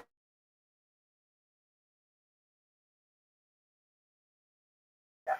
Well, yeah, when you mentioned abstractions. Mm-hmm. I mean, neural networks form abstractions, or rather, there's automated ways to form abstractions, absolutely, and there's expert-driven ways to form abstractions, and expert human-driven ways. Mm-hmm. Humans just seem to be way better at forming abstractions currently at certain problems. So when you're referring to 2:45 p.m. versus afternoon, how do we construct that taxonomy? Is there any room for automated construction of such abstractions? Oh, I think eventually, yeah. I mean, I think when we get to be better than machine learning and engineering, we'll build algorithms that build awesome abstractions. That are useful in this kind of way that you described. Yeah. So let's then step from the abstraction discussion and let's talk about MDPs. partially observable Markov decision processes. So uncertainty. The first order Markov decision processes. What? And maybe how much of our world can be models and MVPs? How much when you wake up in the morning, you make your breakfast, how do you think of yourself as an MVP? So how do you think about MVPs and how they relate to our world? Well, so there's a stance question, right? So a stance is a position that I take with respect to a problem. So I, as a researcher or a person who applies systems, can decide to make a model of the world around me in some terms. So I take this messy world and I say, I'm going to treat it as if it were a problem of this formal kind, and then I can apply solution concepts or algorithms or whatever to solve that formal thing, right? So of course the world is not anything. It's not an MVP or a MVP. I don't know what it is, but I can model aspects of it in some way or some other way. And when I model some aspect of it in a certain way, that gives me some set of algorithms I can use. You can model the world in all kinds of ways. Yeah. Some are more accepting of uncertainty, more easily modeling uncertainty in the world. Some really force the world to be deterministic. And so certain MVPs model the uncertainty of the world. Yeah. Model some uncertainty. They model not present state uncertainty, but they model uncertainty in the way the future will unfold. So what are Markov decision processes? Okay. So Markov decision process is a model. It's a kind of model that you can make that says, I know completely the current state of my system, and what it needs to be a state is that I have all the information right now that will let me make predictions about the future as well as I can, so that remembering anything about my history wouldn't make my predictions any better. But then it also says that then I can take some actions that might change the state of the world, and that I don't have a deterministic model of those changes. I have a probabilistic model of how the world might change. It's a useful model for some kinds of systems. I think it's certainly not a good model for most problems. I think because for most problems you don't actually know the state. For most problems it's partially observed. So that's now a different problem class. So, okay, that's where the MVPs, the partially observed Markov decision process, step in. So how do they address the fact that you can't observe most incomplete information about most of the world around you? Right, so now the idea is we still kind of postulate that there exists a state. We think that there is some information about the world out there such that if we do that, we can make good predictions. But we don't know the state. We have to think about it. We do get observations. Maybe I get images, or I hear things, and those might be local or noisy, and so therefore they don't tell me everything that's going on. And then I have to reason about, given the history of actions I've taken, the observations I've gotten, what I think is going on in the world, and then given my own kind of uncertainty about what's going on in the world, I can decide what actions. And so difficult is this problem of planning under uncertainty. You have already a long experience of modeling the world, trying to deal with this uncertainty, especially in middle systems. Optimal planning for even discrete POMDPs can be undecidable depending on how you set it up. So lots of people say, I don't use POMDPs because they're intractable. And I think that that's a kind of a very funny thing to say, because the problem you have to solve is the problem you have to solve. So if the problem you have to solve is intractable, that's what makes us AI, right? So we understand that the problem we're solving is wildly intractable, that we will never be able to solve it optimally, at least I don't. Yeah, right. So later we can come back to an idea about bounded optimality or something. But anyway, we can't come up with optimizations. So we have to make approximations in modeling, approximations in the solution algorithms, and so on. And so I don't have a problem with saying, yeah, my problem actually it is POMDP in continuous space with continuous observations, and it's so computationally complex, I can't even think about its, big O whatever. But that doesn't prevent me from, it helps me, it gives me some clarity to think about it that way, and to then take steps to approximation after approximation to get down to something that's like computable in some reasonable time.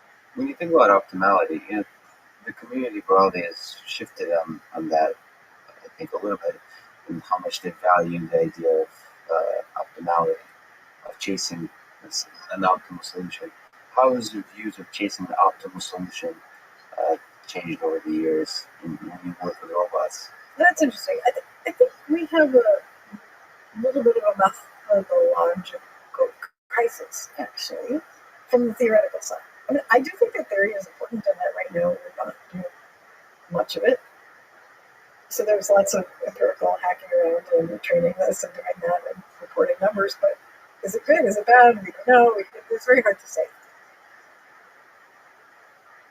And if you look at like computer science theory, so people talked for a while, everyone was about solving problems optimally and completely, and then there were interesting relaxations, right? So people would look at, are there regret bounds? Can I do some kind of, approximation? Can I prove something that I can approximately solve this problem? That I get closer to the solution as I spend more time and so on. What's interesting, I think, is that we don't have good approximate solution concepts for very difficult problems, right? I like to say that I'm interested in doing a very bad job at very big problems. Right. So very bad job at very big problems. I like to do that. But I wish I could say something. I wish I had some kind of a formal solution concept that I could use to say, oh, this algorithm actually, it gives me something. Like, I know what I'm going to get. I can do something other than just run it and get out. So that notion is still somewhere deeply compelling to you. The notion that you can say, you can drop a thing on the table that says this, you can expect this algorithm to give you some good results. I hope science will, there's engineering and there's science. I think that they're not exactly the same. And I think right now we're making huge engineering, like leaps and bounds, so that engineering is running way ahead of the science, which is cool. And often how it goes, right? So we're making things and nobody knows how it work. But we need to turn that into science. There's some form, there's some real form of formalizing. We need to know what the principles are. Why does this work? Why does that not work? For a while, people built bridges by trying, but now we can often predict whether it's going to work or not without building it. Can we do that for learning systems, for robots? So your hope is, from a materialistic perspective, that artificial intelligence systems, robots, are kind of having just more fancier bridges. Belief space.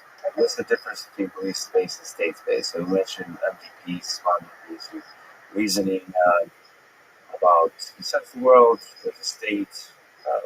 What's this belief space idea? Yeah, okay, that sounds so good. That sounds good. So belief space, that is, instead of thinking about what's the state of the world and trying to control that as a robot, I think about what is the space of beliefs that I can have about the world. If I think of a belief as a probability distribution of ways the world could be, a belief state as a distribution, and then my control problem, if I'm reasoning about how to move through a world I'm uncertain about, my control problem is actually the problem of controlling my beliefs. So I think about taking actions, not just what effect they'll have on the world outside, but what effect they'll have on my understanding of the world outside. And so that might compel me to ask a question or look somewhere to gather information, which may not really change the world state, but it changes my own belief about it. That's a powerful way to empower the agent to reason about the world, to explore the world. So what kind of problems does it allow you to solve to belief space? Well, any problem that requires deliberate information gathering. So if in some problems, like chess, there's no uncertainty, or maybe there's uncertainty about the opponent. There's no uncertainty about the state. And some problems there's uncertainty, but you gather information as you go, right? You might say, oh, I'm driving by a tunnel this car down the road and it doesn't know perfectly where it is, but the LiDARs are all going all the time. So I don't have to think about whether to gather information. But if you're a human driving down the road, you sometimes look over your shoulder to see what's going on behind you in the lane, and you have to decide whether you should do that now. And you have to trade off the fact that you're not seeing in front of you and you're looking behind you and how valuable is that information and so on. And so to make choices about information gathering, you have to use that resource. Also to just take into account your own uncertainty before trying to do things. So you might say, if I understand where I'm standing relative to the door jam pretty accurately, then it's okay for me to go through the door. But if I'm really not sure where the door is, then it might be better to not do that right now. The degree of your uncertainty about the world is actually part of the thing you're trying to optimize and for. That's right.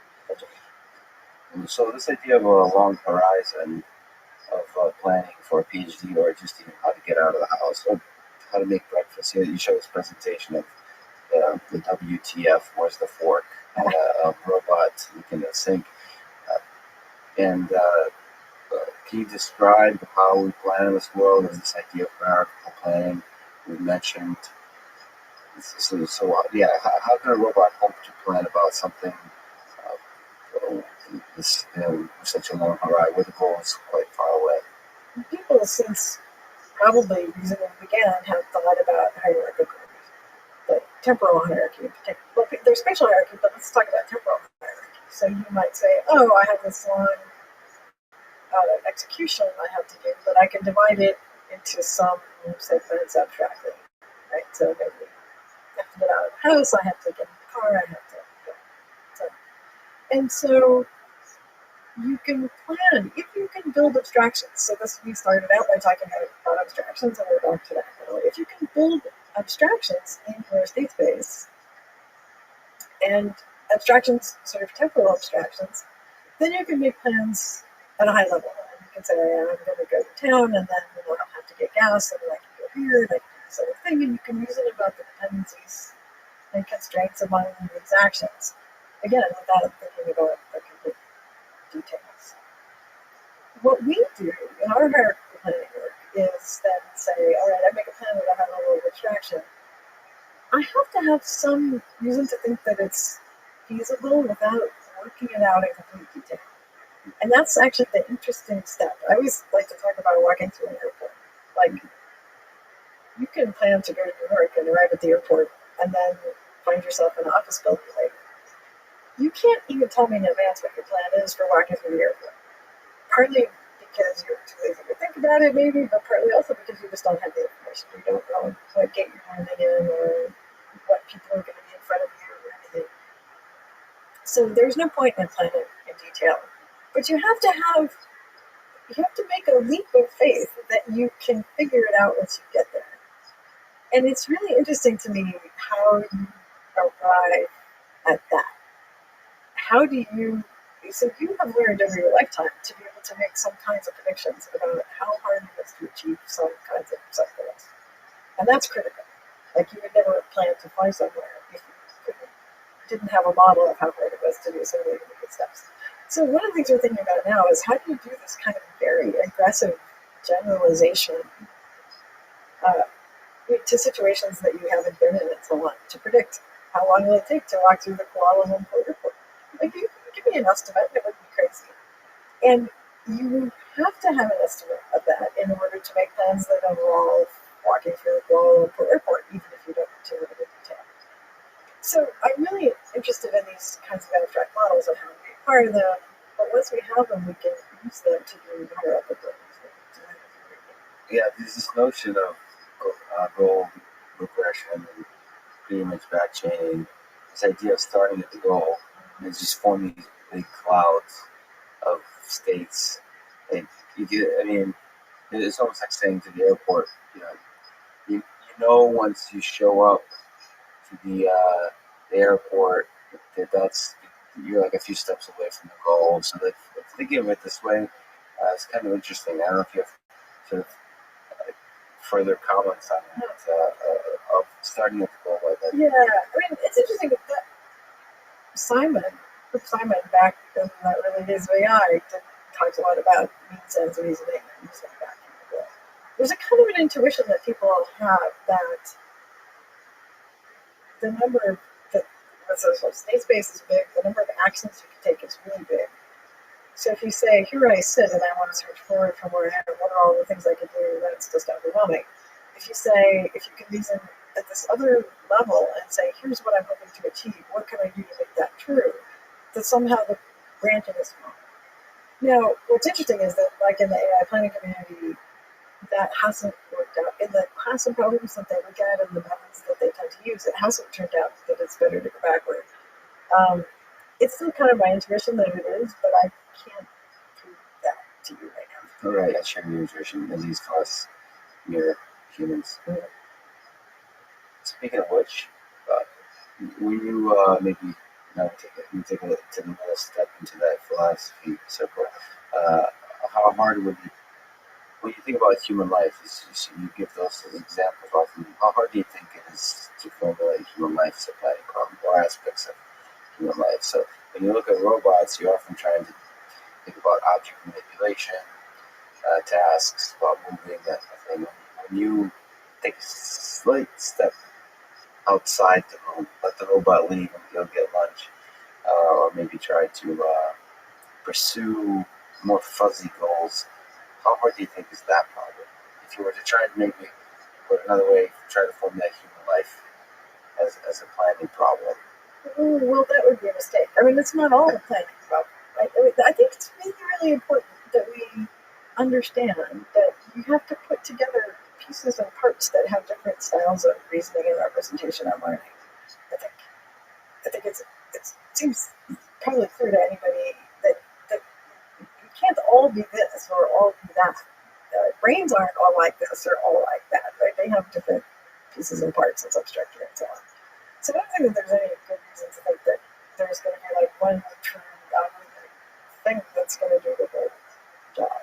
Just a bunch of pieces together designed to solve a bunch of specific problems.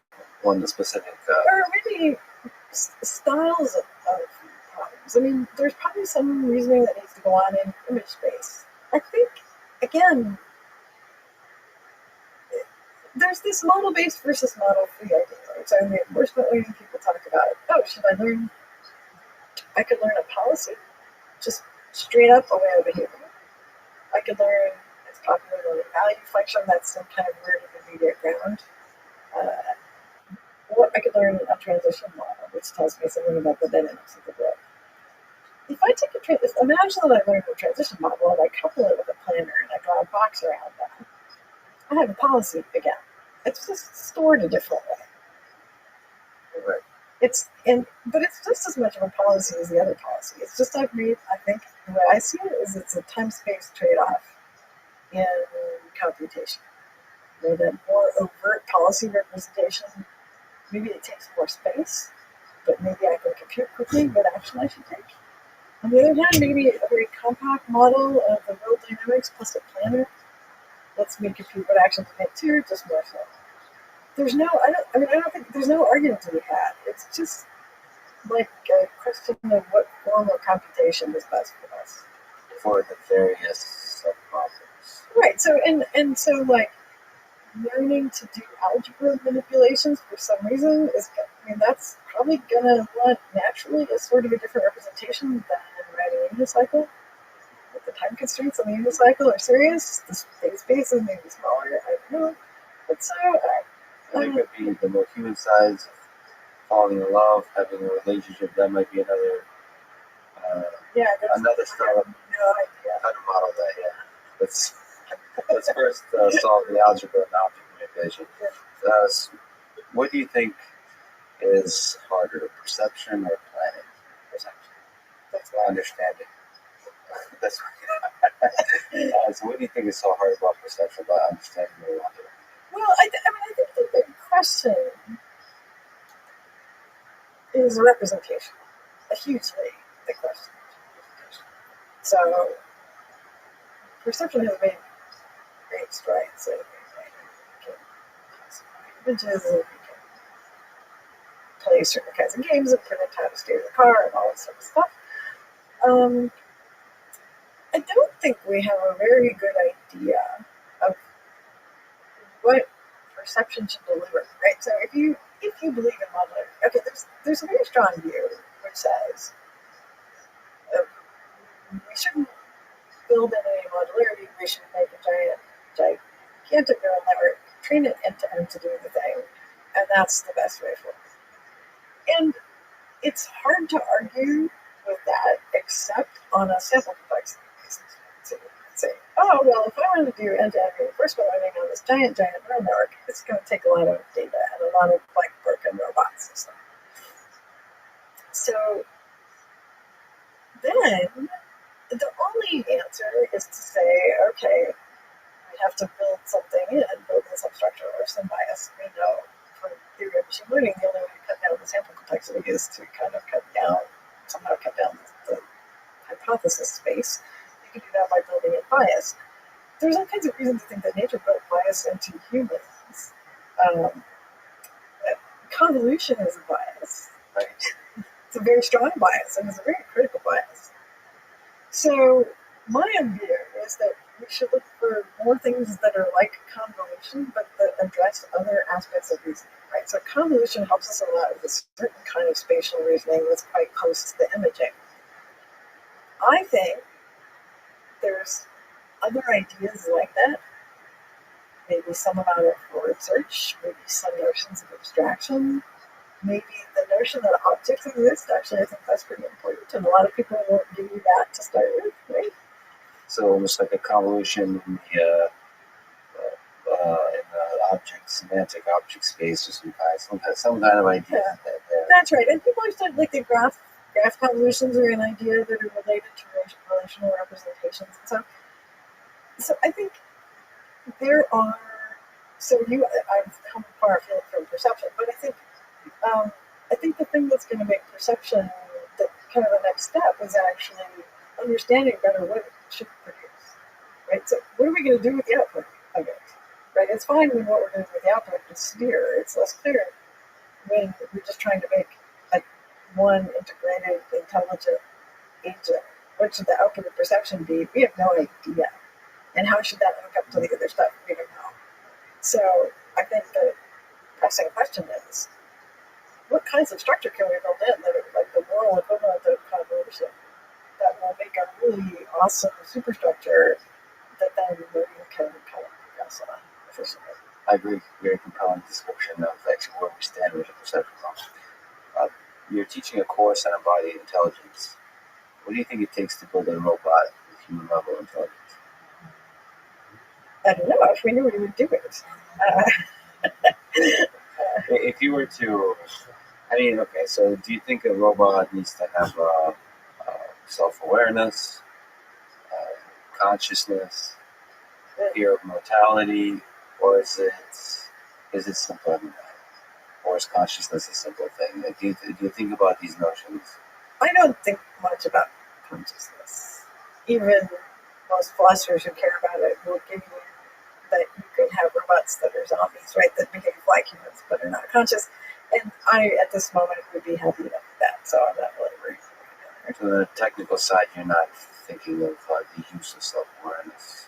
Well, but then what is self-awareness mean? That you need to have some part of the system that can observe other parts of the system and tell whether they're working well or not. That seems critical.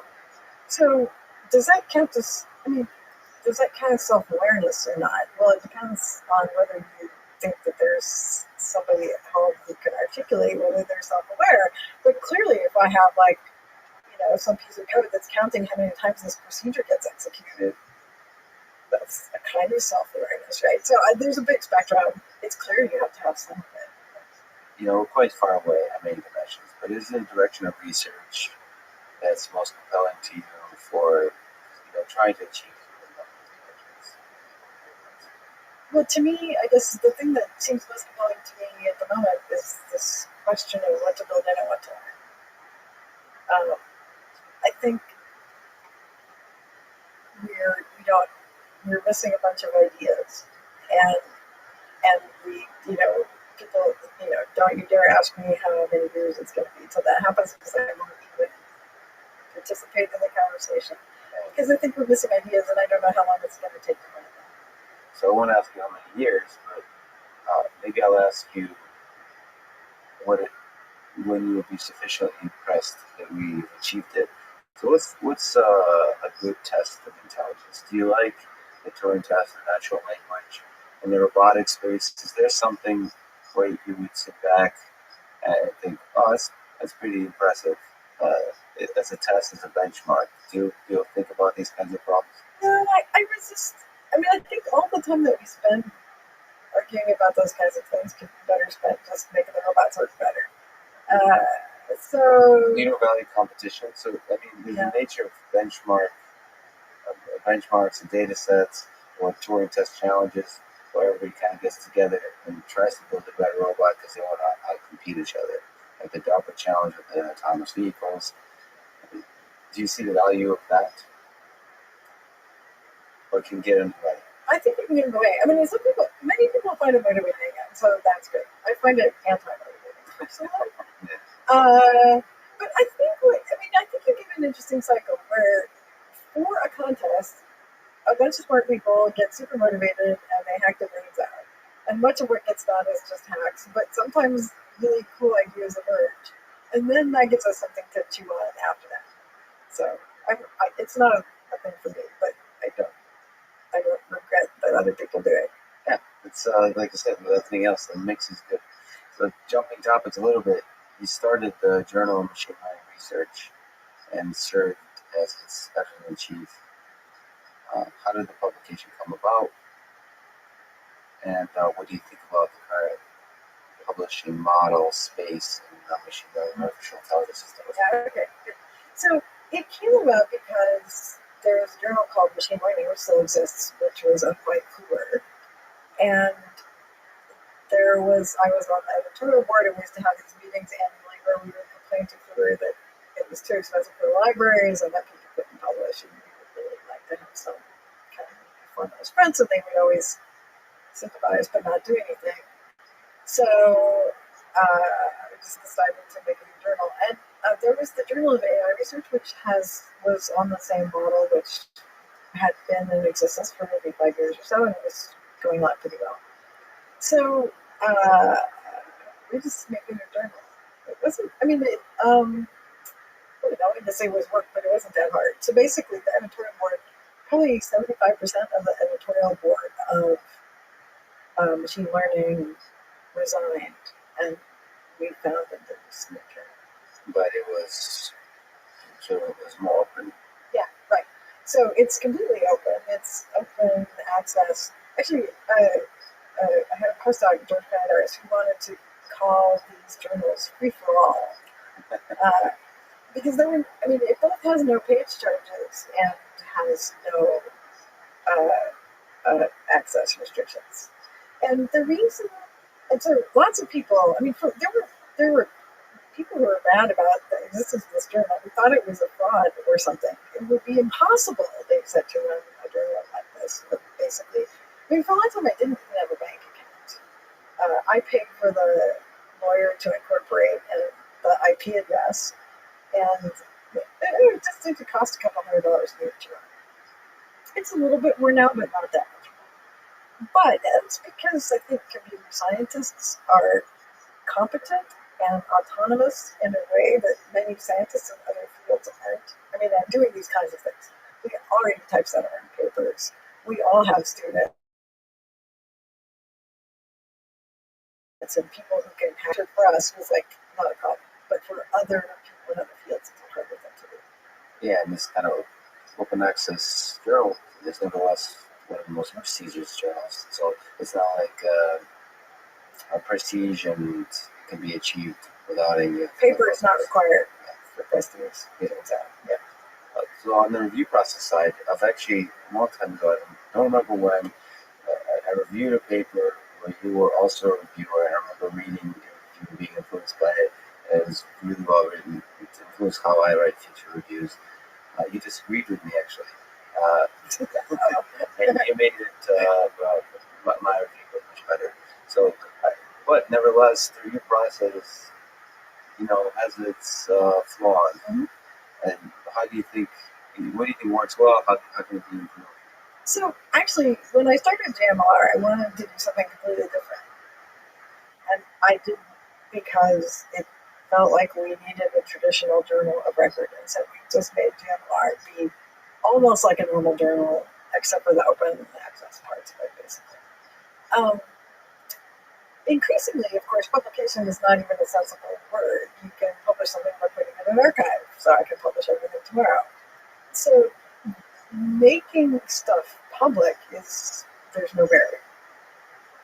We still need curation and evaluation. I don't have time to read all the archive. And you could argue that kind of social thumbs upping of articles suffices. That you might say, oh, heck with this, we don't need to we'll put everything on archive and people will upload it down about the articles, and then your CV will say, oh man, he got a lot of upvotes, so that's good. But I think there's still value in careful reading and commentary of things. And it's hard to tell when people are upvoting and downvoting or arguing about your paper on Twitter and Reddit whether they know what they're talking about. Right? So then I have the second order problem of trying to decide whose opinions I should value and such. So I don't know. If I had infinite time, which I don't, and I'm not going to do this because I really know that robots work. But if I felt inclined to do something more in the publication direction, I would do this other thing, which I thought about doing the first time, which is to get together some set of people whose opinions I value and who are pretty articulate. And I guess we would be public, although we could be private, I'm not sure. And we would review papers. We wouldn't publish them and you wouldn't submit them. We would just find papers and we would write reviews. And we would make those reviews public. And maybe if so we're Leslie's friends and review papers, and maybe eventually if our opinion is sufficiently valued, like the opinion of JMR is valued, then you'd say in your CV that Leslie's friends gave my paper a 5-star rating, and then it would be just as good as saying I got it, accepted into this journal. So I think we should have good public commentary and organize it in some way, but I don't really know how to do it. It's interesting times. The way you describe this is really interesting. When we do it for movies, IMDb.com, there's experts, critics come in, they write reviews, but there's also regular non-critics who write reviews, and they're separated. I like open review. The iClear process, I think, is interesting. It's a step in the right direction, but it's still not as compelling as reviewing movies or video games.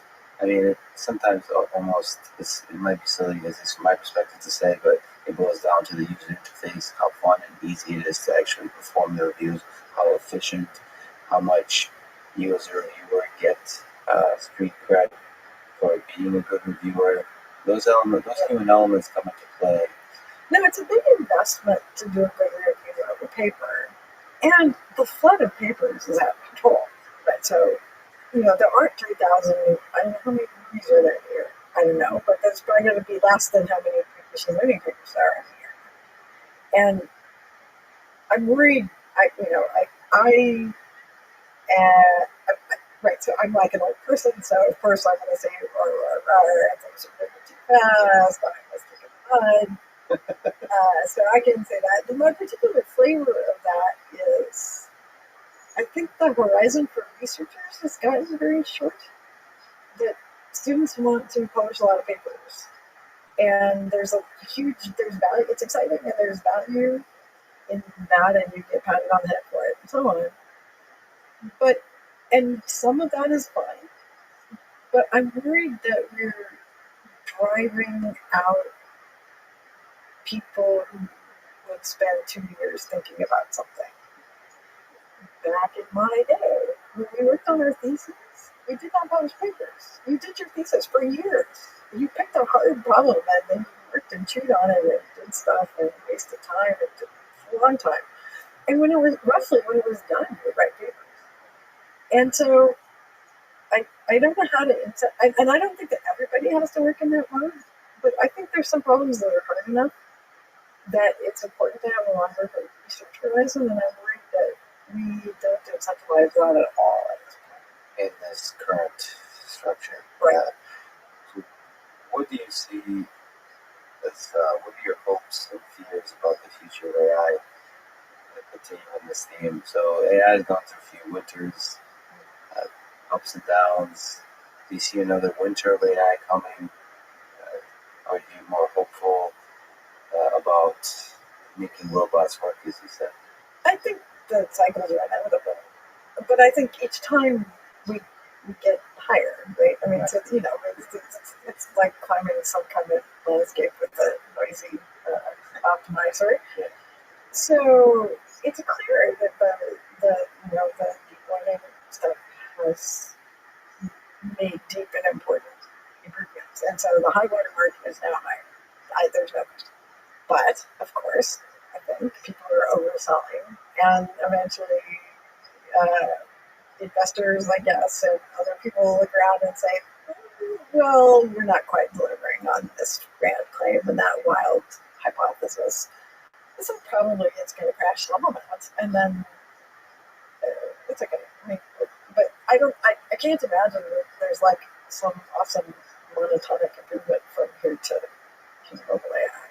So I have to ask this question. I probably anticipate the answers, but do you have a worry, short term or long term, about the existential threats of AI, and maybe short term, less existential, but more robots taking away jobs? Well, actually, let me talk a little bit about utility. Actually, I had an interesting conversation with some military ethicists who wanted to talk to me about autonomous weapons. And they were interesting, smart, well-educated guys who didn't know too much about AI and machine learning. And the first question they asked me was, "Has your robot ever done something you didn't expect?" And I burst out laughing because everybody who's ever done something with a robot, right, knows that they don't do it. And what I realized was that their model of how we program a robot was completely wrong. Their model of how we program a robot was like Lego Mindstorm. It's like, oh, go forward meter, turn left, take a picture, do this, do that. And so if you have that model of programming, then it's true. It's kind of weird that your robot would do something that you didn't anticipate.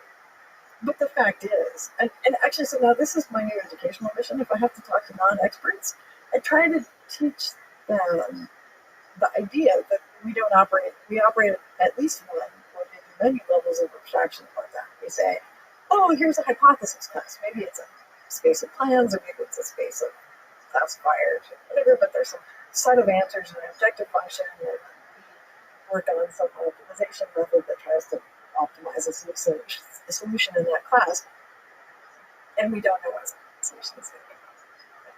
So I think it's important to communicate that. So I mean, of course, probably people listening to this, they know that lesson, but I think it's really critical to communicate that lesson. And then lots of people are now talking about, the value alignment problem. So you want to be sure, as robots or software systems get more competent, that their objectives are in line with your objectives, or that our objectives are compatible in some way, or we have a good way of mediating when they have different objectives. And so I think it is important to start thinking in terms, like, you don't have to be freaked out by the robot apocalypse to accept that it's important to think about objective functions and value alignment.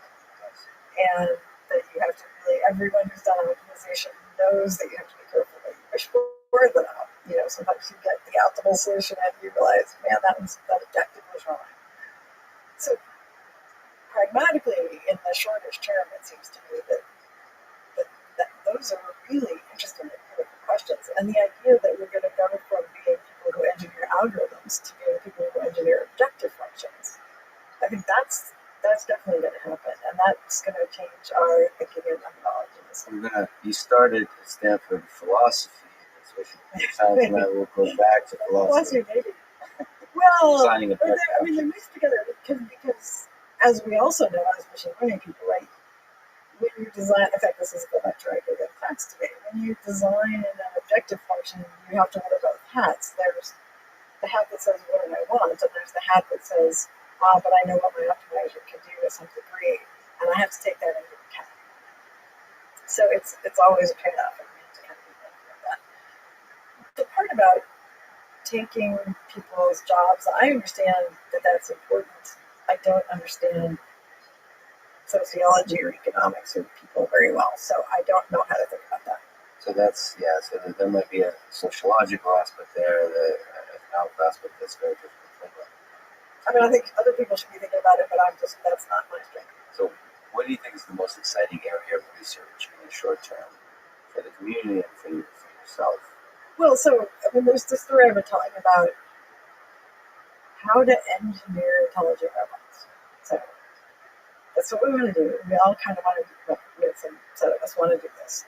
And the question is, what's the most effective strategy? And we've tried it, and there's a bunch of different things you can do at the extremes, right? One super extreme is we do introspection and we write a program. Okay, that has not worked out very well. Another extreme is we take a giant bunch of neural code and we try to train it up to do something. I don't think that's going to work either. So the question is, what's the middle ground? And again, this isn't a theological question or anything like that. It's just like, what's the best way to make this work out? And I think it's clear. It's a combination of learning. To me, it's clear. It's a combination of learning and not learning. And what should that combination be? And what's the stuff we're building? So to me, that's the most important. And when you say engineer robots, you mean engineering systems that work in the real world. Is that's the emphasis? Last question. Which robot is your favorite from science fiction? So you can go with Star Wars or R2D2, or you can go with the more modern, maybe HAL. So I don't think I have a favorite robot. This is back to you like to make robots work in the real world here, not in I mean, I love the process. I care more about the process the than the engineering product. process. Yeah. I mean, I do research because it's fun, not because I care about what we can do. So, Well, that's a beautiful note actually to end on. Leslie, thank you so much for talking to us. sure, it's been fun.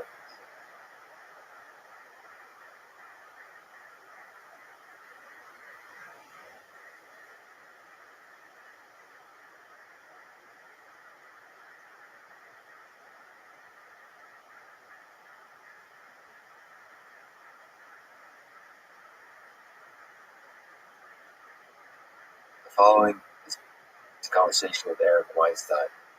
He's a mathematician, economist, physicist, and the managing director of Teal Capital. He coined the term that you could say is the founder of the intellectual dark web, which is a loosely assembled group of public intellectuals that include Sam Harris, Jordan Peterson, Steven Pinker, Joe Rogan, Michael Shermer, and a few others. This conversation is part of the Artificial Intelligence podcast at MIT and beyond. If you enjoy it, subscribe on YouTube, iTunes, or simply connect with me on Twitter at Lex Friedman, spelled F-R-I-D. And now, here's my conversation with Eric Weinstein. Are you nervous about this? Sure. You must be crazy. You mentioned Kung Fu Panda as one of your favorite movies. It has the usual profound master-student dynamic going on. So, who has been a teacher that's significant influenced the direction of your thinking and life's work? So, if you're the Kung Fu Panda, who was your Shifu? Oh, well, that's interesting because I didn't see Shifu as being the teacher. Who was the teacher? Hoover, that's the turtle. Oh, the turtle, right. They only meet twice in the entire film. And the first conversation sort of doesn't count. So the magic of the film, in fact, its point, is that the teaching that really matters is transferred during a single conversation. And it's very brief.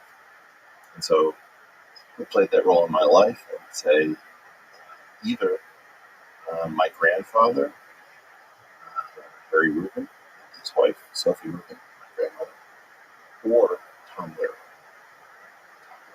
Yeah, he was right. If you give a child Tom Lehrer records, what you do is you destroy their ability to be taken over by later malware. And it's so irreverent, so witty, so clever, so obscene, that it destroys the ability to lead a normal life for many people. So if I meet somebody who's usually really shifted from any kind of narrative presentation, I'll often ask them, are you a Tom Lehrer fan? And the odds that they will respond are quite high. Tom Lehrer's Poisoning Pigeons in the Park. Tom Lehrer. That's very interesting. There's a small number of Tom Lehrer songs that broke into the general population. Poisoning Pigeons in the Park, the Element song, perhaps the Vatican Rag. So when you meet somebody who knows those songs but doesn't know Oh, you judging me right now, aren't you? partially, no, but you're Russian, so that is the Nikolai Ivanovich Lobachevsky. That's yeah. So that was a song about plagiarism that was in fact plagiarized, which most people don't know, from Danny Kaye. Where Danny Kaye did a song called Stanislavski, the Musky Arts.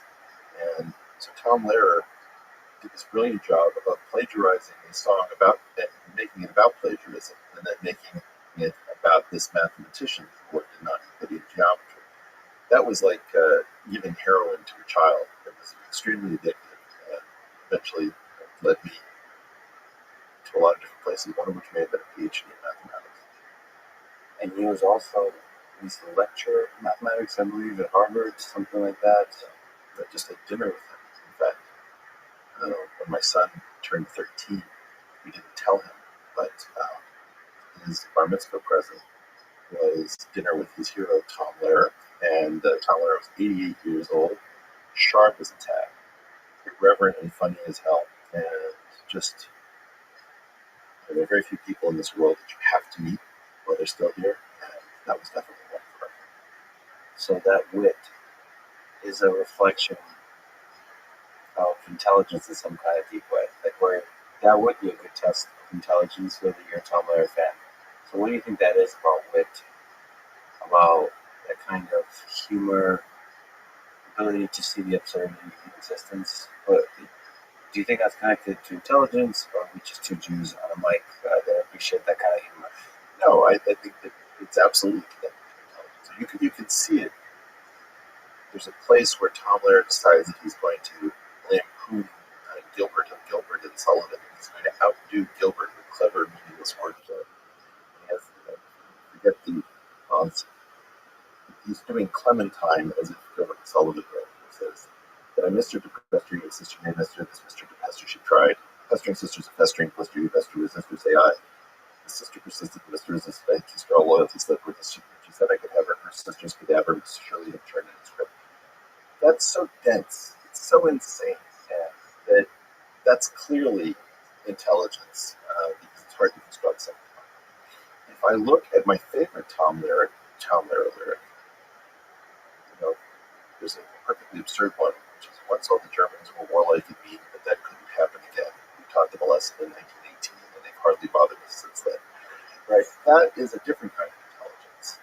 You're taking something that is so horrific and you're sort of making it palatable and funny, demonstrating also just your humanity. And I think the thing that came through as Tom Lehrer wrote all of these terrible, horrible lines was just what a sensitive, beautiful soul he was. He was channeling pain through humor and through grace. I've seen throughout Europe, throughout Russia, the same kind of humor emerge from the generation of World War II. It seemed like that humor is required to somehow deal with the pain and suffering of that war created. You do need the environment to create a broad Slavic soul. I don't think that many Americans really appreciate Russian humor, how you had to joke during the time of, let's say, Article 58 under Stalin. You had to be very, very careful. The concept of a Russian satirical magazine like Crocodile make sense. So you have this cross-cultural problem that there are certain areas of human experience that it would be better to know nothing about.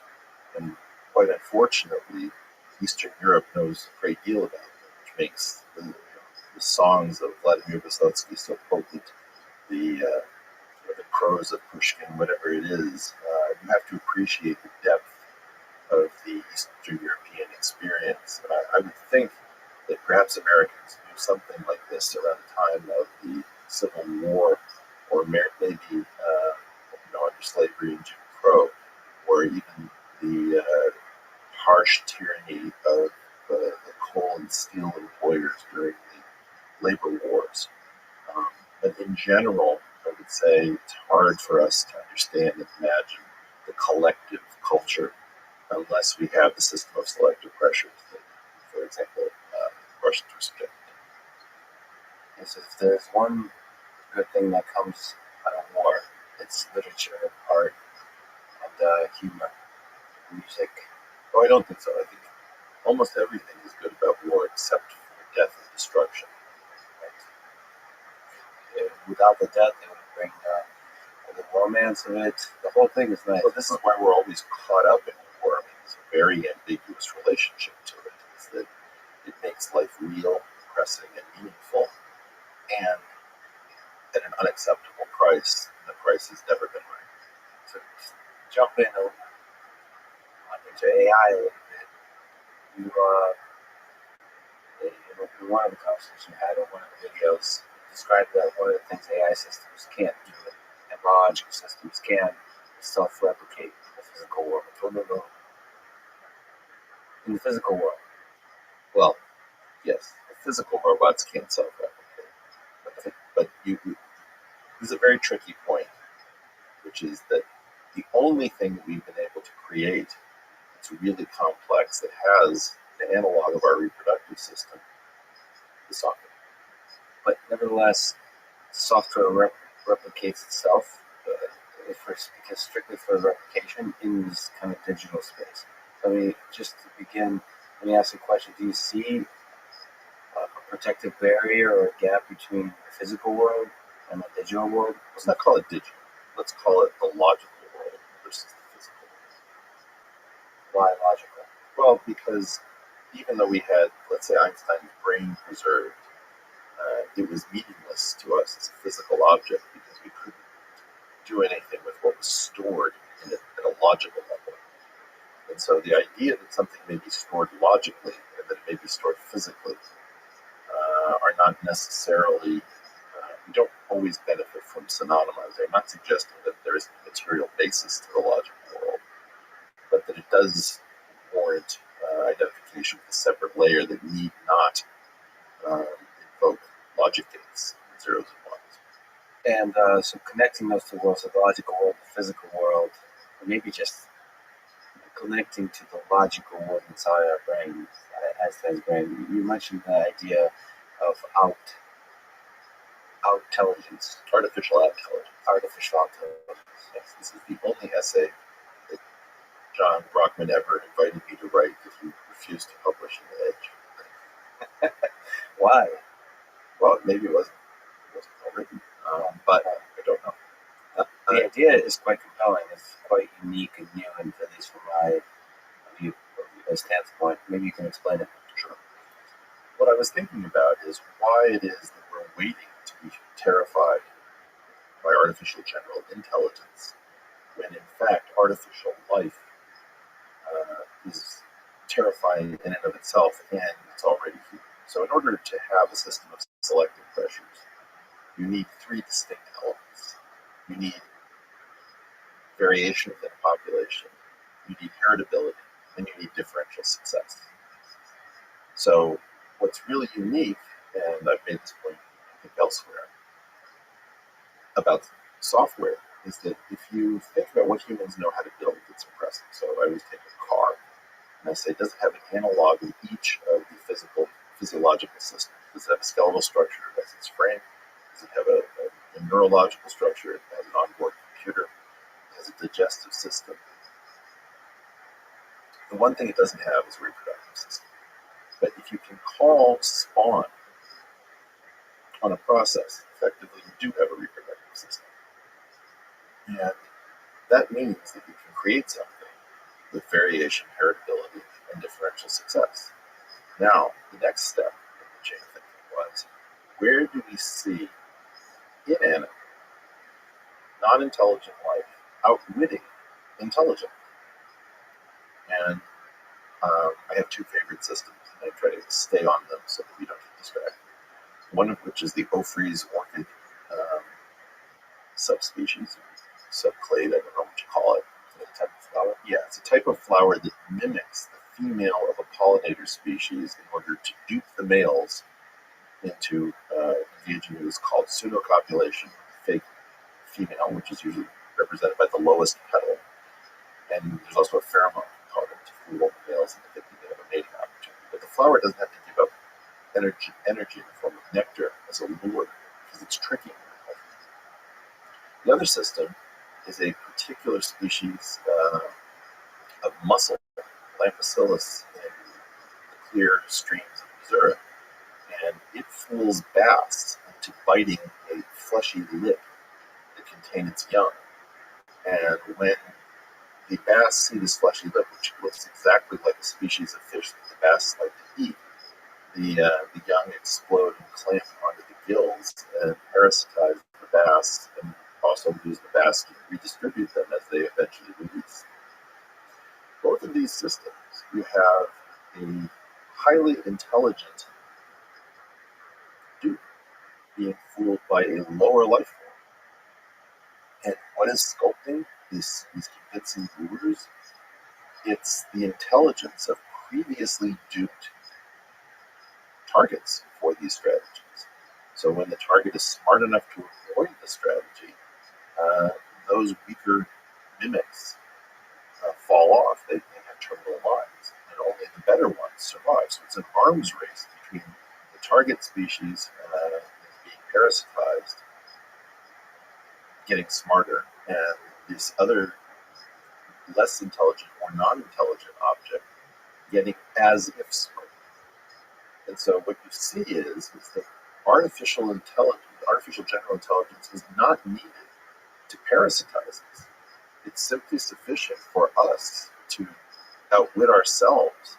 So you could have a program, let's say, one of these Nigerian scams, that writes letters and uses whoever sends it Bitcoin to figure out which aspects of the program should be kept, which should be buried and thrown away.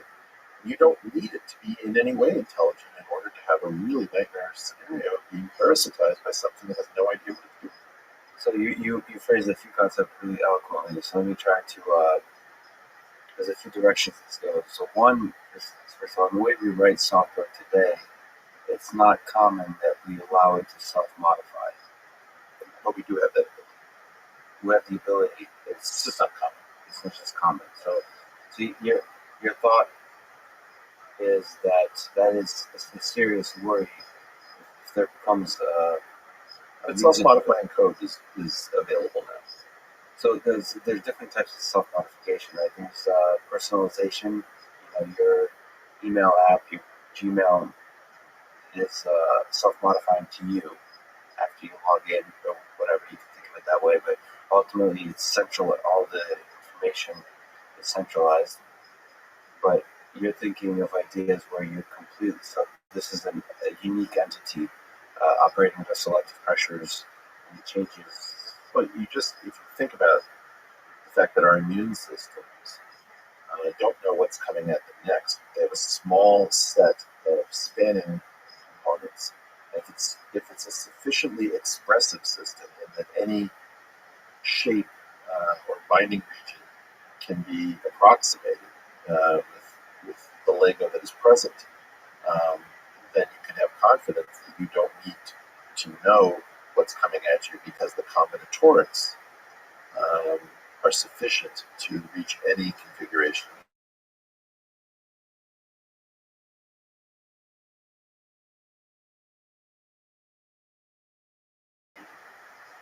Whenever I suggest these things, I do always have a concern as to whether or not I will bring them into being by talking about them. So So there's this thing from OpenAI. So that's next week to talk to the founder of OpenAI. This idea that their text generation, the new stuff they have for generating text is they didn't want to release it because they were worried about the.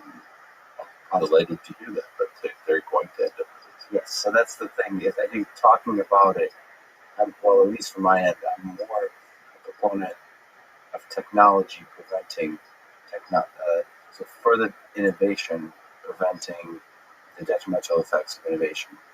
Well, we're sort of tumbling down a hill at accelerating speed. So whether or not we're proponents or it may not matter. But I do feel that there are people who've held things back and died poorer than they might have otherwise been. We don't even know their names. I don't think that we should discount the idea that having the smartest people showing off how smart they are by what they've developed may be a terminal process. I'm very mindful, in particular, of a beautiful letter that Edward Teller, of all people, wrote to Leo Szilard, where Szilard was trying to figure out how to control the use of atomic weaponry at the end of World War II. And Teller, rather strangely, as many of us view him as a monster, showed some very advanced moral thinking, talking about the slim chance we have for survival and that the only hope is to make war unthinkable. I do think that not enough of us feel in our gut what it is we are playing with when we're working on technical problems. I would recommend to anyone who hasn't seen it a movie called The Bridge on the River Kwai. We captured British POWs who, just in their desire to do a bridge well, end up over collaborating with the Japanese captains. Well, you're making me question the unrestricted open discussion of ideas in AI. I'm not saying I know the answer. I'm just saying that I could make a decent case for either our need to talk about this and become technologically focused on containing it, or need to stop talking about this and try to hope that the relatively small number of highly adept individuals who are looking at these problems is small enough that we should, in fact, be talking about it. Well, the way innovation happens, what new ideas develop, Newton with calculus, whether if he was silent, the idea would emerge elsewhere. In the case of Newton, of course, but in the case of AI, how small is the set of individuals out of which such ideas would arise? Well, the ideas of the researchers we know and those that we don't know. We may live in countries that don't wish us to know what level they're currently at. Are very disciplined in keeping these things to themselves. Now, of course, I will point out that there's a religious school in Kerala that developed something very close to the calculus, certainly in terms of infinite series, in I guess, religious prayer and rhyme and prose. So, it's not that Newton had any ability to hold that back, and I don't really believe that we have an ability to hold it back. I do think that we can change the proportion of the time we spend worrying about the effects. What if we are successful rather than simply trying to succeed? Beautifully put.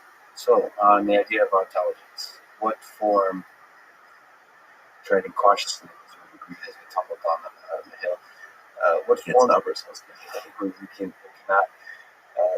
what form do you see it taking? So, one example, Facebook, Google, you do want to, I don't know a better word, you want to influence users to behave a certain way.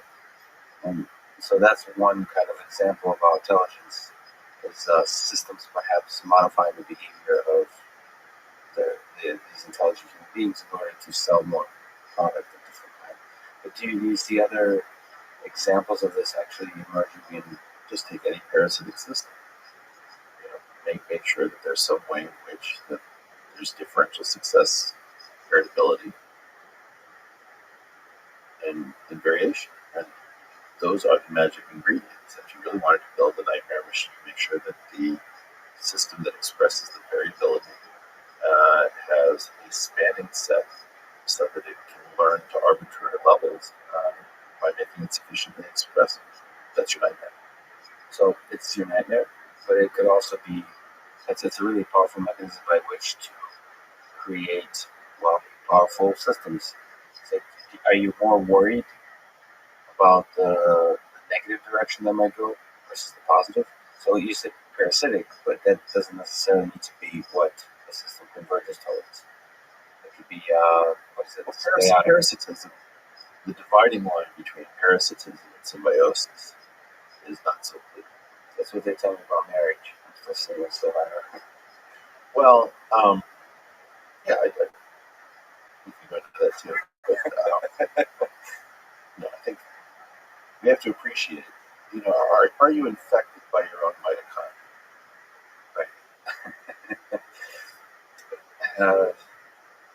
Right, yeah. So, in marriage, you fear the loss of independence, but even though the American therapeutic community may be very concerned about codependence, what's to say that codependence isn't what's necessary to have a stable relationship in which to raise children who are maximally case-selected and require incredible amounts of care because you have to wait 13 years before there's any reproductive payout. Most of us don't want our 13-year-olds having kids. That's a very tricky situation to analyze. I would say that predators and parasites drive much of our evolution, and I don't know whether to be angry at them or thank them. Well, ultimately, nobody knows the meaning of life or what even happiness is, but there is some metrics. But it's tough. They didn't. That's why all the poetry and books are about. There's some metrics under which you kind of measure how good it is that these AI systems are roaming about. So you're more nervous about software than you are optimistic about ideas of self-replicating large. I don't think we've really felt where we are. Occasionally we get a wake up. 9/11 was so anomalous compared to everything else we've experienced on American soil that it came to us as a complete shock that was even a possibility. What it really was a highly creative and determined R&D team deep in the bowels of Afghanistan, showing us that we had certain exploits that we were open to that nobody had chosen to express. I can think of several of these things that I don't talk about publicly that just seem to have to do with how relatively unimaginative those who wish to cause havoc and destruction have been up until now.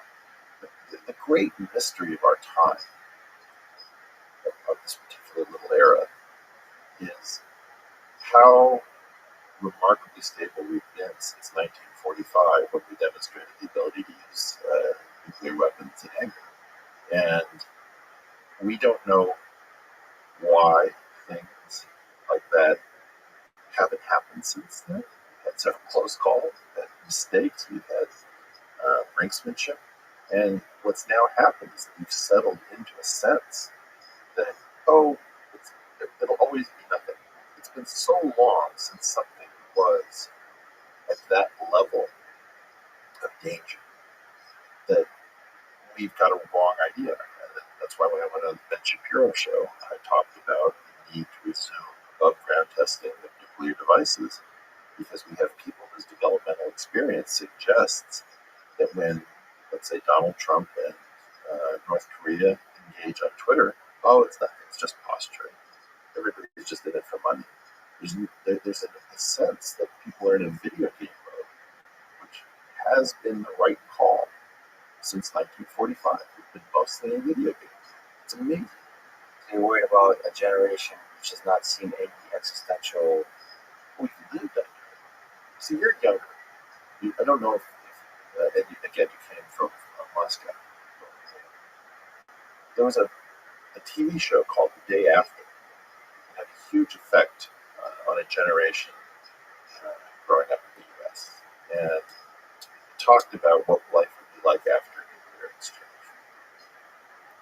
We have not gone through an embodied experience collectively where we've thought about this, and I think it's one of the most irresponsible things that the elders among us have done, which is to provide this beautiful garden which thorns are cut off of the rose bushes, and all of the edges are rounded and sanded.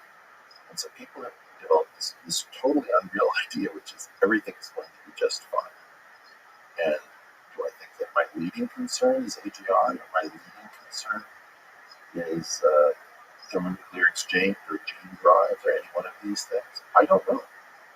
But I know that our time here in this very long experiment here is finite, because the toys that we've built are so impressive.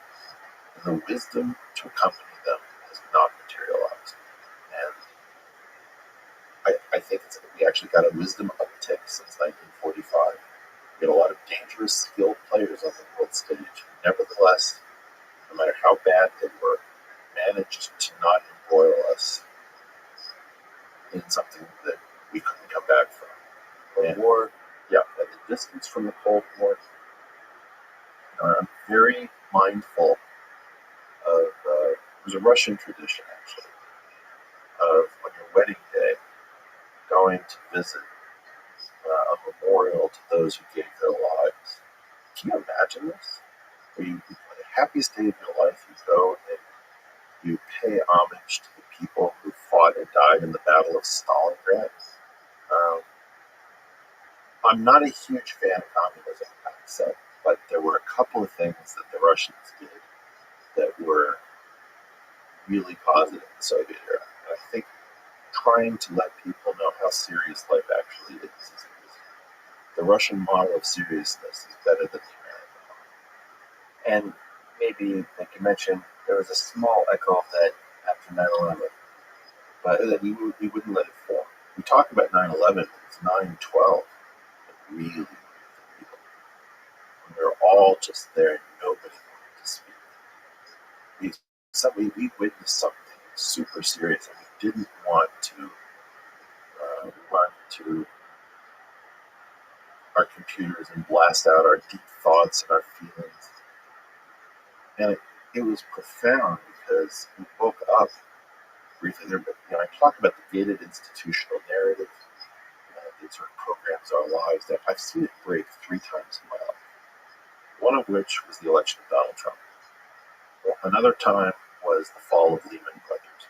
Everybody who knew that Bear Stearns wasn't that important knew that Lehman Brothers meant AIG was next. And the other one was 9/11. And so if I'm 53 years old, and I only remember 3 times that the global narrative was really interrupted, that tells you how much we've been on top of developing events. We had the Murrah Federal Building explosion that didn't cause the narrative to break. It wasn't profound enough. Around 9/12, we started to wake up out of our slumber. And the powers that be did not want coming together. The admonition was go shotgun. the powers that be, what is that force as opposed to what the individual? We don't know. So whatever that force is, there's a component of it that's emergent, and there's a component of it that's deliberate. So give yourself a portfolio of 2 components. Some amount of it is emergent. Some amount of it is also an understanding that people come together, they become an incredible force. And what you're seeing right now, I think, is there are forces that are trying to come together, and there are forces that are trying to push things apart. And one of them is the globalist narrative versus the national narrative. To the globalist perspective, the nations are bad things. In essence, they're temporary, they're nationalistic, they're jingoistic. It's all negative. To people in the nationality, they're saying, this is where I pay my taxes. This is where I do my army service. This is where I have a vote. This is where I have a passport. Who the hell are you to tell me, because you've moved into some place that you can make money globally, that you've chosen to abandon other people to whom you have a special identity? And I think that these competing narratives have been pushing towards the global perspective from the elite. And a larger and larger number of disenfranchised people are saying, hey, I actually live in a place, and I have laws, and I speak a language, I have a culture, and who are you to tell me, because you can profit in some faraway land, that my obligations to my fellow countrymen are so much diminished. So these tensions between nations and so on, ultimately you see being proud of your country and so on, which creates potentially the kind of things that led to wars and so on. They ultimately, it is human nature. It is good for us for wake-up calls. Well, I think that these are tensions. And my point isn't, I mean, nationalism run amok is a nightmare. And internationalism run amok is a nightmare. And the problem is we're trying to push these pendulums to some place where they're somewhat balanced, where we have a higher duty of care to those who share our laws and our citizenship, but we don't forget our duties of care for the global system. I would think this is elementary, but the problem that we're facing concerns the ability for some to profit by abandoning their obligations to others within their system, and that's what we've had for decades. You mentioned nuclear weapons. I was hoping to get answers from you, since one of the many things you've done is economics. Maybe you can understand human behavior and why the heck we haven't blown each other up yet. But okay, so I don't know the answer. it's a fast. It's really important to say that we really don't know. Mild uptick in A mild uptick. That's well, Stephen Pinker was a pro I've talked with has a lot of really good ideas about why, but nobody. I don't trust his optimism. Listen, I'm Russian, so I never trust that I was that optimistic. No. It's just you're talking about a guy who's looking at a system in which more and more of the kinetic energy of war has been turned into potential energy, like unused nuclear weapons. And now I'm looking at that system and I'm saying, okay, well, if you don't have a potential energy term, then everything's just getting better and better. Wow, that's beautifully put. Only physicists could. Okay. Not a physicist. Is that a dirty word? No, I wish I were a physicist. Me too. My dad's a physicist. I'm trying to live up to that part for the rest of my life. He's probably going to listen to this too. So, yeah. So, your friend Sam Harris worries a lot about the existential threat of AI. Not in the way that you described, but in the more. Well, he hangs out with Elon. I don't know who he is. So, are you worried about that kind of, about the about either robotic systems or traditionally defined AI systems essentially becoming super intelligent, much more intelligent than human beings, and getting Well, they already are. And they're not. when seen as a collective, you mean? Well, I can mean all sorts of things, but certainly many of the things that we thought were peculiar to general intelligence do not require general intelligence. So that's been one of the big awakenings, that you can write a pretty convincing sports story from stats alone without needing to watch the game. So, is it possible to write lively prose about politics? Yeah, no, not yet. So we're sort of all over the map. One of the things about chess that I feel, there's a question I once asked on Quora that didn't get a lot of response, which was, what is the greatest brilliancy ever produced by a computer in a chess game? Which was different than the question of what is the greatest game ever played. So if you think about brilliancy, it's what really animates many of us to think of chess as an art form. Those are those moves and combinations that just show such flair, panache, and soul. Computers weren't really great at that. They were great positional monsters. And recently we've started seeing brilliancies. And so Grandmasters have identified with Alpha Zero that things were quite brilliant. Yeah.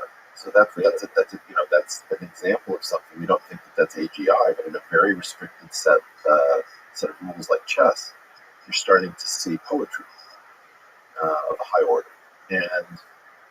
And so I don't like the idea that we're waiting for AGI. AGI is slowly infiltrating our lives in the same way that I don't think a worm should be, C. elegans shouldn't be treated as non-conscious because it only has 300 neurons. Maybe it just has a very low level of consciousness because we don't understand what these things mean as they scale up.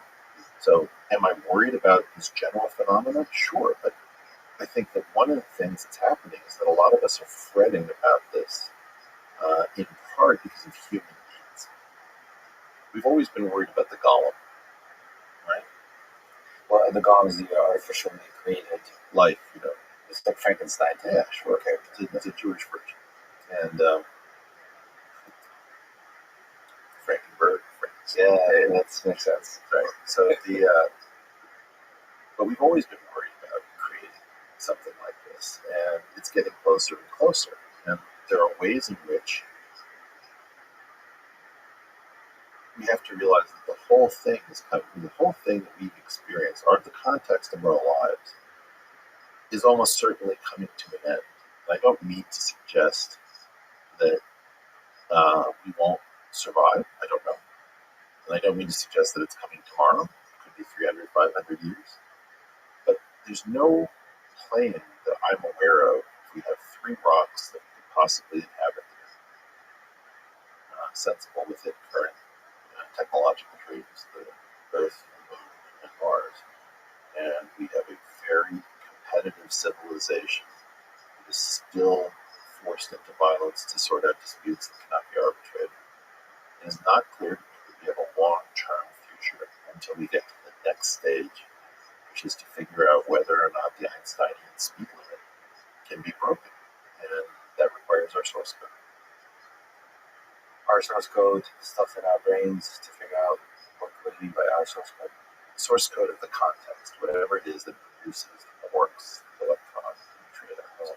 Our source code. I got it. So this is You're like the best stuff that's written in a higher level way. yeah, that's right. You're talking about the low level bits. Right. That's what is currently keeping us here. You can't even imagine. We have harebrained schemes for staying within the Einsteinian speed limit. We could just drug ourselves and go into a suspended state, or we could have multiple generations of that. I think all that stuff's pretty silly. But I think it's also pretty silly to imagine that our wisdom is going to increase to the point that we can have the toys we have, and we're not going to use them for 500 years. Speaking of Einstein, I had a profound breakthrough when I realized he's just one letter away from the bag. Yeah, but I'm also one letter away from fun stuff. Well, you get to pick. Okay, so unified theory. You've worked. You enjoy the beauty of geometry. I don't actually know if you enjoy it. You certainly are quite good at it. I trembled before it. If you're religious, that is one of the. I don't have to be religious. It's just so beautiful. You will tremble at it. I just read Einstein's biography. One of the things they've done is to try to explore a unified theory, talking about a 14-dimensional observerse that has the 4D space-time continuum embedded in it. I'm just curious how you think, how philosophically, at a high level, about something more than 4 dimensions. How do you try to, what does it make you feel? Talking in the mathematical world about dimensions that are greater than the ones we can perceive. Is there something that you take away that's more than just the math? Well, first of all, stick out your tongue. Okay. Yeah. On the front of that tongue, there was a sweet receptor. Next to that were salt receptors, 2 different sizes. A little bit farther back were sour receptors. You wouldn't show me the back of your tongue or your bitter receptor. Show me this side always. Okay. That was 4 dimensions of taste receptors.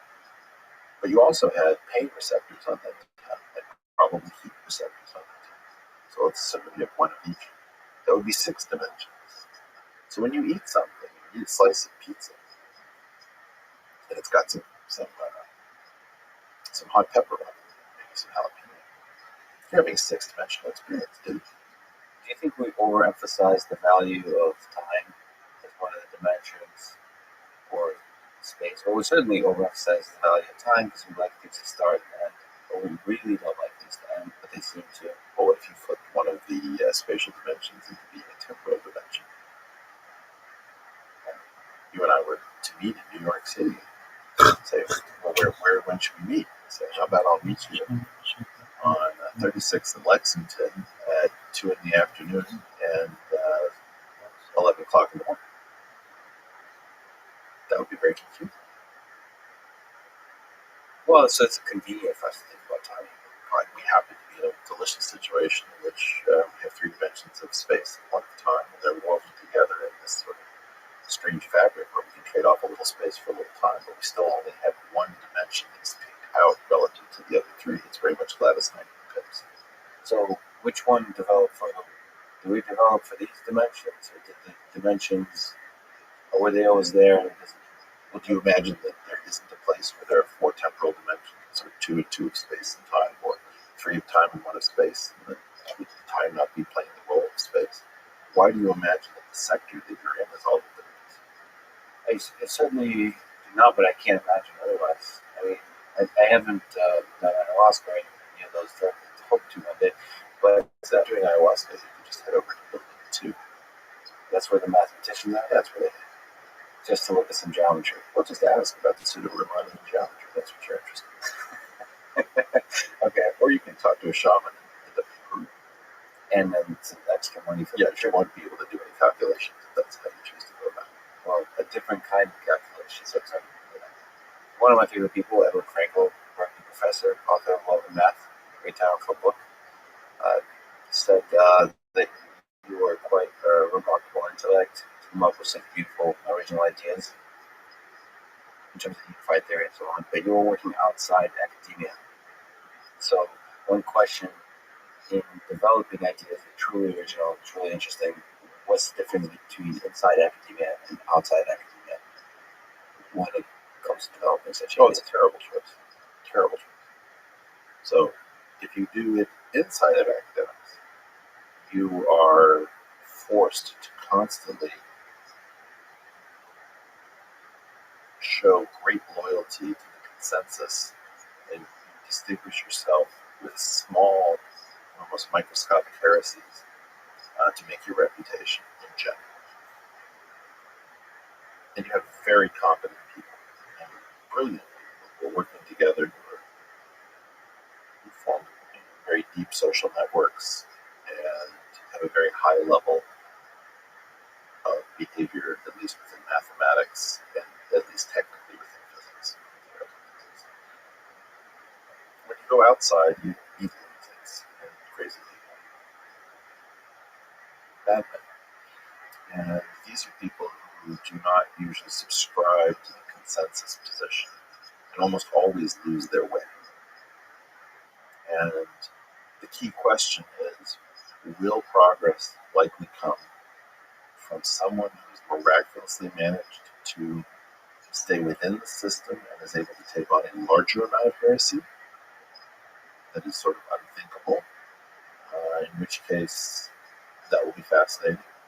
Or is it more likely that somebody will maintain the level of discipline from outside of academics and be able to make use of the freedom that comes from not having to constantly affirm your loyalty to the consensus of your field? So you've characterized in ways that academia, in this particular sense, is declining. You posted the plot. The older population of the faculty is getting larger. The younger is getting smaller, and so on. So, which direction of the two are you more hopeful about? Well, the baby boomers can't handle it. Within first one in general, true. The second one in academia, But that's really what this time is about. the baby Is boomers. we're used to like financial bubbles that last a few years in length and then pop. Yeah, the baby boomer bubble is this really long-lived thing, and all of the ideology, all of the behavior patterns, the norms. For example, string theory is an almost entirely baby boomer phenomenon. It was something that baby boomers were able to do because it required a very high level of mathematical ability. You don't think of string theory as an original idea? Oh, I mean, it was original to Veneziano, probably is older than the baby boomers. And there are people who are younger than the baby boomers who are still doing string theory. And I'm not saying that nothing discovered within the large string theory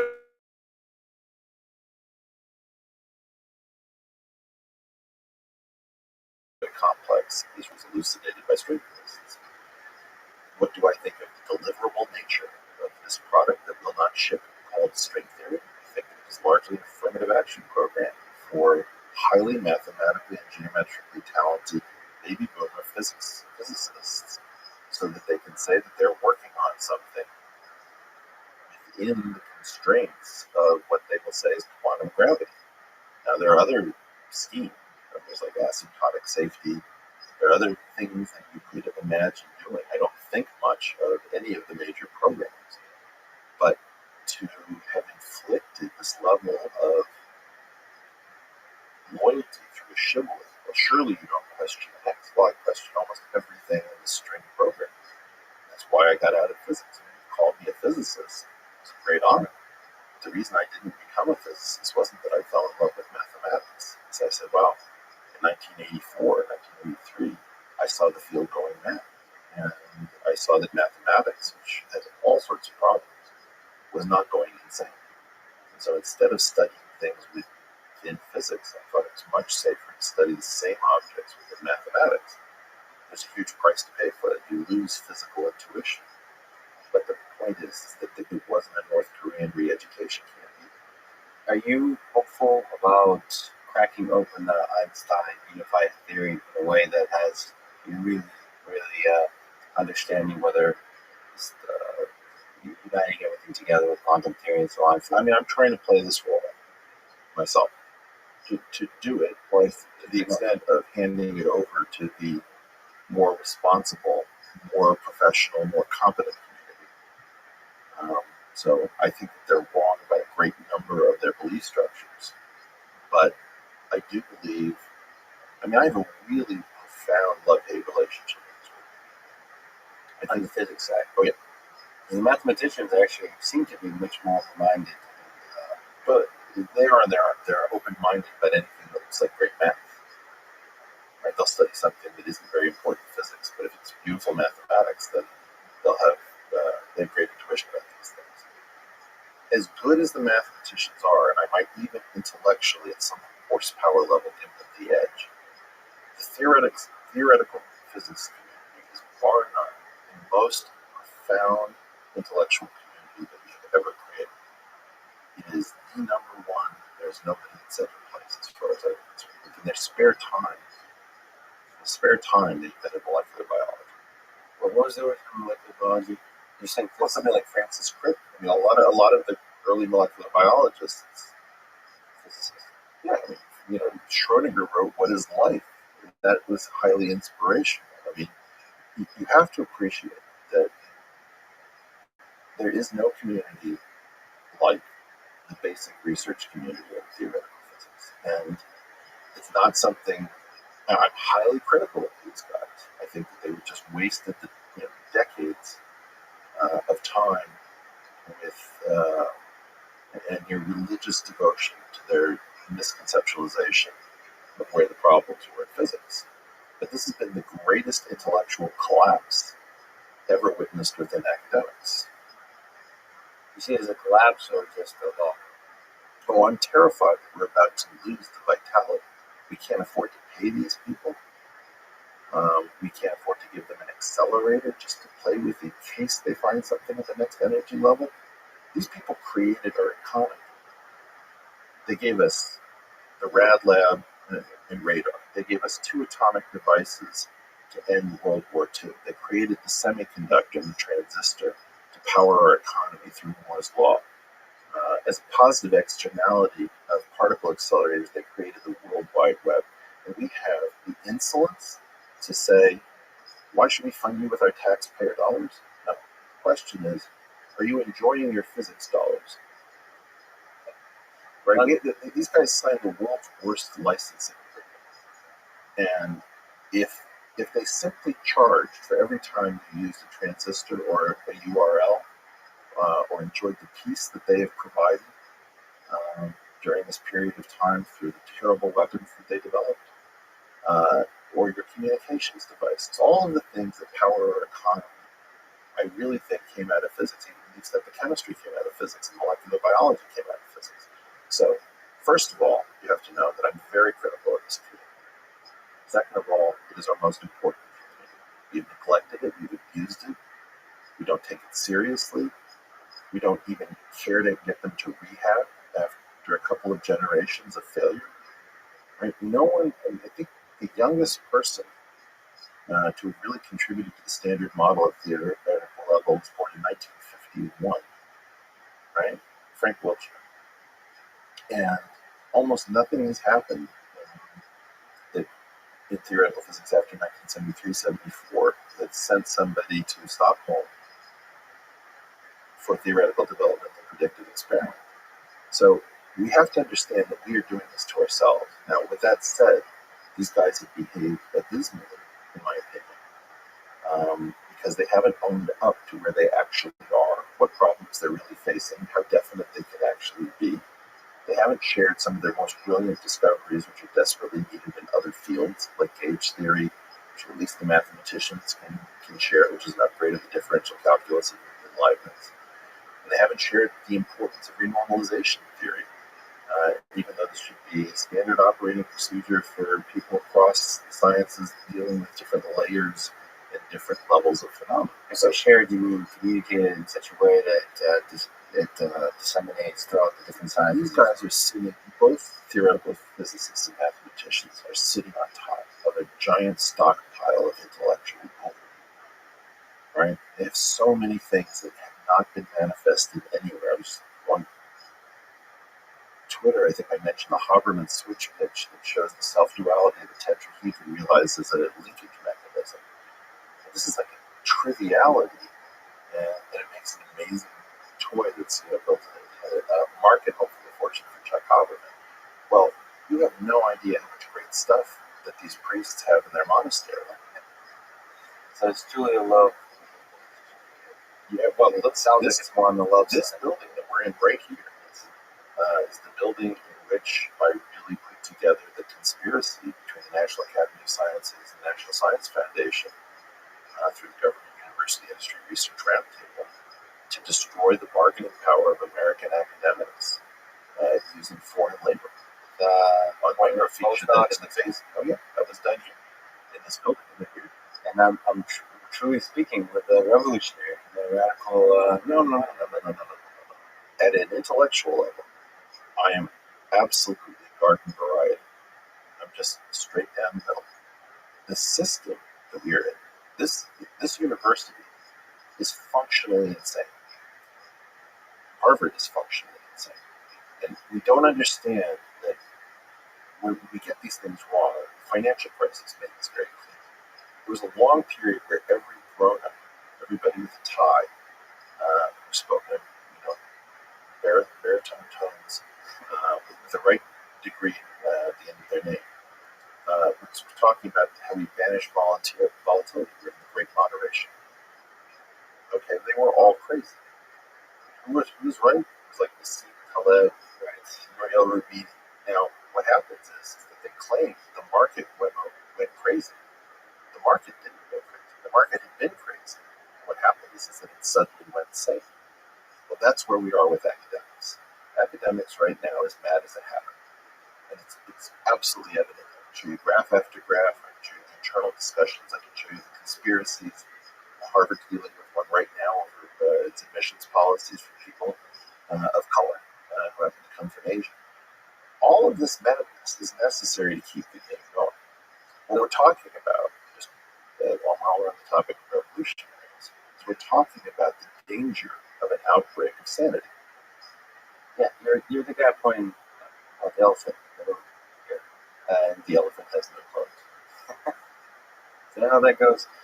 I was going to talk a little bit to Joe Rogan about this. We ran out of time, but I think you have some.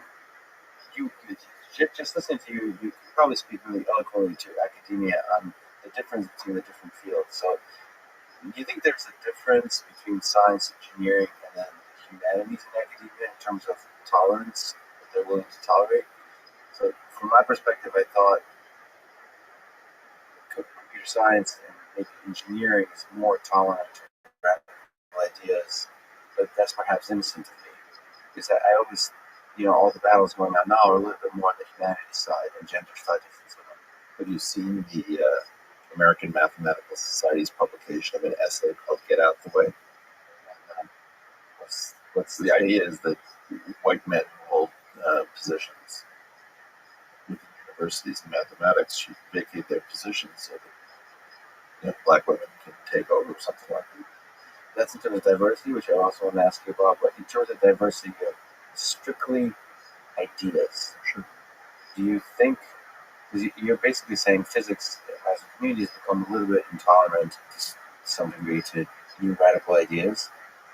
Or at least you say So that's it's changed a little bit recently, which is that even string theory is now admitting, okay, we don't, this doesn't look very promising in the short term, right? So the question is, what compiles, if you want to take the computer science metaphor? What will get you into a journal? Will you spend your life trying to push some paper into a journal, or will it be accepted easily? What do we know about the characteristics of the submitter, and what gets taken up and what does not? All of these fields are experiencing pressure because no field is performing so brilliantly well that it's revolutionizing our way of speaking and thinking in the ways in which we've become accustomed. But don't you think, even in theoretical physics, a lot of times, even theories like string theory, it does eventually lead to what are the ways that this theory would be testable? So ultimately, although, look, there's this thing about Popper and the scientific method that's a cancer and a disease in the minds of very smart people.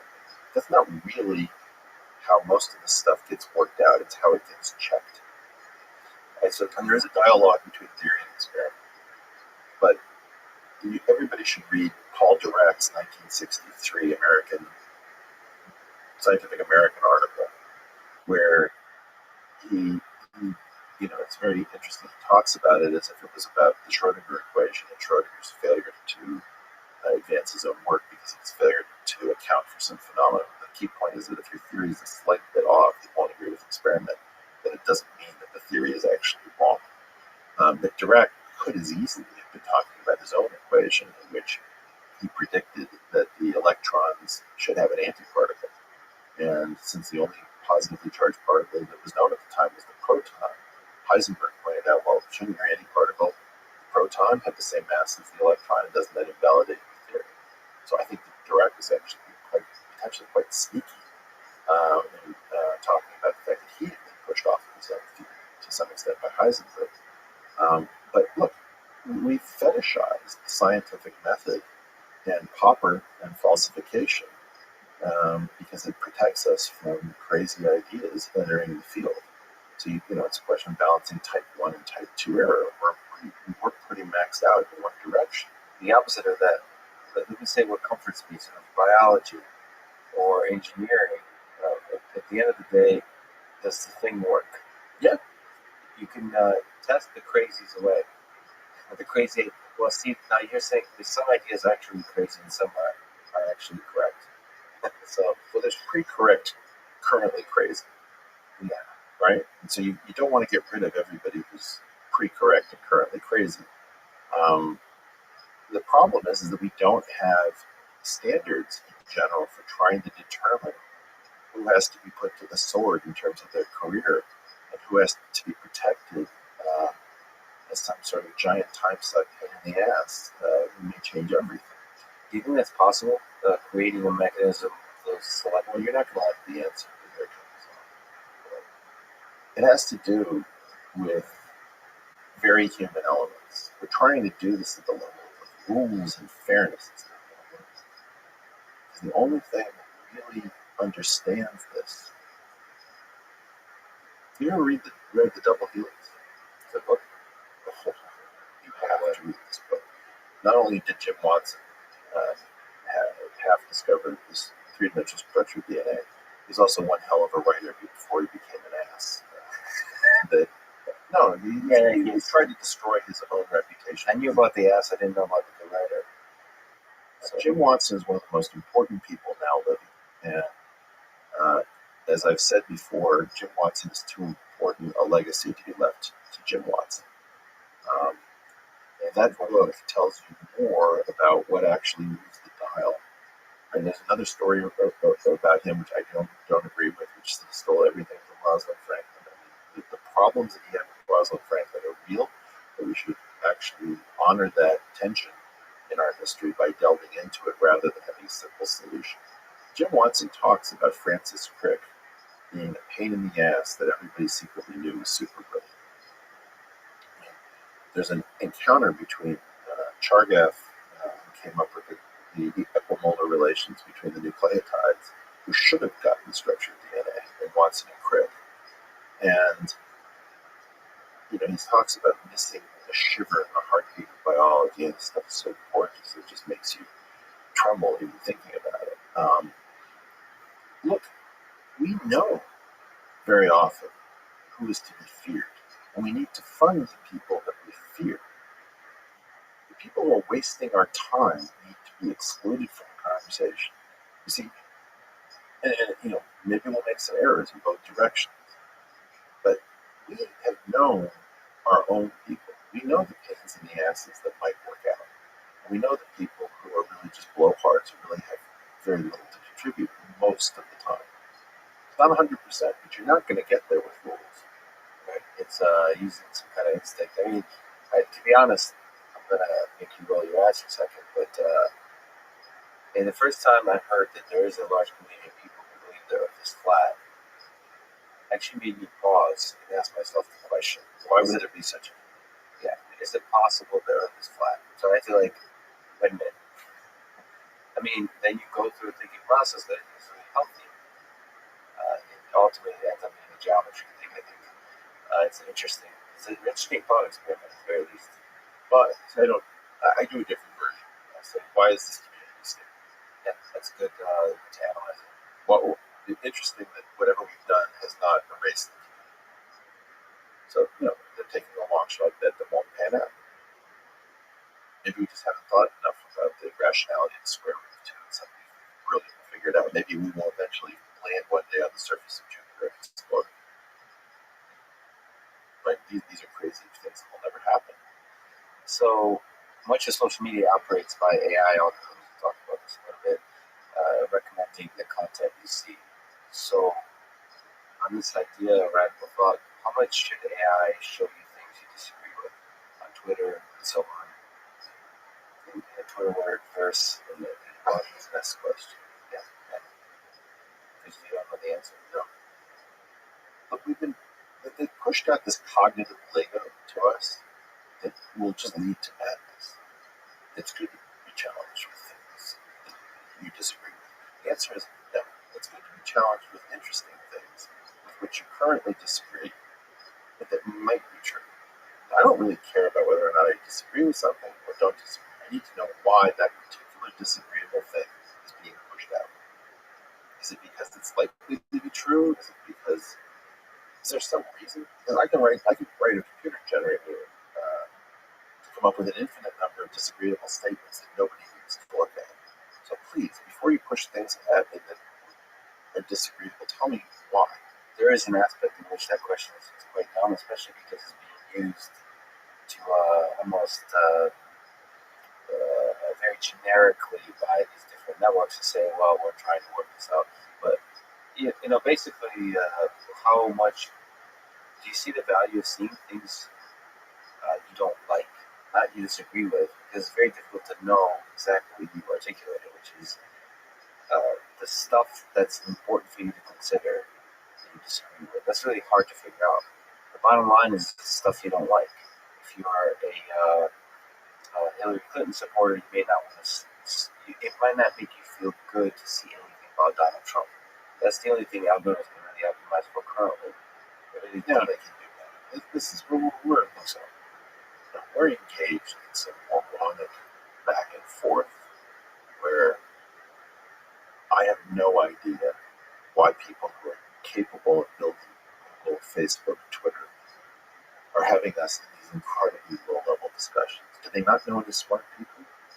Do they not have the phone numbers of people who can elevate these discussions? They do, but this they're optimizing for a different thing, and they're pushing those people out of those rooms. They're optimizing for things we can't see. And yes, profit is there. Nobody's questioning it. But they're also optimizing for things like political control, or the fact that they're doing business in Pakistan, and so they don't want to talk about all the things that they're going to be bending to in Pakistan. So we're involved in a fake discussion. I think so. You think these conversations at that depth are happening inside Google? You don't think they have some basic metrics under user engagements? You're having a fake conversation with us, guys. We know you're having a fake conversation. I do not wish to be part of your fake conversation. You know how to code, these units. You know high availability like nobody's business. My Gmail never goes down. Almost. So you think just because they can do incredible work on the software side with infrastructure, they can also deal with some of these difficult questions about human behavior, human understanding? You're not. I mean, I've seen the developers' screens that people take shots of inside of Google. I mean, I've heard stories inside of Facebook and Apple. We're engaged. They're engaging us in the wrong conversations. We're not at this low level. Here's one of my favorite questions. Why is every piece of hardware that I purchase in tech space equipped as a listening device? Where's my physical shutter to cover my lens? We had this in the 1970s. The cameras that had lens caps, how much would it cost to have a security on? Pay $5 extra. Why is my indicator light software controlled? Why, when my camera is on, do I not see that the light is on by putting it as something that cannot be bypassed? Why do you set up all my devices at some difficulty to yourself as listening devices, and we don't even talk about it? This thing is total fucking bullshit. Well, I hope wait. These discussions are happening about privacy. Well, this is more difficult than you give them. It's not just privacy. It's about social control. We're talking about social control. Why do I not have controls over my own levers? Just have a really cute UI where I can switch, I can dial things, or I can at least see what the algorithms are. You think that there's some deliberate choices being made here? There's emergence and there is intention. There's two dimensions. The vector does not collapse onto either axis. But the idea that anybody who suggests that intention is completely absent is a child. It's really beautifully put, and like many things you said, it's going to make the. Can I turn this around slightly? I sit down with you and you say that you're obsessed with my feed. I don't even know what my feed is. What are you seeing now? I was obsessively looking through your feed on Twitter because it was really enjoyable because there's the Tom Lehrer element, just the humor in it. By the way, that feed is Eric R. Weinstein on Twitter. At Eric R. Weinstein. No, seriously. Why? Why did I find it enjoyable? Or what was I seeing? What are you looking for? Why are we doing this? What is this podcast about? I know you got all these interesting people. I'm just some guy who's sort of a podcast. Sort of podcast. Now you're wearing a tie. I mean, not even something serious thing to be. Searching for meaning, for happiness, for dopamine rush, so short term, long term. And how are you finding your way to me? What is? I don't honestly know what I'm doing to reach you. The representing ideas which feel common sense to me, and not many people are speaking. So it's kind of like the intellectual dark web folks, right? These folks, Sam Harris and Jordan Peterson, to yourself, are saying things where it's like you're like saying there's an elephant not wearing any clothes, and I say, oh yeah, let's have more of that conversation. That's not fun. I'm desperate to try to change the conversation we're having. I'm very worried we've got an election in 2020.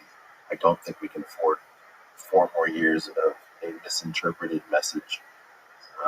which is what Donald Trump was. And I don't want the destruction of our institutions. They all seem hell-bent on destroying themselves. So I'm trying to save theoretical physics, try to save the New York Times, try to save our various processes. And I think it feels delusional to me that this is falling to a tiny group of people who are willing to speak out without getting so freaked out that everything they say will be misinterpreted and that their lives will be ruined through the process. And I think we're in an absolutely bananas period of time, and I don't believe it should fall to such a tiny number of shoulders to shoulder this way.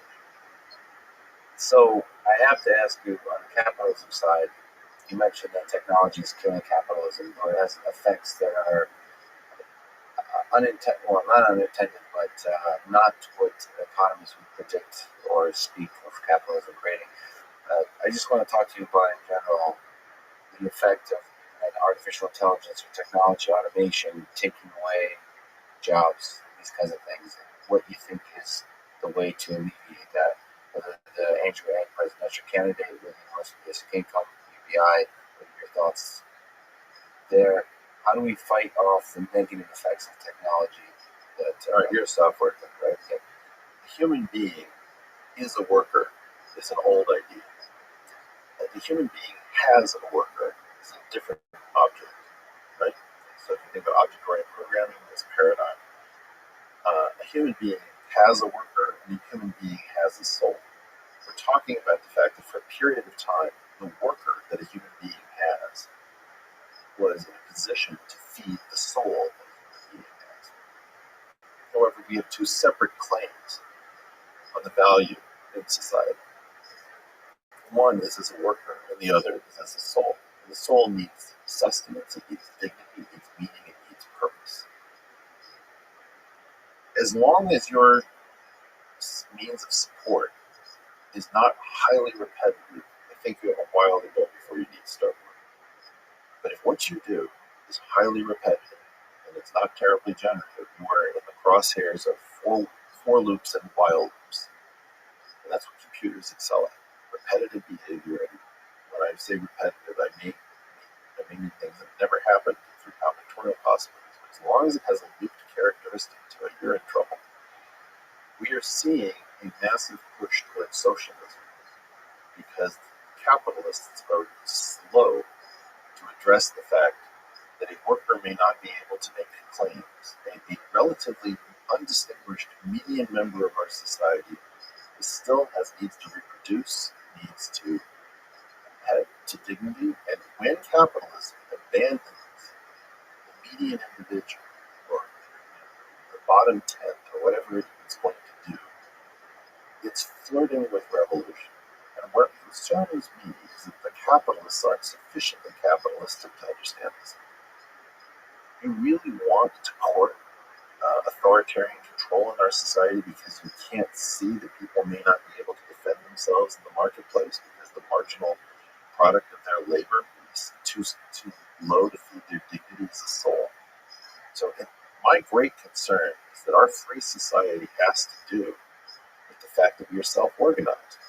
I remember looking down from my office in Manhattan when Lehman Brothers collapsed and thinking, who's going to tell all these people that they need to show up at work when they don't have a financial system to incentivize them to show up at work? So my complaint is, first of all, not with the socialists, but with the capitalists, which is you guys are being idiots. You're courting revolution by continuing to harp on the same old ideas that, well, try harder, bootstrap yourself. Yeah, to an extent then. To an extent. But we are clearly headed to a place that there's nothing that ties together our need to contribute and our need to consider. And that may not be provided by capitalism because it may have been a temporary phenomenon. So check out my article on anthropic capitalism and the new gimmick economy. I think people are late getting a wake-up call and doing a better job saving capitalism from itself because I don't want this done under authoritarian control. The more we insist that everybody who's not thriving in our society during the reproductive years in order to have a family is failing at a personal level. I mean, what a disgusting thing that we're saying. What a horrible message. Who the hell have we become? That we've so bought into the Chicago model that we can't see the humanity that we're destroying in that process. And I hate the thought of it. My family has flirted with it for decades past. It's a wrong, bad idea. But we are going to need to figure out how to make sure that those souls are nourished and respected. And capitalism better have an answer. And I'm betting on capitalism, but I've got to tell you, I'm pretty disappointed with my team. So you're still on the capitalism team, just a team here. Radical capitalism. Right. I'm Hyper capitalism. Yeah. I think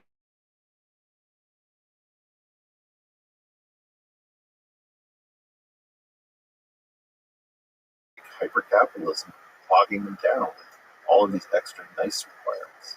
Nice is dead. Good has a future. Nice doesn't have a future. Because nice ends up with hula eggs. Damn, that's a good one. Okay, last question. You tweeted today a simple, quite insightful equation saying that imagine that every unit F of fame picked up S stalkers and H haters. So I imagine S and H are dependent on your path to fame, perhaps a little bit. But it's not as simple. People always take these things literally when you have like 280 characters to explain yourself. So you mean that that's not a mathematical? No, there's no law. Okay. All right. I put the word imagine because I have some other mathematicians whose desire for precision. Imagine that this were true. But and it was a beautiful way to imagine that there is a law that has those variables in it, and you've become quite famous these days. So how do you yourself optimize that equation with the peculiar kind of fame that you have gathered along the way? I want to be kinder. I want to be kinder to myself. I want to be kinder to others. I want to be able to have heart, compassion. These things are really important. And I have a pretty spectrumy kind of approach to analysis. I'm quite literal. I can go full Rain Man on you at any given moment. No, I can't. It's faculties of autism. Like people get angry. Autism to be respected. When you see me coding or you see me doing mathematics, I speak with speech apnea. Right there.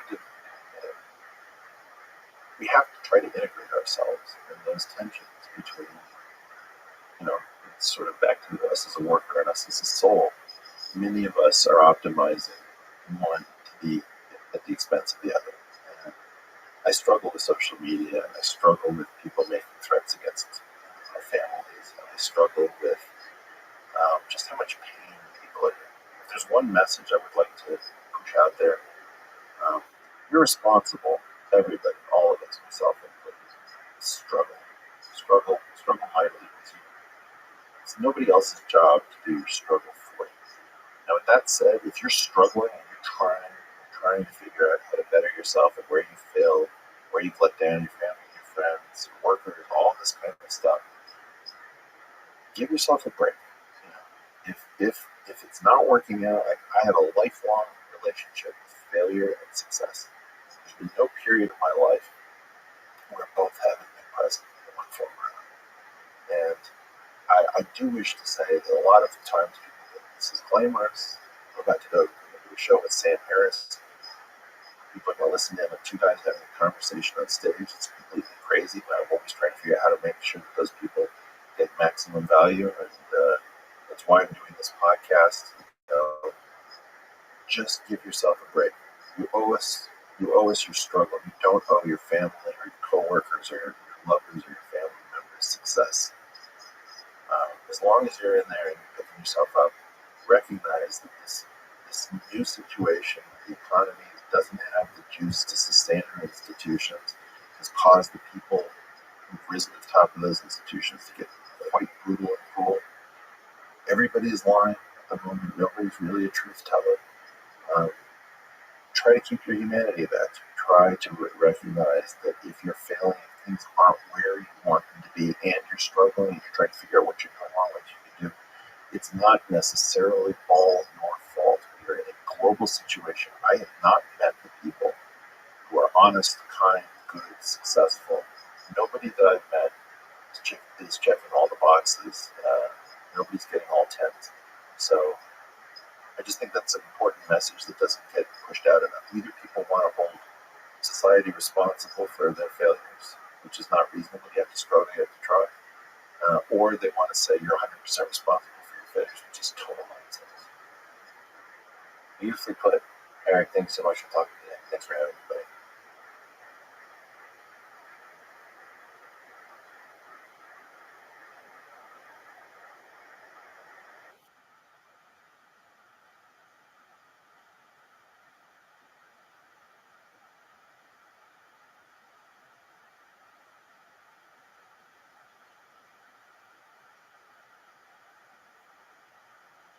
The following is a conversation with Greg Brockman.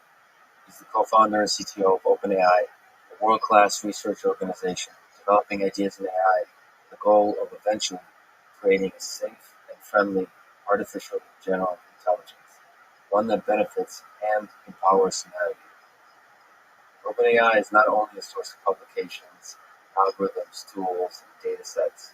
Their mission is a catalyst for an important public discourse about our future, both narrow and general intelligence systems. This conversation is part of the Artificial Intelligence Podcast and MIT and beyond. If you enjoy it, subscribe on YouTube, iTunes, or simply connect with me on Twitter at Lex Friedman, spelled F-R-I-D. And now, here's my conversation with Greg Brockman. So in high school, and right after you wrote a draft of the chemistry textbook, I saw that. It covers everything from basic structure of the atom to quantum mechanics. So it's clear you have an intuition and a passion for football.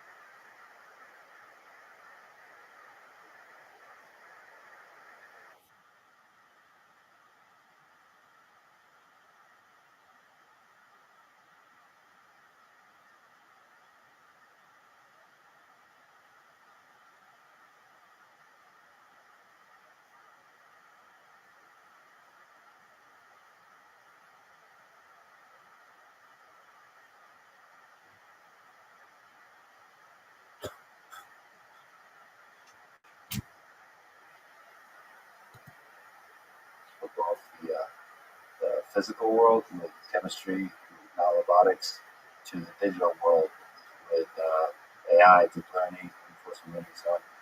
Do you see the physical world and the digital world as different? And what do you think is the gap? A lot of it actually boils down to iteration speed, right? But I think that a lot of what really motivates me is building things, right? It's the, you think about mathematics, for example, where you think really hard about a problem, you understand, you write down in this very obscure form we call proof.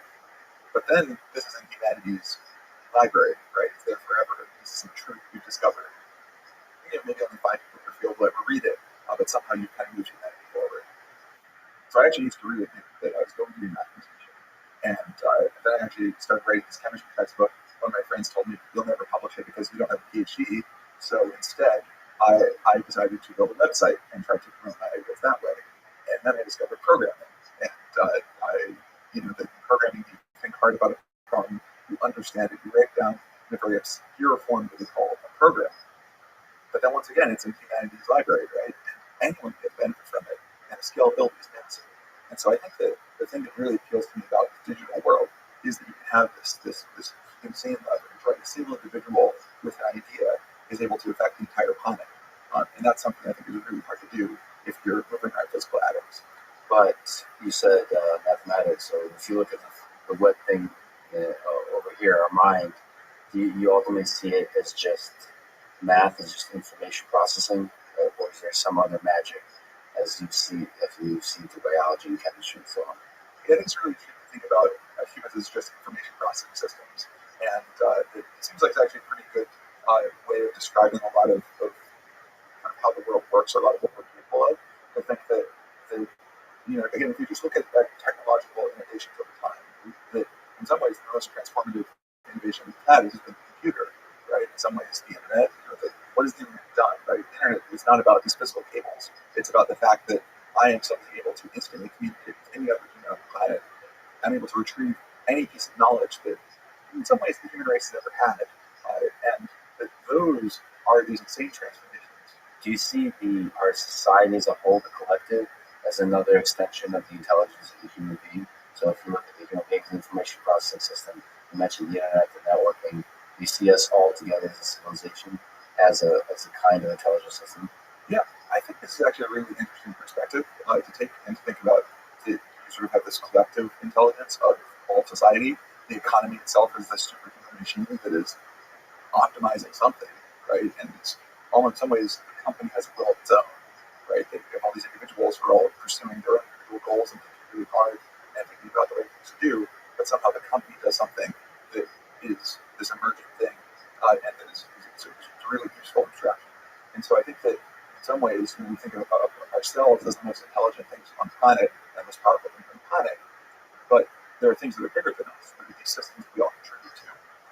And so I think actually it's interesting to think about if you've read Isaac Asimov's Foundation, right? That there's this concept of psychohistory in there, which is effectively this: that if you have trillions or quadrillions of beings, then maybe you could actually predict what that being, that huge macro being, will do, and almost independent of what the individuals want. I actually have the second angle of this that I think is interesting, which is thinking about technological determinism. One thing that I actually think a lot about with OpenAI, right, is that we're kind of coming onto this insanely transformational technology of general intelligence, right, that will happen at some point. And there's a question of how can you take actions that will actually steer it to go better rather than worse. And that I think one question you can ask is, as a scientist, as a creator, what impact can you have in general, right? You look at things like the telephone invented by two people on the same day. What does that mean? What does that mean about the shape of innovation? And I think that what's going on is everyone's building on the shoulders of the same giants. And so you can't really hope to create something no one else ever would. If Einstein wasn't born, someone else would have come up with relativity. Change the timeline a bit, right? That maybe it would take another 20 years, but it wouldn't be that fundamentally humanity would never discover these fundamental truths. So there's some kind of invisible momentum that some people like Einstein or OpenAI is plugging into, that anybody else can also plug into, and ultimately that wave takes us into a certain direction. That's right. And this kind of seems to play out in a bunch of different ways. There's some exponential that's being driven, and that the exponential itself, which one it is, changes. Think about Moore's law, an entire industry set that's caught to it for 50 years. Like, how can that be? Right? How is that possible? And yet somehow it happened. And so I think you can't hope to ever invent something that no one else will. Maybe you can change the timeline a little bit, but if you really want to make a difference, I think that the thing that you really have to do, the only real degree of freedom you have, is to set the initial conditions under which a technology is born. And so you think about the internet, right? That there are lots of other competitors trying to build similar things, and the internet won. And the initial conditions were that it was created by this group that really valued people being able to be, anyone being able to plug in this very academic mindset of being open and connected. And I think that the internet in the next 4 years really played out that way. Today, things are starting to shift in a different direction, but I think that those initial conditions were really important to determine the next 40 years worth of progress. That's really beautifully put. So another example of that I think about, I recently looked at it. I looked at Wikipedia, the information in Wikipedia, and I wonder what the internet would be like if Wikipedia had ads. There was an interesting argument that why they chose not to make it, put advertisement on Wikipedia. I think Wikipedia is one of the greatest resources we have on the internet. It's extremely surprising how well it works, how well it was able to aggregate all this kind of good information.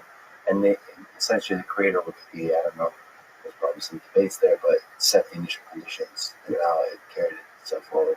That's really interesting. So the way you're thinking about AGI or artificial intelligence is you're focused on setting the initial conditions for the progress. That's right.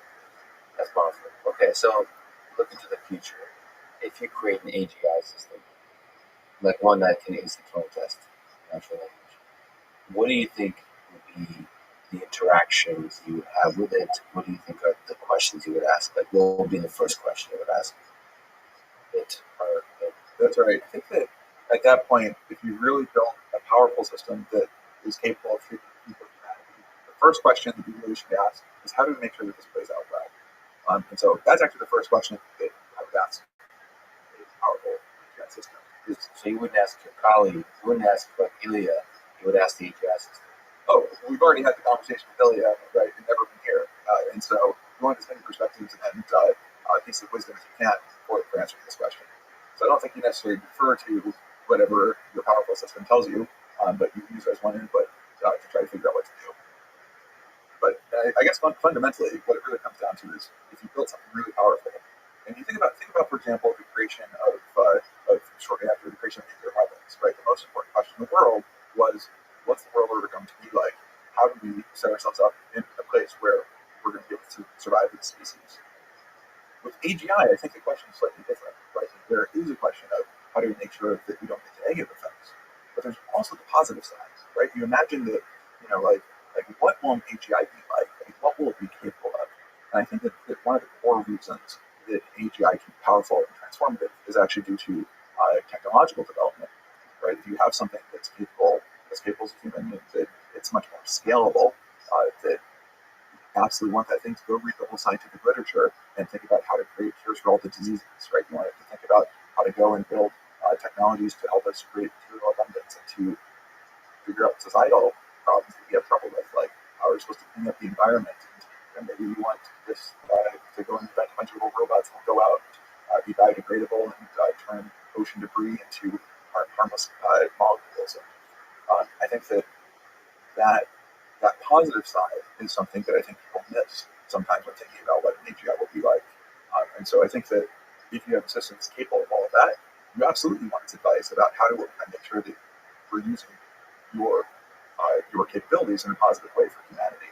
So what do you think about that psychology that looks at all the different possible trajectories of an AGI system, many of which, perhaps the majority of which are positive, and nevertheless focuses on the negative trajectories?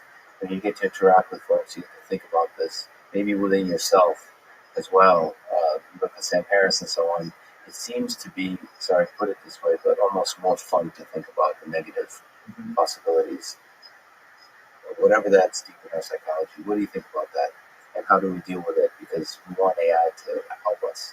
So I think there's kind of two problems entailed in that question.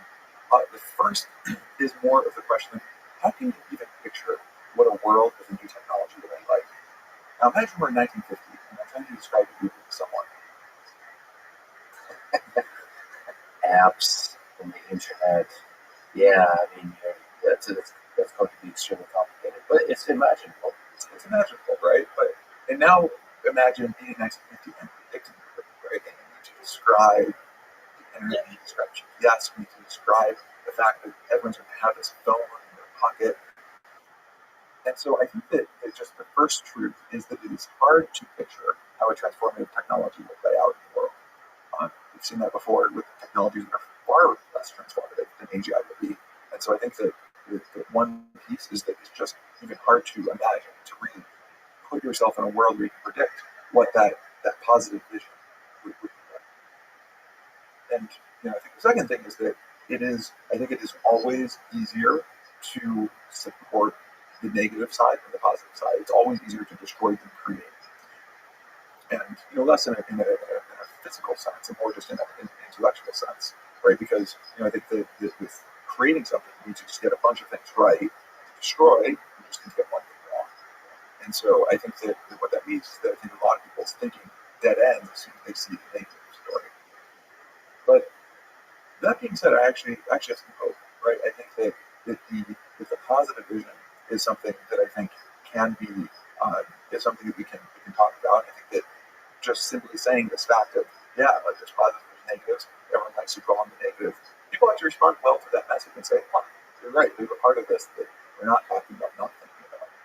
And that's actually something that's I think really been a key part of how we think about AGI at OpenAI, right? You can kind of look at it as like, okay, like OpenAI talks about the fact that there are risks, and yet they're trying to build this system. Like, how do you square those two facts? So do you share the intuition that some people have, from Sam Harris to even Elon Musk himself, that it's tricky as you develop AGI to keep it from slipping into the existential threats, into the negative? What's your intuition about how hard is it to keep AI development on the positive track? What's your intuition there? To answer that question, you can really look at how we structure OpenAI. So we really have three main arms. So we have capabilities, which is actually doing the technical work and pushing forward what the systems can do. There's safety, which is working on technical mechanisms to ensure that the systems we build are aligned with values. And then there's policy, which is making sure that we have governance mechanisms, answering that question of, well, whose values? And so I think that the technical safety one is the one that people kind of talk about the most, right? You talk about, like, think about all of the dystopic AI movies, a lot of that is about not having good technical safety in place. And what we've been finding is that, and I think that actually a lot of people look at the technical safety problem and think it's just intractable, right? This question of what do humans want? How am I supposed to write that down? Can I even write down what I want? No way. And then they stop there. But the thing is, we've already built systems that are able to learn things that humans can't specify. Even rules for how to recognize if there's a cat or a dog in an image. Turns out it's intractable to write that down, and yet we're able to learn it. And then what we're seeing with systems we built at OpenAI, and they're still in early proof of concept stage, is that you are able to learn human preferences. You're able to learn what humans want from data. And so that's kind of the core focus for our technical safety team. And I think that they're actually, we've had some pretty encouraging updates in terms of what we've been able to do. So you have an intuition and a hope that from data, looking at the value alignment problem, from data we can build systems that align with the collective better angels of our nature, so align with the ethics and the morals of human beings. To even say this in a different way, I mean, think about how do we align humans, right? Think about, like, a human baby can grow up to be an evil person or a great person.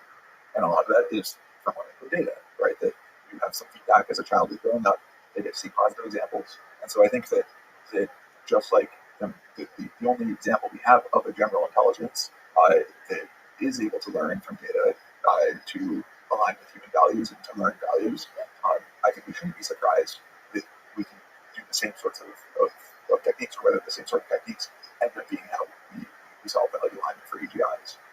So let's go even higher. I don't know if you've read the book *Sapiens*, but there's an idea that that as a collective, as human beings, we kind of develop together ideas that we hold. There's no, in that context, objective truth. We just kind of all agree to certain ideas and hold them as a collective. Do you have a sense that there is, in the world of good and evil, do you have a sense that in the first approximation there are some things that are good and that you could teach systems to behave to be good? So I think that this actually lends into part 13, right, which is the policy team. And this is the one, the aspect I think people really talk about way less than they should, right? Because imagine that we build super powerful systems that manage to figure out all the mechanisms for these things to do whatever the operator wants. The most important question becomes, who's the operator, what do they want, and how is that going to affect our clients, right? And I think that this question of what is good, what are those values, I mean, I think you don't even have to go to those very grand existential places to start to realize how hard this problem is. You just look at different countries and cultures across the world, and that there's a very different conception of how the world works, and what kinds of ways that society wants to operate. And so I think that the really core question is actually very concrete, and I think it's not a question that we have ready answers to. Right? Is how do you have a world where all the different countries that we have, the United States, China, Russia, and the hundreds of other countries out there, are able to continue to not just operate in the way that they see fit, but in the world that emerges in these, where you have these very powerful systems operating alongside humans, ends up being something that powers humans more, that makes like human existence be a more meaningful thing, and that people are happier and wealthier and able to live more fulfilling lives. It's not an obvious thing for how to design that world once you have that very powerful system. So if we take a little step back, and we're having like a fascinating conversation, and OpenAI is in many ways a tech leader in the world, and yet we're thinking about these big existential questions, which is fascinating, really important. I think you're a leader in that space, and that's a really important space. Just thinking how AI affects society in big picture. So Oscar Wilde said, "We're all in the gutter, but some of us are looking at the stars." And I think OpenAI has a charter that looks to the stars, I would say, to create intelligence, to create general intelligence, make it beneficial, safe, and collaborative. Can you tell me how that came about, how a mission like that, the path to creating a mission like that, OpenAI was founded? Yeah, so I think that in some ways it really boils down to taking a look at the landscape, right? So if you think about the history of AI, that basically for the past 60 or 70 years, people have thought about this goal of what could happen if you could automate human intellectual labor. Imagine you can build a computer system that could do that. What becomes possible? There's a lot of sci-fi that tells stories of various dystopias. And, increasingly you have movies like Her that tell you a little bit about maybe more of a little bit utopic vision. You think about the impacts that we've seen from being able to have bicycles for our minds and computers, and I think that the impact of computers and the internet is just far outstripped what anyone really could have predicted. And so I think that it's very clear that if you can build an AGI. All right. How's your day going?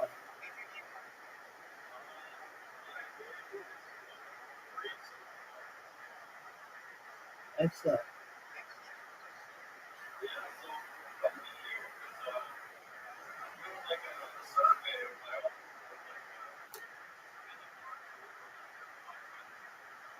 To some extent, I'm working on something right now. I'll do my best to answer your questions.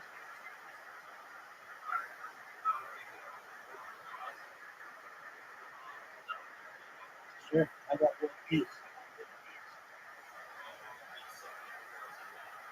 Correct.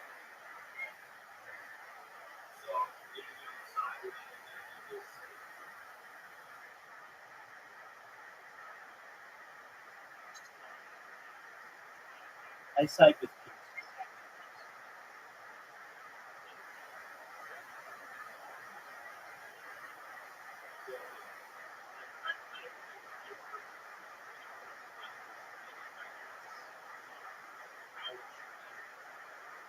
Great question.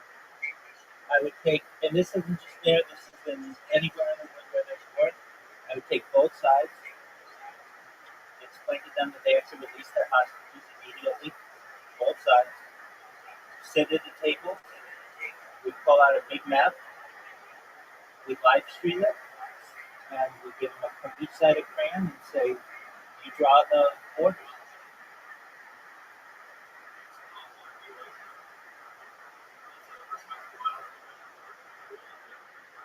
Excellent.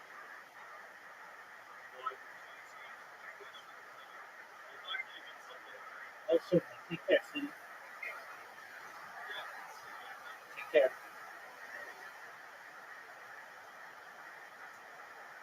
It will be the most transformative technology that humans will ever create.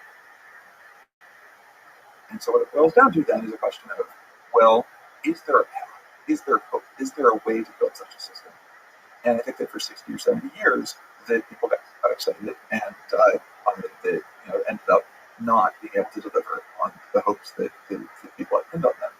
And I think that then, that after two winters of AI development, that people, I think kind of almost stopped daring to dream, right? That really talking about AGI or thinking about AGI became almost this taboo in the community. But I actually think that people took the wrong lesson from AI history. And if you look back, 1959 is when the perceptron was released. And this is basically, one of the earliest neural networks.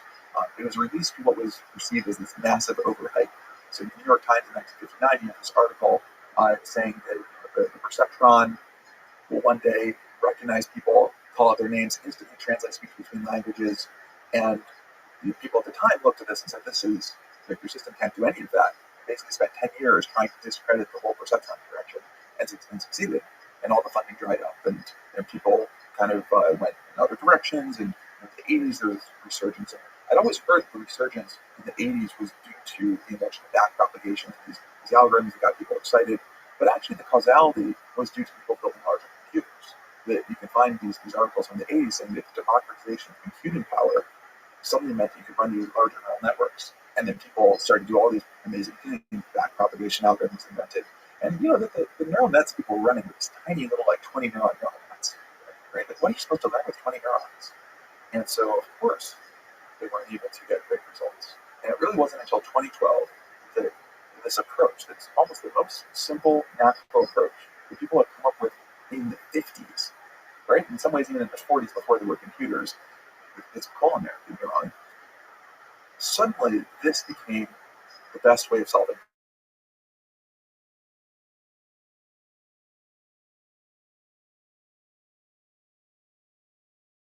problems. We have a very small number of tools, SGD, deep neural net, maybe some RL, and it solves this huge variety of problems. Speech recognition, machine translation, game playing, all of these problems, small set of tools. So there's the generator. There's a second piece, which is the competence. You want to solve any of those problems? Throw out 40 years worth of normal computer vision research, replace it with deep neural net. It's going to work better. And there's a third piece, which is the scalability. Right? The one thing that has been shown time and time again is that if you have a larger neural network, throw more compute, more data at it, it will work better. Those three properties together feel like essential parts of building general intelligence. Now, it doesn't just mean that if we scale up what we have, we will have an AGI. Right? There are clearly missing pieces, there are missing ideas. We need to have answers for reasoning. But I think that the core here is that for the first time, it feels that we have a paradigm that gives us hope that general intelligence can be achievable. And so as soon as you believe that, everything else becomes effortless. Right? If you imagine that you may be able to, the timeline I think remains uncertain. But I think that certainly within our lifetimes and possibly within a much shorter period of time than people would expect, if you can really build the most transformative technology that will ever exist, you stop thinking about yourself so much, right? You start thinking about just like, how do you have a world where this goes well? And that you need to think about the practicalities of how do you build an organization and get together a bunch of people and resources and to make sure that people feel motivated and ready to do it. But I think that then you start thinking about, well, what if we succeed? And how do we make sure that when we succeed, that the world is actually the place that we want ourselves to exist in, almost in the Rawlsian Bale sense of the word. And so that's kind of the broader landscape. And OpenAI was really formed in 2015 with that high-level picture of AGI might be possible sooner than people think, and that we need to try to do our best to make sure it's going to go well. And then we spent the next couple of years really trying to figure out what does that mean, how do we do it. I think that typically with a company, you start out very small, so you're a co-founder, build a product, you get some users, you get product market fit, and at some point you raise some money, you hire people, scale, and then down the road the big companies realize you exist and try to kill you. And for OpenAI, it was basically everything exactly the opposite order. Let me just pause for a second. You said a lot of things, and let me just admire the jarring aspect of what OpenAI stands for, which is daring to dream. I mean, you said it's pretty powerful. You caught me off guard because I think that's very true. The step of just daring to dream about the possibilities of creating intelligence in a positive and safe way, just even creating intelligence is a much needed, refreshing catalyst for the AI community. So that's the starting point. Okay, so then the formation of OpenAI was. I would just say that when we're starting OpenAI, that kind of the first question that we had is it too late to start a lab with a bunch of the best people?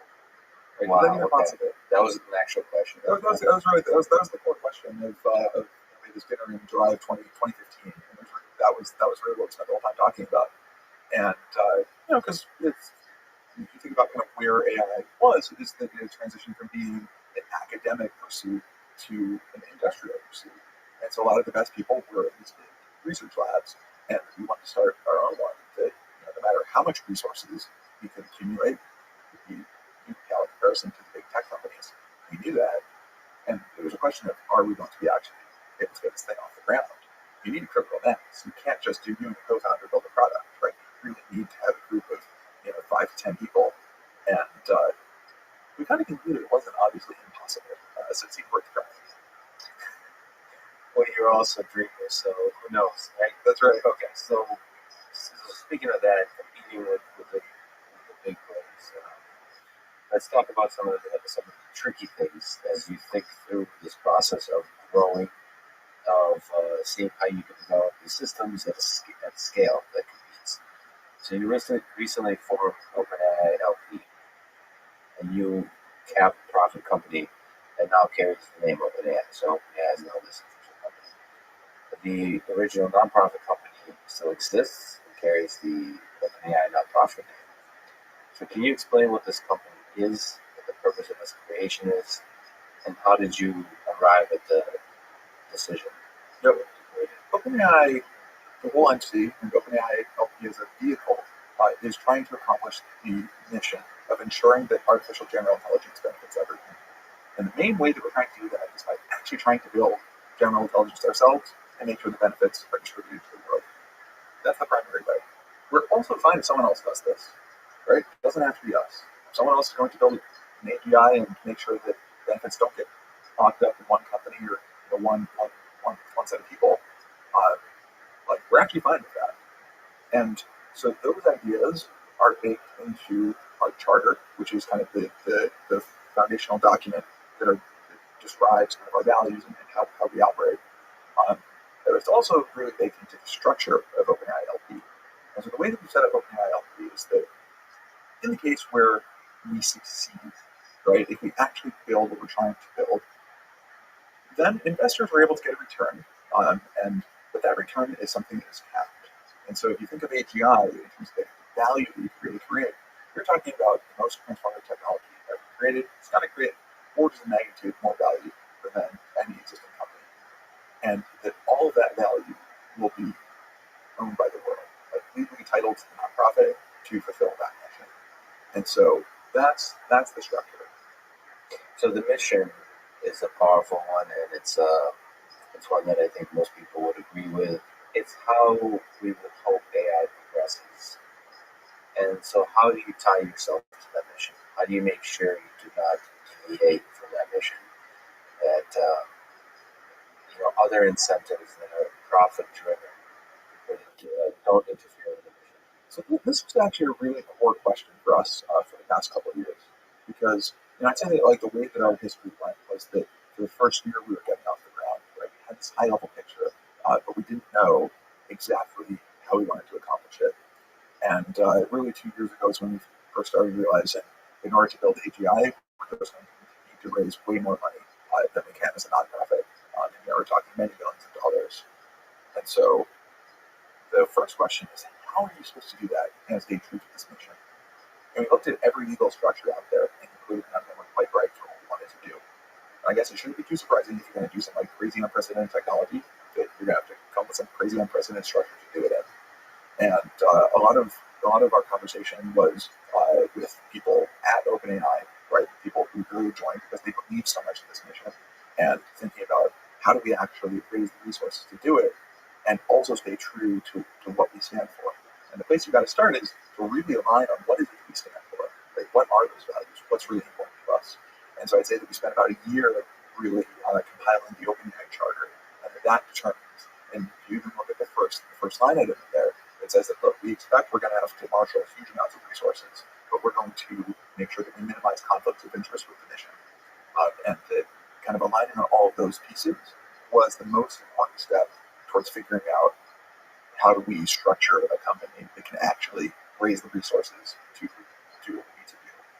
I imagine OpenAI, the decision to create OpenAI LP was a really difficult one, and there was a lot of discussions, as you mentioned, for a year, and there was different ideas, perhaps detractors within OpenAI, different paths that you could have taken. What were those concerns? What were the different paths considered? What was that process of making that decision? Sure. But so if you look actually at the OpenAI charter, there's almost two paths embedded with it. There is, we are primarily trying to build AGI ourselves, but we're also okay if someone else does it. And this is a weird thing for a company. It's really interesting, actually. Yeah. There is an element of competition. If you do want to be the one that does it, but at the same time, you're okay if somebody else does it. But we'll talk about that a little bit, that trade-off, that's the dance that's really interesting. And I think this was the core tension as we were designing OpenAI LP and really the OpenAI strategy, is how do you make sure that both you have a shot at being a primary actor, which really requires building an organization, raising massive resources, and really having the will to go and execute on something really, really hard vision, right? You need to really sign up for a long period to go and take on a lot of pain and a lot of risk. And to do that, normally you just import the startup mindset, right? And you think about, okay, like how do we out-execute everyone with this very competitive angle? But you also have this second angle of saying that, well, the true mission isn't for OpenAI to build AGI. The true mission is for AGI to go well for humanity. And so how do you take all of those first actions and make sure you don't close the door on outcomes that would actually be positive against the fulfill the mission? And so I think it's a very delicate balance, right? And I think that going 100% one direction or the other is clearly not the correct answer. And so I think that even in terms of just how we talk about OpenAI and think about it, there's just like one thing that's always in the back of my mind is to make sure that we're not just saying OpenAI's goal is to build AGI, right? That it's actually much broader than that, right? That first of all, it's not just AGI, it's safe AGI. It's very important. But secondly, our goal isn't to be the ones to build it. Our goal is to make it as well for the world. And so I think that figuring out how do you balance all of those and to get people to really come to the table and compile a single document that encompasses all of that wasn't trivial. And part of the challenge here is your mission is, I would say, beautiful, empowering, and a beacon of hope for people in the research community and just people thinking about AI. So your decisions are scrutinized more than, I think, a regular profit-driven company. Do you feel the burden of this in the creation of the chart and just in the way you operate? Yes. So why do you lean into the burden by creating such a chart? Why not to keep it quiet? I mean, it just boils down to the mission, right? Like I'm here and everyone else is here because we think this is the most important mission, right? Dare to dream. Right. So, do you think you could be good for the world or create an AGI system that's good when you're a for-profit company? From my perspective, I don't understand why profit interferes with positive impact on society. I don't understand why Google, that makes most of its money from ads, can't also do good for the world, or other companies, Facebook, anything. I don't understand why those have to interfere. You can profit isn't the thing, in my view, that affects the impact of a company. What affects the impact of a company is the charter, is the culture, is the people inside. The profit is the thing that just fuels those people. So what are your views there? Yeah, so I think it's a really good question, and there's some real long-standing debates in human society that are wrapped up in it. The way that I think about it is just think about what are the most impactful nonprofits in the world? What are the most impactful for-profits in the world? Right, these missions are the best for-profits. That's right. And I think that there's some real truth here that the system that we set up, the system for kind of how today's world is organized, is one that really allows for huge impact. And that kind of part of that is that you need to be, for-profits are self-sustaining and able to kind of build on their own momentum. I think that's a really powerful thing. It's something that, when it turns out that we haven't set the guardrails correctly, causes problems, right? Think about logging companies that go into the rainforest. That's really bad. We don't want that.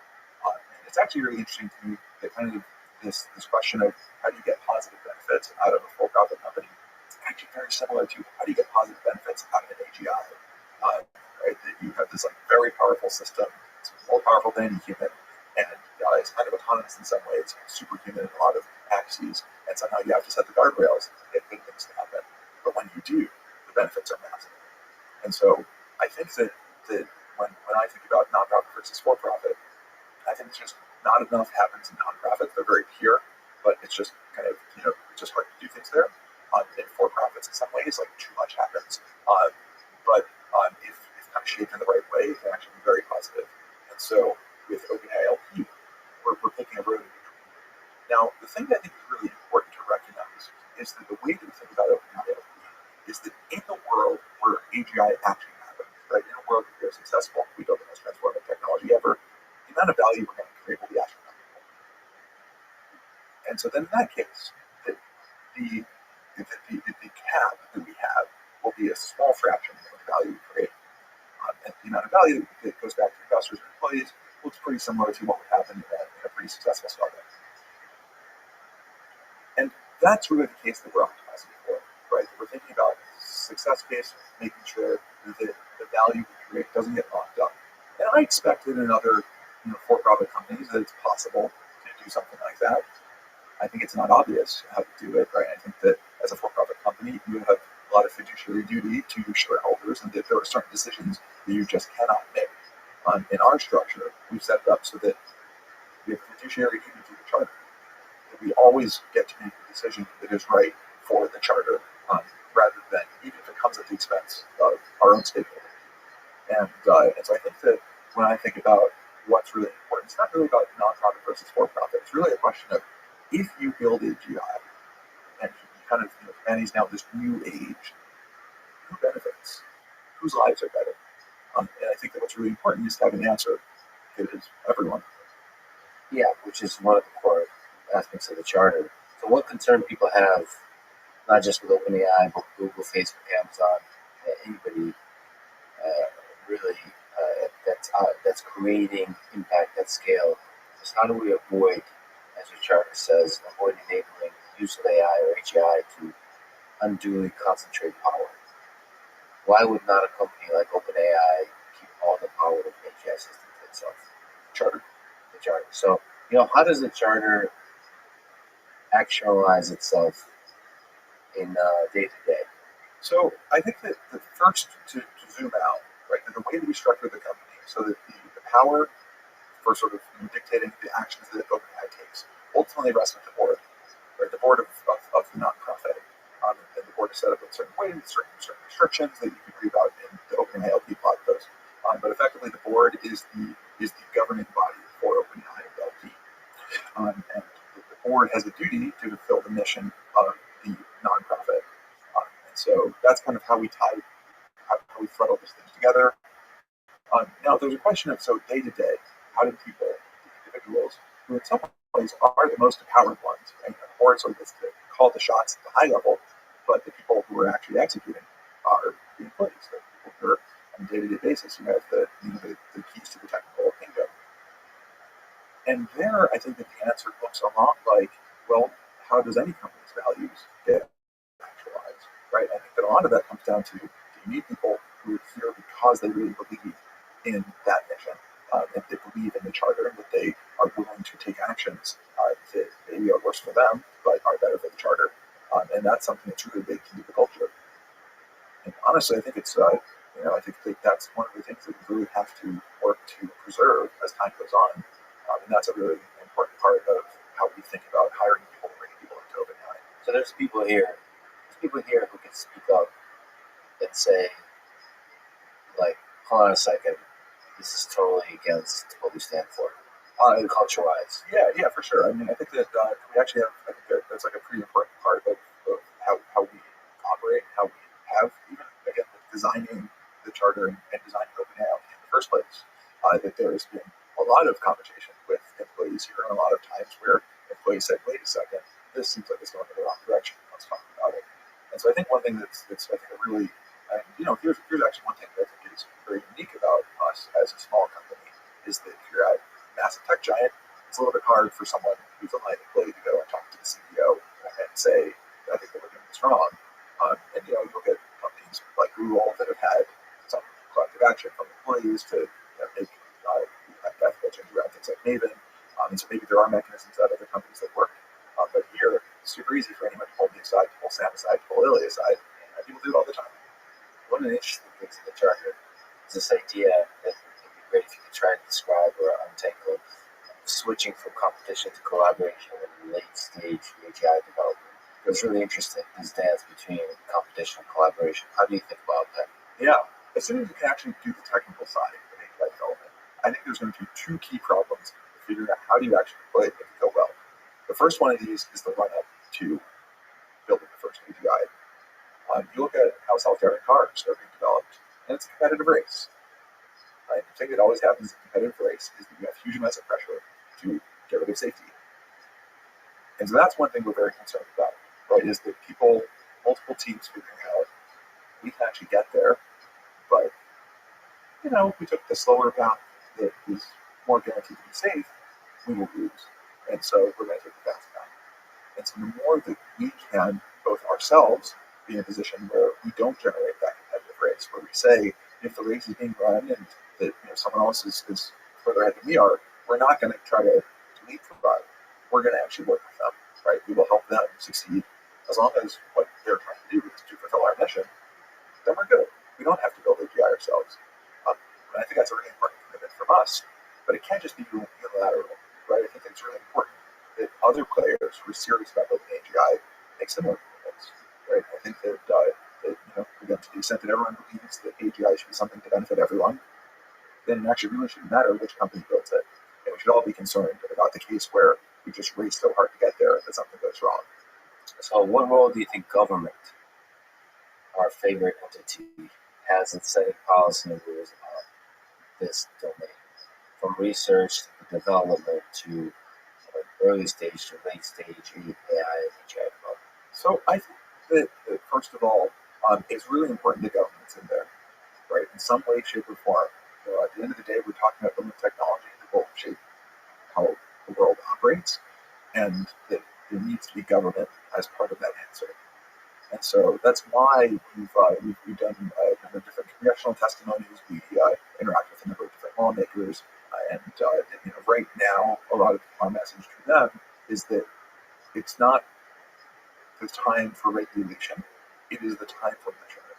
Right? That our main policy recommendation is that people, the government does this all the time with bodies like NIST, spend time trying to figure out just where the technology is, how fast it's moving, and can really become literate and up to speed with respect to what to expect.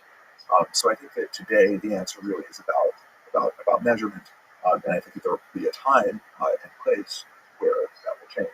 And I think it's a little bit hard to predict exactly what exactly that trajectory should look like. So there will be a point at which regulation, federal in the United States, the government steps in and helps be the, I don't want to say the adult in the room, to make sure that there is strict rules, maybe conservative rules that nobody can cross.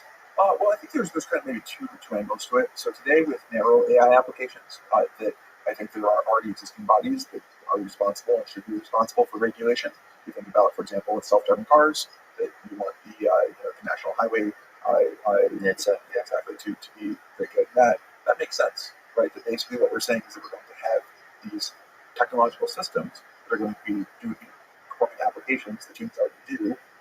Great. We already have ways of thinking about standards and safety for those. So I think actually empowering those regulators today is also pretty important. And then I think for AGI, there's going to be a point where we'll have better answers. And I think maybe a similar approach of first measurement and start thinking about what the rules should be. I think it's really important that we don't prematurely squash progress. I think it's very easy to kind of smother a budding field. And I think that's something to really avoid. I don't think the right way of doing it is to say, let's just try to blaze ahead and not involve all these other stakeholders. So you recently released a paper on GPT-2 language modeling, but did not release the full model because you had concerns about the possible negative effects of the availability of such model. It's outside of just that decision, it's super interesting because of the discussion, the societal level, the discourse it creates. So it's fascinating in that aspect. But if you think that's the specifics here at first, what are some negative effects that you envisioned? And of course, what are some of the positive effects? Yeah, so again, I think to zoom out, Like the way that we thought about GPT-2 is that with language modeling, we are clearly on a trajectory right now where we scale up our models and we get qualitatively better performance. Right? GPT-2 itself was actually just a scale up of a model that we released in previous June. Right? We just ran it at a much larger scale, and we got these results where something starting to write coherent prose, which was not something we'd seen previously. And what are we doing now? Well, we're going to scale up GPT-2 by 10x, by 100x, by 1000x, and we don't know what we're going to get. And so it's very clear that the model that we released last June, I think it's kind of like it's a good academic toy. It's not something that we think is something that can really have negative applications, or to the extent we can, positive of being able to play with it is far away from possible outcomes. You fast forward to not GPT-2 but GPT-20, and you think about what that's going to be like. And I think the capabilities are going to be substantive. And so there needs to be a point in between the two where you say, this is something where we're drawing the line, and we need to start thinking about the safety aspects. And I think for GPT-2, we could have gone either way. And in fact, when we had conversations internally, that we had a bunch of pros and cons, and it wasn't clear which one outweighed the other. And I think that when we announced that, hey, we decided not to release this model, then there was a bunch of conversation where various people said it's so obvious we should have just released it. There were other people said it's so obvious you should not have released it. And I think that almost definitionally means that holding it back was the correct decision. Right? And if it's not obvious whether something is beneficial or not, we should probably default to caution. And so I think that the overall landscape for how we think about it is that this decision could have gone either way. There are great arguments both directions. But for future models down the road, possibly sooner than you expect, because scaling these things up doesn't have to take that long, those ones you're definitely not going to want to release into the wild.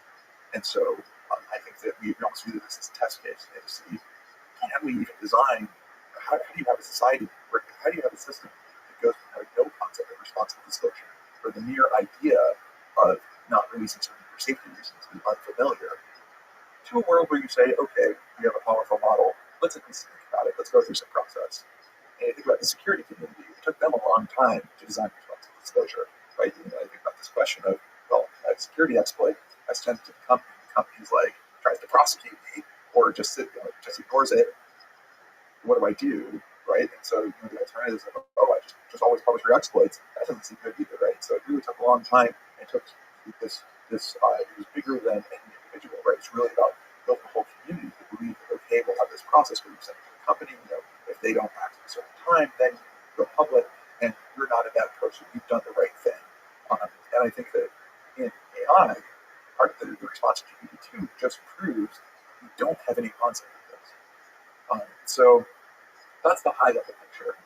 And so I think this was a really important move to make. And we could have maybe delayed it for GPT-3, but I'm really glad we did it for GPT-2. And so now you look at GPT-2 itself, and you think about the substance of it. What are potential negative applications?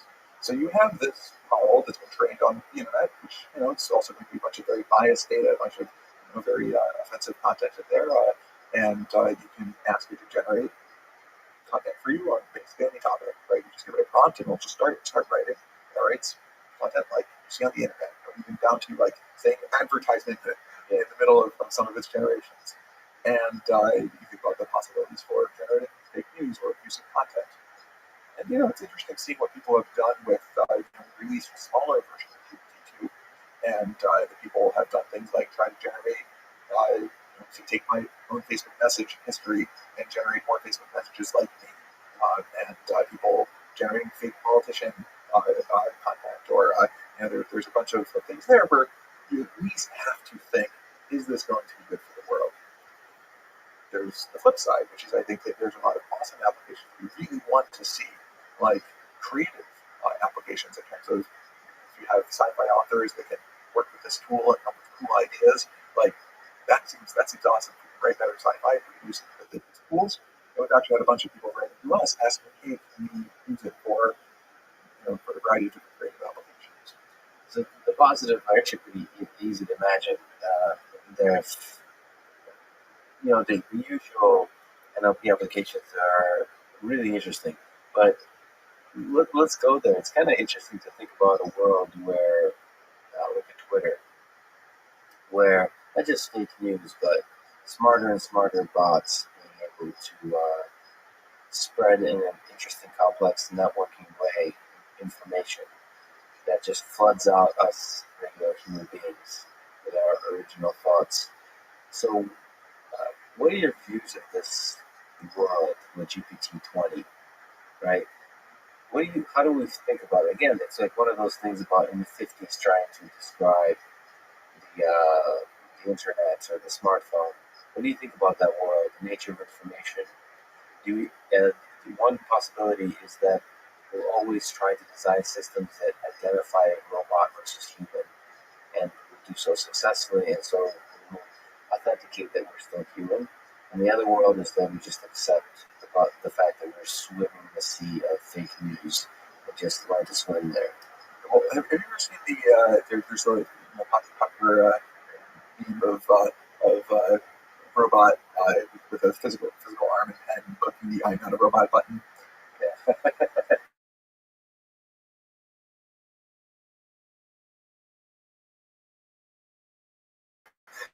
I think Ultimately, you think it's illusion battle. I think it's illusion battle ultimately, right? I think that is in terms of content, kind of the action you could take. And I think about how captures have gone. Right, captures used to be very nice, simple. You set this image. All of our OCR is terrible. You put a couple of artifacts in it. Humans are going to be able to tell what it is. An AI system wouldn't be able to. Today, like I can guarantee the captures. And I think that this is just kind of where we're going. I think captures were a moment-in-time thing, and as AI systems become more powerful, that there being human capabilities that can be measured in a very easy, automated way that AIs will not be capable of. I think that's just it's just an increasingly hard technical battle. But it's not that all hope is lost, right? You think about how do we already authenticate ourselves, right? We have systems, we have social security numbers in the U.S., or you have ways of identifying individual people, and having real world identity tied to digital identity seems like a step towards authenticating the source of content rather than the content itself. Now, there are problems with that. How can your privacy and anonymity in a world where the only content you really trust is, or the only way you can trust content is by looking at where it comes from. And so I think that building out good reputation networks may be one possible solution. But yeah, I think that this question is not an obvious one. And I think that maybe sooner than we think, we'll be in a world where today I often overeat a tweet and be like, do I feel like a real human wrote this? Or do I feel like it's genuine? I feel like I kind of judge the content a little bit. And I think in the future, it just won't be the case. You look at, for example, the FCC comments on net neutrality came out later that millions of those were auto-generated. The research were able to do various statistical techniques to do that. What do you do in a world where those statistical techniques don't exist? It's just impossible to tell the difference between humans and AIs. In fact, the most persuasive arguments are written by AI. All that stuff, it's not sci-fi anymore. Look at GPT-2 making a great argument for why recycling is bad for the world. You got to read that. You're like, oh, you're right. We are recycling. Yeah, that's quite interesting. I mean, ultimately, it boils down to the physical world being the last frontier of proving. You said basically networks of humans vouching for humans in the physical world. Somehow, the authentication of there. I mean, if I had to ask you, you're way too eloquent for a human. So, if I had to ask you to authenticate, prove, how do I know you're not a robot? How do you know I'm not a robot? Yeah. I think that's so far we're in this space, this conversation we just had, the physical movements we did, is the biggest gap between us and AI systems, is the physical manipulation. So maybe that's the last frontier. Well, here's another question: is why is solving this problem important? Right? Like, what aspects are really important to us? And I think that probably where we'll end up is we'll hone in on what do we really want out of knowing if we're talking to a human. And I think that again, this comes down to identity. And so I think that the internet in the future, I expect to be one that will have lots of agents out there that will interact with you. But I think that the question of, is this real flesh and blood human, or is this an automated system, may actually just be less important. Let's actually go there. It's GPT-2. is impressive, and let's look at GPT-20. Why is it so bad that all my friends are GPT-20? Why is it so? Why is it so important on the internet? Do you think to interact with only human beings? Why can't we live in a world where ideas can come from models trained on human data? Yeah, I think this is actually a really interesting question. This comes back to the how do you picture a world with some new technology? And I think that one thing that I think is important is let's say honesty. And I think that if you have almost the Turing test style sense of technology, you have AIs that are pretending to be human and deceiving you. I think that is that feels like a bad thing, right? I think that it's really important that we feel like we're in control of our environment, right? That we understand who we're interacting with, and if it's an AI or a human, that's not something that we're being deceived about. But I think that the flip side of can I have as meaningful of an interaction with an AI as I can with a human? Well, I actually think here you can turn to sci-fi. Her, I think, is a great example of asking this very question, right? What I really love about her is it really starts out almost by asking how meaningful are human virtual relationships, right? And then you have a human who has a relationship with an AI, and if you really start to be drawn into that, right, then all of your emotional buttons get triggered in the same way as if there was a real human that was on the other side of that phone. And so I think that this is one way of thinking about it, is that I think that we can have meaningful interactions, and that if there's a funny joke, sometimes it doesn't really matter if it was written by a human or an AI, but what we don't want, and where I think we should really draw hard lines, is deception. And I think that as long as we're in a world where, why do we build AI systems at all? Right? The reason we want to build them is to enhance human lives, to make humans be able to do more things, to have humans feel more fulfilled. And if we can build AI systems that do that, sign me up. So the process of language modeling, how far do you think it takes us? Let's look at the movie Her. Do you think dialogue, natural language conversation, as formulated by the Turing test, for example, do you think that process could be achieved through this kind of unsupervised language modeling? So I think the Turing test, in its real form, isn't just about language, right? It's really about reasoning too, right? To really pass the Turing test, I should be able to teach calculus to whoever's on the other side and have it really understand calculus and be able to go and solve new calculus problems. And so I think that to really solve the Turing test, we need more than what we're seeing with language models. We need some way of plugging in reasoning.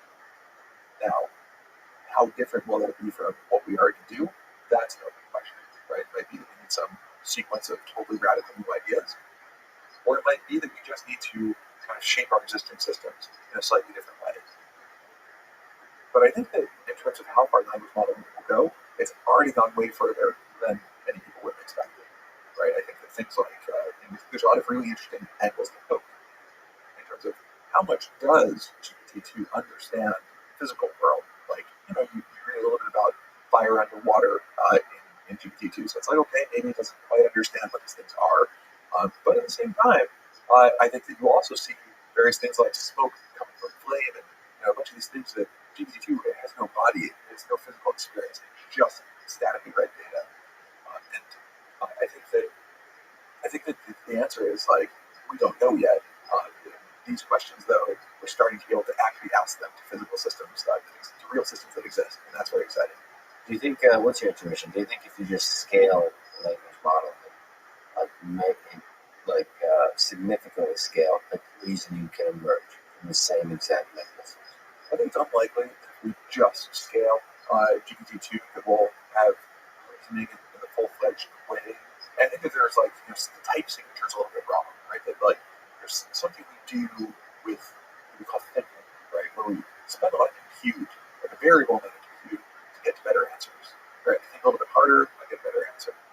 And that kind of type signature isn't quite encoded in GPT, right? GPT will kind of spend a long time in its evolutionary history baking in all this information, being very, very good at this predictive process.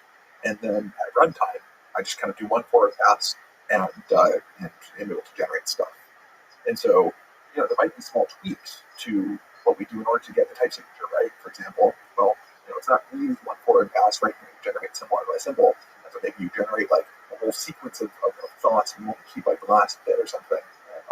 But I think that at the very least, I would expect you to make changes like that. Yeah, just exactly how you said think is the process of generating thought by thought in the same kind of way, like you said, keep the last bit, the thing that we converge towards. Yep.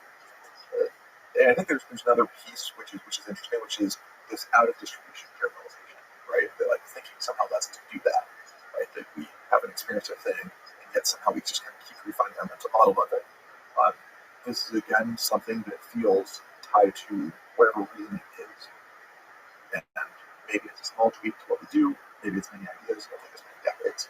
Yeah. So the assumption there, generalization out of distribution, is that it's possible to create new ideas. It's possible that nobody's ever created new ideas, and then scaling GPT to GPT-20, you would essentially generalize to all possible thoughts that us humans could have. Just to play devil's advocate. Right. I mean, how many new story ideas have we come up with since Shakespeare, right? Yeah, exactly. It's just all different forms of love and drama and so on. Okay. I'm not sure if you read the lesson, a recent blog post by Ray Sutton. Yep, I have. He basically says something that echoes some of the ideas that you've been talking about, which is he says the biggest lesson that can be read from 70 years of AI research is that general methods that leverage computation are ultimately going to ultimately win out. Do you agree with this? So basically, at OpenAI in general, about the ideas you're exploring, about coming up with methods, whether it's GPT modeling or whether it's OpenAI 5, playing Dota, where a general method is better than the more fine-tuned, expert-tuned. Yeah, so I think that, well, one thing that I think was really interesting about the reaction to that blog post was that a lot of people read this as saying that compute is all that matters. That's a very threatening idea, right? And I don't think it's a true idea either. Right? It's very clear that we have algorithmic ideas that are very important for progress. And to really build AGI, you want to push as far as you can on the computational scale, and you want to push as far as you can on human ingenuity. And so I think you need both. But I think the way that you frame the question is actually very, very good. Right, that it's really about what kind of ideas should we be striving for. And absolutely, if you can find a scalable idea, pour more compute into it, pour more data into it, it gets better. Like that's the holy grail. And so I think that the answer to the question is yes. That's really how we think about it. That part of why we're excited about the power of deep learning, the potential for building AGI, is because we look at the systems that exist and the most successful AI systems, and we realize that you scale those up, they're going to work better. And I think that scalability is something that really gives us hope for being able to build transformative systems. Well, I'll tell you, it's a partially emotional, a thing that response that people often have is compute is so important for state-of-the-art performance. Individual developers, maybe a 13-year-old sitting somewhere on campus or something like that, they're sitting, they might not even have a GPU, or they have a single GPU, a 1080 or something like that. And there's this feeling like, well, how can I possibly compete or contribute to this world of AI if scale is so important? So if you can comment on that, and in general, do you think we need to also in the future focus on democratizing compute resources more or as much as we democratize the algorithms? Well, so the way that I think about it is that there's this space of possible progress. Right? There's a space of ideas and sort of systems that work to move us forward. And there's a portion of that space, and to some extent, an increasingly significant portion of that space, that does just require massive compute resources. And for that I think that the answer is kind of clear, that part of why we have the structure that we do is because we think it's really important to be pushing the scale and to be building these large clusters and systems. But there's another portion of the space that isn't about the large scale compute. There are these ideas that, again, I think that for the ideas to really be impactful and really shine them up would work way better than they do at small scale. But you can discover them without massive computational resources. And if you look at the history of recent developments, you think about things like the GAN or the VAE, that these are ones that I think you could come up with them without having and practically Bitcoin with them without having massive computational resources. Right, I just thought he gave a good follow, but the thing is, the initial GAN produced pretty terrible results. Right, so only because it's a very specific, only because they're smart enough to know that this is quite surprising to generate anything that they know. Hey, do you see a world, or is that too optimistic and dream-like to imagine that the compute resources are something that's owned by governments and provided as utility? Actually, to some extent, this question reminds me of a blog post from one of my former professors at Harvard, this guy Matt Welsh, who was assistant professor. I remember sitting in his tenure talk, right, and he had literally just gotten tenure. He went to Google for the summer, and then decided he wasn't going back to academia, right? And the kind of blog post, he makes this point that, look, as a systems researcher, that I come up with these cool system ideas, right? I kind of build a little proof of concept. And the best thing I could hope for is that people at Google or Yahoo, which was around the time, will implement it and actually make it work at scale. Right? That's the dream for me. Right? I built a little thing and they think it's actually working. And for him, he said, I'm done with that. I want to be the person who's actually building and deploying. And I think that there's a similar dichotomy here, right? I think that there are people who really actually find value, and I think it's a valuable thing to do, to be the person who produces those ideas, right? You build a proof of concept, and yeah, you don't get to generate the coolest possible GAN images, but you invented the GAN, right? And so if there's a real trade-off there, and I think that's a very personal choice, but I think there's value on both sides. Do you think creating AGI, something or some new models, we would see echoes of the brilliance even at the prototype level? So you would be able to develop those ideas without scale, the initial seeds. So take a look at, I always like to look at examples that exist, right? Look at real precedent. And so take a look at the June 2018 model that we released. We scaled up to turn GPT-2. And you can see that at small scale, it set some records, right? This was the original GPT. We actually had some cool generations. They weren't nearly as amazingly as stunning as GPT-2 was, but it was promising. It was interesting. And so I think it is the case that with a lot of these ideas, you see promise at small scale. But there is an asterisk, there, a very big asterisk, which is sometimes we see behaviors that emerge that are qualitatively different from anything we saw at small scale. And that the original inventor of whatever algorithm looks at it and says, I didn't think it could do that. This is what we saw in Dota, right? So PPO was created by John Schulman, who's a researcher here, and with Dota, we basically just ran PPO at massive scale. And some tweaks in order to make it work, but fundamentally it's PPO at the core. And we were able to get this long-term planning, these behaviors to really play out on a time scale that we just thought was not possible. And John looked at that and it was like, I didn't think he could do that. That's what happened. We got 3 orcs and I had 2 more scale. I tested that. Yeah, but it still has the same flavors of, at least echoes of the expected brilliance. Although I suspect with GPT scaled more and more, you might get surprising things. So yeah, you're right. It's interesting. It's difficult to see how far an idea will go when it's scaled. It's an open question. Well, so to that point with Dota and PPO, here's a very concrete one, right? It's like, it's actually one thing that's very surprising about Dota that people don't really pay that much attention to is the degree of generalization of distribution that happens, right? That you have this AI that's trained against other bots for its entirety of its existence. So, sorry to take a step back. Can you talk through, a story of Dota, a story of leading up to OpenAI 5, and that passed, and what was the process of self-play and so on, training? Yep. Yeah. So Dota, what is Dota? Yeah, Dota is a complex video game, and we started trying to solve Dota because we felt like this was a step towards the real world relative to other games like chess or Go.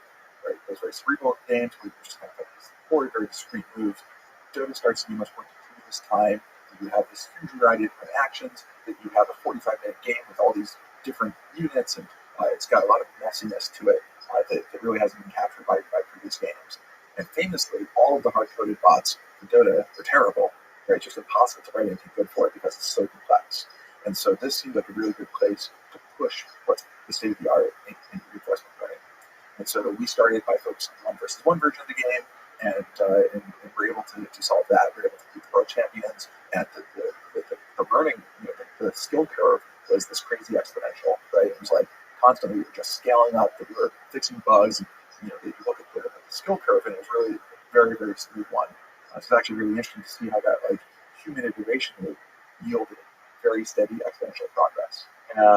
To one side note, for all, it's an exceptionally popular video game. The side effect is that there's a lot of incredible human experts at that video game. So the benchmark that you're trying to reach is very high. And the other, can you talk about the approach that was used initially and throughout training these agents to play this game? Yep. And so the approach that we use is self-play. And so you have two agents that don't know anything. They battle each other. They discover something a little bit good, and now they both know it. And they just get better and better and better without bound. And that's a really powerful idea, right?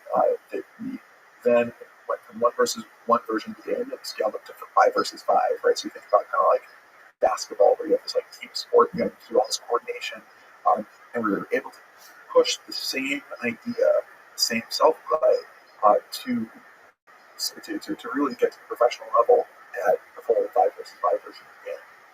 And the things I think are really interesting here is that these agents, in some ways, they're almost like an insect-like intelligence, right? Where they have a lot in common with how an insect is trained, right? The insect kind of lives in this environment for a very long time, or the ancestors of this insect have been around for a long time and have a lot of experience. It gets baked into this agent, and it's not really smart in the sense of a human, right? It's not able to go and write calculus, but it's able to navigate its environment extremely well. It's able to handle unexpected things in the environment it's never seen before pretty well. And we see the same sort of thing with our Dotabots, right? We're able to, in this game, we're able to play against humans who do something that never existed in its evolutionary environment. Totally different play styles from humans versus the bots. And yet, it's able to handle it extremely well. And that's something I think was very surprising to us. Was something that doesn't really emerge from what we've seen with PPO at smaller scale, right? The kind of scale we're running this stuff at was, like it's like 100,000 CPU cores running with like 100 GPUs. It's probably about something like hundreds of years of experience going into this bot every single real day. And so that scale is massive, and we start to see very different kinds of behaviors out of the algorithms that we all know and love. Dota, you mentioned beat the world expert 1v1, and then you weren't able to win 5v5 this year. Yeah, at the best players in the world. So what's the comeback story? First of all, talk through that. That's an exceptionally exciting event, and what's the following months that we see it look like? Yeah. So one thing that's interesting is that we lose all the time because we play. So the Dota team at OpenAI, we play the bot against better players than our system all the time. Or at least we used to, right? Like the first time we lost publicly was we went up on stage at the International and we played against some of the best teams in the world, and we ended up losing both games. But we gave them a run for the money, right? Both games were 30 minutes, 25 minutes, and they went back and forth, back and forth, back and forth. And so I think that really shows that we're at the professional level, and that kind of looking at those games, we think that the point could have gone in a different direction, and could have had some wins and stuff. That was actually very encouraging for us. And it's interesting because the International was at a fixed time, right? So we knew exactly what day we were going to be playing. We pushed as far as we could, as fast as we could. 2 weeks later, we had a bot that had an 80% win rate versus the one we played at TI. So the march of progress, you should think of it as a snapshot rather than as a dead state. And so, in fact, we'll be announcing our finals pretty soon. I actually think that we'll announce our final match prior to this podcast being released. So we'll be playing against the world champions. And for us, it's really less about like the way to think about what's upcoming is the final milestone, the final competitive milestone for the project, right? That our goal in all of this isn't really about beating humans at Dota. Our goal is to push the state of the art in reinforcement learning, and we've done that, right? And we've actually learned a lot from our system, and we have, I think, a lot of exciting next steps that we want to take. And so, as the final showcase of what we built, we're going to do this match. But for us, it's not really the success or failure. to see, do we have the work go in our direction or against? Where do you see the field of deep learning heading in the next few years? Where do you see the work in reinforcement learning perhaps heading? And more specifically with OpenAI, all the exciting projects that you're working on, what does 2019 hold for you? Massive scale. Scale. I won't put an asterisk on that and just say, I think that it's about ideas plus scale. You need both. So that's a really good point. So the question, in terms of ideas, you have a lot of projects that are exploring different areas of intelligence. And the question is, when you think of scale, do you think about growing the scale of those individual projects, or do you think about adding new projects? And sorry to do that. And if you're thinking about adding new projects, or if you look at the past, what's the process of coming up with new projects and new ideas? So we really have a life cycle of projects here. So we start with a few people just working on a small scale idea. And language is actually a very good example of this. There's really one person here who was pushing on language for a long time. And then you get signs of life, right? So this was like, let's say, with the original GPT, we had something that was interesting. And we said, okay, it's time to scale this, right? It's time to put more people on it, put more computational resources behind it, and then just kind of keep pushing and keep pushing. And the end state is something that looks like Go or robotics, where you have a large team of 10 or 15 people that are running things at very large scale, and that you're able to really have material engineering and sort of machine learning science coming together to make systems that work and get material results that just would have been impossible otherwise. So we do that whole life cycle. We've done it a number of times, typically end to end, probably 2 years or so to do it. The organization's been around for 3 years, so I think we'll find we also have longer life cycle projects. But we'll work up to those. We have so one team that we're actually just starting, Ilya and I are taking off a new team called the Reasoning Team, and this is to really try to tackle how do you get neural networks to reason. And we think that this will be a long-term project, one we're very excited about. In terms of reasoning, super exciting topic. What kind of benchmarks, what kind of tests of reasoning do you envision? What would, if you set back whatever drink and you would be impressed that this system is able to do something, what would that look like? It's theorem proving. Theorem proving. So some kind of logic and special mathematical logic. I think so, right? I think that there's kind of other problems that are dual to theorem proving in particular. You think about programming, you think about even like security analysis of code. That these all kind of capture the same sorts of core reasoning and being able to do some out of distribution generalization. It would be quite exciting if OpenAI reasoning teams to prove that P it would be very, very, very exciting, especially if it turns out that P equals NP, that'll be interesting too. It would be ironic and humorous. So what problem stands out to you as the most exciting and challenging platform to work for us as a community in general and for OpenAI this year? You mentioned reasoning. I think that's a heck of a problem. Yeah, so I think reasoning is an important one. I think it's going to be hard to get good results in 2019. Again, just like you think about the life cycle, it takes time. I think for 2019, language modeling seems to be kind of on that ramp, right? It's at the point that you have a technique that works. We want to scale 100x, 1000x, see what happens. Awesome. Do you think we're living in a simulation? I think it's hard to have a real opinion about it. It's actually interesting. I separate out things that I think can have yield materially different predictions about the world from ones that are just kind of fun to speculate about. I kind of view simulation as more like, is there a flying teapot between Mars and Jupiter? Maybe, but it's a little bit hard to know what that would mean for my life. So there is something actionable. So some of the best work OpenAI has done is in the field of reinforcement learning, and some of the success of reinforcement learning come from being able to simulate the problem you're trying to solve. So do you have a hope for reinforcement, for the future of reinforcement learning, and for the future of simulation? Whether it's we're talking about autonomous vehicles or any kind of system, do you see that scaling? So we'll be able to simulate systems and hence be able to create a simulator that echoes our real world and proving once and for all, you're denying it that we're living in a simulation.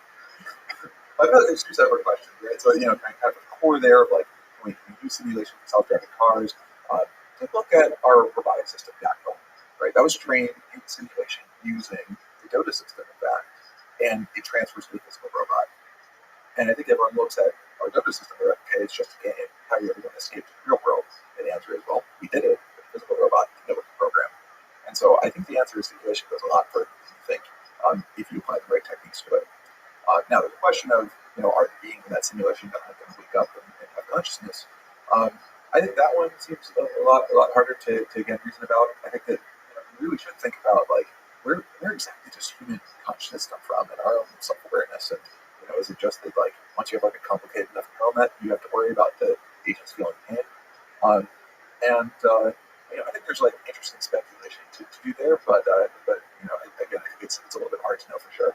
Well, let me just keep with speculation. Do you think to create intelligence, general intelligence, you need one, consciousness, and two, a body? Do you think any of those elements are needed, or is intelligence something that's orthogonal to those? I'll stick to the kind of like the non-grand answer first, right? So the non-grand answer is just to look at what are we already making work. GPT-2, a lot of people have said that you can get these kinds of results, you need real world experience, you need a body, you need grounding. How are you supposed to reason about any of these things? How are you supposed to like even GPT-2 shows that you can actually go way further than that kind of reasoning would predict. So I think that in terms of doing consciousness, do we need a body? Since the answer is probably not, right? We probably just continue to push kind of the systems we have. They already feel general. They're not as competent or as general or able to learn as quickly as an AGI would, but they're at least like kind of proto AGI in some way, and they don't need any of those things. Now let's move to the grand answer, which is, if our neural net's conscious already, would we ever know? How can we tell? Right? Here's where the speculation starts to become at least interesting or fun, and maybe a little bit disturbing depending on where you take it. But it certainly seems that when you think about animals, that there's some continuum of consciousness. Like a cat, I think, is conscious in some way, right? Not as conscious as a human. And you can imagine you could build a little conscious meter, and you point at a cat, it gives you a reading. When a human gets a much bigger reading. What would happen if you pointed one of those at another neural net? And if you're training this massive simulation, do the neural nets feel pain? It becomes pretty hard to know that the answer is no. It becomes pretty hard to really think about what that would mean if the answer were yes. And it's very possible, for example, you can imagine that maybe the reason humans have consciousness is because it's a convenient computational shortcut, right? If you think about it, if you have a being that wants to avoid pain, it seems pretty important to survive in this environment, and wants to eat food, then maybe the best way of doing it is to have a being that's conscious, right? That, in order to succeed in the environment, you need to have those properties, and how are you supposed to implement them? And maybe this consciousness is what you're doing that. If that's true, then actually maybe we should expect that really competent reinforcement learning agents will also have consciousness. But it's a big if, and I think there are a lot of other arguments that can make in other directions. And I think that's a really interesting idea that even GPT-2 has some degree of consciousness. That's something it's actually not as crazy to think about. It's useful to think about as we think about what it means to create intelligence of a dog, intelligence of a cat, and the intelligence of a human. So last question, do you think we will ever fall in love like